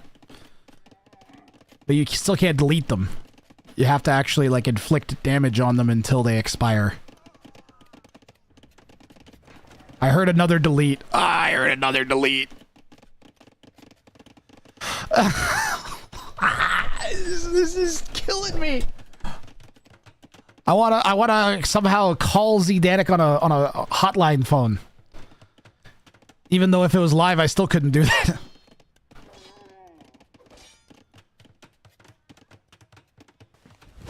Emotional damage. That's real emotional damage.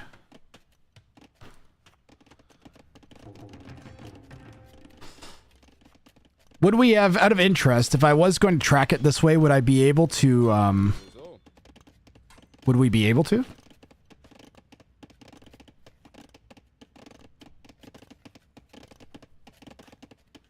He's got 15 kills. He's got 11 deaths, and the opponent has 11 kills. So it's not even tracking the deletes.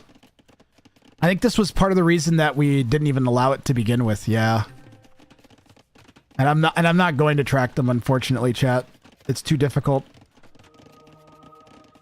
Poor Zdanik. Should have read the rules. Well, yeah. I even, like, specifically told the players, like, hey, I know you don't normally read the handbook for tournaments because they're all pretty normal. You should really read the handbook for this tournament, though. Because the rules are different. Let's see what Dr. Casa can do. He has the potential to come away with a sweep against a 500 elo higher opponent. And a bounty, and a second bounty claim, too. Completing the wonder before Zdanik resigns, I think might be impossible without a trapped military unit or something. What's this? Oh, that's just stone. It looks gray, but it's just stone. No, stop it! He's making scarves to delete them because they're the crappiest unit. There's no upgrades for them. He's just making them to delete. I want to give Zdanik a second chance somehow now. I'm gonna have to think of some sort of redemption. You know what I'll do? You know what I can do? Is I can't do anything, like, from an admin perspective, I can't do anything nice.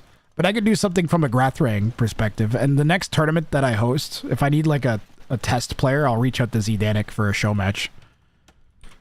Just to make up for this game. Yo, I'm even gonna sticky note it. I'm gonna flashbang everybody and sticky note it.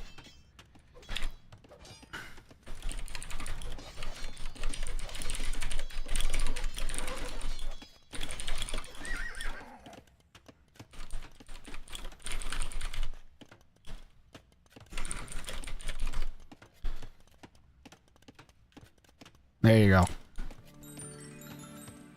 Okay, that's just because I feel bad. And I always need people to do test show matches for tournaments anyways, so I'll just put them on the old list.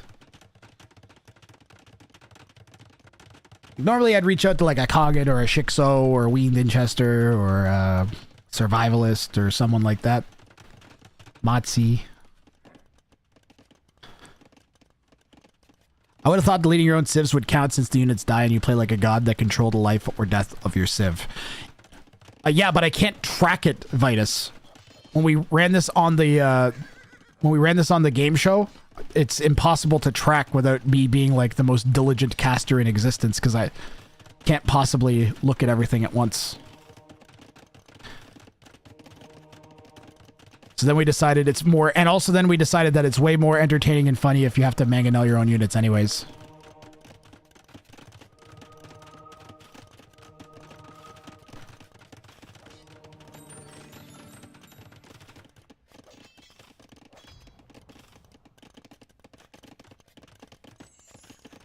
Well, it's like a 1 frame or 2 frame flash, I'll have it. So if it shows up between renders, then you might not get it. But it's definitely happening. It's visible sometimes. Nice forward castle from Gray. I mean, if he wins, he's at least going to get a point out of the set. And it's really looking like it's going to be a super close race.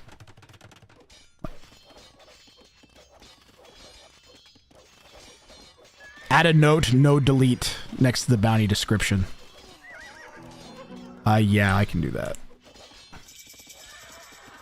I'll sticky note that too.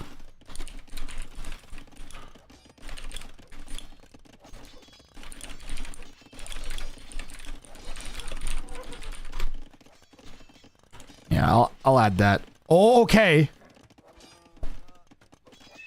The stable is right there. So this will go down in line of sight of a gray building. He just has to hit the foundation, and there it is. So this will now count. If red finishes this wonder, nothing else matters. Because it has gone down in line of sight of a gray building. There it is.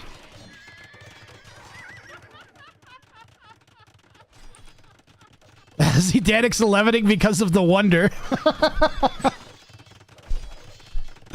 This game's gotten good. I'm really looking forward to Zdanik's like even elo match. Why do I think he's gonna do better against another 2K? I feel like he'll do better against someone his own elo than he did here. Dr. Kassa seems really good at bounties. I don't know what to say.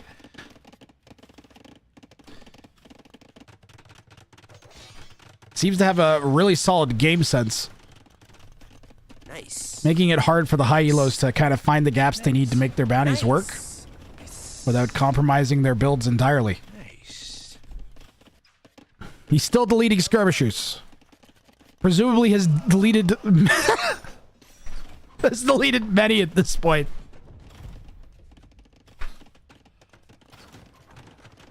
J.I. Credible 1 says if you're in an Age of Empires 2 tournament and you continuously delete your army to satisfy a Grathan bounty, what would you call that? A strategic masterpiece, if you enjoy losing. Yeah, they don't show up in KD, unfortunately. But I've been watching his skirmisher count go up and down.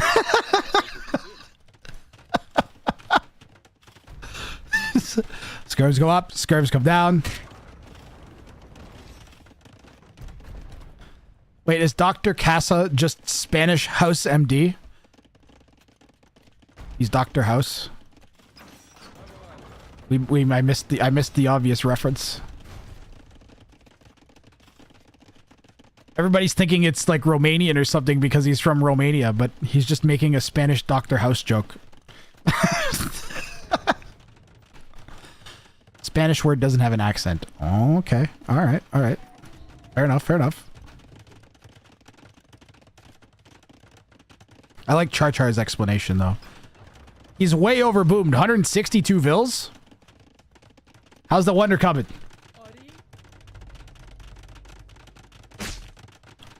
You know, Zdanik, I don't know if he deleted the stable or not, but it doesn't matter. It wouldn't matter anyways, because the Palisade can still see the wonder.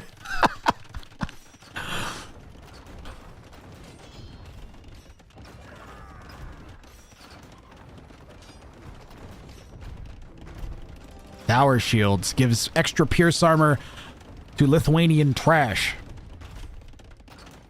Right? Or did they change it? Spearlight and skirmishers extra pierce armor. Thank you.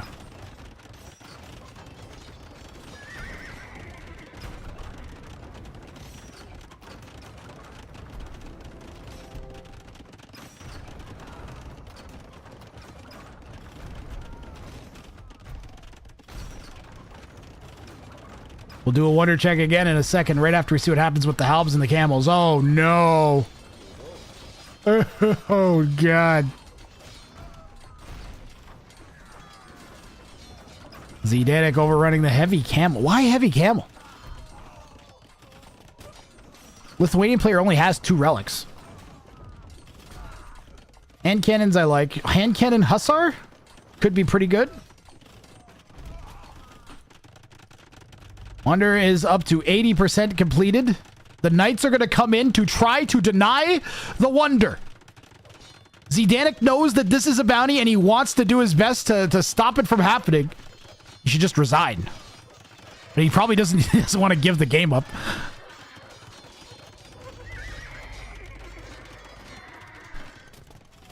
This is good. The only way Zdanik can prevent the bounty claim from Dr. Kaza is going to be, at least in a minute, to win. As soon as that wonder's up, all bets are off. Does it have to remain in line of sight? It has to remain in line of sight if it's a unit. So if it's like a knight, if it's like a mobile unit, it has to be trapped. And it has to remain in line of sight the entire time. But buildings, it just has to be at any point. So as long as the as long as the foundation goes down and a building can see it. So the stable was there and he could see it, and he can still see it even now with the wonder. This will count even with the palisade. So even if you were going to get technical, super like, oh, yes, see it the whole time. Ooh, cool looking wonder. Oh, I've never seen the new Persian wonder before. That looks sick.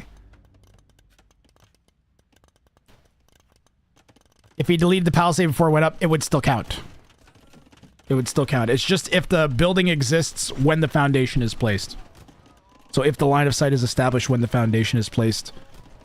Nice. It doesn't count for an individual unit. The unit has to, like if it's a knight or a villager, then it has to be a trapped knight or villager, or it has to stay in its line of sight the entire time.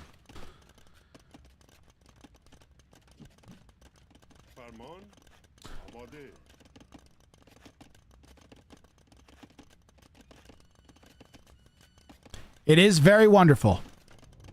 And all those rules are not plainly stated, so that could come and bite me, but... Or I figured out that it was if you read the bounty. Yeah, because you just have to build it in line of sight of the opponent. Yeah, well, you wouldn't really say that their fog of war is a place if the unit isn't there. I can't remember what it is. I don't know. I have notes that reason this out. I can remember some of them, but I can't remember all of it because I have notes on like 103 different bounties, guys. Maybe I'll be able to share it after the tournament's done. Although I don't know if I want to do that in case I run the bounties again or run the tournament again. Then everybody just knows where the loopholes are.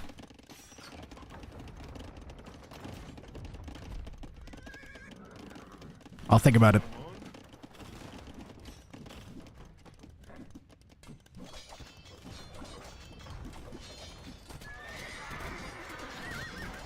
Bombard cannon is doing some damage. Skirms will be a nice counter for the hand cannons, though.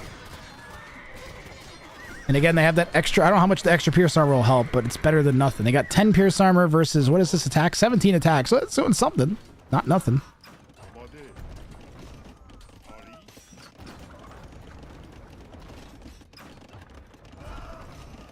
Ah!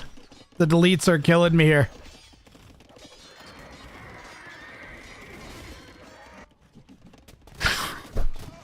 Don't worry, Danik. I'll get you back. I'll get you back.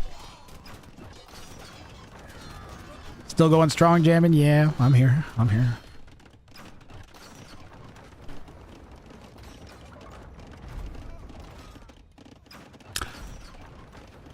The best part of this particular game is I once again have no idea who's going to win. Those are always the best games when you can't call it. It looked like Gray was overwhelming, but Dr. Cass has come right back.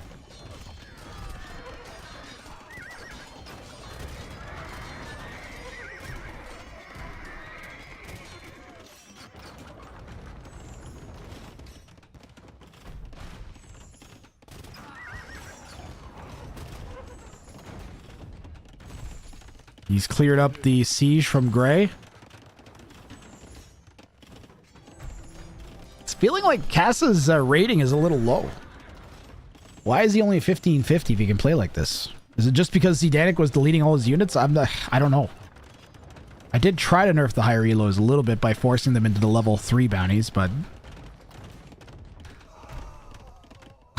I'm still hearing delete noises.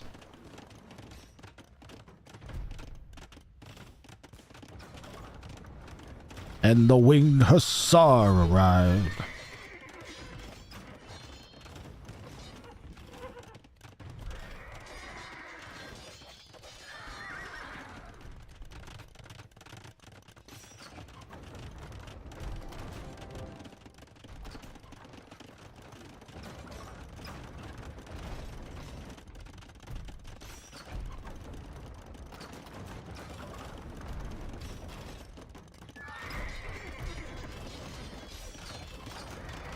Boop, boop, boop, boo. They're going in for the treb. Dr. Cass's push gonna get stalled out on the left. Vils managed to hold that castle up. Trebuchet clinging on and finally goes down. The winged hussars have bonus damage against gunpowder units. Zdanik going for the wrap on the hand cannons and gets it. Oh my. Surprising number of them made it out of that. Zdanik going right back to work on that castle.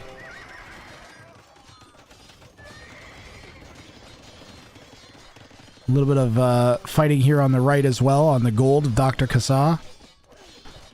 One more look at the wonder because it's beautiful.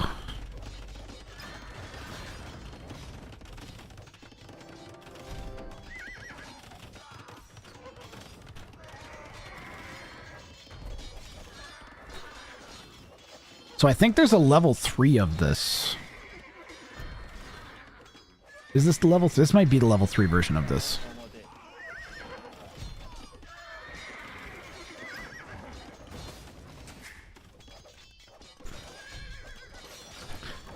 Still back and forth. Raiding now from Zdanik. I don't want to say it's a desperation raid, but it feels a little bit.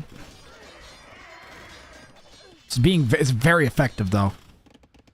Maybe less a desperation raid and more so just one that was sorely needed here for him. Even the eco back out.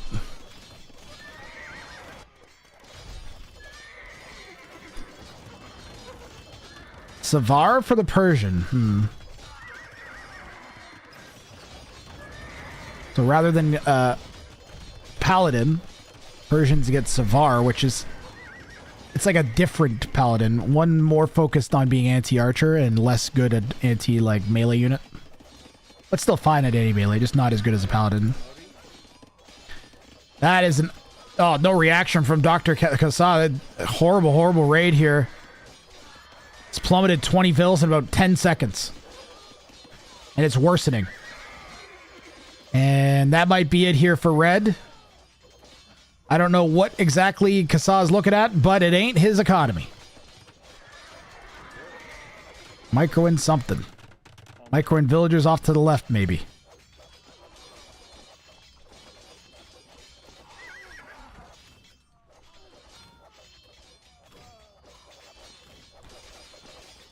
This is looking like it's Zdanic's game now. Kasa doing his best to reboom in the west. He has, I don't know how many TCs that is, but many. What was that? 7 town centers. He calls the GG, and Zdanic is going to get 1 point in this set. And it's a shame that he went for the, it's a shame he hadn't read the handbook.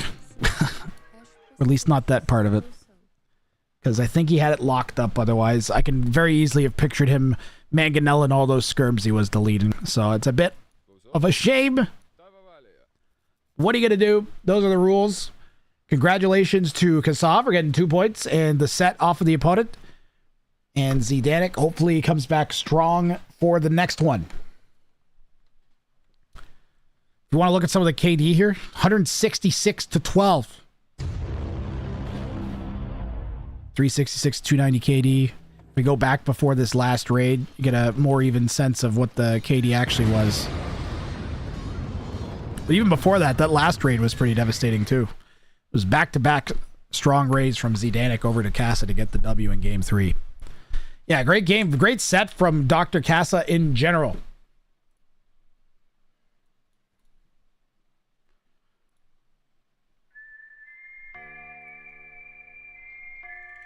What do we have next? So I was going to do Not Sure versus Gurus Toby Bufus next. So let me update all the things.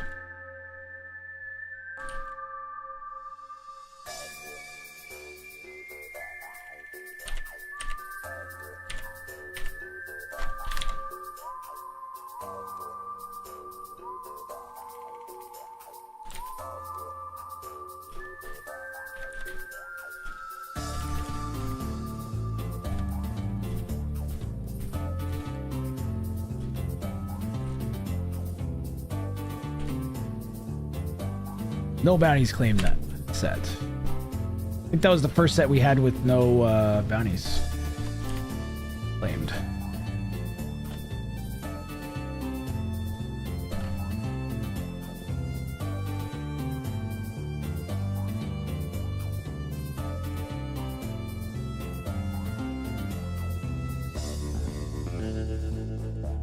Today is the 23rd, so I'm sure a bunch of these. What other games were played today? We had Arg, Frozen Flame, Bergoman, Plotter Ghost, Zdanic, Aladashek played. Matzi and Togawa played. There's 4 other sets after the 3 sets I haven't cast yet. There's 7 total sets left that need to be casted. I don't know if I can do 7 more sets today. It's 21 more games. I don't think I can do that. If Red put 1 castle on his farms, he probably had the game. Yep. Yeah, if he had a castle in the middle of his base somewhere. Okay, I gotta move this to completed.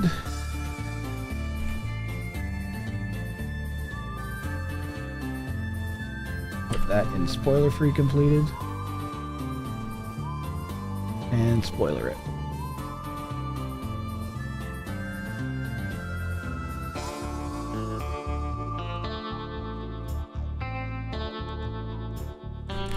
And I'll get the next set ready to go here.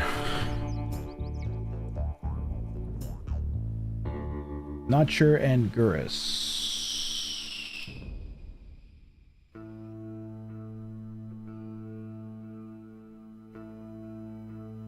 Nice, I've got it right here.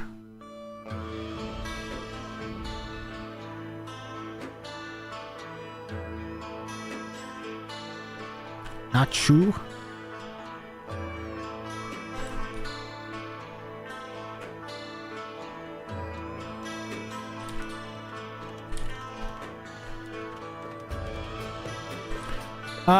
Before I do this one, I'm going to take a 5-minute break. I'm going to get up and stretch. And I'm literally going to step outside and just breathe in some fresh air, I think.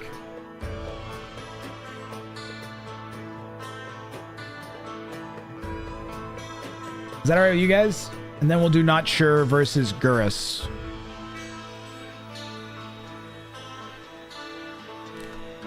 Alright, see you in a couple. Yeah. I want to come in strong for this set because it's going to be a good one. These guys are both like 16 to 1700 elo and long-time rat gangers. See you guys in a bit. Mr. Fluffy Bunny just rated with 10 pathetic humans. Oh, wait. Ha ha ha ha ha. I've just rated out Fluffy Buddy. Or not rating out. I'm just taking a break, Fluffy Buddy. I'll be back. I'm about to come back with Not Sure versus Gurus Tabi Bufus. I'll tell you what, instead of going to a whatever, I can run the replay maker. All right? I can run the replay maker. You guys can see some highlights. The number's up. Back in 30 minutes. I want to see that.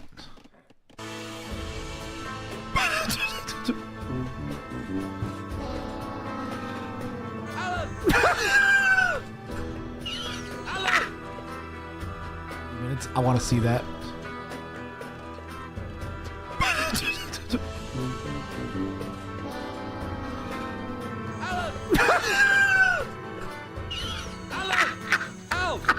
What the?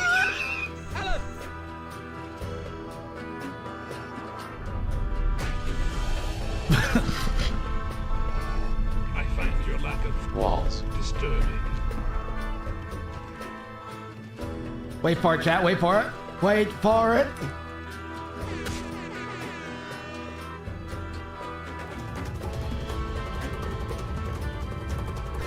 The wolf is closing in on the kill here, chat. Oh no.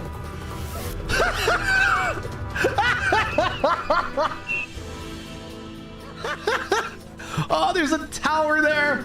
He might get it. He got it!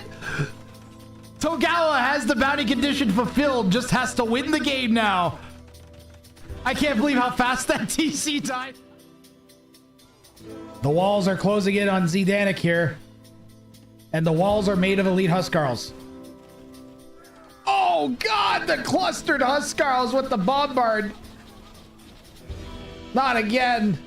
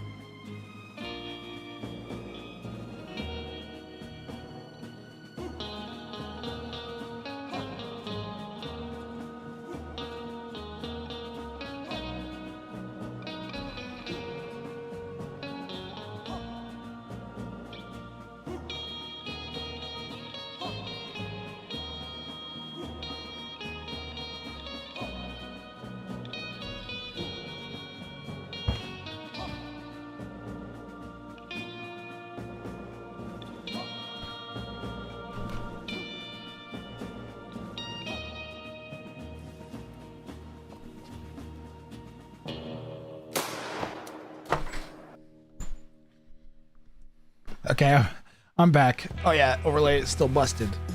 Well, we can get this started while I get the overlays set.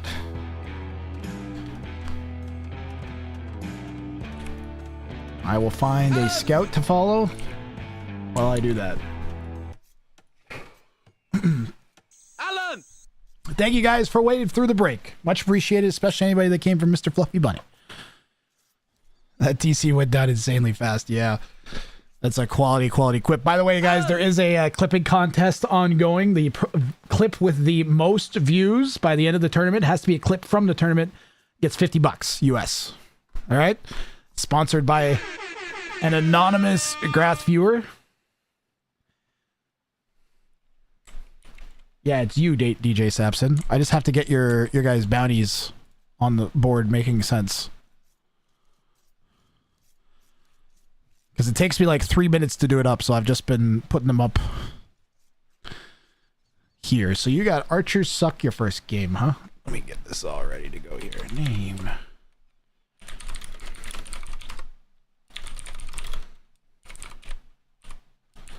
What about the viewer with the most memes redeemed? No. Wait. We'll go the other way. Name art.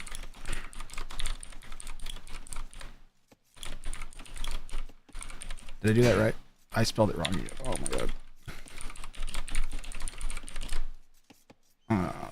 Okay, whatever about that. Color R yellow. Color L blue. Don't worry about how everything's backwards. That's only for me to be worried about. Score 0.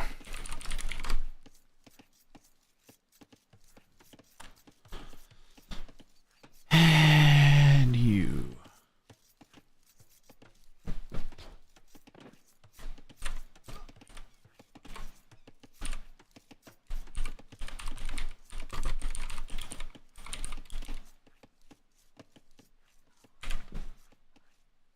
Archers Suck 3. Win a Spanish or Bulgarians.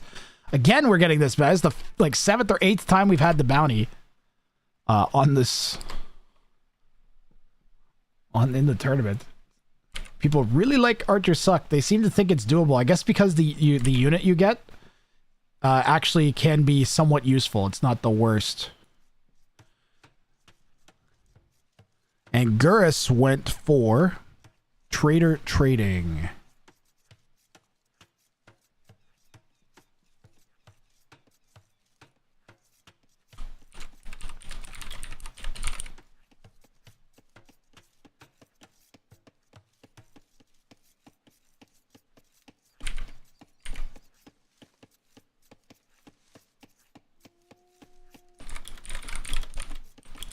So trade with the enemy for any amount and win.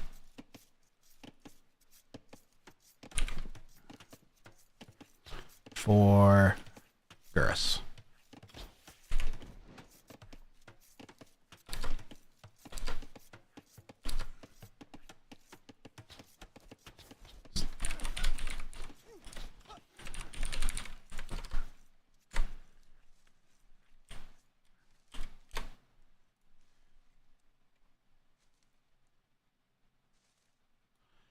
and Elos, and we're good to go.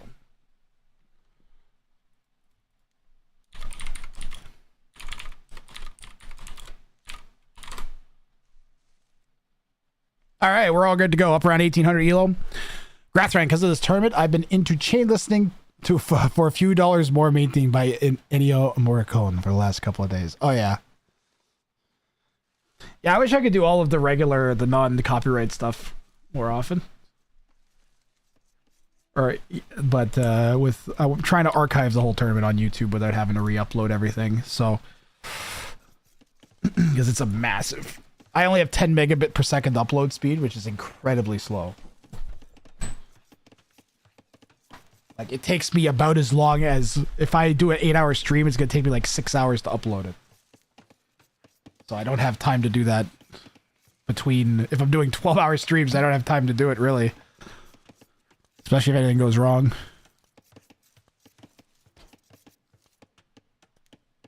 YouTube Music started auto-playing it. Because they guarantee that you, so if you have any, if you have Google Chrome installed or any Google stuff on your phone at all, you sign agreements saying that they can, like, listen to your phone. And there's like agreements where they don't agree to whatever with your data, but I don't think Google sells your stuff to advertisers. I think they actually don't do that, but they do use it for themselves. So I find that when I go to hockey, for instance, even though I don't use YouTube to play any of my music that I play at hockey, which is more classic rock instead of like indie rock and like kind of hip hop, which is what I normally listen to when I stream, I'll start seeing all of the classic rock come up, even if I wasn't like listening to it on YouTube. And I have on my Google phone, it detects it. It has Shazam like built into it, so it detects what songs you're playing. And so I'm pretty sure it uses that to determine your part of your YouTube algorithm. Just creepy as hell. It wouldn't surprise me if going on some other ways too. Not sure has got some man-at-arms out. I say man-at-arms even though they're militia, because Bulgarians get that free upgrade and he's 10 seconds away.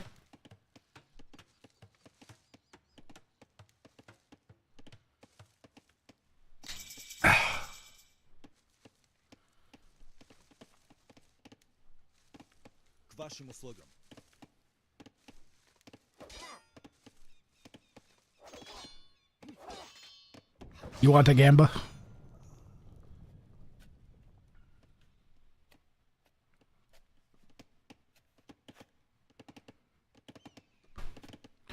Fresh gamba.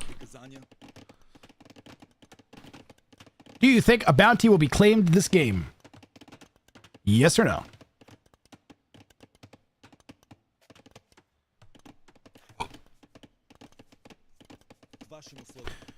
So we can't do like who's gonna win or whatever because you just look it up. But you can't see who wins the bounty because we have to watch the whole game to figure that out.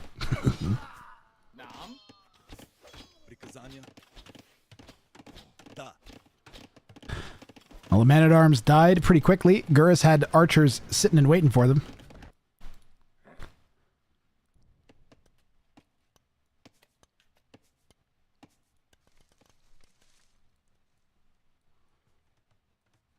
I see Bulgarians, I bet on. Just like me. I see kneecap smash with baseball weight. So please don't do that, Lubov. I like my kneecaps. Wait a minute, mangoes don't have kneecaps.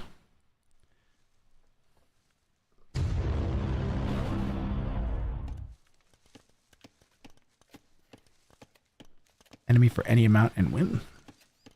Last time someone did the trader trading on the lowest level, it was very easy to pull off.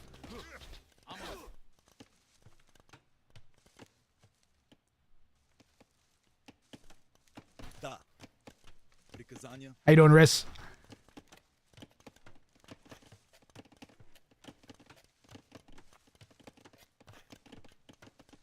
My ear is popping.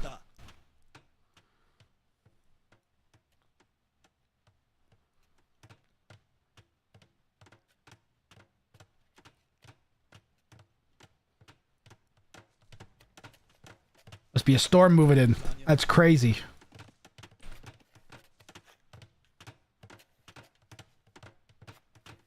Pressure going up or down or something. My ears are just like... Archers dive under the tower. Gurus is going to have a bit more freedom to micro. Not sure has to stay under the one tile surrounding of the tower to avoid getting hit by it. Vills are going to come out and try to punch the skirms down. Vills get within minimum range of the skirms. And out they go.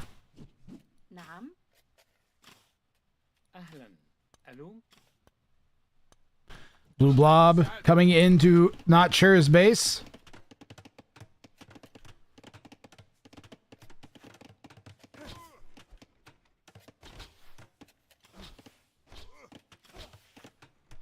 The small walls kind of worked there. Not Sure had some army to help defend.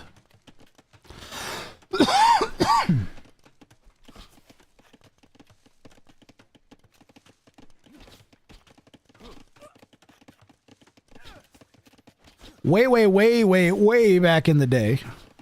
That rhymed. I used to host viewer show matches between players, and these guys were frequent opponents against each other. So they know each other's... I don't know if they still do, but they used to know each other's style quite well.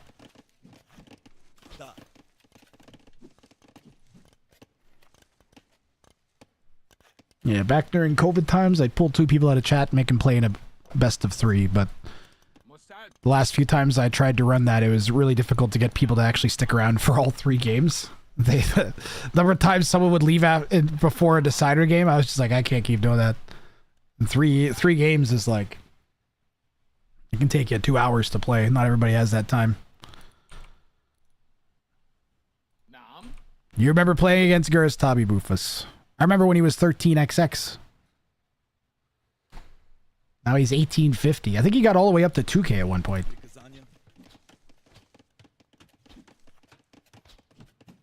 Oh, no, he wouldn't. He got 1850. Otherwise, he would have. I would have had it on his Insights profile. Might have been thinking team games. One of these guys had a crazy high team game.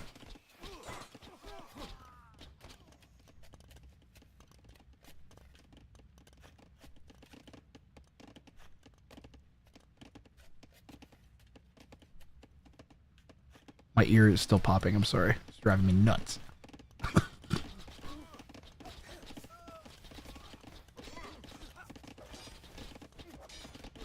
You know the squishy sound it makes? You know?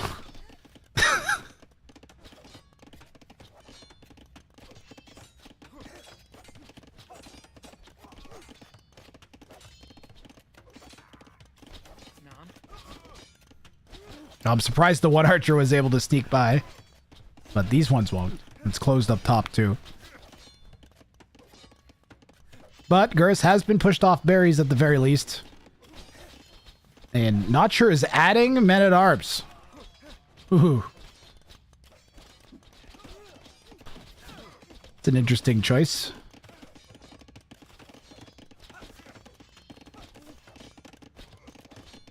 Maybe trying to draw Feudal Age out more?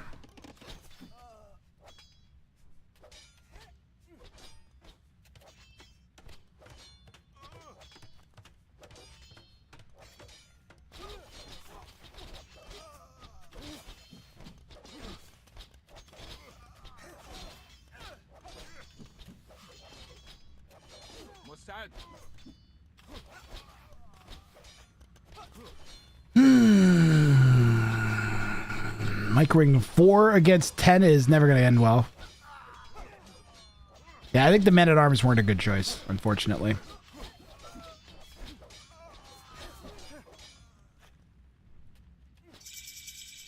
I don't think he should have added another 8 of them.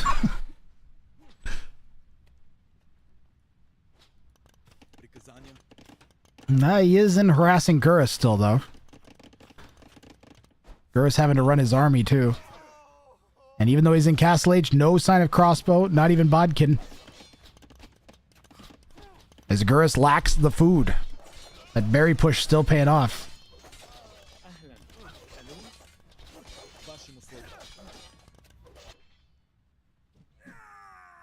And we'll try and keep an eye on those archers as they come forwards here. And Not Sure pressuring this forward range, trying to get in, trying to kill it. Crossbow finally clicked in, by Gurus. He's got his trade cart. Where's his market? And he has the heist cart. The question is, does Not Sure even have a market, and he doesn't? Uh-oh. Not Sure hasn't been able to afford a market. He's been too busy spamming archers and men-at-arms. The crossbow's heading to the back of Not Sure's base, and he is already on the run from there. Going to the next wood line. Needs quick walls. Stone wall, stone wall. Stone gate, something.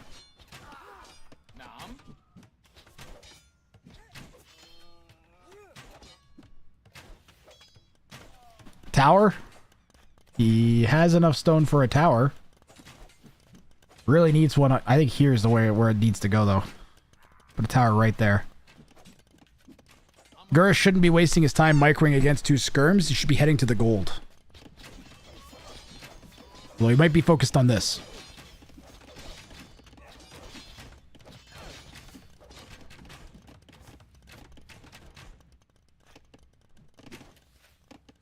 Maybe I'm wrong. Not Sure continuing to add men-at-arms. You need to force a market through resource denial. It's sort of working. He's on gold and wood now. And the gold is climbing for Not Sure. So the chances of him building a market are going up by the second.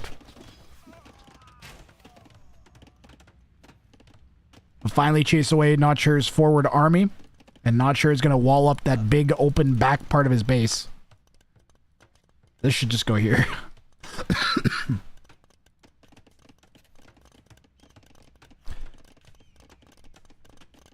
Not the match is Not Shu versus Gujaras to be.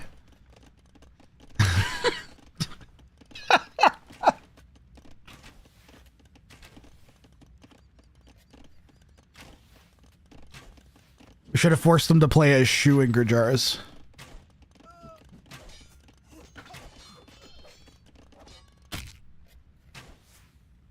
Thank you for the potato.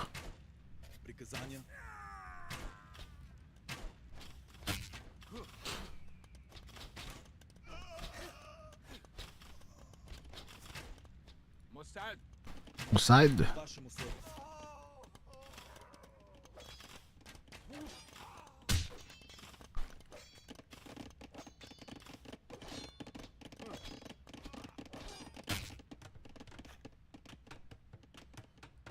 It's the sound my eardrum is making right now. Split. A little bit of panic here at Not Sure's base. He can't keep his farmvilles farming. Got no farmers right now.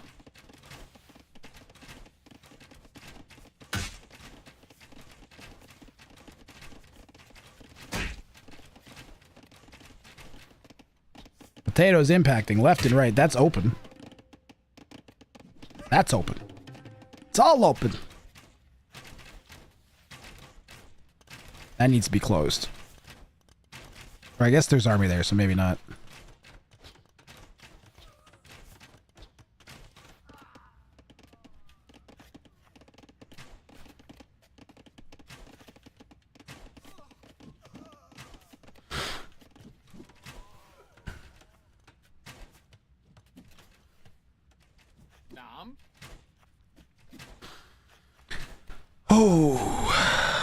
Am I crazy, or is there a little bit of echo on some of the potatoes? There is, yeah. I have to re-record all of them. I haven't gotten around to doing that yet.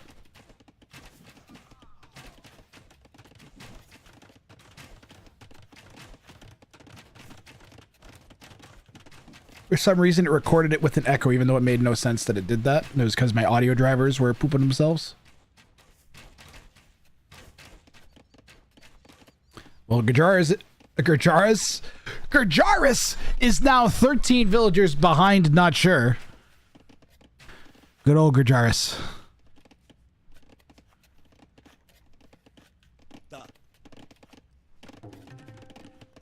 This is going to be open in a minute. It's not chopped yet. But a crossbow sitting there is going to be awfully irritating. My fault, wizard. No, I'm the caster, not you.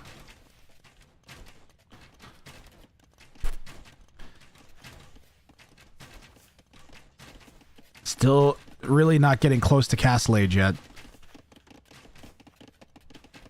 The idea of making 53 more archers does not seem very good. Nice little choke off with the skirms here. Gonna get a bunch of the crossbows down. That should buy Not Sure enough space to get up to Castle Age. Finally, he never killed that crossbow?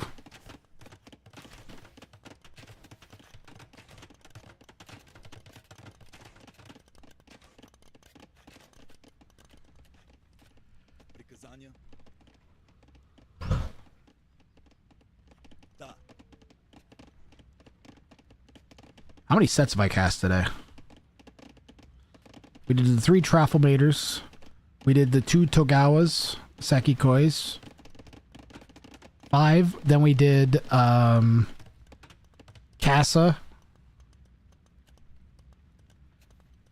And Zidanic.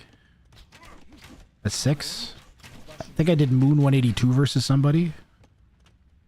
That might have been one of the first Trafflemator games, though. I've done 6 or 7 sets. 6, 12, 18. So I've cast 18 games so far. My goal was 24.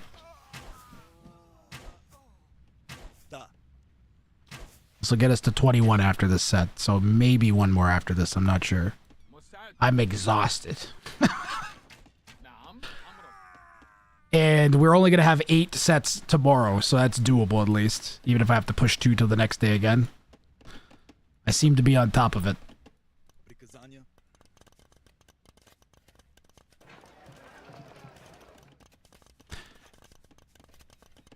Not Sure, finally up to Castle Age. He's got 20 skirms.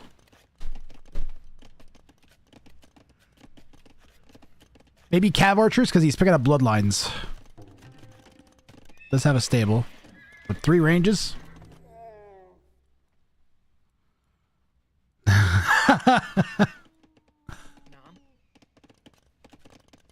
Can he access the market? And does Gurus know that the market is there? So he knows about the market. And he has a plan of attack that he's forming. So he's setting up a forward market flank.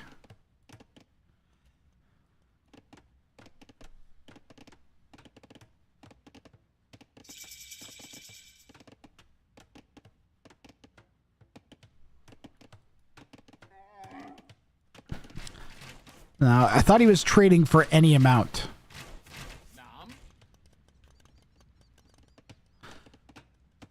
I guess he wants to make sure that he doesn't want the trade card to have to do the full trip back. That's why.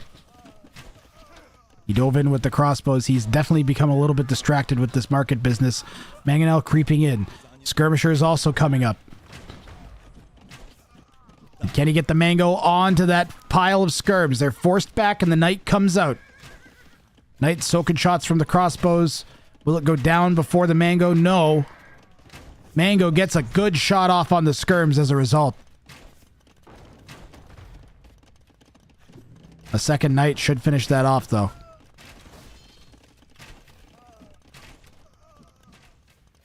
And he's got the gold. But they're not going to the close market. They're going somewhere else. They're going to the furthest market possible. They're being efficient. Yeah, so Gurus realizes. And he pulls the trade carts away. But yeah, they're going to try to go all the way up there. That guy doesn't have any gold on him. He just needs to right-click them onto that market. Can you force drop them at a different market? I think you can.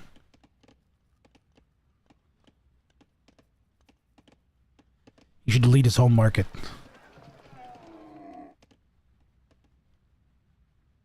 Oh my god. Are you kidding me?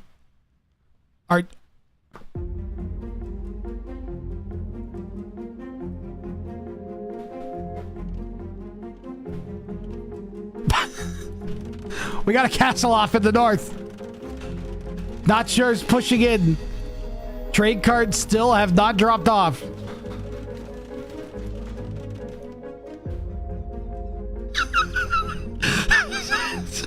He gets the bounty denied because he forgets to right-click them on the market. I'm gonna lose my mind. He'll remember at some point, especially if he starts winning. He'll think about, oh yeah, the market. Are they full? Yes. They have not dropped off yet. We can double check its capture age, but I'm pretty sure there's been no drop off as of yet. Oh, the skirms needed to stick underneath the mango, not back away, and they will all die now. Might get a couple crossbows if Gurus lets them. He'll hit Idleville hotkey eventually, I'm sure. Yeah, but that doesn't mean he's going to remember to force drop. They might think they've already dropped, and they're just standing there. Still no trade profit.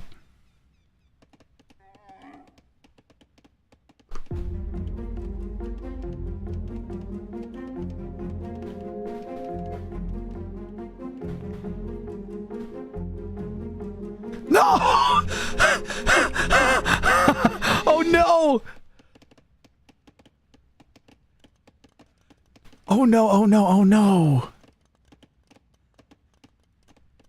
He noticed, but he didn't make them drop. Not sure is up to Imp 2. Not sure back on the Archer production train.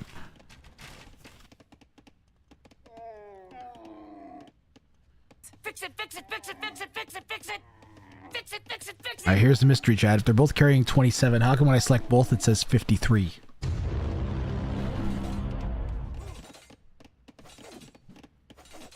Now, I'm no wizardtician, but that doesn't add up.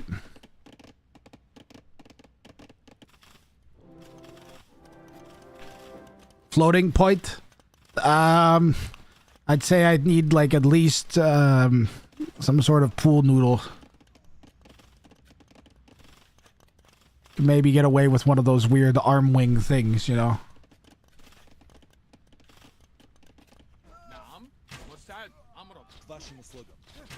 Whatever keeps me from drowning.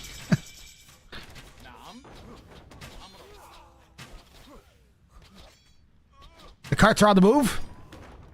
They are? Where? Where? Why do they move? Why do they move? Where are they? I can't see them.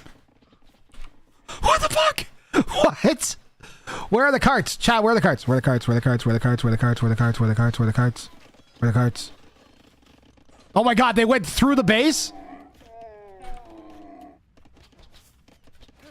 What? No, no, no, we're going back. What did he... He didn't need to do that.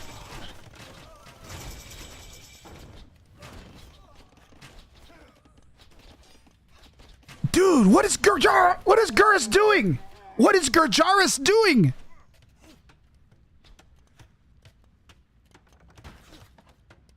My guy, that's not how trading works. You can't take the people's goods and then go for a trip and then come back and sell it to them again.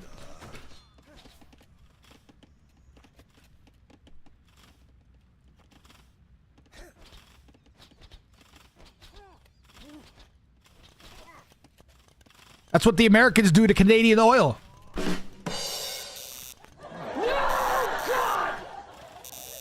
No, God, please, no, no. Well, he got the drop off, Chad. He got the heist. The heist was successful because Not Sure never got ballistics for his 60 archers. And if he had got ballistics, then Gurus would not have been able to drop off there.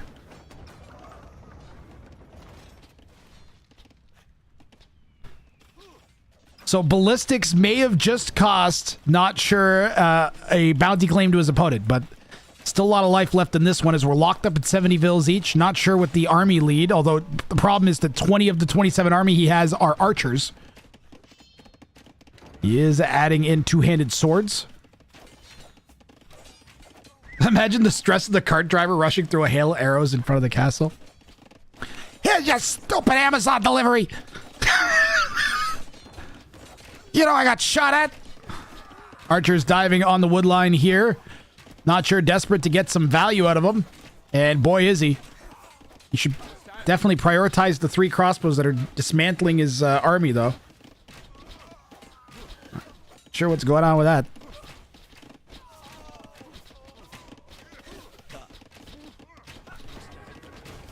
What's the Jason Statham movie where he has to make a delivery?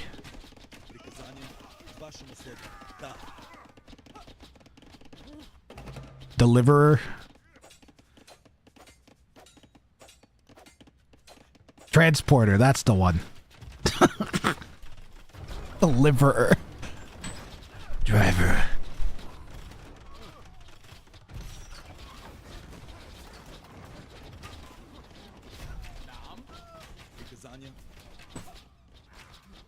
Transporter 4 Age of Chaos? That can't be real. That's... Except in Transporter, he's more dangerous than the castle. I saw Transporter, I think. Curse calls GG.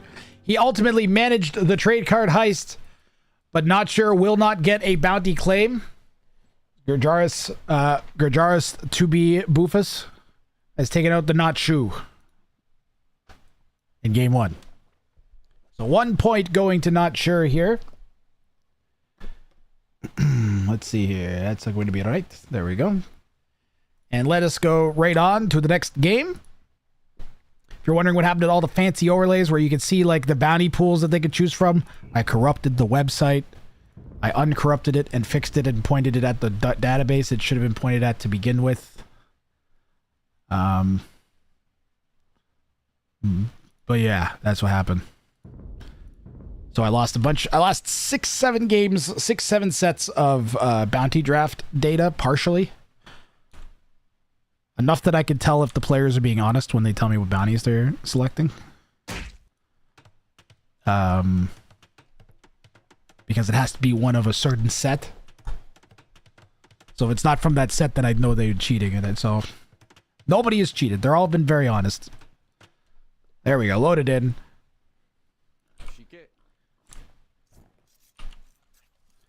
Was not sure what the objective was. That would be ironic, wouldn't it?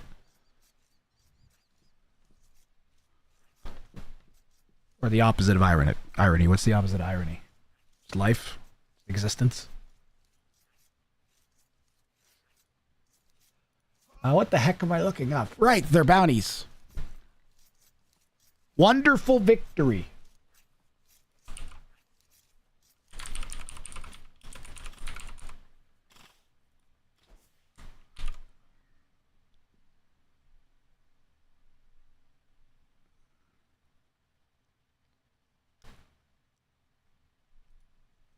Wonderful victory. 4. That's for Gurus, right? Yeah, that's for Gurus. Begin construction on a wonder. You may not delete it and win. You don't have to finish the wonder, but you have to start building one.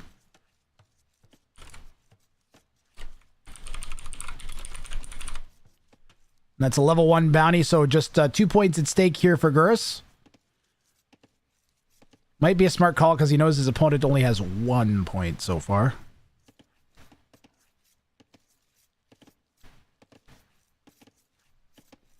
My ear is popping like nuts. Spelling rocks. Ooh. Legibly spell your opponent's name or Grathrang in stone walls and win.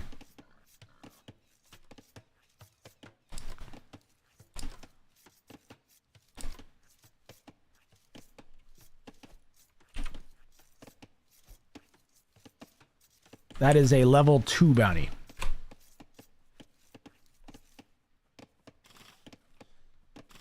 There is great. This is the by far. His full name is Gurus Tabi Bufas Vamira God X0, so I would not recommend that. He should definitely go for Grathrang. Grathrang is much shorter.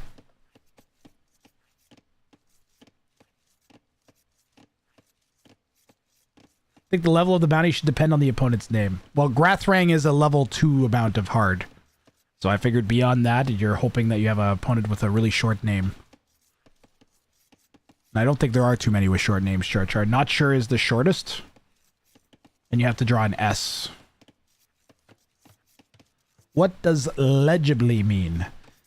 That means that if I were to show the word to somebody who does not know what word it is, that they could spell out all of the individual letters and form the word. If there's any disputes on legibly, then I will fetch my mother. And we'll make her read it. Alright? That was my plan, because nobody's gonna get mad at my mom, or I'll ban them.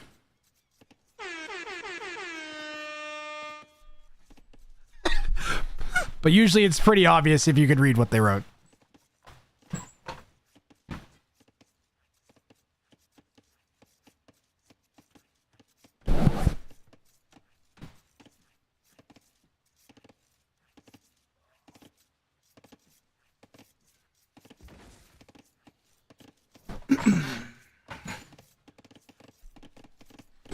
He manages to write out Gurus Tabi Bufus. Surely that's worth 3. No. It should be. I would agree that it should be worth 3. But that's why he has Grathrang as an option. So he doesn't have to do something that's worth 3 in a level 2 bounty.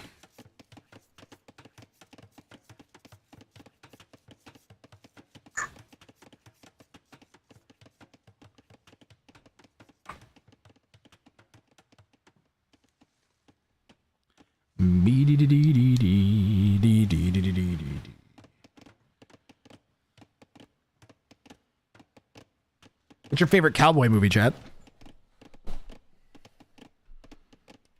I personally was quite partial to Buster Scruggs, but mostly the opening story in Buster Scruggs. I wish they'd done a whole movie of that. I would have been thoroughly on board for that. Star Wars Episode 5. Million Ways to Die in the West. That's a good one.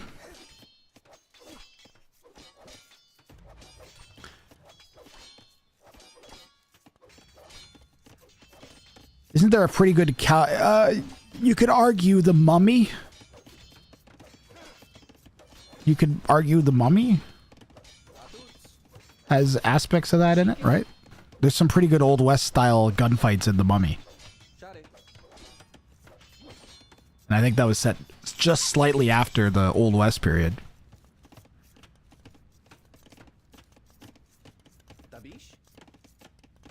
That was early, like, 20th century, right? The Mummy? When's that supposed to be set? I don't recall anybody with a cell phone.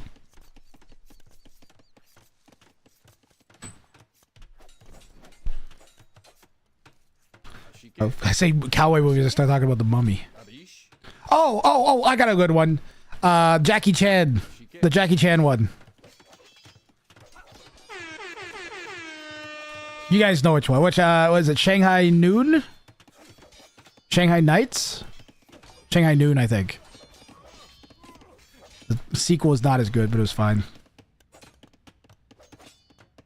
Not sure has broken into Gurus Tabi Bufus's little encampment here with the Drush. Rather standard gameplay with a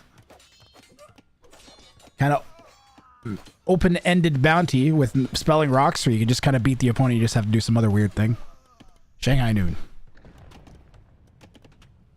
Wild Wild West. Wicka, wicka, wicka, wicka. Lone Ranger. Rango. None of these are real Old West movies, though. Some of them are. The Mustache Song. I've not seen that. Ranger. The Lone Ranger.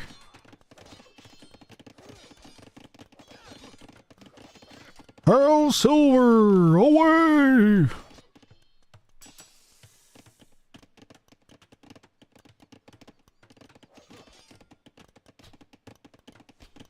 It's a song from the movie? Yeah, okay.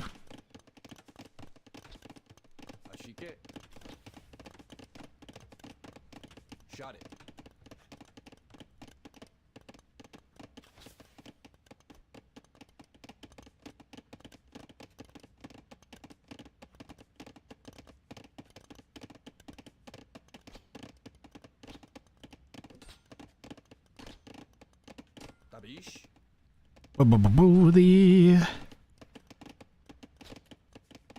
Remember seeing a bunch of old John Wayne movies. I tell ya. So I can just remember, so like I remember that, and then I remember Ryan Stiles' impressions more than I remember anything else. I tell ya. He's da da da da. I remember him talking like that, but mostly because of Ryan Stiles. Oh, he has begun. Now, is that a G for Grathrang? Uh-oh, chat. That doesn't look legible on the mini-map. It just looks like a blob.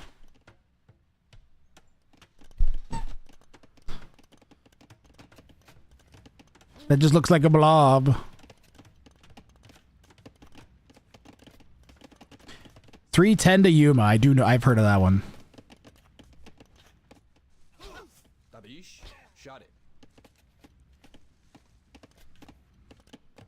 You have a short wall mod? Well, now, it has to be... The problem is it has to be legibly... It says on the mini-map, right? Legibly spell your opponent's name in stone walls. Okay, so if we can read it anywhere, then we'll count it. So if it looks like a G...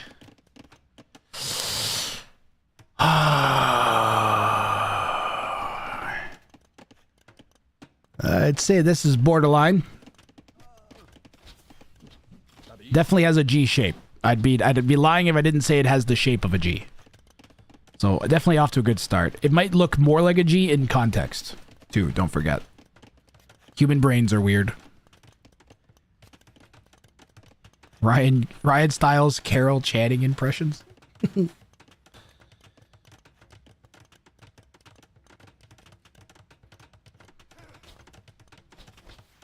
DJ Sapson, I can feel DJ Sapson's nervousness through the screen now as he's watching himself build, wondering if we're going to be able to read it.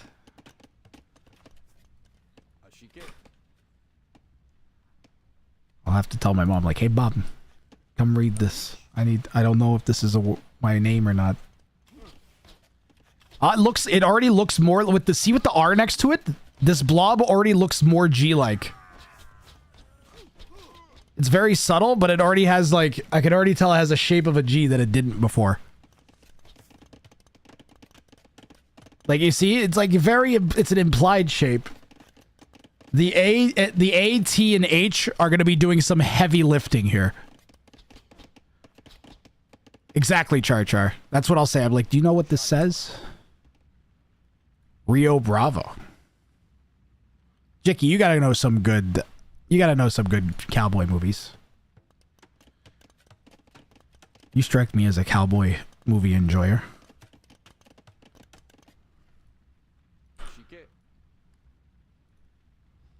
Shot it.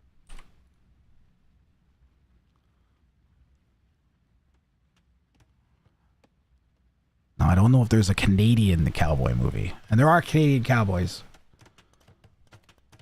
They're just much better dressed for winter. Shanghai Noon, yep. That's a solid one. Been meaning to do a big old Jackie Chan rewatch. Tombstone! Oh, I've heard of that one.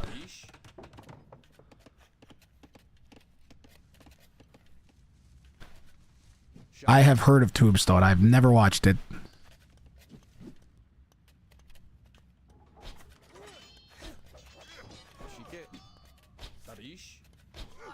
I'll be your Huckleberry? What does that mean? Is that a quote? Remember being mildly confused why Jackie Chan was wearing a cowboy outfit. Million Ways to Die in the West. I know I've seen that, but I don't remember anything about it. But I know I have seen it. When I was a kiddo, maybe. Amazing movie for what it was.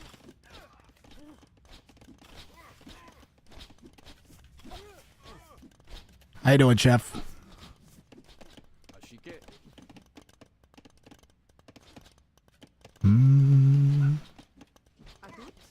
Archer's poking away at Gurris's woodline here. And Gurris is going to be feeling the pressure here. It's going to come down to what he does in early Castle Age. Not going to be Eagle Spam.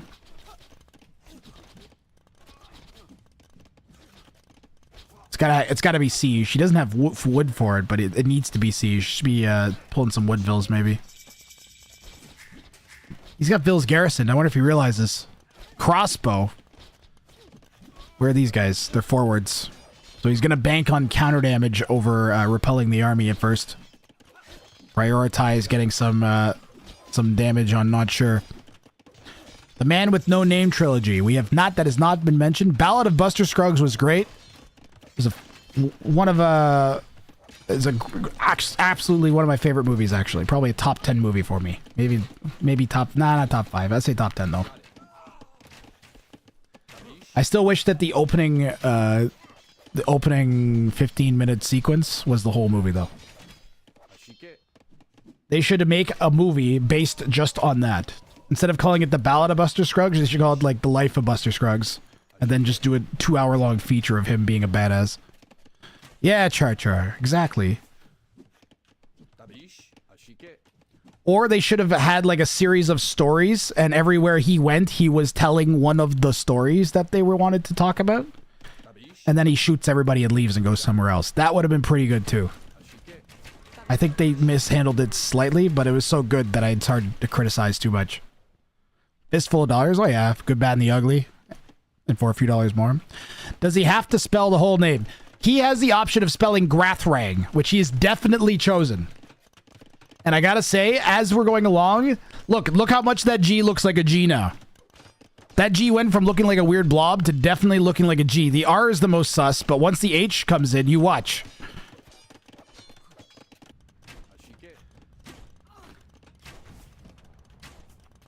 The human brain is a fascinating thing.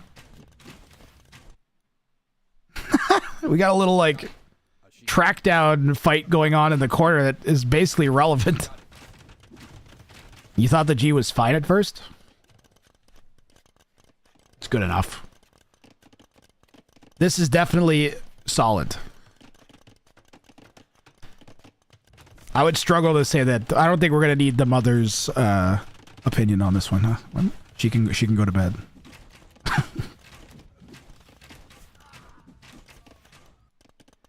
Now, plain Grath doesn't count. It's got to be Grathrang. It's a good faith effort. Good faith isn't good enough for these. Good faith is good enough for my game show, but not for the tournament. But like I said, I'm going by legible. That definitely looks like it says Grath. What's the hardest letter going to be? Probably W. W is pretty rough. And then a second G. If he's slamming the G down near the end of the game. Sometimes maybe good, sometimes maybe shit. Rat Gang? Gang Rat. I don't remember. Is it Gang Rat or Rat Gang? I always mix that name. The streamer, Gang Rat, Rat Gang. Gang Rat. Hang Rat. Ratwang. Oh shit. Faith only matters if you're using monasteries to spell it. 10-hour stream incoming.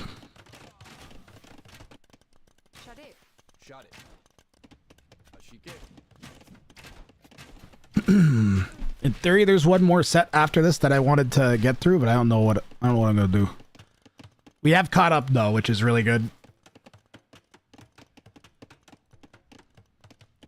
I'm back on top of the pace of games. Crossbows really need to be careful with that tower garrisoned in there. Not sure it's got 20 of them, but there's only 9 right here. And the mangonel coming in now. Trying to keep everything in frame here. This batch is still getting kills on those vills. They aren't doing too much other than being mild irritation. There's some Blackwood plumed archers, pardon me, moving around. Still traumatized by the Blackwood archer game. How's Grathrang looking? Ooh, double. He's gone for a. There's a specific way of naming this style of writing. Oh no, but he didn't finish. He didn't go for the block letters. He went for diagonals. Does it look like a W? Yeah, it looks like a W. He's doing all right. Other than that, that is very bad. This entire time that he's got this push going, he's trying to go to the back of his base and spell my name. And he's going to have to chop, he's going to chop the wood line to have room to put the name down.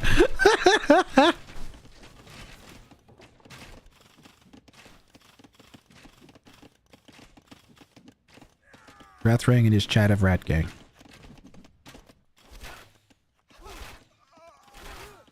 Plumes have a good amount of pierce armor compared to a regular crossbow. I thought they did. Does he not have upgrade? Oh, he doesn't have second upgrade. Okay. He should have an extra pierce armor. Just like he shouldn't let the mangonel crush his units into goo.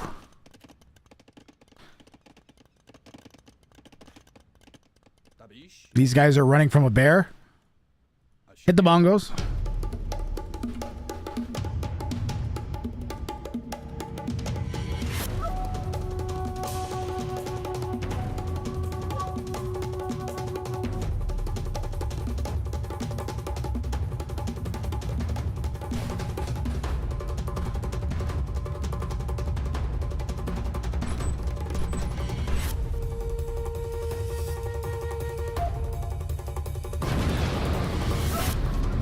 That explosion almost hit that bear. Bears are a protected species. I think. Alan! Ooh, the castle got denied. Hold on. We were... Oh! That killed the castle! Chat. Not sure tried to place the castle, and the area of effect damage from the mango took the foundation out. That was a terrible castle from Not Sure, even without the mangonel there. It didn't? Yeah. Oh, he just replaced it really quickly. Okay. All right. Thank you, Not Sure. I got all excited. Emotional, damn it! Yeah, it was only emotional damage. It wasn't actual damage. Stop throwing potatoes. Throw potatoes at me.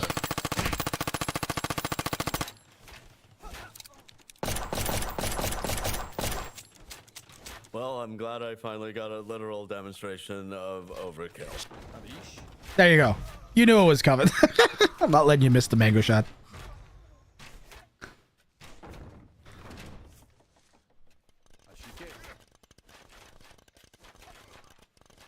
Well, Gurus has almost half the bills of Not Sure, and Not Sure is still missing RANG. Alan! Although, I gotta say, Grath W, you know, maybe he's trying to send a sign, you know? Maybe he's trying to say that we should write a whole bunch of W's in the chat right now! Does that work? It worked! Chat's right, W. Okay, thank you. Thank you for indulging me, Twitch.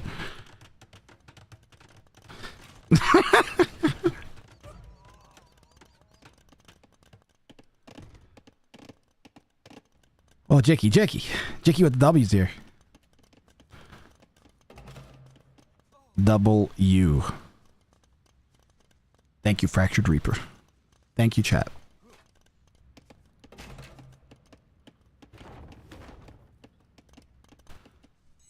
I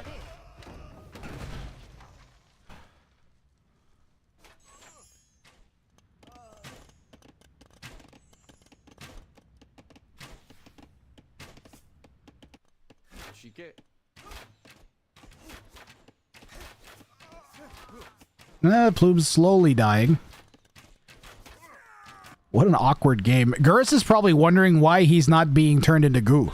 Take him to Detroit. Because we're at minute 37 and he's only got 45 bills. No, please! Anything with that! No! Not Detroit! Well, where was I gonna go? Detroit? I've never seen a mango hit a bear before.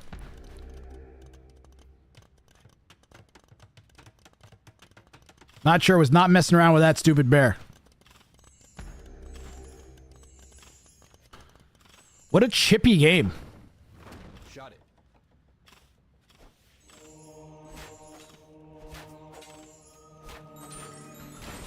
Conversion came in on one of the plumes. The plumes finished off the mangonel. Another mangonel and a group of crossbows coming in. We've got a flank up in the northeast that I'm going to quickly jump and take a peek at. We've got this being eaten away by that mango, but there's another group of crossbows, I think, even further out.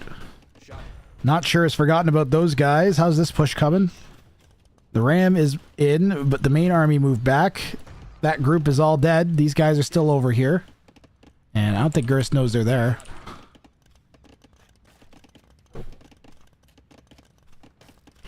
You throw a mango to a bear, it will eat you, and then the mango. A polar bear, yeah. Don't fuck with polar bears. One of the humans, one of the only natural predators of humans.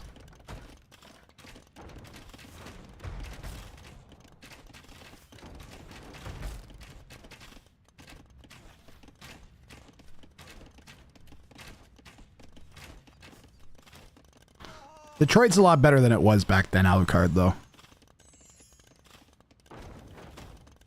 If the stupid bridge ever gets to be allowed to be open, it'll be even better. Mangonel coming in, gonna try to push back, not sure. Gris needs to stop losing ground in this area, because the next target's gonna be his TC.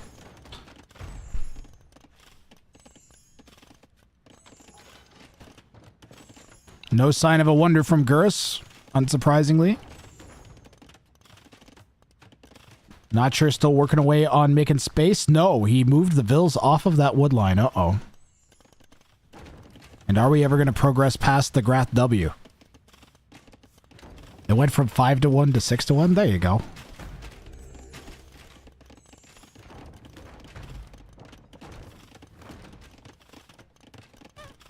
It has to be one line.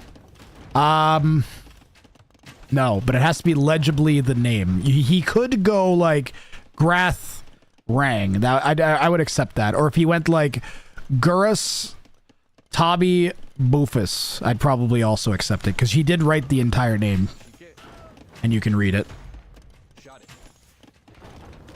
I won't be a stickler about that.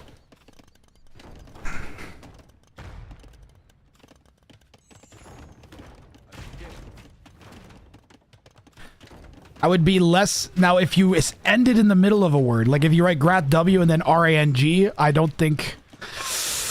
Oh, I'd have to have a debate with myself. I'm not sure if I have notes on that or not. I don't think I do.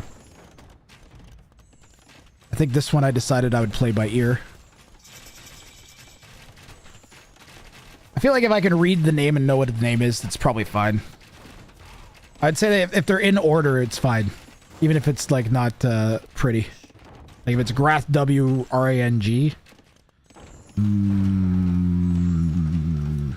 Tell you, I definitely would accept. I tell you what, I definitely would accept if you did that is if you put a little line next to it, so it was like a continuation. Because now you're paying the price for splitting it. I would definitely accept it then.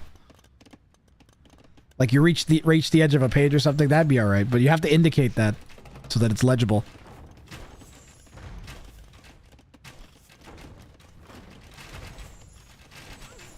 But the dash has to be... Is the dash at the end? Or is it both sides? I don't know. I'd have to look up what the proper form is.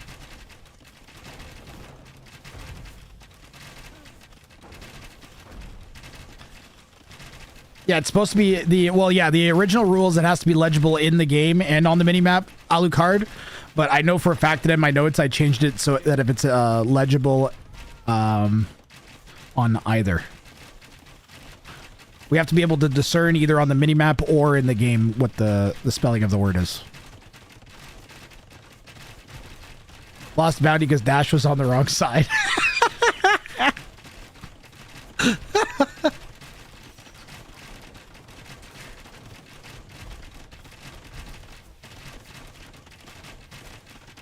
No, I think I would accept a dash to fix a situation like this.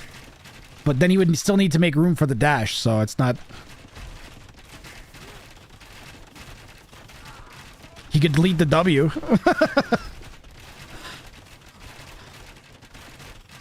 Where's Obsidian Arrow when you need it?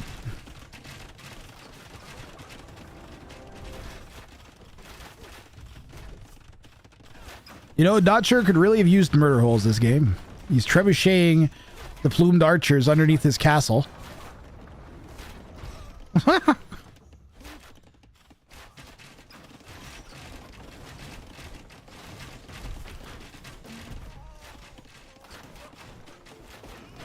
And Gers calls GG, and Not Sure is going to get a single point here as he did not finish the Grathrang name, which is a shame. He got to Grath W. Not too shabby. Make up the rules as we go. No. We have a handbook. Alucard. Good game overall, though. I enjoyed watching that. Rather insane. Final KD here was 129 to 94. And the army, or the eco, was very in favor of Not Sure, as he had a pretty commanding lead for a good portion there. Setting up for game number 3. Give me a moment. It's very easy to push too hard or not hard enough. So don't be too discouraged, DJ Sapson.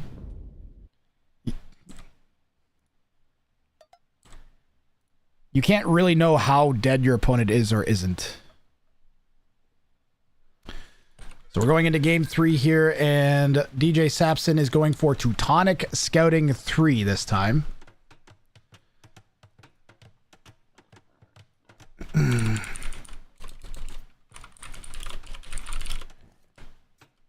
And that's a level 3 bounty. So 4 points at stake here for DJ Sapson. And let me get the official bounty wording. Teutonic Scouting 3. Hey Grath, Barry threatened to flood my house if I didn't let him speak.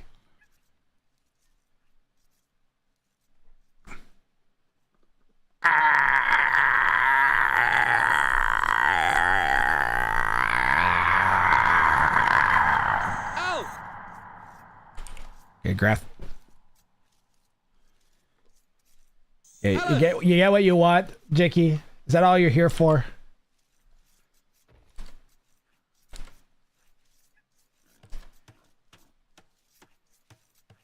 Have 60 Scout S alive at time of victory as students. That is Not Sure's bounty. Take him to Detroit. Gurus going for basically a trebuchet. Let's go. No, please! Anything but that! No! Basically a trebuchet.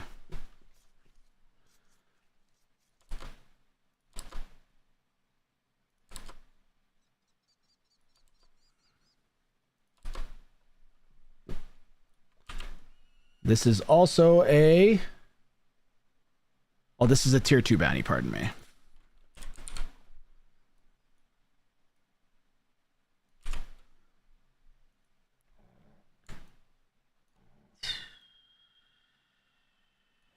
Get out of here, Barry.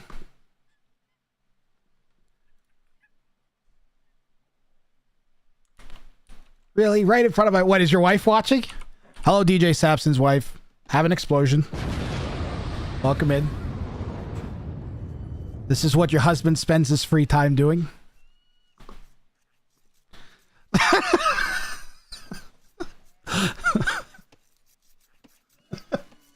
I find it's better to hide this debauchery from the wife.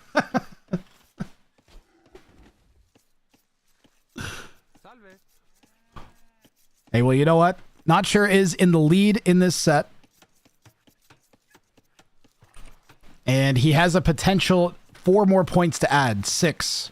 And that, I think, would get him... He might be just outside the semifinals. And that will be only his first set. So it's really, really good. I didn't put the point up over there. 1 second. I didn't add the other score. We have 2 different scores because one of them is the games that they win individually. And then this is the number of points that they get, including the bounties, if you're wondering why there's 2 different scoreboards. So again, Not Sure here in yellow is going to have to make 60 of these guys. 60 Teuton Scouts and 2... Oh, a quick wall from Gurus Tommy Boofus. That was sick. And he even adds the second palisade to lock it in even more. And lightning fast reactions there from Gurus Tabi Bufus is going to trap Not Sure Scout in, and that's going to cost him some early scouting. He did at least find the TC, a wood line. He sees that the wood line's forwards. He's got some of the gold in sight, the main stone. So it could be worse. He can probably assume the main gold's either here or over there. Somewhere around there. So it could be worse in terms of the scouting he has, but he's not going to see anything coming. Not Sure went out way out here and walled super early. He does have a nice corner base potentially set up here. Even like that wood line, he can wall and be really, really snug and cozy with several batches of resources in the back.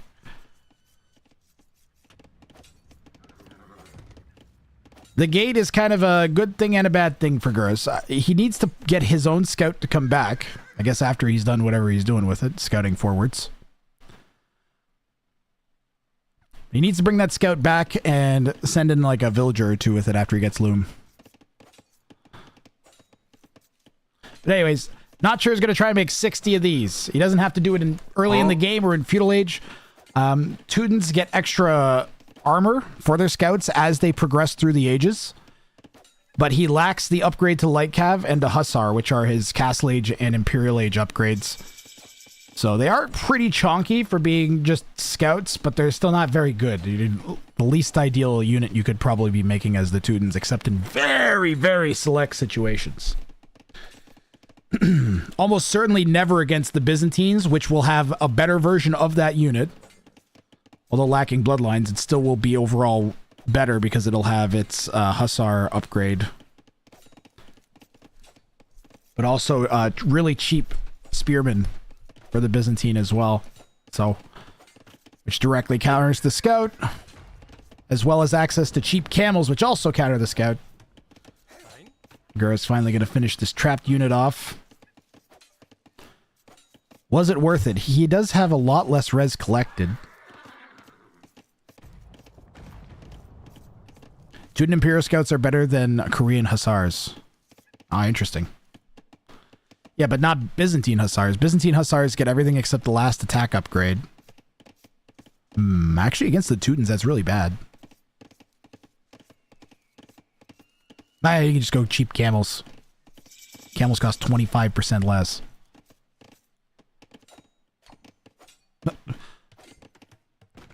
Not Sure is having a grand old time. Oh, he could not pull off the same type of quick wall that Gurus had. He saw the Skirb coming in, knew he had to get the Vill out of there. Gurus is going to pick off Not Sure's villager.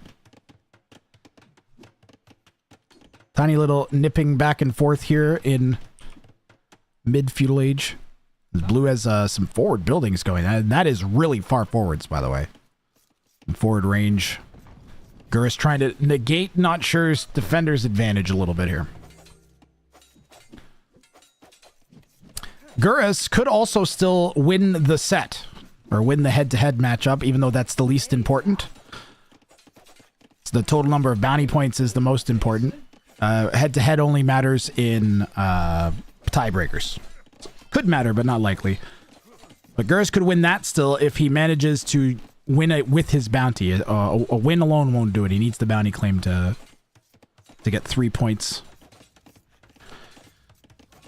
And Gurus in blue is going to be looking to kill production buildings with villagers, and he's getting started very, very early. The problem is, this doesn't count, as he's attacked this building with a skirmisher. So it has to be killed with only vills.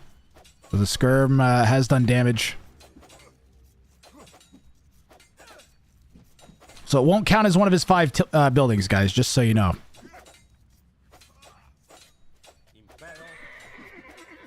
$60 scouts. So do you go for a super long feudal age and get a bunch of the scouts out of the way early? Or do you just save it for late game? Try and stay off any sort of cavalry as long as you can to avoid the opponent going into spears and pikemen.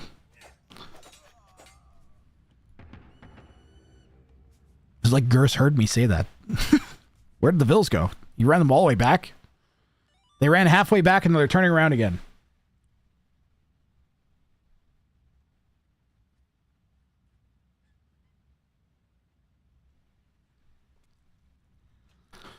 Teuton farm bonus.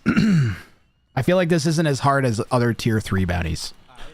It's certainly been picked a lot. It seems like whenever it comes up, the players go for it right away. But 60 Alucard, and they have to be alive when you win, so you can't even really use them. If you use them, you have to time it so well. Because if they die, like, in fights, then you fail.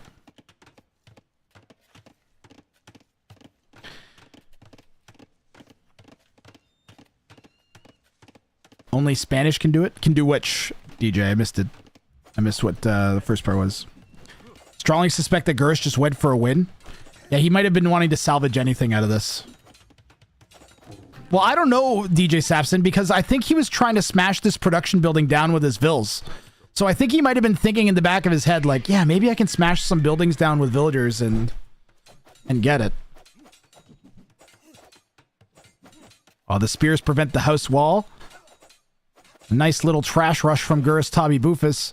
Yep, he's just going to say he had to be careful not to move spears too far in because they're also defending the scouts.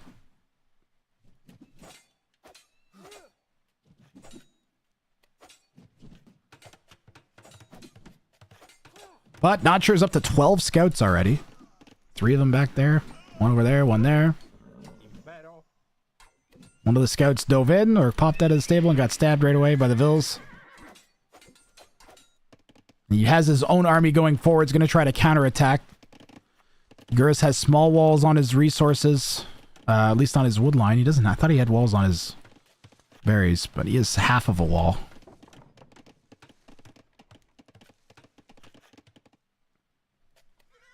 Alright, we got 2 things we got to watch. We got to keep our eye on these scouts. We got to see what's happening here.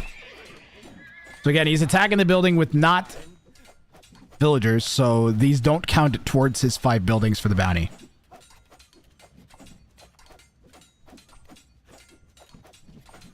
On a short work break, good to see Emotional Sport Mod. Alucard is holding down the chat. Things have calmed down considerably, Leopard. I'm like in a rhythm with the new overlay, temporary overlay system, so. Spears, though. A lot of bonus damage. They don't take long to dish it out against the scouts. Weak against anything else.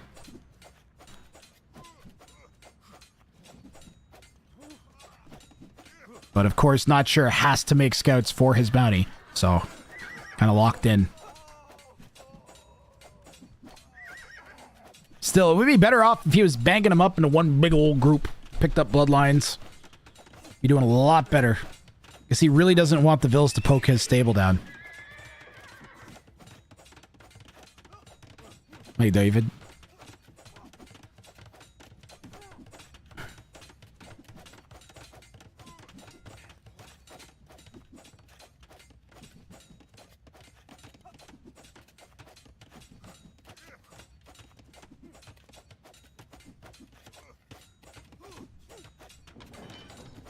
So I will be back again tomorrow.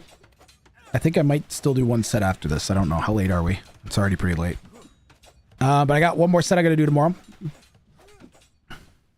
Or pardon me, I'm gonna do, oh my god, I can't talk anymore. I will be back tomorrow, but I have hockey in the evening. So tomorrow I would be coming back home between now and 45 minutes from now. And that's when I would be thinking about starting a stream if I was going to do a late stream tomorrow. So I don't know if that's going to happen or not.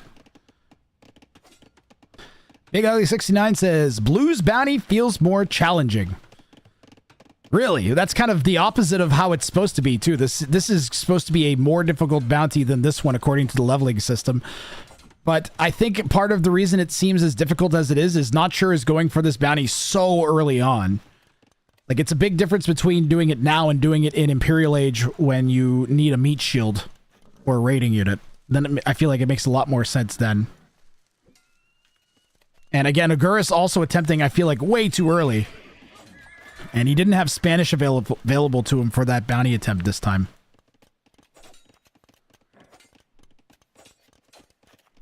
So, missing out on Supremacy Vills for that attempt.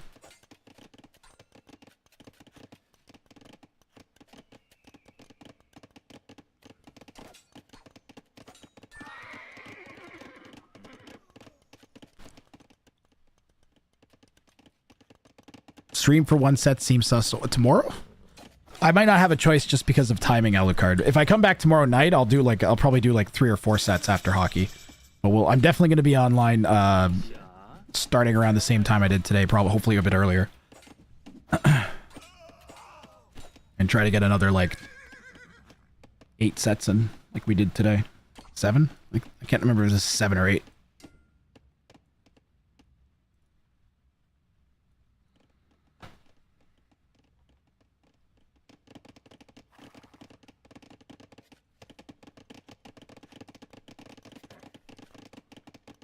$10 up. Yeah, Gurjaris. Oh my god, I'm still doing it. Gurus Tommy Boofus is in Castle Age, so a big portion of that Vil lead is going to be the fact that he had to stop his town center from running so he could have Castle Age come in, so it's more like a 5 Vil lead once you factor that in, but until then, not sure we'll have 9 more villagers working than Gurus.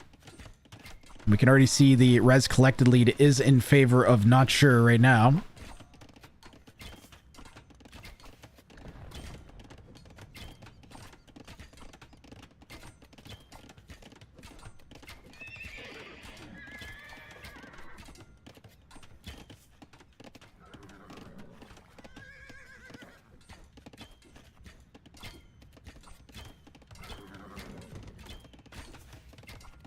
Cav archers for the Byzantine player. A little bit unconventional, but not horribly strange. You'll see them sometimes. They lack bloodlines, but for cav archers that are supposed to be hitting from a distance anyways, that's not the worst thing in the world. Teuton Scouts starting to make a lot more sense with the opponent going into cavalry archers, though. As, believe it or not, Scouts are faster than light cav. So although the Teutons lack husbandry, the Scouts are still a decently quick unit and can actually catch up to the cav archers. They're slightly faster. And he managed to get in on the wood line. Is getting a ton of damage. Look at all the Vils Not Sure just took out. I think it was like 5-6 Vils that went down in just a few seconds from that raid. There's 1, 2, 3, 2 there I saw. So like 7, 8 Vils. There was those 2 and at least 2 had died before. That was just a ton of damage to get. And Not Sure's up to Castle Age and he's going to be able to maintain the 10 Vil lead, it looks like, by getting damage. Gurus adding a second town center.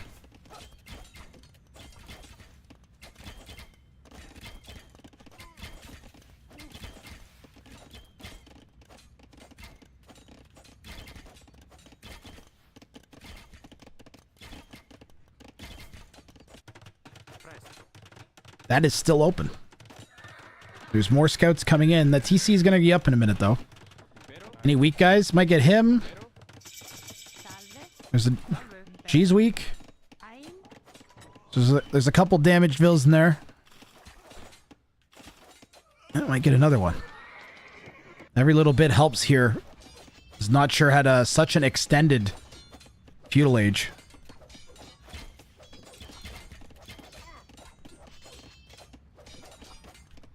The tier 3 version, I think, is kill 10. I think it's kill 10 buildings with Vils.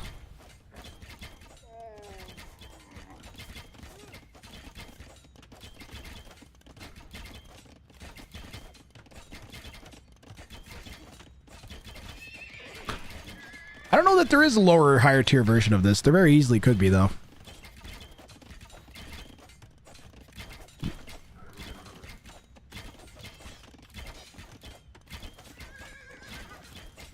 Thanks, Paladin. I'm glad you're having fun.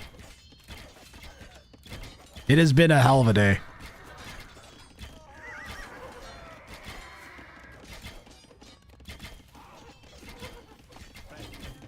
Even like there were 2 mediocre sets by any other tournament metric, and yet those 2 sets were so fun.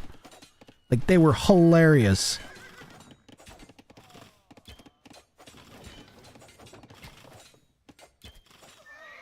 It's been great. Masterpiece put on by a sentient Mangonel. I appreciate that. I don't know about Masterpiece, but it certainly has been an excellent day of Age of Empires 2. I had lots of fun. It's exactly what I was picturing when I had the bounty tournament in my head.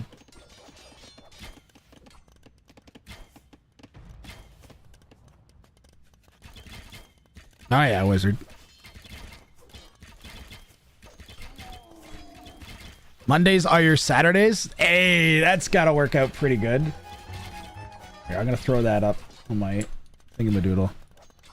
Sorry about the flashbang if you saw it.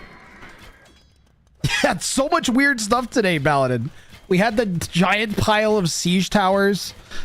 The what else did we have? We had the was that last stream? I don't even know. There had so much weird stuff today. The spelling my name was pretty good. That was recent too. I don't know. I'll have to run the highlight reel again. Look through it all. Everything's a blur right now for me.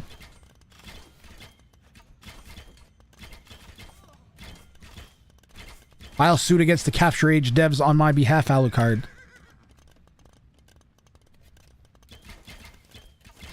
Oh, that's what I was specifically thinking of. Thank you, Fancy Cat Pics. I was trying to remember what unit died to a wolf, but I didn't want to say the wrong thing. It was definitely the Ballista Elephant dying to a wolf was one of the highlights of the day. I was belly laughing at something earlier. I don't remember what it is.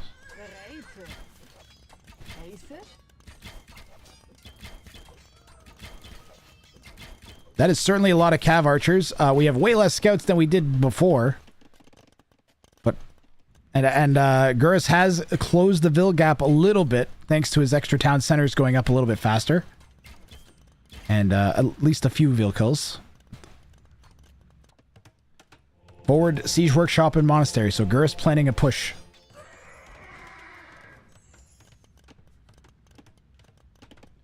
Byzantine, you could just about fast go up to Imperial Age already.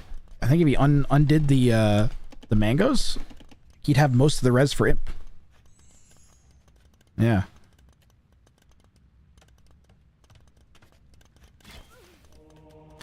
Very easy bonus to forget about. Tokigawa. Yeah. Tokigawa spamming 7 TCs every game.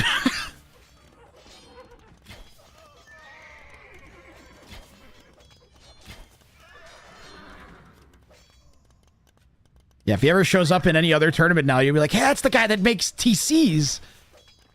And then you'll write in the chat, whoever's casting the game, be like, hey, this dude's going to make 7 town centers, and you're going to look like you're a genius.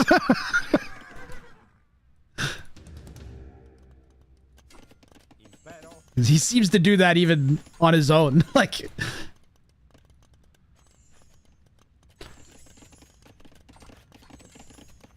Gurus idled his town center a whole bunch in the last couple of minutes, I think. Nice. I want to go see what the efficiency has been. Yeah, he idled his town centers a bit. Maybe wanted to make sure he can keep army coming out. Did he add any more camels? So I got 2. Ooh. The plan to boom in supremacy, yeah. Uh-oh. Not sure it's going to be forced to delete that castle, and he's given up 100 stone for it. So he doesn't have enough for a replacement one, at least not right away. And there's mangonels pressuring where his stone is. He buys another 100 stone, and now he's building another emergency castle. This one's slightly further back. But Blue can still see it going up, and he's going to try to move his army into position to deny it. Castle's at 25% in climbing. Not sure forced off of it.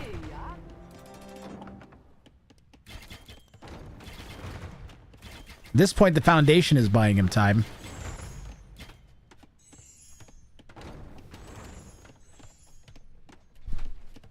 He doesn't really want to delete it again. Cost a bunch of stone. Probably get him down under 500 stone if you were to delete it at 27%. Lose a third of your stone. But you had to do it anyways, and he's going to buy it again. And we're doing it again. Here we go again. Hit the bongos. Not sure. Apparently has just likes putting down low percentage castles. He's going to go out and try and snipe the mangonels this time. Going to get converted by the monk. No. Knight goes down before the conversion comes in. Not sure. Forced to delete the castle for a 3rd time in a row. Not sure in deleting castles. Name a more iconic duo. The pressure from Gurus ramping up.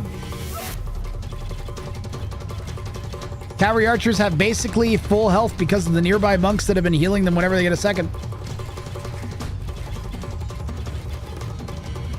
Finally, Not Sure manages to snipe a Mangonel, but there's still 2 more there, and he lost his knight. Do it again. Make another castle. Put it right here this time, where you can also see it. Definitely don't put it back here on your main gold and where your wood is. I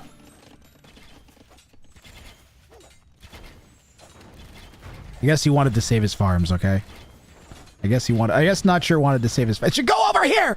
Look at all the economy that's over here! Why is there not a castle somewhere? Oh my god, no, please! Bro. Bruh. You're getting brud. That's it. Where? Show me the bruz, chat. Show me the bruz. Come on, Mangonels. Now I'm rooting for Gurus. I don't care if Not Sure's wife is watching him. She deserves to know how stupid of a decision this is. What are you doing? Why is he letting you put it up this time? He just denied it 4 times in a row or something. I guess he got sick of it. He wants to go attack something else now. He's tired of denying castles.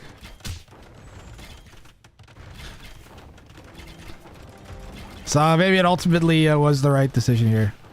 Wife joke was directed at smart guy. Oh, okay. I thought you actually had your wife watching.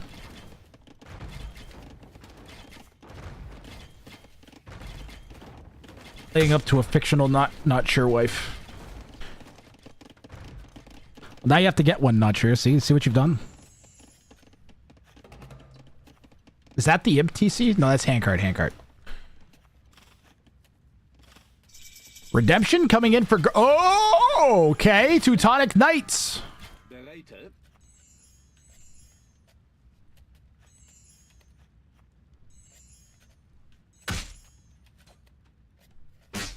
I was not expecting the Teutonic Knights. They do have conversion resistance, but they lack basically any decent amount of Pierce armor. Even with upgrades, they're not great.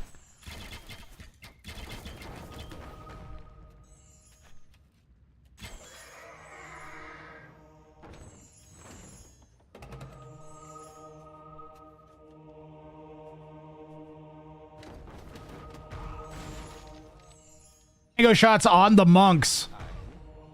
Remember, redemption is in for Gurus.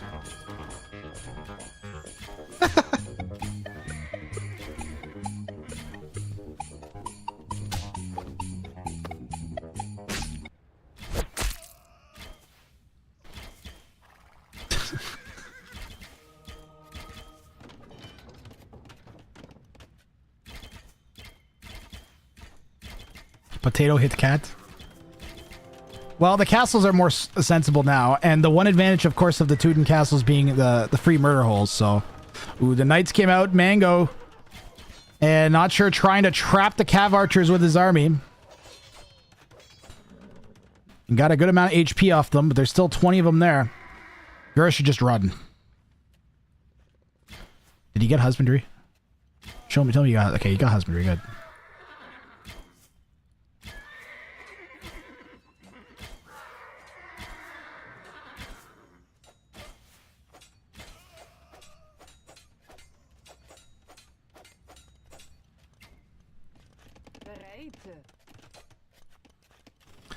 Been a great set. Some solid Age of Empires 2 between these guys.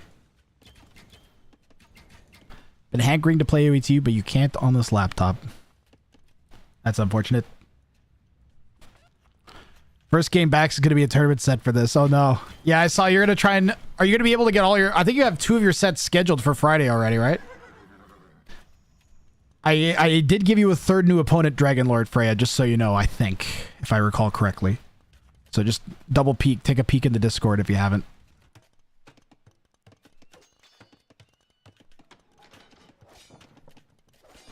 We had Jimmy Thix, Kongan, and Biddy Bong Baron all had to drop out, unfortunately, so. And someone else I think I'm forgetting. Both players up over 100 villagers. Going to have a nice, sustainable ecos now. Gurus trying to use his age advantage somehow. I don't think... Not Sure is out of it yet. But I think he needs to go Imperial. I think he needs to unqueue those scouts.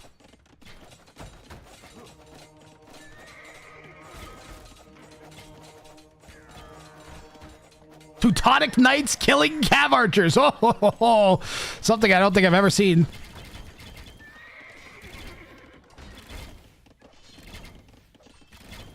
At this point, we don't need any fill-ins right now, Isabella. It ended up working out mathematically, so we're good. Surprised your mom with a trip to see her for your birthday? That's cool.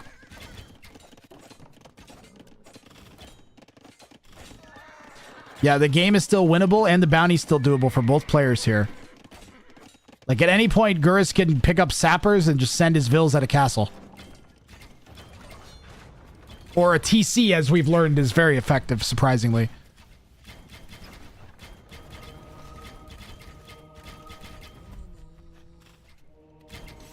Do they get sappers? Oh, they don't get sappers. Ooh. Yeah, Gurus maybe just going for the win then. He could still pull it off.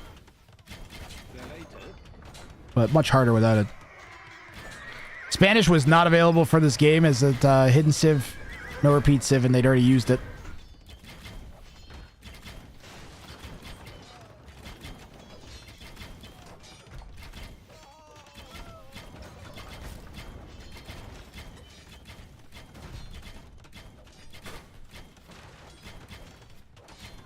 Yeah, on top of that, they're Teuton castles with free murder holes.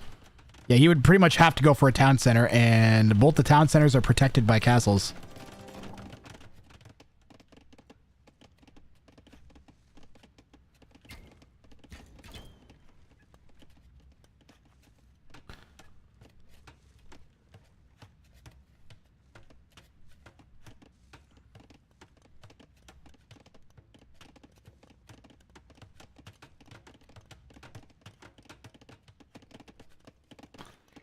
I am going to call it after this game, guys, just so you know. I am tired.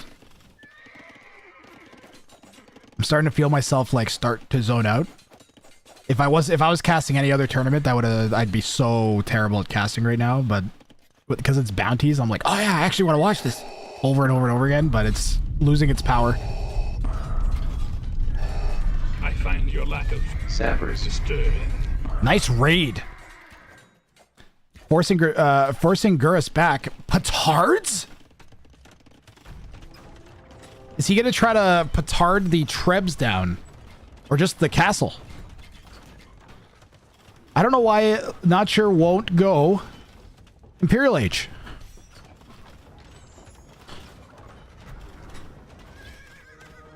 Yeah, I could maybe squeeze in a Shrek of Phones Vo after we finish the YouTube stream. Petards get one Treb. And they get the other Treb. He was soaking shots with his scouts patrolling in front of the castle so the petards wouldn't get shot. ZeroMon_RA just made all of the channel point redeems cost 1 point. Amun Ra's like, oh, I'm running out of time!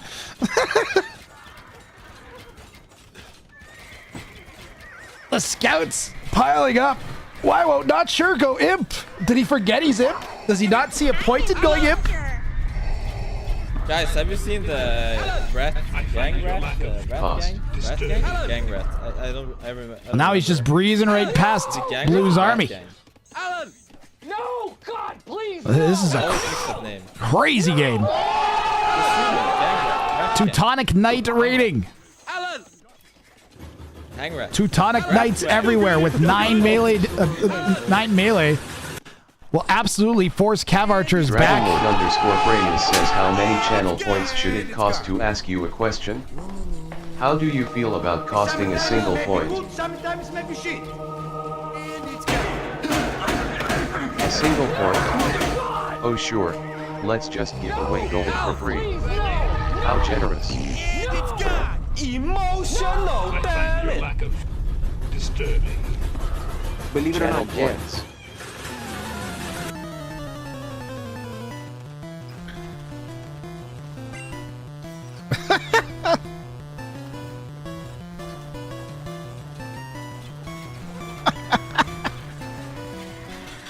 Good work, chat. That was a lot of memes.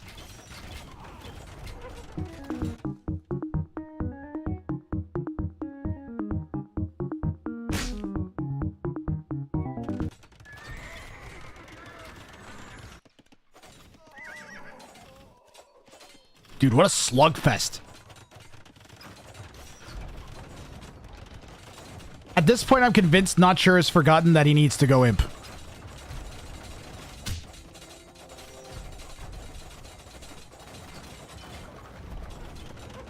I think he's forgotten he needs to go Imperial Age.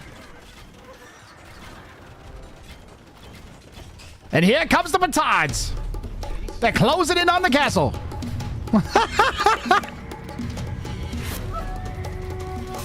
That didn't kill it? Oh man, Byzantine castles. So much HP on them.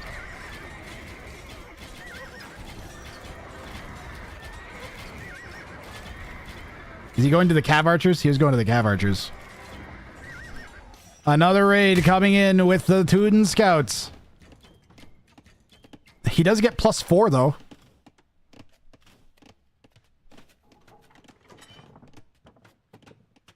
Relic count becoming relevant as Not Sure is out of gold. It's the only gold left he could take, and it's currently being suppressed by the Cav Archers. Gurus Tabi Bufus try to continue his siege push in the south here, and there are some guard towers going down from Not Sure. Gurus, you can't camp underneath Tuden guard towers. It won't work. They will slowly die. I think he's forgotten that he can't do this.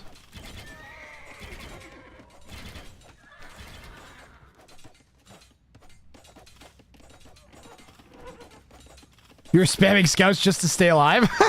No, you don't need 25 scouts in queue. Well, wait a minute. How many stables does he have? All right, fair enough. It's mostly just two rounds of scouts out. Heavy Camel is in for the Byzantine. And another batch of trebuchets is dead.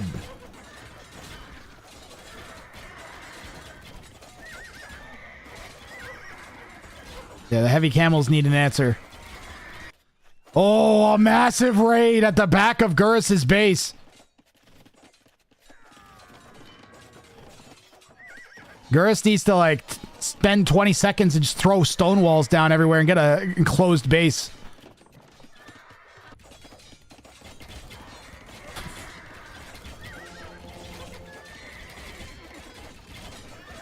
Oh, and Gurus has quick-walled in some army to try and take down the monastery.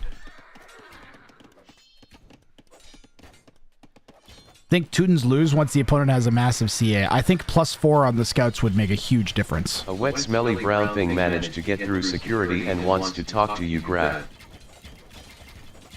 If you want to defeat the Byzantines, just dam up the Bosphorus Strait.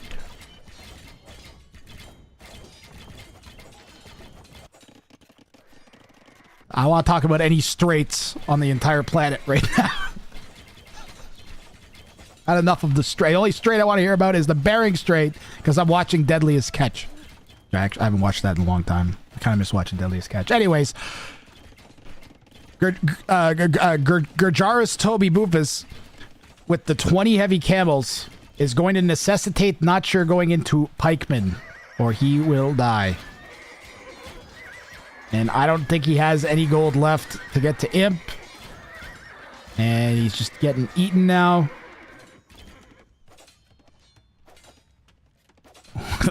What about the gays? Can we talk about them? Sure. You can talk about whatever you want. I'm not talking about anything except AoE 2 right now.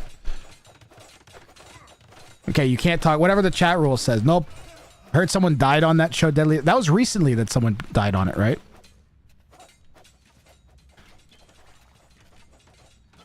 It's much less deadly now than it used to be. When I first started watching it, they like made them pull insane hours because they were like competing for like a certain amount of fish was allowed to be caught, and then all the ships went out and competed for it. And now they get quotas. It's way more boring and safe. Well, I don't know that this was a well thought out raid from Gurus. Gurus needs real raiding units, and there they are. The Hussar from Gurus might ice this game. At the very least, it'll make him easy to track down Not Sure's raids. He's gonna have his own melee units. 2026, Todd Meadows. Oh, man. Rip.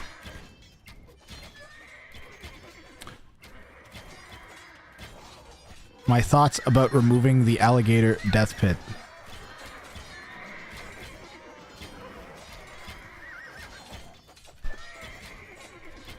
The alligator death pit is not responsible for any deaths that may occur as a result of alligators or its pittedness.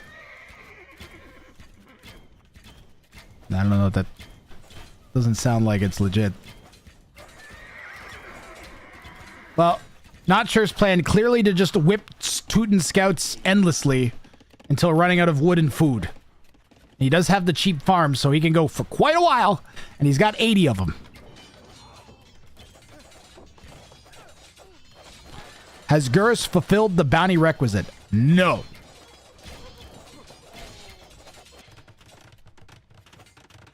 Not that I have seen. I haven't seen a attempt to smash down a military building since very early with Vils. Or a, what is the military production, castle, or TC. He's not done any of those, to my knowledge. Oh!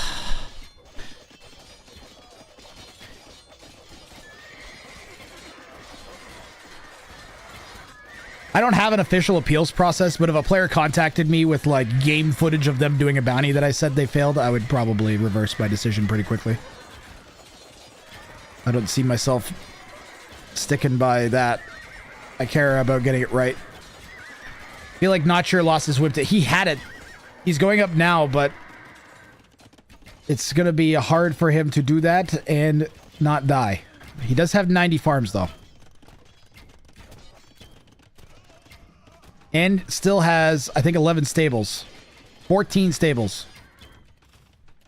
So you give him 2 minutes, and he has another 1,000 food. And another 20 scouts. So the onus is on Gurus to maintain momentum. It can't just be a little bit of... It can't be a successful push and stop. It won't work. It might, but it'll take a very long time and give Not Sure time to force a switch out of Gurus. Now, Gurus has 4 of the relics. 4 of them.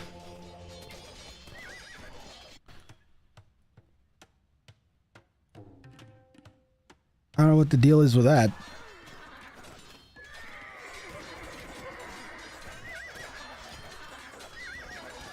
Maybe just in case he gets raided, he wants to have extra housing. All I know is that that is a hell of a commute to work. You know what I mean? Gotta be building the highway, too. Exclamation mark, survive.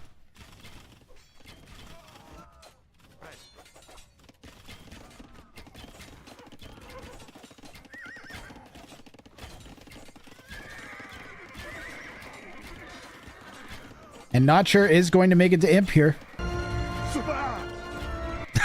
Thank you, Modespa.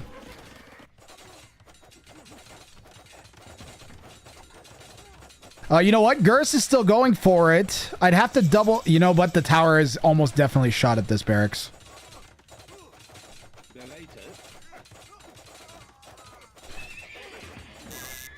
We may have to go back and triple check.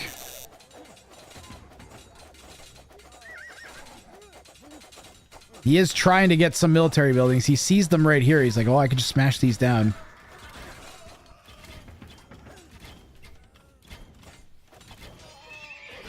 Stable definitely won't count because it's been hit by the tower. And this barracks also won't count because it's also been hit by the tower. Not Sure calls the GG. And Gurus Toby Boofus is going to get game 3. He won't get the bounty, but he will get game 3 and walk away with 1 point, as this was an absolute dog of a fight for both players. That was a very, very epic. I'm going to say epic series. It's featuring some crazy back and forths. Very, very evenly matched opponents here. That's what makes this bounty so hard. Your military will always attack the building. The person who claimed this went Supremacy Villas and only had villagers, and they sent them forwards to smash down a TC.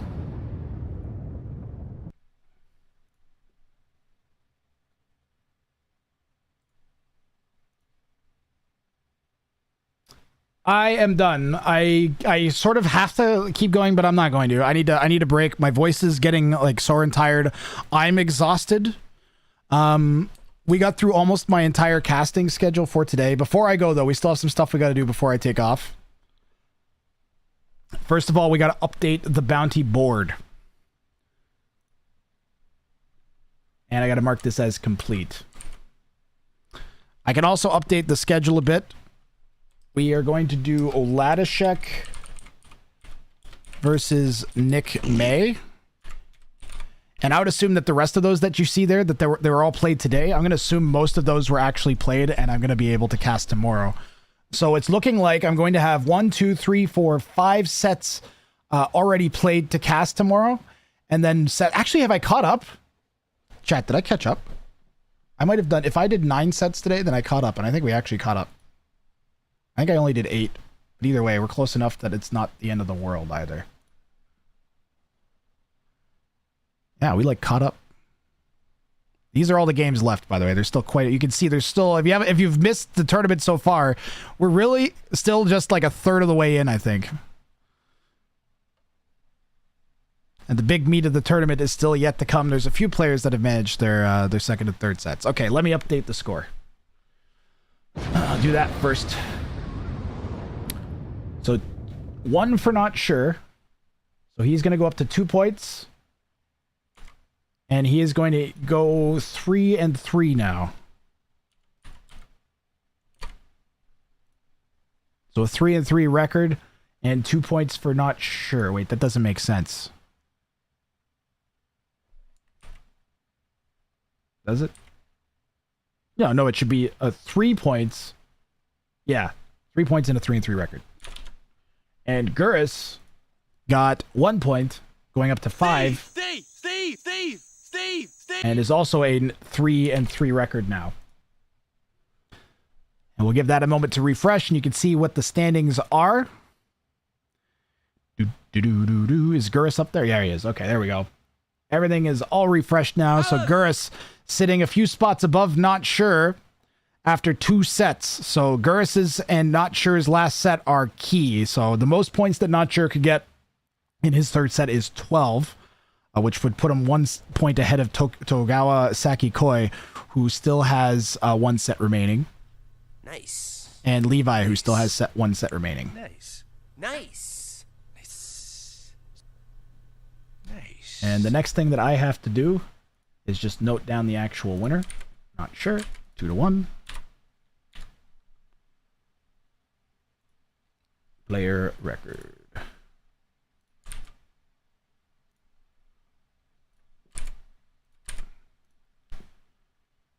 WWL.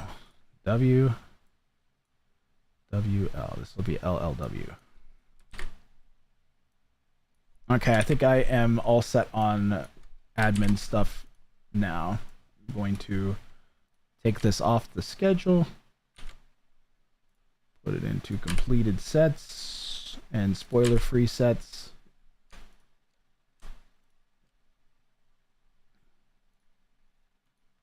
Nice. And now I can actually delete it. Boom. Yeah, so we're going to do AT41 and Not Sure tomorrow. Aladishek, Nick May, Arg, Frozen Flame, Bergman, Plotter Ghost, Zdanik, and Aladishek again.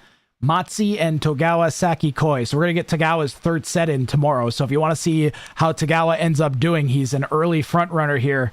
Tomorrow is the day to tune in. I will be live probably like 15 to 16 GMT is when I'm going to aim to start.